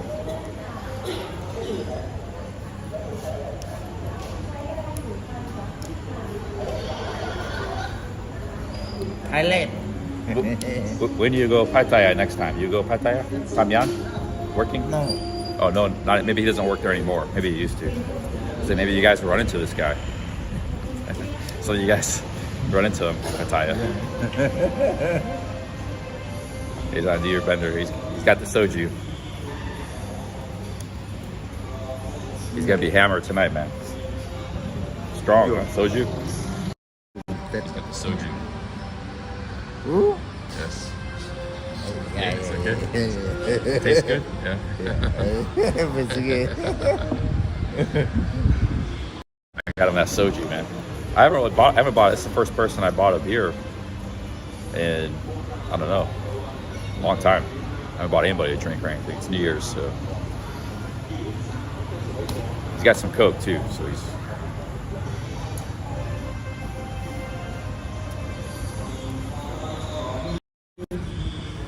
Soju. I think I had it in Korea once or twice. It's like a Korean wine, grape wine, but it's, I don't know. Arisa likes it. Arisa and Kay, I see them drinking it sometimes. I've only had it once or twice. Haven't had it much.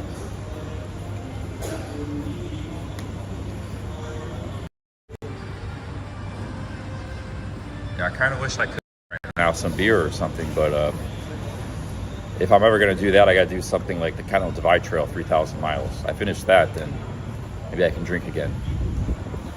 It's like, well, you know, anybody questions me is like, why just hike 3,000 miles of mountains and desert? Thailand. You know? Yeah. Oh, Wiggle Alert is in Isan? Surin? Oh, here's a bus, guys. Surin. Yeah. Look, there goes. Oh, yeah. Oh.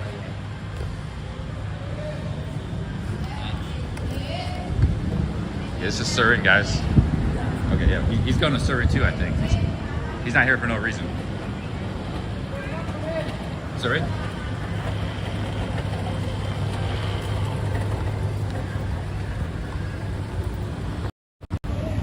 This bus is full.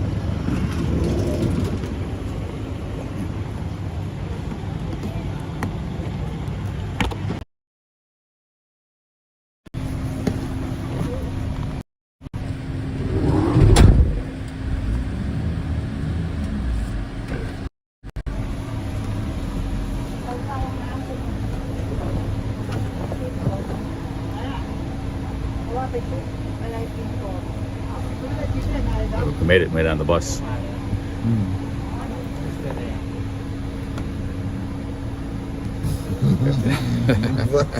The bus. Yeah, we're on the bus. Yo, gold, thank you. Thanks to the $2, 2 pounds. Yeah. Yeah, thank you, gold. Thank you, man. Yeah. Thank you, gold. Yeah.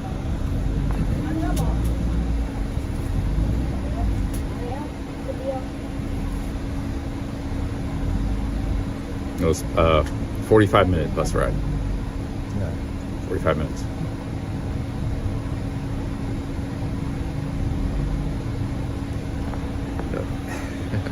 No, thank you. It's a super chat gold. Yeah, Nana Pips is in. She's still in Bangkok. I would like to see her again. Yeah. Maybe I should go to Bangkok to see her. Yeah. Thank you, gold. I'll have to check her out. See what she's doing.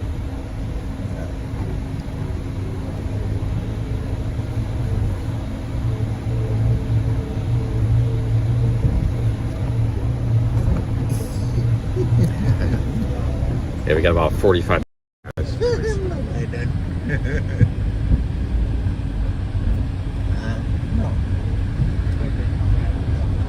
What? Yo, thank you, M. Thank you, man. Time. Thank you, M. Yeah, just send me money, $2. Thank you.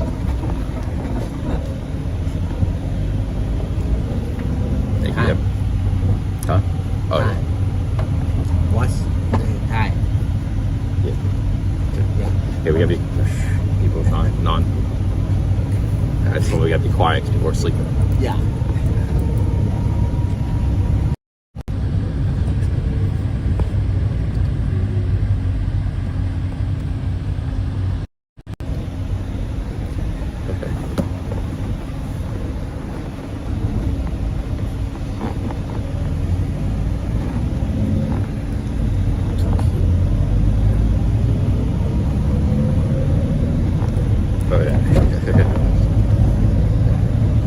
Mark Diesel Inky. So 2 pounds. Take you guys. Yeah, we gotta be quiet.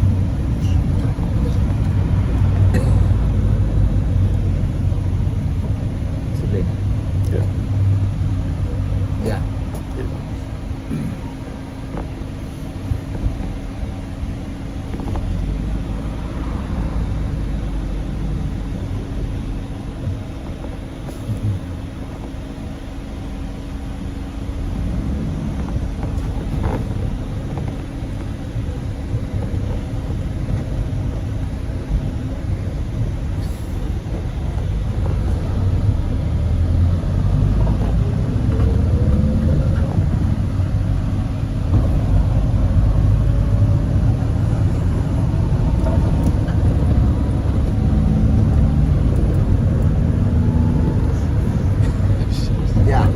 Yeah.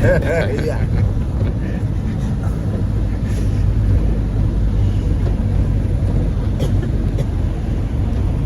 No, it doesn't.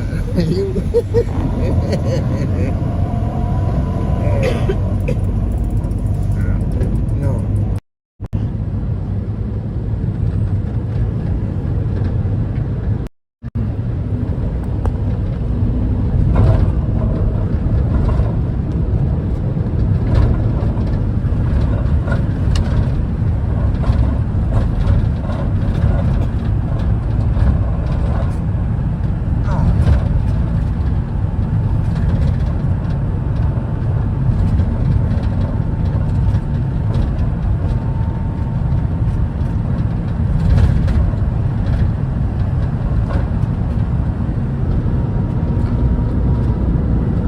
Let's start, guys.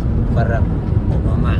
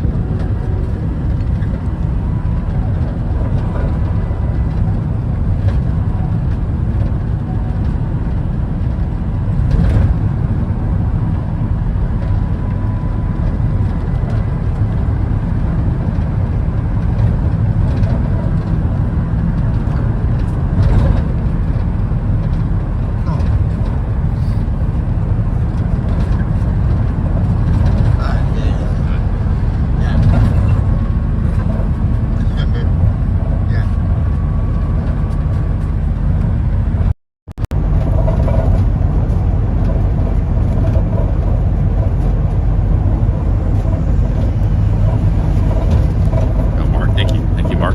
Yeah.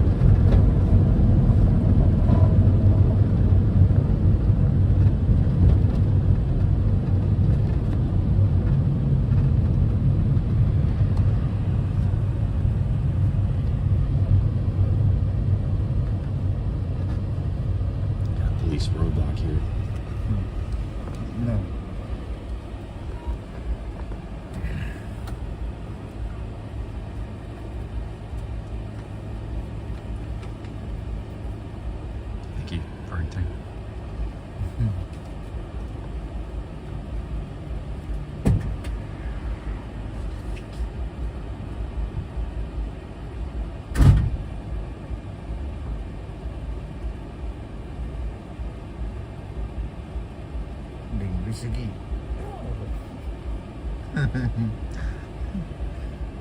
Sugi.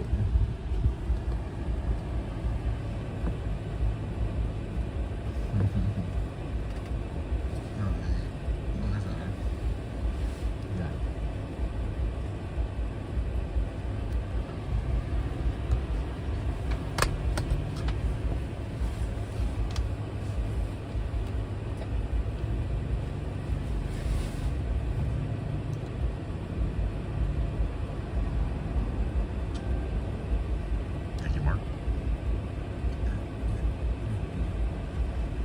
Oh, yeah. No. I don't know. Yeah. Oh, yeah. Oh, no video. Okay. So no video of that. Huh? No. Surin. Surin, yeah. Yeah. You. No. I don't. Yeah. You. Yeah. Yeah. No.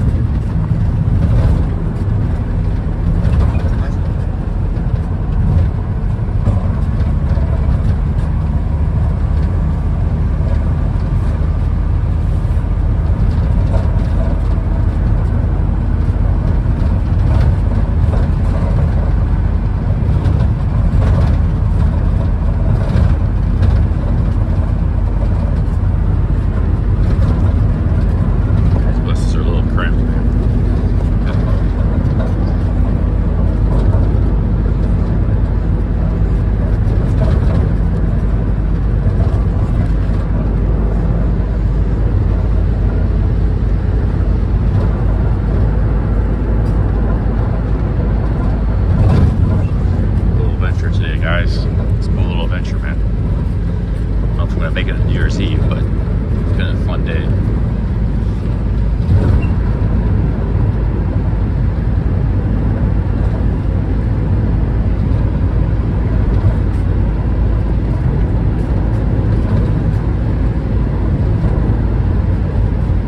I might hang out in might go to a bar or two in Surin and hang out there for a while. I'm gonna get some food too. I'm hungry. I'm not ending the stream yet. I got energy.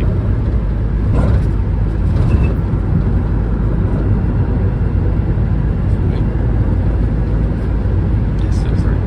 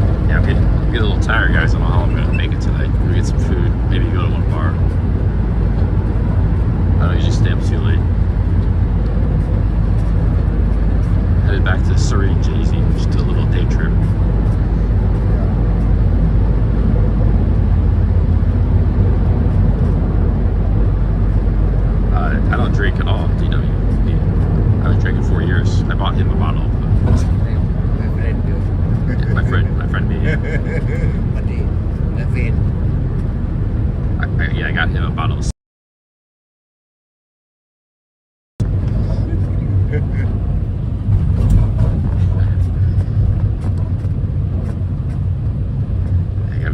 closer to the city in 10 minutes or so. ตรง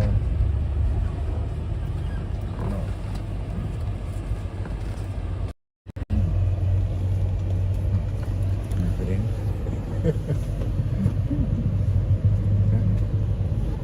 นั้นอยู่นะโก้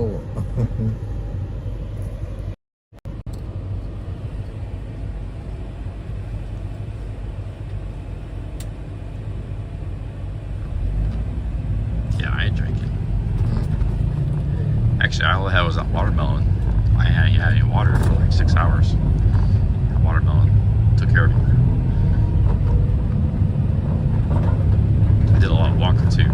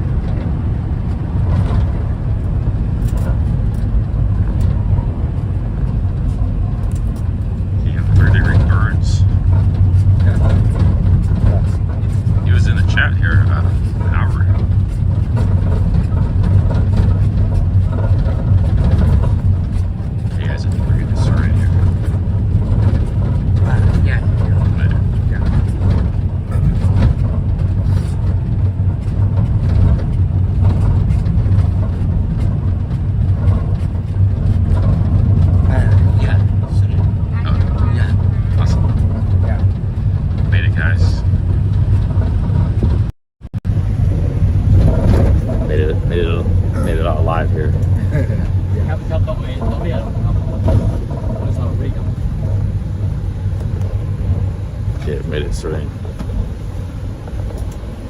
No whiskey no You lost the whiskey? Yeah. Oh, damn, man. Oh. Oh, well. Hey, thanks for me. He's getting off. พี่ลงครับครับฝรั่งครับลงตรงนี้นะครับ Oh, this.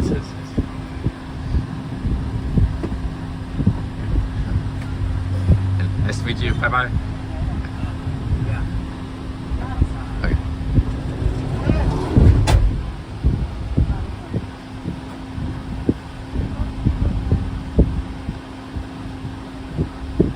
This is the outskirts of Surin, guys.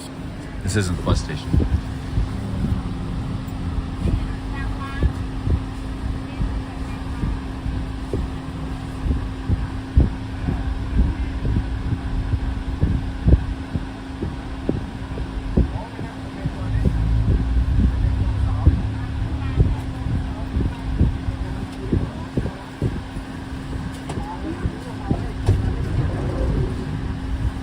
I don't always do. He's coming back on the bus.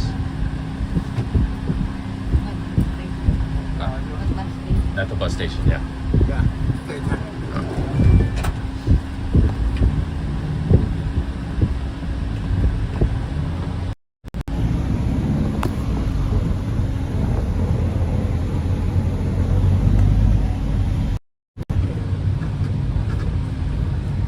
That's the elephant. That's where the elephants were. Before. I know where I'm at.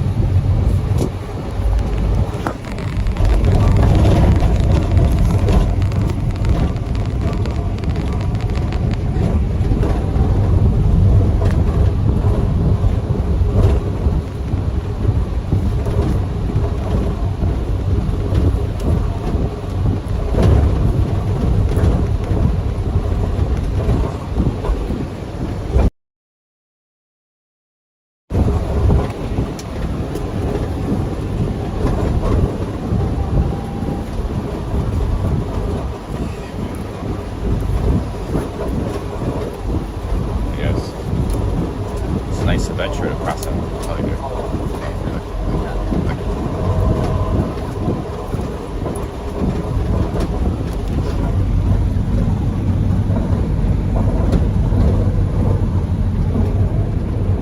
Wow, the soju fell on the grass.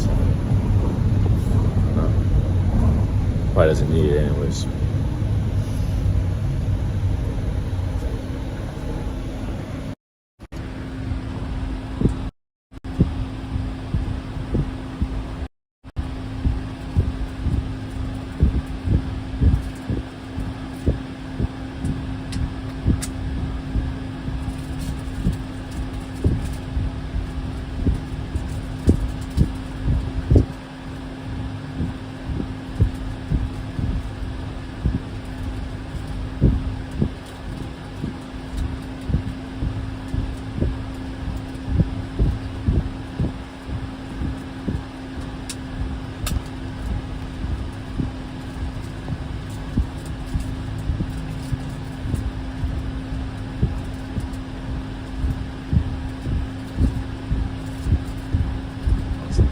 Thought that counts, man. Just do a nice thing.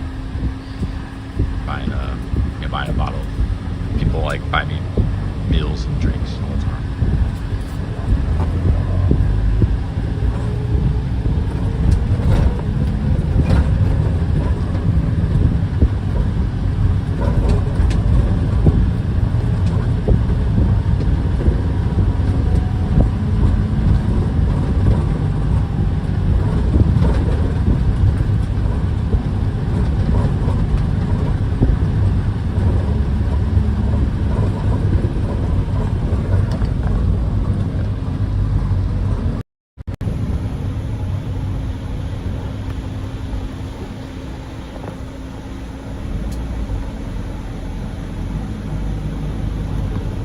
Happy New Year's, guys.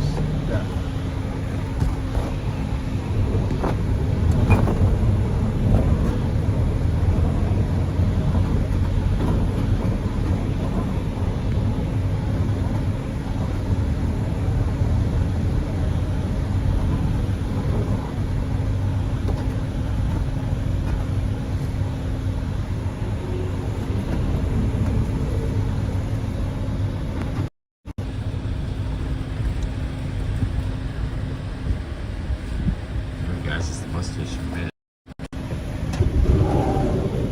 it to the bus station. We gotta pay money.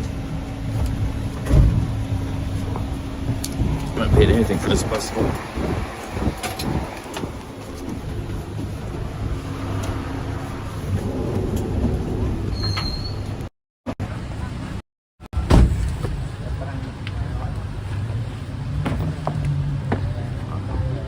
I pay first. Okay. ไม่ได้ไปไหนอ่ะ Oh. By Surin. Surin. Hey, it's nice to meet you. Happy New Year. Yeah.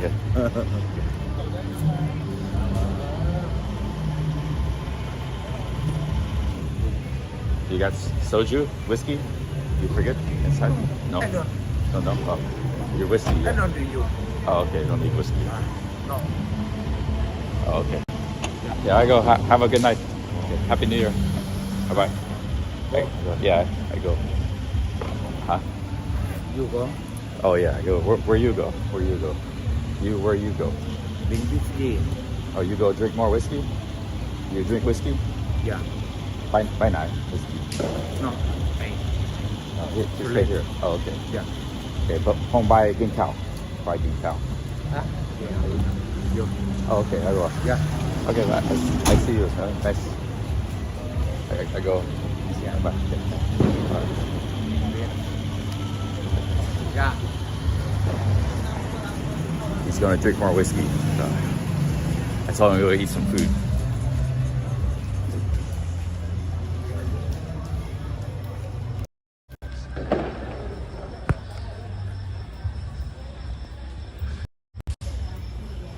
Yeah, the bus driver was like, I was going to pay the bus driver for him.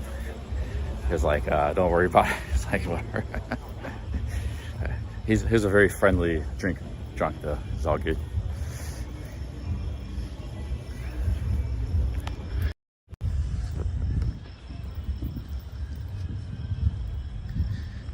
Sounds like his night's just starting. He's going to drink more.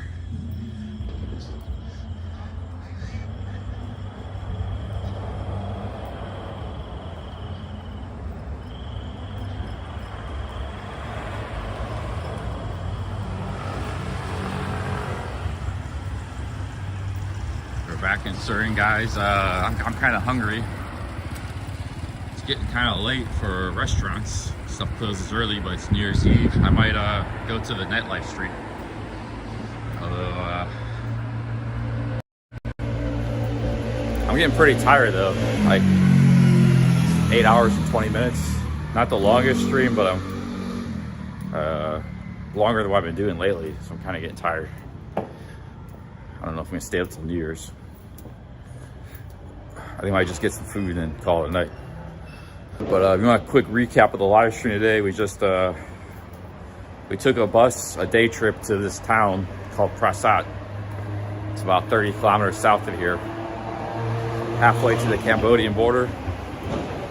And we walked around about 4 kilometers out in the countryside and some farms.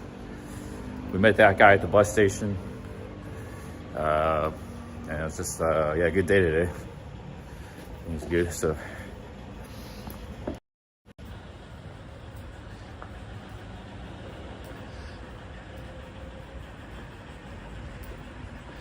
Guys, why would you guys be scared of that guy? First of all, he's friendly. He posed no threat as far as attitude. He was just a very nice guy having a drink. He befriended me, you know. Secondly, even if he was a threat or some sort of, you know, very suspicious and he thought he might be sketchy where he wanted to attack me or something, he would have no way to overpower me in his physical and mental state. So on both accounts, there's absolutely no threat or anything. But I never had that vibe from him even from the get-go. He's just a very friendly, nice guy having a drink. So guys, you know, I don't know, some of you guys get too paranoid in the chat, man. If something looks a little sketchy, I'll let you guys know, you know, but that was just a guy having a drink and being friendly. It was all good.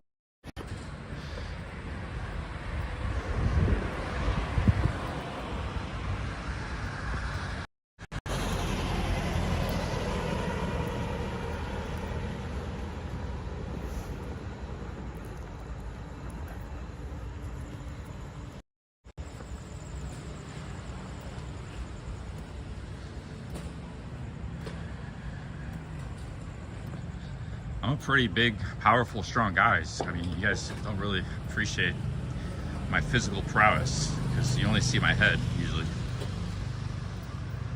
But yeah, man, if anything came down to a situation, pretty big, powerful dude. Not saying I'd win every battle, but I won't be overpowered easily. There's a guy a lot bigger than me, yeah, maybe I'd be at a big disadvantage, but I'm bigger than most people I come across. So, well, even him, it was nothing about that. Like, the guy was completely innocent, just friendly. Nothing shady about that guy. He was just pretty drunk, that's all. He was pretty hammered. All right, guys, we're gonna get some food. Let's go to the square. See if we can find some food.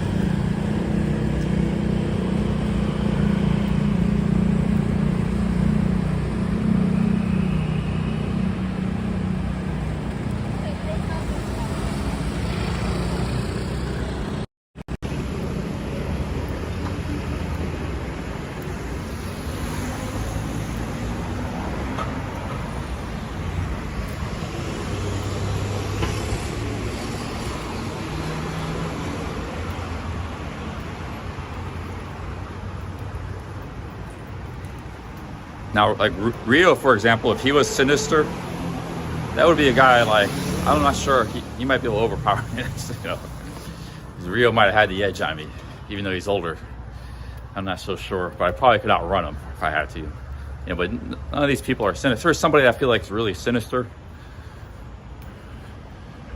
Sometimes you get that with the street scammers and stuff. Like if you're in Egypt, everybody's trying to scam you. So like you might get a guy that's real friendly like that come up to you.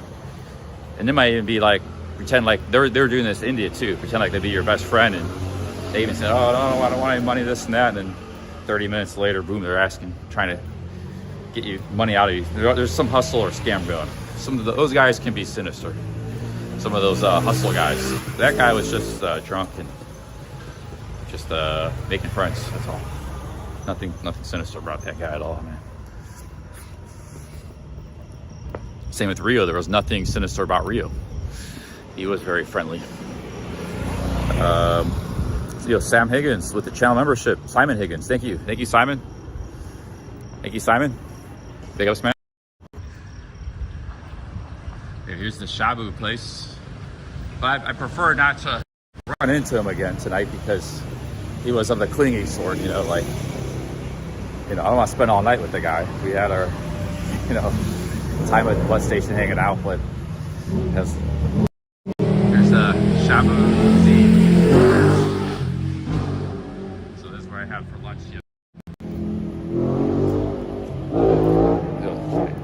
Simon Higgins, thank you. Thank you, Simon.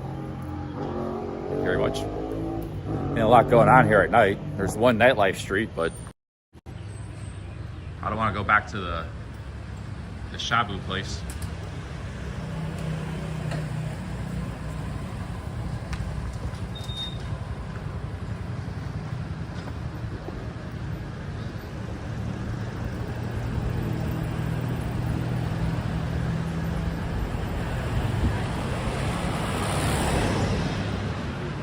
Might settle for some street food. There ain't a lot to eat in this town, especially this time of night.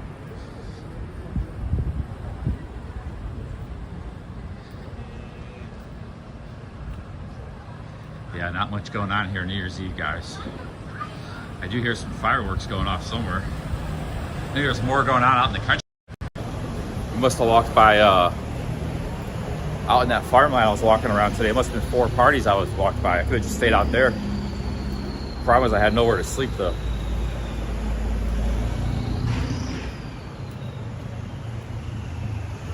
Had nowhere to sleep. See, if I had my tent, I'd just like been like, hey, can I stay here for the night? And, you know, out back.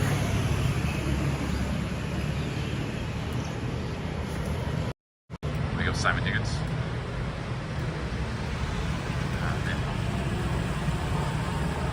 Now I'm starting to get a little thirsty. I had all that watermelon, but I haven't had like any water or anything in a long time. I think the last drink I had was that tea. That was a long time ago.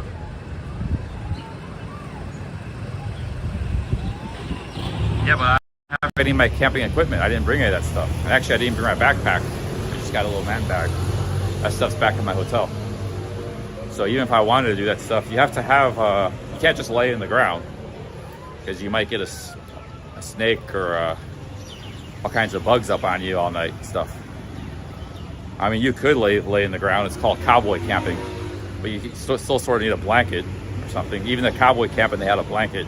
It was called a mat. They had a mat to lay on the ground. You know, you can't just lay up on straight up on the ground. So we're giving you guys a little bit of a different New Year's Eve experience. All the guys streaming in Pattaya and Bangkok. A little more country style out here. But this has been our home.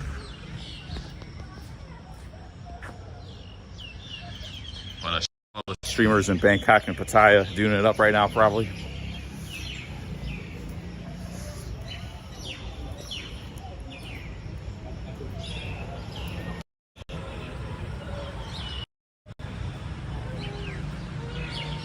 It's just a small city, guys. Rural province. There's not much going on party-wise. There are a couple bars and one nightclub here in this town. They might be busy later tonight. But that's about it, man. But even there's not much traffic here.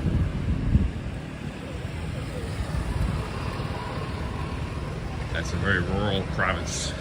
But it's nice here. You guys saw the countryside. It's nice too.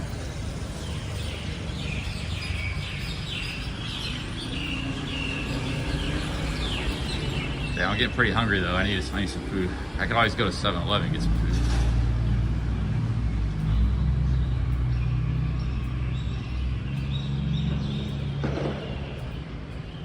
Yeah, another day in Nissan. They're partying out in the country.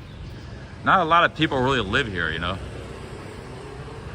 It's like more of a business center. A lot of these cities are just business centers, and there are people that do live here, yeah, but it's just sort of place for business. Everybody lives in the villages, in the country, in the farms.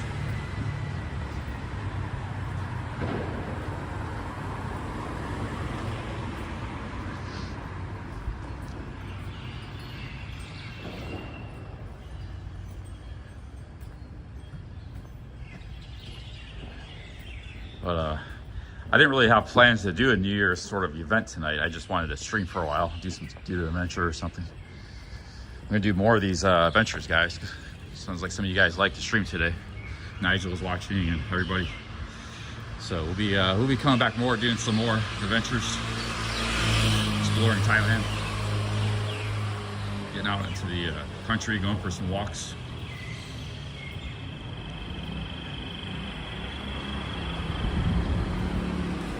But soon maybe my dental stuff will be straightened out. Got my crown appointment coming up soon. I don't know how long that's going to take.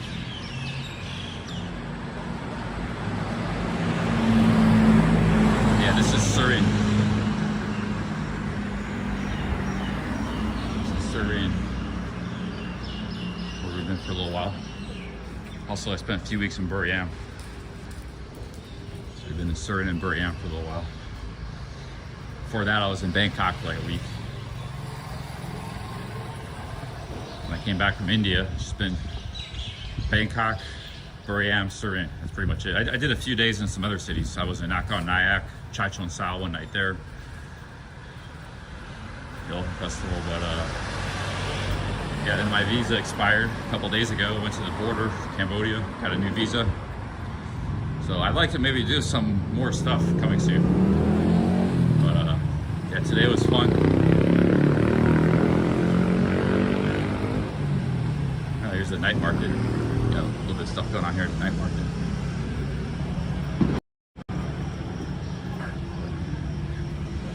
I don't know if I'm actually real hungry. Maybe I just want some, like, I got juice in my room.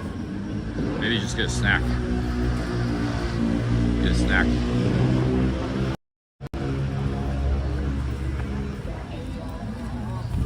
And we're gonna end this stream, I think.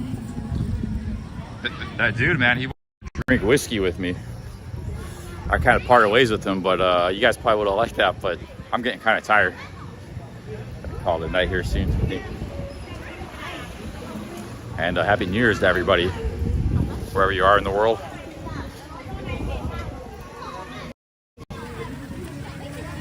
Okay, snack side of the game.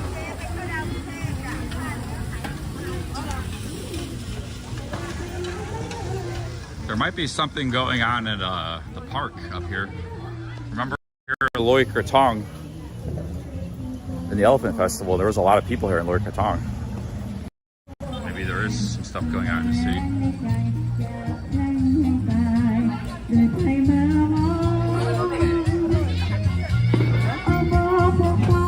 Actually, I got some cooked bananas in my room.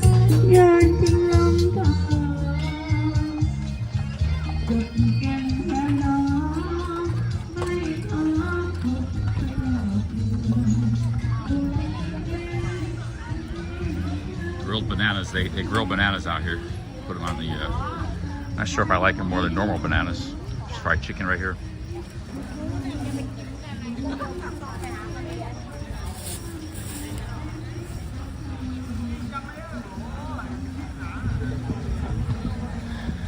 I think if I go to the nightlife stream, I might run into that guy again. So, I mean, it was cool. I enjoyed seeing him, but like I said, he probably wants to drink, and I'm not drinking and stuff. I'm actually just going to my room, guys. Anyways, guys, I'm gonna go back to my room. I'm pretty tired.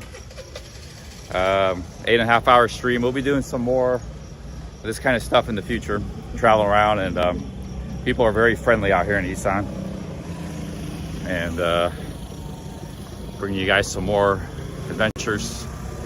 All right, I'm out of here, guys. Peace out. Happy New Year's. Have a good one. Thanks for the super chat. Have a good one, guys. Peace out, everybody. Thanks for stopping by. See you. Probably see you tomorrow. Happy New Year's, everybody, wherever you are in the world. See you guys. Take care. Thank you, everybody.